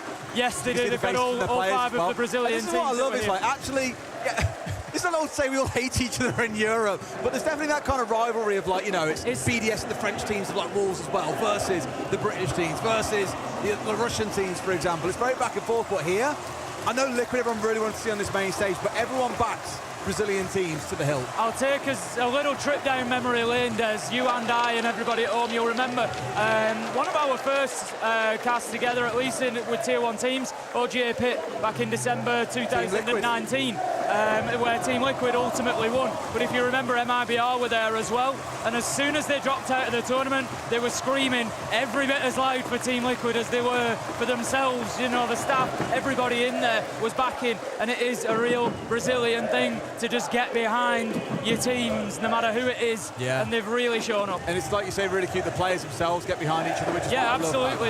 In Berlin, if you remember, we had all the noise from the balcony cheering FaZe on, and that was all the Brazilian players and families that had made it across there. Even whether it wasn't their team or not, they were still backing them. All right, speaking of being back to something, Tim, we are back to the game. Here we go. Last round of the half, as we mentioned earlier on, W7M up 3-2. Where they've seen success so far across this half has been an early round disruption. Run-outs, well, not really spawn peaks on borders, to be fair, but early round aggression, swings onto windows, you name it. That is where they've done well. Where Virtus Pro have done well is in identifying roamers, mainly herds on the Solis, and setting up a plan to pinch him and shutting him out of the round early. So it really becomes a game of speed. It becomes who can act first. Do you see disruption out of W7M picking up attackers, or do the attackers manage to coordinate themselves quickly enough and punish those roamers? Swapping bags. Virtus Pro wanting to get themselves inside of the map quickly here, I think. Don't let W7M build on that aggression that they've been bringing. We've seen them up at the barricades trying to get those early kills. JB92's doing it again. He's using that gadget on those outer walls to try and spot when somebody is droning. If they hunker down in a position that they think is safe, to have a look at those cams, JB92, if he spots them, is going to be straight out there. That's why you've got to be so careful. I think why Pat's playing things super carefully and sensibly right now. Just want to get himself into a spot where, as you say, the Solis catches him or one of his teammates on drone, and that's it. Jump out comes through. They get that early round disruption. It's a game of chess, just always trying to think 2 or 3 steps ahead of one another. As of yet, Virtus Pro not able to get inside of the map, not even really at the boundaries. There's a big rotate going on where they're just switching up those positions. Reloading. Obviously just rebuffed and thinking they need a plan B. That's okay though. I think like being outside the map for now isn't a problem. And admittedly being outside the map previously and losing 3 players, that's a problem. Just still have everyone alive, but we're collecting information throughout the map and figuring out where does the hole exist in this defense really is what all teams try and look for. Where is the best place on the map that we can push it? Joystick just going to be holding that angle onto Breakdoor, but there is going to come a point where Virtus.pro have to push this. W7M set up so fantastically well. They've got each other covered, they've got crossfires established, and Virtus.pro are almost certainly going to pay for every step that they take inside of the map here, because Herd, he's looking to challenge out into 90, but again, playing it smart, not overcommitting. W7M know exactly what the game plan is. Dan takes a lot of damage, but always does even more to Herd's. Patience is a virtue, and my God, the VP showed it this round. They get rid of a couple once we start seeing some happy feet coming out from W7M, but just like that, 2 kills come back their way. JD getting punished, and Joystick finds him. 45 seconds to go. Such a war round to round here. They're just absolutely back and forth, not giving an inch to each other. Joystick, he's looking for those vertical angles, can't find any for the minute, and that is now Virtus.pro with 30 seconds left to use this map control. This has been the most tense round of the bunch so far. I think we're down to the last 30 or so. W7M have been sort of pushed back by Virtus.pro every time it's come to an engagement, but not without suffering some wounds of their own. Dan a single bullet away from death. The sky is falling down on the remaining W7M players, but the clock waits for no man. 10 seconds, the drop comes on through. Pasha's looking for one. Filippo's whiffs it a bit. Dan finds him in the back, and Nade shut down. Virtus.pro find the win in round 6. And once again, Tim, things feel so difficult to call. Absolutely brilliant from Virtus.pro, just in that final 10-15 seconds, able to get the job done, even though it was a difficult one. They've had to really think about it, had to really position themselves, had to really move around in order to get that opportunity, and they got it done in the dying seconds. Fantastic from them. Woo! 3-3, yet again. Where every map so far, admittedly it's only 2, where they have been decided came from second half. That is where the difference was really made. So what I would hate to see here, being honest, Tim, is one team run away with this and they'll send up on like a 7-4, even a 7-5. The one thing we've been missing in the bingo card, Tim, admittedly there's a couple of things missing, but the one thing that we can help with is that third map overtime. We may still get ourselves there. W7M attacking into Armory Archives. Ossa on side. You know this is going to be an Archives push. It certainly is. We're going to see those shields used on the corners, as we would expect, from that east side, trying to get themselves inside the map, just trying to grab a little bit of ground that they can put that diffuser on, and just try to put Virtus.pro on the back foot. Going to be a first defensive round, as you say, always 2 halves, Des, and this first round or 2 is going to be really telling for who ultimately will push through into tomorrow's final. Completely agree. So many tools on side here for W7M, looking towards the Grim, in towards the Buck to get control below, the Ossa, the Capital. Everything just screams that it's anchored around this execute, as well as these Claymores going down, and the shield for the back for good measure. Everything is saying it's about the Archives plan. So what you're probably going to see is someone also get up on the Archives north side window to provide the cover and cross while Nade gets in with this front-facing shield to get a plant down. But there's a lot of prep work to do before then. Often you want to see attackers, like you can see out of JV on the Capital, getting control of sandwich window inside of B site. You also want to make sure there's some threat coming in from east side too. There's a lot of things to think about. It's not just a case of open up the barricade, get the plant down, job done.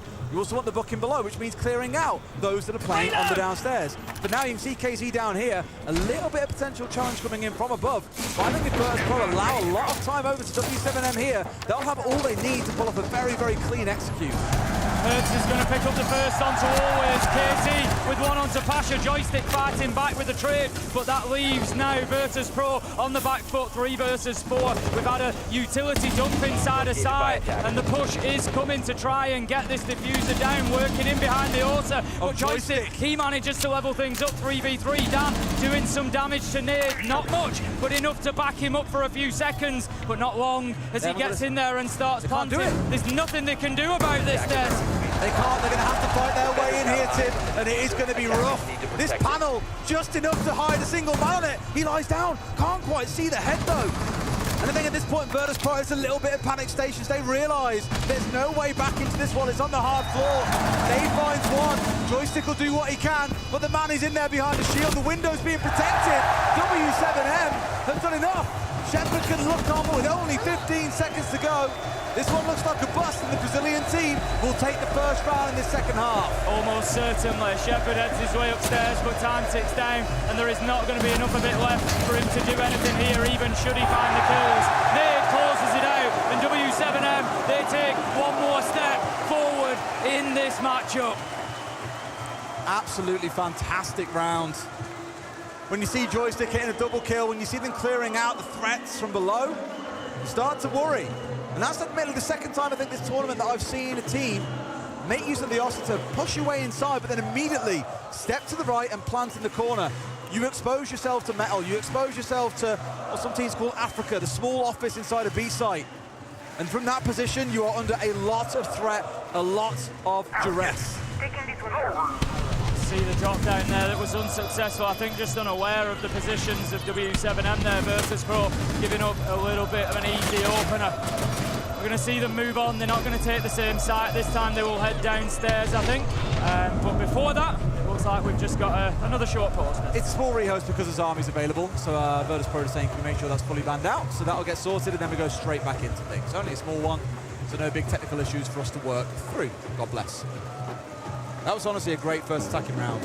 If you want to see how to attack that site when teams are bringing out a very default defense to it, that is the answer. Yeah, it was really good from W7M. The problem solved well. They moved players back to create space for that Oster to go in. You feel like on a different day, maybe Dan has a little bit more luck and maybe catches a few extra shots onto the feet of Nade, and maybe that changes things up a little bit, but no, Nade, he was decisive, he moved quickly, he got himself into that safe spot, got his shield down. It was really well played from W7M. Tired, do you think, Tim, a few of these boys? That's it, you've got to remember, you know, as we said, W7M have played already today, but even for Virtus.pro, it's still a long day, you're waiting around, you're waiting to play. You know the stakes, there's a lot of stress, there's a lot of tension, you know, waiting to get into that game, and it will drain the energy after it. There's no draining any energy from the fans, I will say that, but the players, I'm certain, are feeling it by now. They make me feel older than I am. I did it for 5 minutes and I'd be on the floor wheezing. I wish I could say that, they make me feel older than I am, but I am that old. Oh, man. But I tell you what, it makes an old heart very happy to see so much enjoyment and passion around Siege. Another chance to come out very shortly. I'm sure that's the call they keep making for it. Keeping that crowd gassed up to the max. Understandably, their team are just 3 rounds away, Tim, from an all-Brazilian grand final. Yep. And that is what this home... I said to a few of the talent in the Portuguese side, I was like, look, as much as it'd be great, Brazil versus Brazil, we love an international final. You love having one region versus another. Yes, but it does also feel that with this crowd, a win for Brazil being guaranteed would be something special. I think it would, yeah, I would agree. By having that other region there, for me, it just creates that extra bit of jeopardy. It sort of can be lost. Whereas, like you say, if it's 2 Brazilian teams, it's kind of a win-win either way. So I think that little bit of extra jeopardy can sometimes work wonders. But either way, Des, one thing that I will guarantee for tomorrow is that we are going to have a fantastic matchup. We're going to have an unforgettable grand final, and this crowd is going to absolutely love it, as is everybody at home. That much I can guarantee. Well, you didn't mention us loving it though, Tim. We always love it, Des. It goes without saying. All the talent are going to absolutely love it. All right, ban issue sorted out. Game is back underway, so we'll jump into things in just a few seconds. It's going to be a Vents Workshop defense this time around, Tim. I actually saw, I believe it was VB joining the Rooney ban yesterday on Cafe. Seen quite a bit of a resurgence of the Castle-Rooney combination that we often saw when trying to hold down Piano. Of course, it being available here. Not really the map for it a lot of the time, but they're going to make it stick. Seeing the Solus on side for Shepard. Not normally the player you think of when you think about someone in the scene that wants to get out on the roam and cause a bit of bother. Shepard's one of the last players you think about with the number of times that he's been left in 1v3s or 1v4s for his team. 5 seconds remaining. Going to be Ventilation and Workshop for round 8 then. Virtus.pro for me, Des. I feel like they desperately need to hold on to this. When W7M if they get themselves to 5-3, I feel like they'll be able to smell that grand final. They'll know how close it is. And it's going to be so tough to rip it from their hands at that point. They are going to clutch onto it for dear life. And so I feel like Virtus.pro really need to fight back and get themselves ahead again. Well, let's think about what we spoke about in the first half for W7M on the defense. It was about that early round aggression. It was disrupting the attacks. It was taking away some of those tools that are so potent when it comes round to the execute. Really, anyone on this attacking side, you'd love to get offline. Maybe look at the IQ and say, you know what, expendable once the black guys have gone. A similar thing for the Brava, but obviously has those smokes in back pocket. Either way you look at it, any kill feels like a good kill in the early round. But for now, Virtus.pro has sat waiting, and wait they shall until Herds, the Grim Reaper himself, steps up. Decapitates always. The 5v4 for the Brazilian side. Are you starting to smell it, Tim? I think we all held our collective breath then, thinking that Herds was going to walk headlong into a problem, but always couldn't find him. Dan will pick up for Leapox 4 versus 4. There goes Herds as well, and Virtus.pro, they're in sight and fighting back. But KZ, he will get the late trade. 3 versus 3 now, a difficult site to be able to hold on to if you don't have the verticals though. And Pasha and Shepard up above are going to start showing exactly why. Shepard, a fantastic site player, will know every angle from above when it comes to ventilation workshop. Oh, Joystick smashing on the backside as well. I don't think he knows there's a player up above him actually inside of office. JV getting back out onto his balcony here before trying to work his way back through. I think he's dropped actually. This 1v1 could be massive. Joystick can protect this side of the map if he finds JV, but if it happens in reverse, it's absolute disaster for Virtus.pro, and it's Joystick that wins out the 1v1. And Virtus.pro, they needed that. That really breaks the back of the W7M attack. They're going to have to reposition, they're going to have to move, they're going to have to find a couple of kills. They've got time, and Nade gets a red ping. He goes looking for his man, but Joystick will know that he's being hunted down because that red ping will have told him everything he needed to know. Joystick, he knows where he wants to go and what he wants to do. He finds himself 3 in the round. Will it be a quad? Yes, it will. Joystick looking like he could take on hell with a water pistol, Des. It's just, you like that one? That's a new one. Oh, it carries on, man. The back and forth, the 1-for-1 in rounds. That's what makes this so difficult to call. But I'm glad, admittedly, that we've seen both teams take a round, that it isn't going to be an absolute sweep by one side or the other. We spoke about that key moment, the 1v1. It's what it comes down to sometimes. JV versus Joystick. Joystick, he had the edge. He's just one of those players, he's a difference maker. He's somebody who can step up and get the job done when his team needs him to, and he's shown it there. Total command of that Showers position, just would not be moved. Dug his feet in and said, I'm here. And he was pushed multiple times in 1v1s. If there is somebody that you do not want to go and repeatedly challenge for gun skill, it's Joystick. He is going to win those fights over and over. You just don't know who to hedge your bets on. Joystick's gone massive. Dan has gone massive. Always has gone massive. You could say the same about loads of players on the side of W7M. Herds and KZ seemingly unstoppable at points. JV with some unbelievable clutches throughout the series. Sure, there's a few names in there I haven't mentioned, but don't be mistaken. They're all playing their part when you're one of the final 3 teams left in this competition. We are getting closer and closer to the sharp edge of this game, and obviously at 4-4, there are certain words that start rumbling around the mind. There's, you know, certain wondering as to whether we will see 12 rounds or maybe we'll be treated to just a couple more. We're not going to speak it into existence just yet. Both of these teams will be hoping that they can get it done inside of regulation, but at the minute, there is so little between them. The Armory Archives set up once again. This time, though, no Ossa is the critical thing. What notice for W7M? Loading mag! The Ossa really indicates, as we touched on, that you are going to see an Archives hit coming through. This time round, things can be at least a little bit more dynamic. The one thing I'm looking at, though, and I'm a little bit concerned about for the side of W7M, is there is no half reach on this team. We say West Main completely locked up. It suddenly starts to get messy. Of course, part of it, as you can see, has been left soft, so for Leapox maybe in a spot to do a little bit of work. They reinforce things off though. Things start to get very, very messy. Joystick give it a swing, and it's a two versus one coming out, but ultimately ends up in a 1-for-1 for either side. Pasha hitting 2 huge shots. One of the players that I didn't mention during that last little breakdown of who's had some big moments, but makes himself heard. Shepard into a C4, a 4v2, and it feels like for the first time, Tim, we're going to see a team pull themselves ahead and take 2 rounds on the bounce. Yeah, it does. Just the EU team, Virtus Pro, able to really push forward here, put themselves in a good position, marking forward, because W7M have been so tough to hold down for other teams. This is the first time that we've seen the Brazilians in the arena really put under some pressure, and boy does the pressure mount as Shepard finds 3 in the round, always with the last. And the face of the fans says it all at the minute. The nerves are creeping in as the pressure is rising on W7M. The hometown heroes really need to step up, and they need to do it now. Still a massive part of this crowd that are in there behind W7M. Still cheering. They will cheer and chant till the very last second. It could be a 1v5 in the final round, and they will still believe. Woo. All right, as said, BB pull ahead. That is brilliant, by the way. That is unbelievable from Pasha. Not down by the edge. They simply don't see him fall down. Maybe just about gets underneath the half wall. On his belly like a snake up onto his feet and nets the kill as well. Many people in this room are right there with you, buddy. The bathroom, Tim.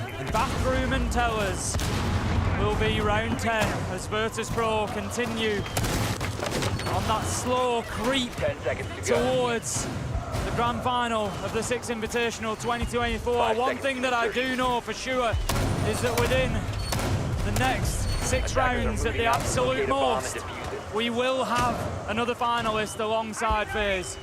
That much is for sure. And that is what is on the line for these 2 teams. It turns out to be all those rounds, Tim. A reminder for this team as well, Virtus Pro, this roster was there 2 years ago in Sweden in the final against TSM, and they lost. They were runners-up, and they are so close to having another opportunity. Like I've been saying, the last dance or third time lucky. Those are the phrases to remember for either of these 2 teams. W7M moving across to bringing the Monty along. We spoke about this back on map 1 when we first saw it coming out. It does really slow things down, and saw some pretty good success coming out of it. Admittedly, it was interesting to watch teams adapt and change around what they were playing so much. Imagine it's going to be somewhat the same story here. For W7M, though, pace and trying to upset members of Virtus Pro has been a big part of it. A couple of Romans on side, looking at the Alibi, looking at the Solus, looking potentially towards the Legion here, and then they might find themselves upset with Joystick. Wins some shots onto Hertz, and he pays the price. But yet again, Tim, it's a 1-for-1 between the 2 teams. Just when it feels like someone's getting ahead, there is a snap back to reality where you can barely draw a line between these 2.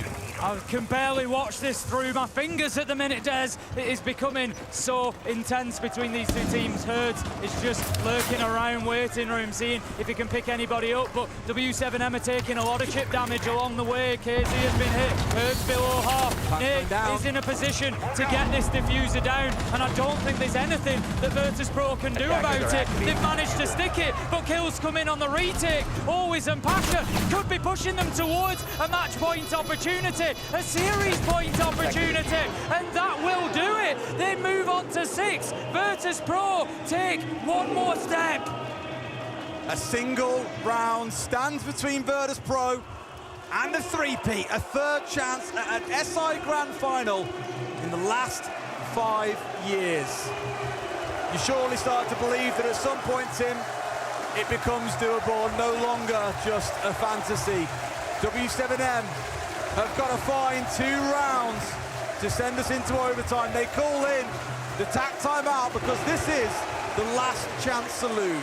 It really is. There is no more mistakes for them now. One more round will do it for Virtus Pro, and we'll see them line themselves up against FaZe tomorrow in the biggest match in Siege.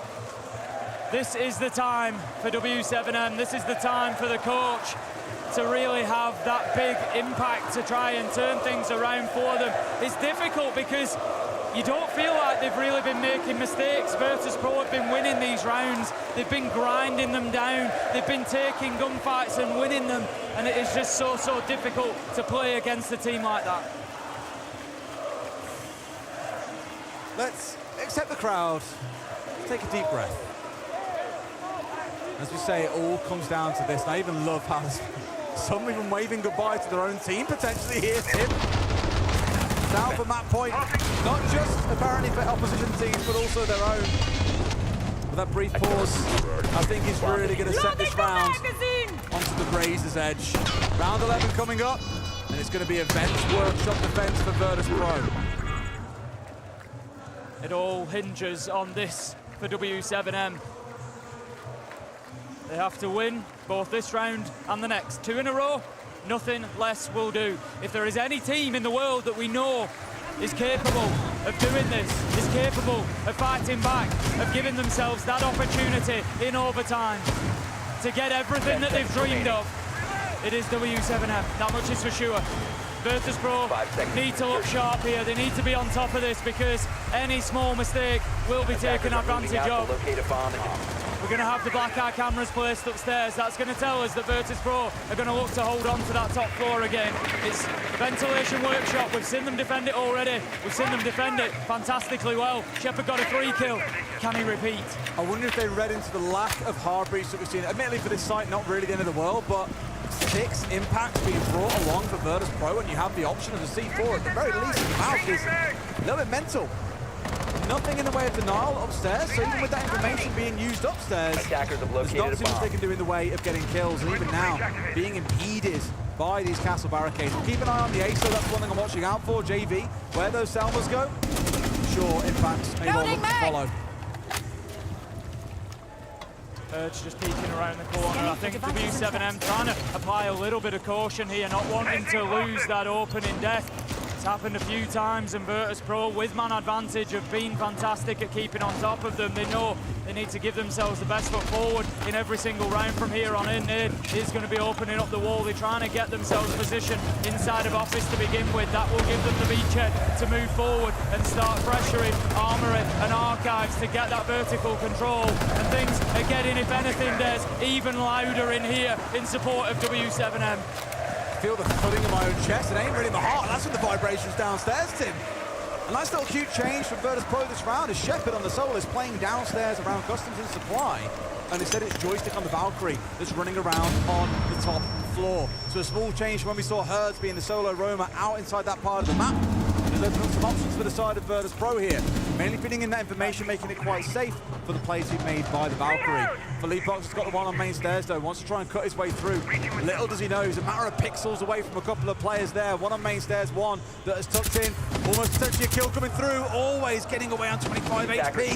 Last 60 seconds, Tim. So close for W7M to get that great opener that they needed, but it doesn't happen. And is that going to be the end of this story? Is it going to be so close, but so far? JV92 and Hertz find kills. Joystick gets one back. The diffuser's going down. KZ gives them an opportunity to keep fighting. W7M, they take us to 12 deaths.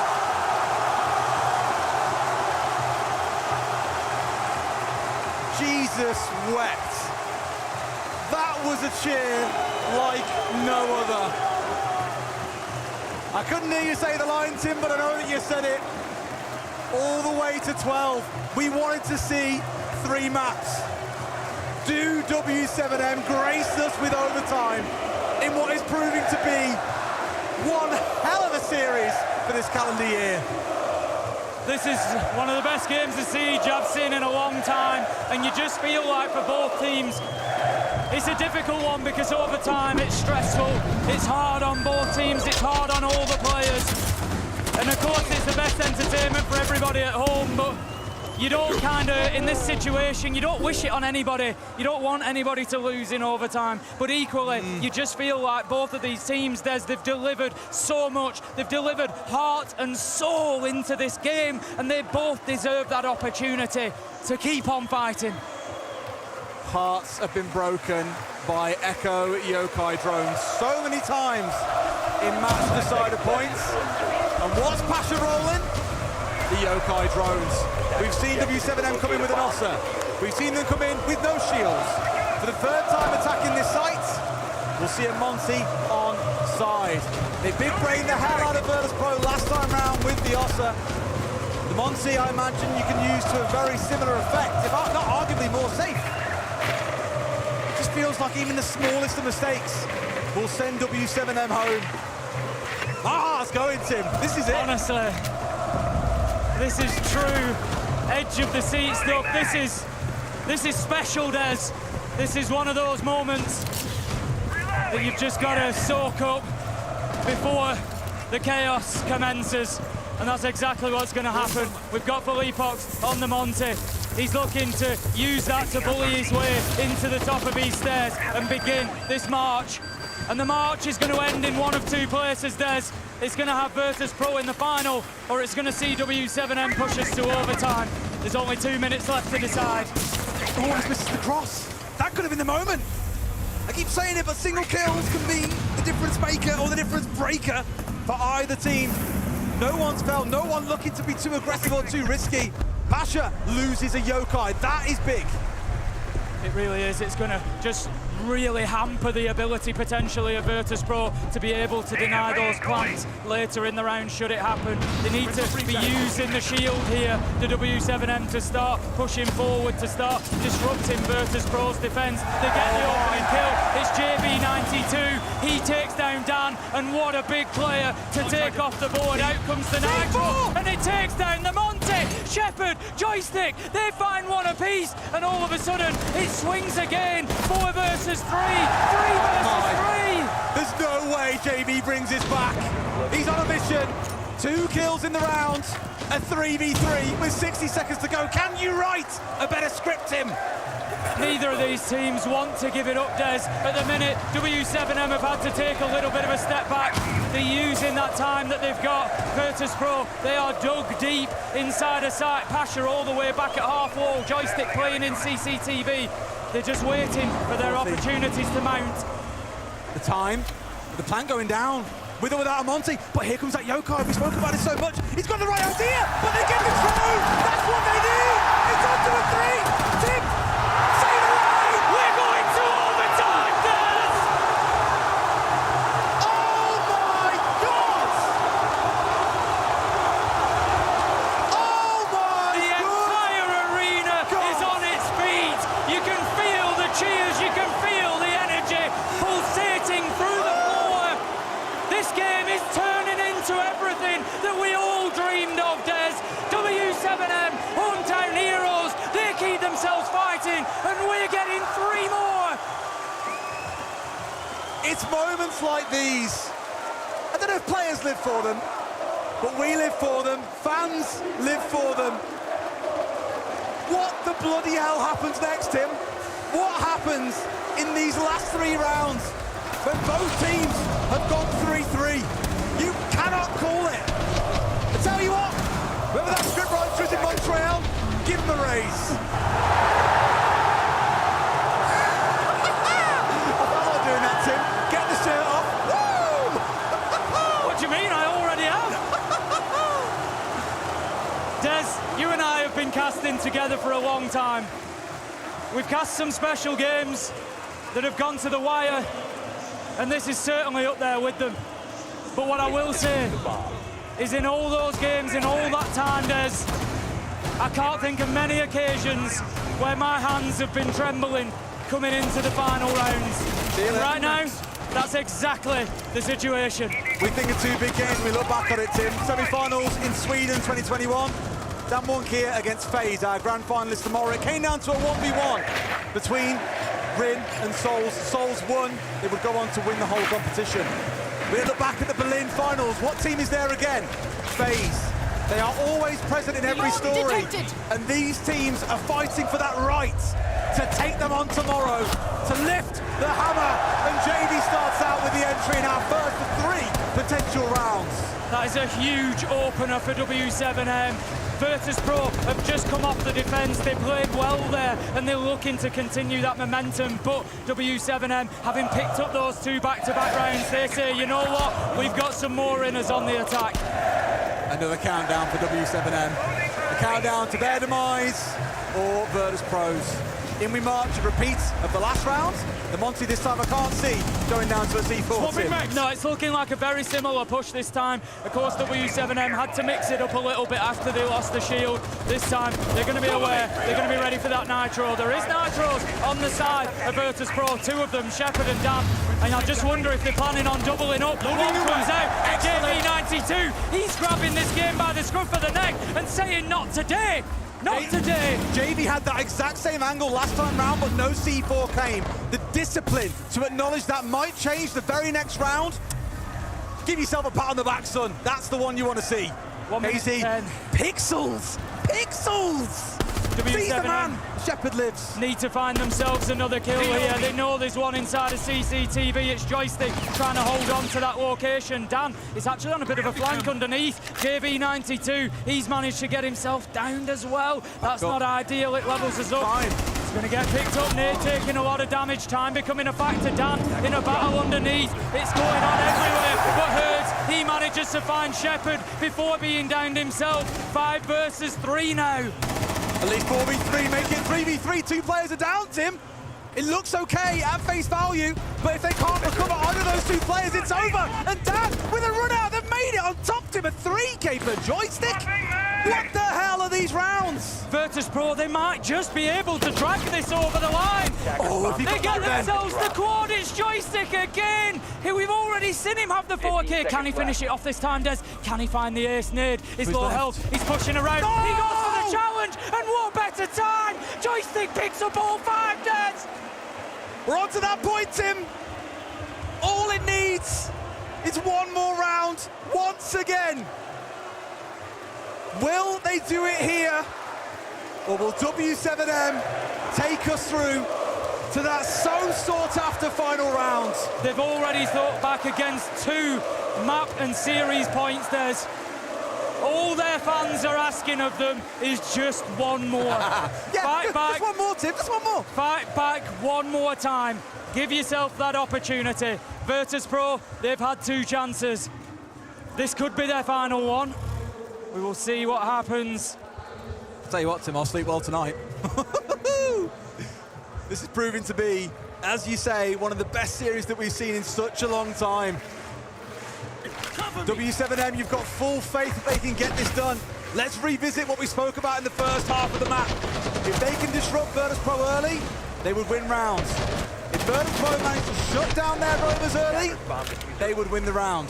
So what we got to see, Tim, W7M getting active, getting busy, trying to catch out a player or 2 of Virtus Pro early in the round. Imagine having the nerve to hit an ace in overtime, map 3 of an SI semi-final. I don't know where you find that kind of composure to fight in that sort of spot. He was pinned down inside a CCTV Joystick, and he's just taken the round on his back and said, we're doing this. Joystick, he wants to go back to an SI final. Doesn't he just? Keep on telling the story. Denied twice. Once by G2, one by TSM. They make it to tomorrow. They could still yet be denied by a Brazilian team, Tim, that have completed the full ring around then. APAC, the last region to get in their way. But it's all going to come down to how this game ends first. That story could be for Toffee. You don't see them win here and now. Philippok's on that clash. A great way of slowing down Virtus Pro even further. We've seen slowing up with Slow, and it's been effective for the side of W7M. I just worry that on this map, with how aggressive it can be, how gunfight driven the outcomes can turn out to be, that it might not quite be enough. Nade ready with a C4 inside of office. Knows that Dan is out there, but not yet able to find his man. This site was defended twice by W7M in the first half of things. They won it once, they lost it once. There's absolutely no stats that we can bring you realistically that are going to give us any idea of which way this one goes. The pressure is going to start mounting on site. Nade with Nitro in hand. He's knowing that he doesn't have a target to throw it at just yet. He's going to put it back in pocket. He's going to hold on to it and try to find that devastation later in the round. Slow and tentative is the way you describe maybe the last 2 or 3 rounds that we've seen. Both teams nervous to make a single error because they know it will be what books their flight ticket home. Admittedly for W7M, home is not far away. For Virtus Pro, it's halfway around the world.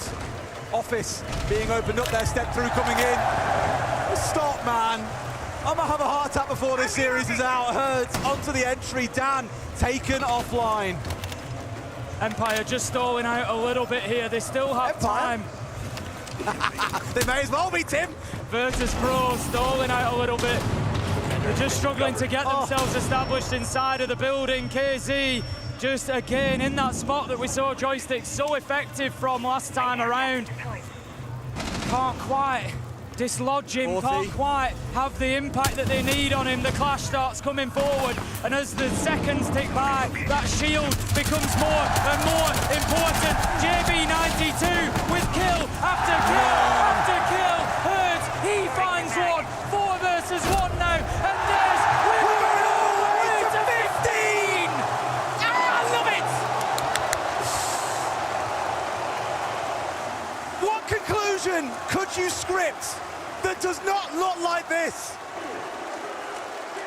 Tears in the crowd, tears on the desk may well follow. I think I'll have some tears before this is done. Oh. Jesus Christ! Rarely have we seen, or rarely are we treated to 2 teams fighting back and forth so hard.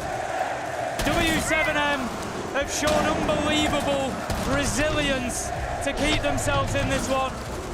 Virtus Pro, if it doesn't go their way, you have to feel for them, Des. They've been so close now for the last 15 minutes. They were up 6-4. It's been pulled to 7-7. 3-1 over the last 4 rounds. This place will erupt if W7M can get this over the line here and now. The deciding battleground will be Vents and Workshop. 10 seconds and at all times, to bring out the old faithful of Doc, it's now for Dan. 5 seconds remaining. No shields, no shenanigans. Attackers are heading Straight out up to the siege bomb. to decide the conclusion of this unbelievable series. It's going to be Ventilation and Workshop, the site where it will all be decided. Virtus Pro, they're the ones who have to hold on. They're on the defense. They just have to wait and see for the time being. I tell you what, you want a nerve-wracking 3 minutes as the defenders? This is it. That's it, they just have to wait and see what W7M brings to the table. There's nothing else realistically that they can do. Joystick, we saw him hold on to this position last time so well. And it's no surprise to see him in CCTV again, JB92. He's done so much for his team, Des. He's done so much for W7M to keep them in this. It looks like he might be the one to go and clash with Joystick. Said it across the last couple of rounds, but everything's felt that little bit more tentative. Teams so afraid of making a mistake that can cost their team that spot in the grand final. Dan, guess what? Juice himself straight back up. Always in a similar position, a little bit healthier here. Hurts. He's been such a player on these live stages. But here on East Main, he's being fed nothing. Always was looking for a backstab, but himself probably very aware that it's all too easy for W7M to get the pinch on him. Pasha just hitting the deck, trying to keep himself safe again, just trying to keep map control here, Virtus Pro. They're keeping W7M at the boundaries. It's Border, don't let the attackers in. Hurts, he manages to find the first onto Always. The crowd erupts, but Dan levels it off. JB92, KZ, no greater tale can be told, Des, than hometown heroes that are looking to secure their last dance with destiny. W7M, they continue to push, they continue to see, and they charge into the finals of Six Invitational 2024. I am out of words. There is nothing that can take away what a victory this is for W7M. The record keeps spinning. The dance continues for their showdown against FaZe, live here tomorrow in front of 9,000 people to establish a new dynasty in Rainbow Six Siege. They've really shown us today, Des, that they've got the nerve, they've got the bottle, and they can do it when it really counts. When their back is against the wall, W7M, they push back and they get the job done. all the way to the grand final for a showdown with FaZe here tomorrow in Sao Paulo. Your hearts have got to go out to Virtus Pro for a moment too. They say that all empires that rise must fall, but this is only the beginning for this reforged roster. We can expect big things from them across the rest of this year, but today, tonight and tomorrow, it's that Brazilian love story that one of these two teams, FaZe or W7M, must be the dreamers of. Take a bow, lads. What a game. You've got to take a second to breathe in and appreciate the emotion within the team, within the arena. It means so much to so many, Des. And as we said, this is heartbreaking for Virtus Pro. The last non-Brazilian team to find themselves heading home here at 6 Invitational. A rocky couple of years they've had with roster changes and org changes, and for a time, this Team Empire core not being on a roster, not being seen in Tier 1, it was crazy. They finished second at SI, dropped by the org and have fought their way back. And to be finishing third at an event of this caliber so soon, I think speaks volumes about what they can still achieve. So much respect being shown between these two teams as well. Those 10 players, they've been through something that very few will experience this. They've been through something that very few will be able to understand. W7M have come in here today needing to win 2 games. It took them 5 maps. It took them 15 rounds in the last one to get it done. But they have. And they have delivered big time. Well, what a series that was, but it's time for us to throw down to the wonderful Ian Chambers and Leo on the stage. What a valiant, hard-fought effort from Virtus Pro. But Sao Paulo, give it up for Filipos and W7M!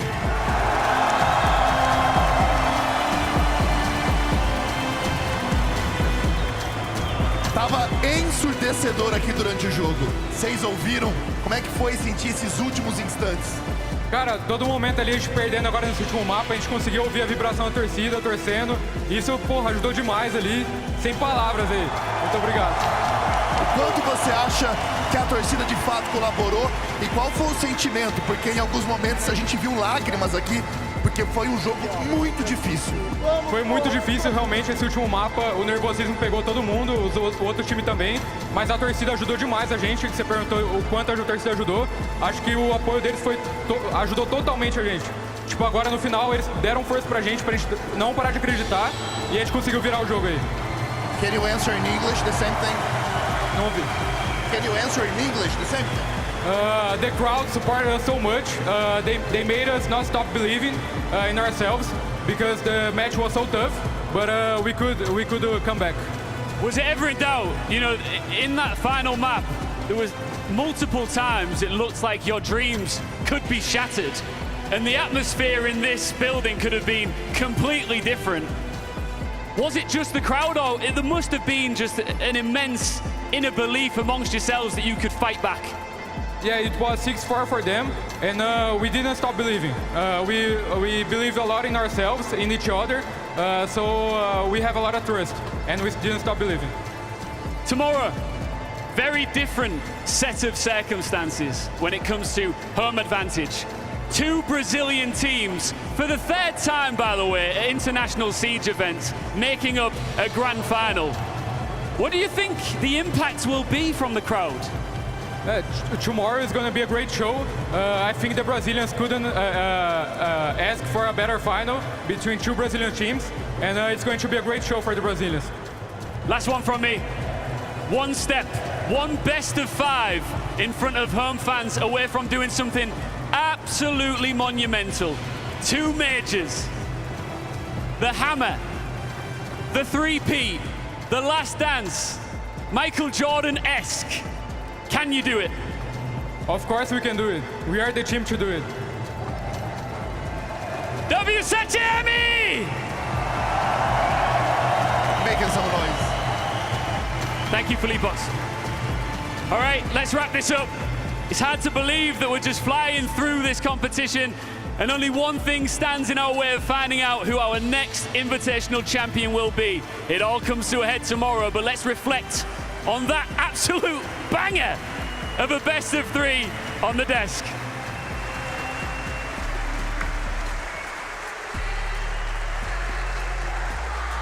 Thank you very much, Ian. And yes, what a matchup. Our first best of 3 here in the arena that goes to map 3. And we get this barn burner of a game. I don't know what else to say. Absolutely deserved for W7M, but VP were so close.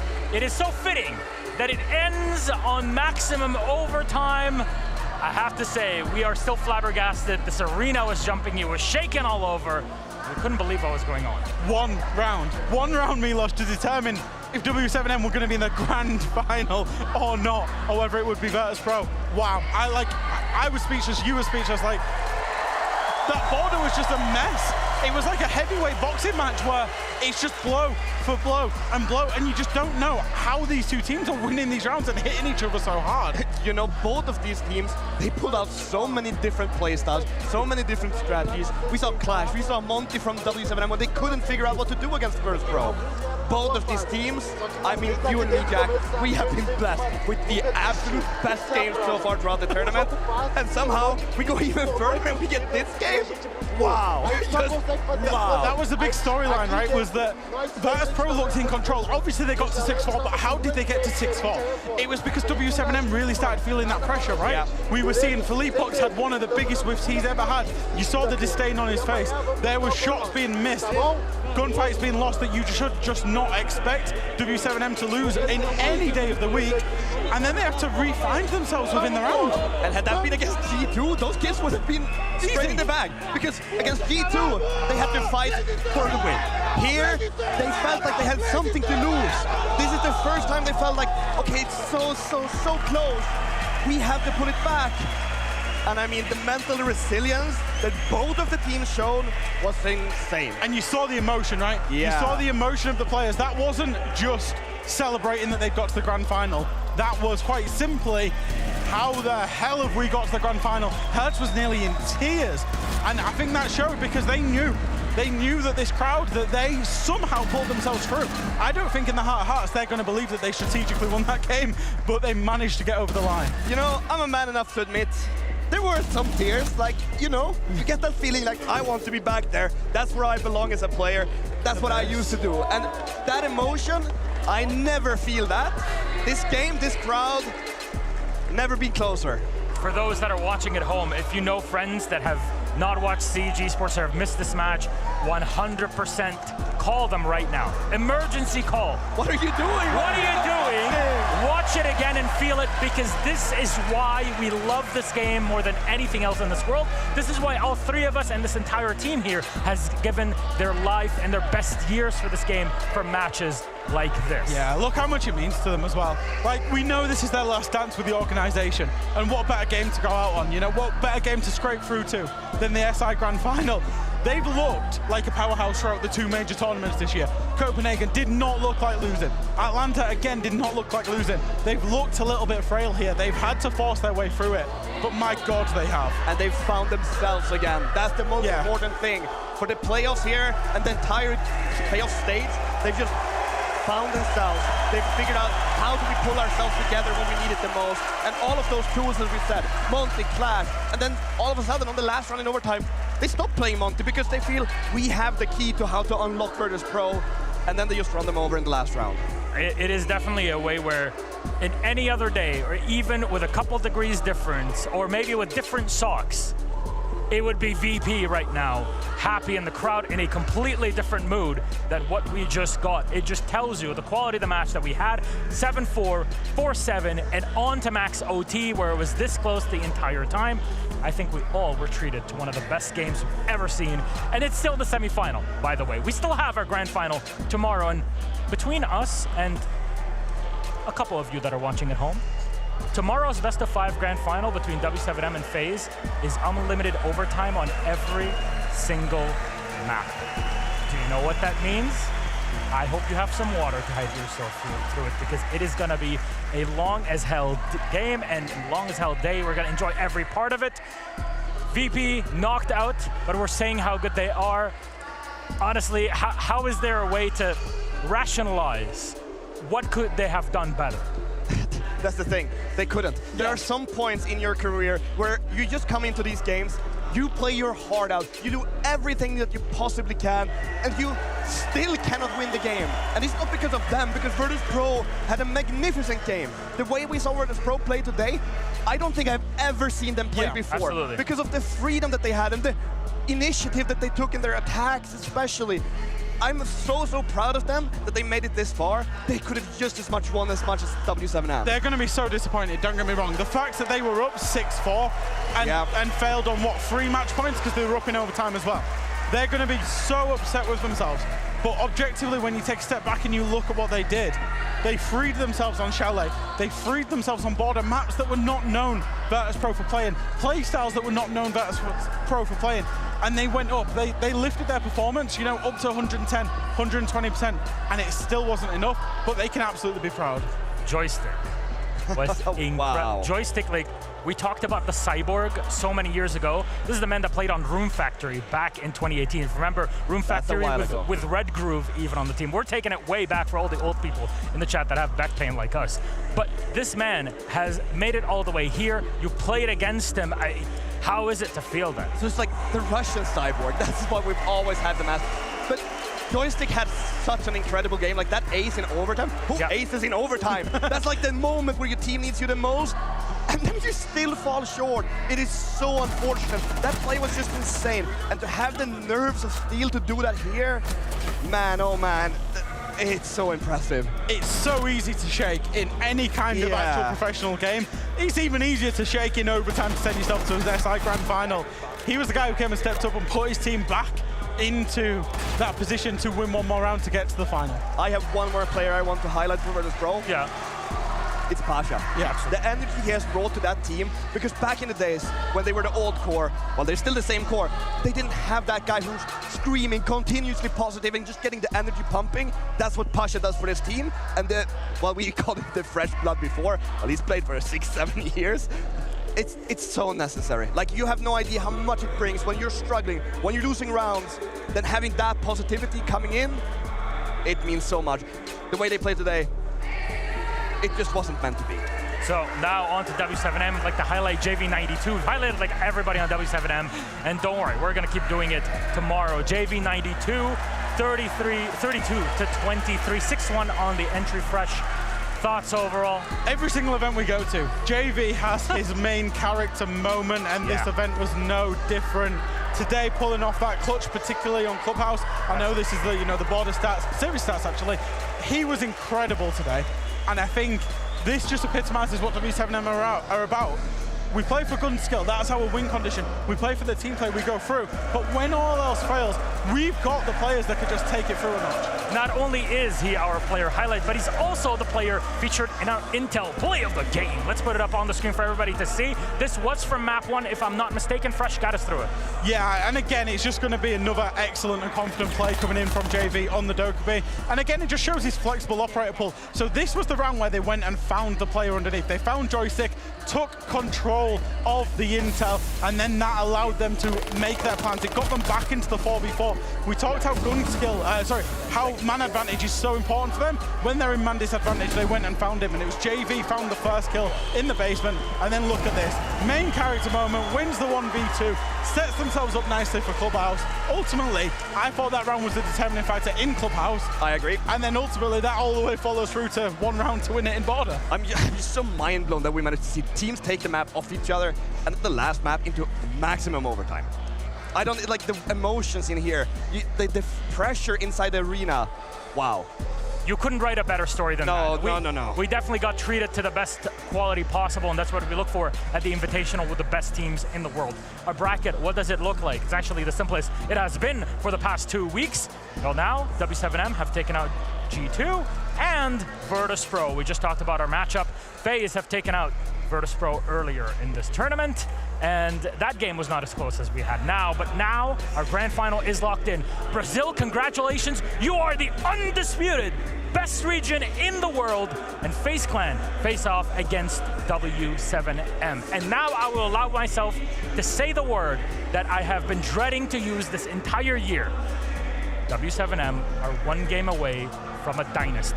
And I despise using this word too early, but you win 2 events, you dominate in everything, and you win an SI, that is something else. It's one game away. Let's play that game before we call it. Absolutely. Absolutely. So far, you tell me there's only one dynasty. He's held it. That's about it. But you can't just win one event and then 6 months later do the other and then, you know, call it a day. This is what it is. No, no, no. SI is a necessity. If they win every event inside of a Siege season, both majors plus an SI, you can't call it any other way. You really can't. It would have to be, and it would probably have to be bigger than the dynasty that was before. I know you're going to disagree with that. Subjectively, I would say that. I think you would too in your heart of hearts, Fabian. I have no comments regarding this matter. Gentlemen, what a day we've had. I gotta say, this matchup has really drained us, but in a positive way, I wanna say. Any closing thoughts before we close it all off and we go and rest before tomorrow's final? I've lost all energy. Imagine the players. Yeah. I mean, I'm just so excited for tomorrow. There is no way out the way to put it. We are so tired. We've looked through this game and like all emotions are drained. I'm just so happy to be here. And the one thing is obviously, as you said it, Brazil will win SI tomorrow, whether that's FaZe Clan or W7M.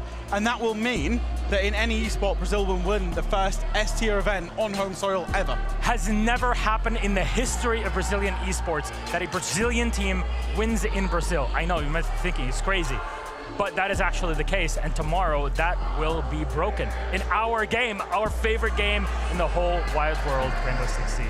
Gentlemen, thank you very much. It's been a pleasure covering things with you today. It's been a pleasure talking to all of you at home. I hope you enjoyed the Year 9 reveal and our 2 matches we've had today. Tomorrow's our grand final. Remember, best of 5 series. Before that, we have a show match. And I'm so excited for the future that you'll get to see also. From me and everybody here, we love you so very much. Good night. See you tomorrow.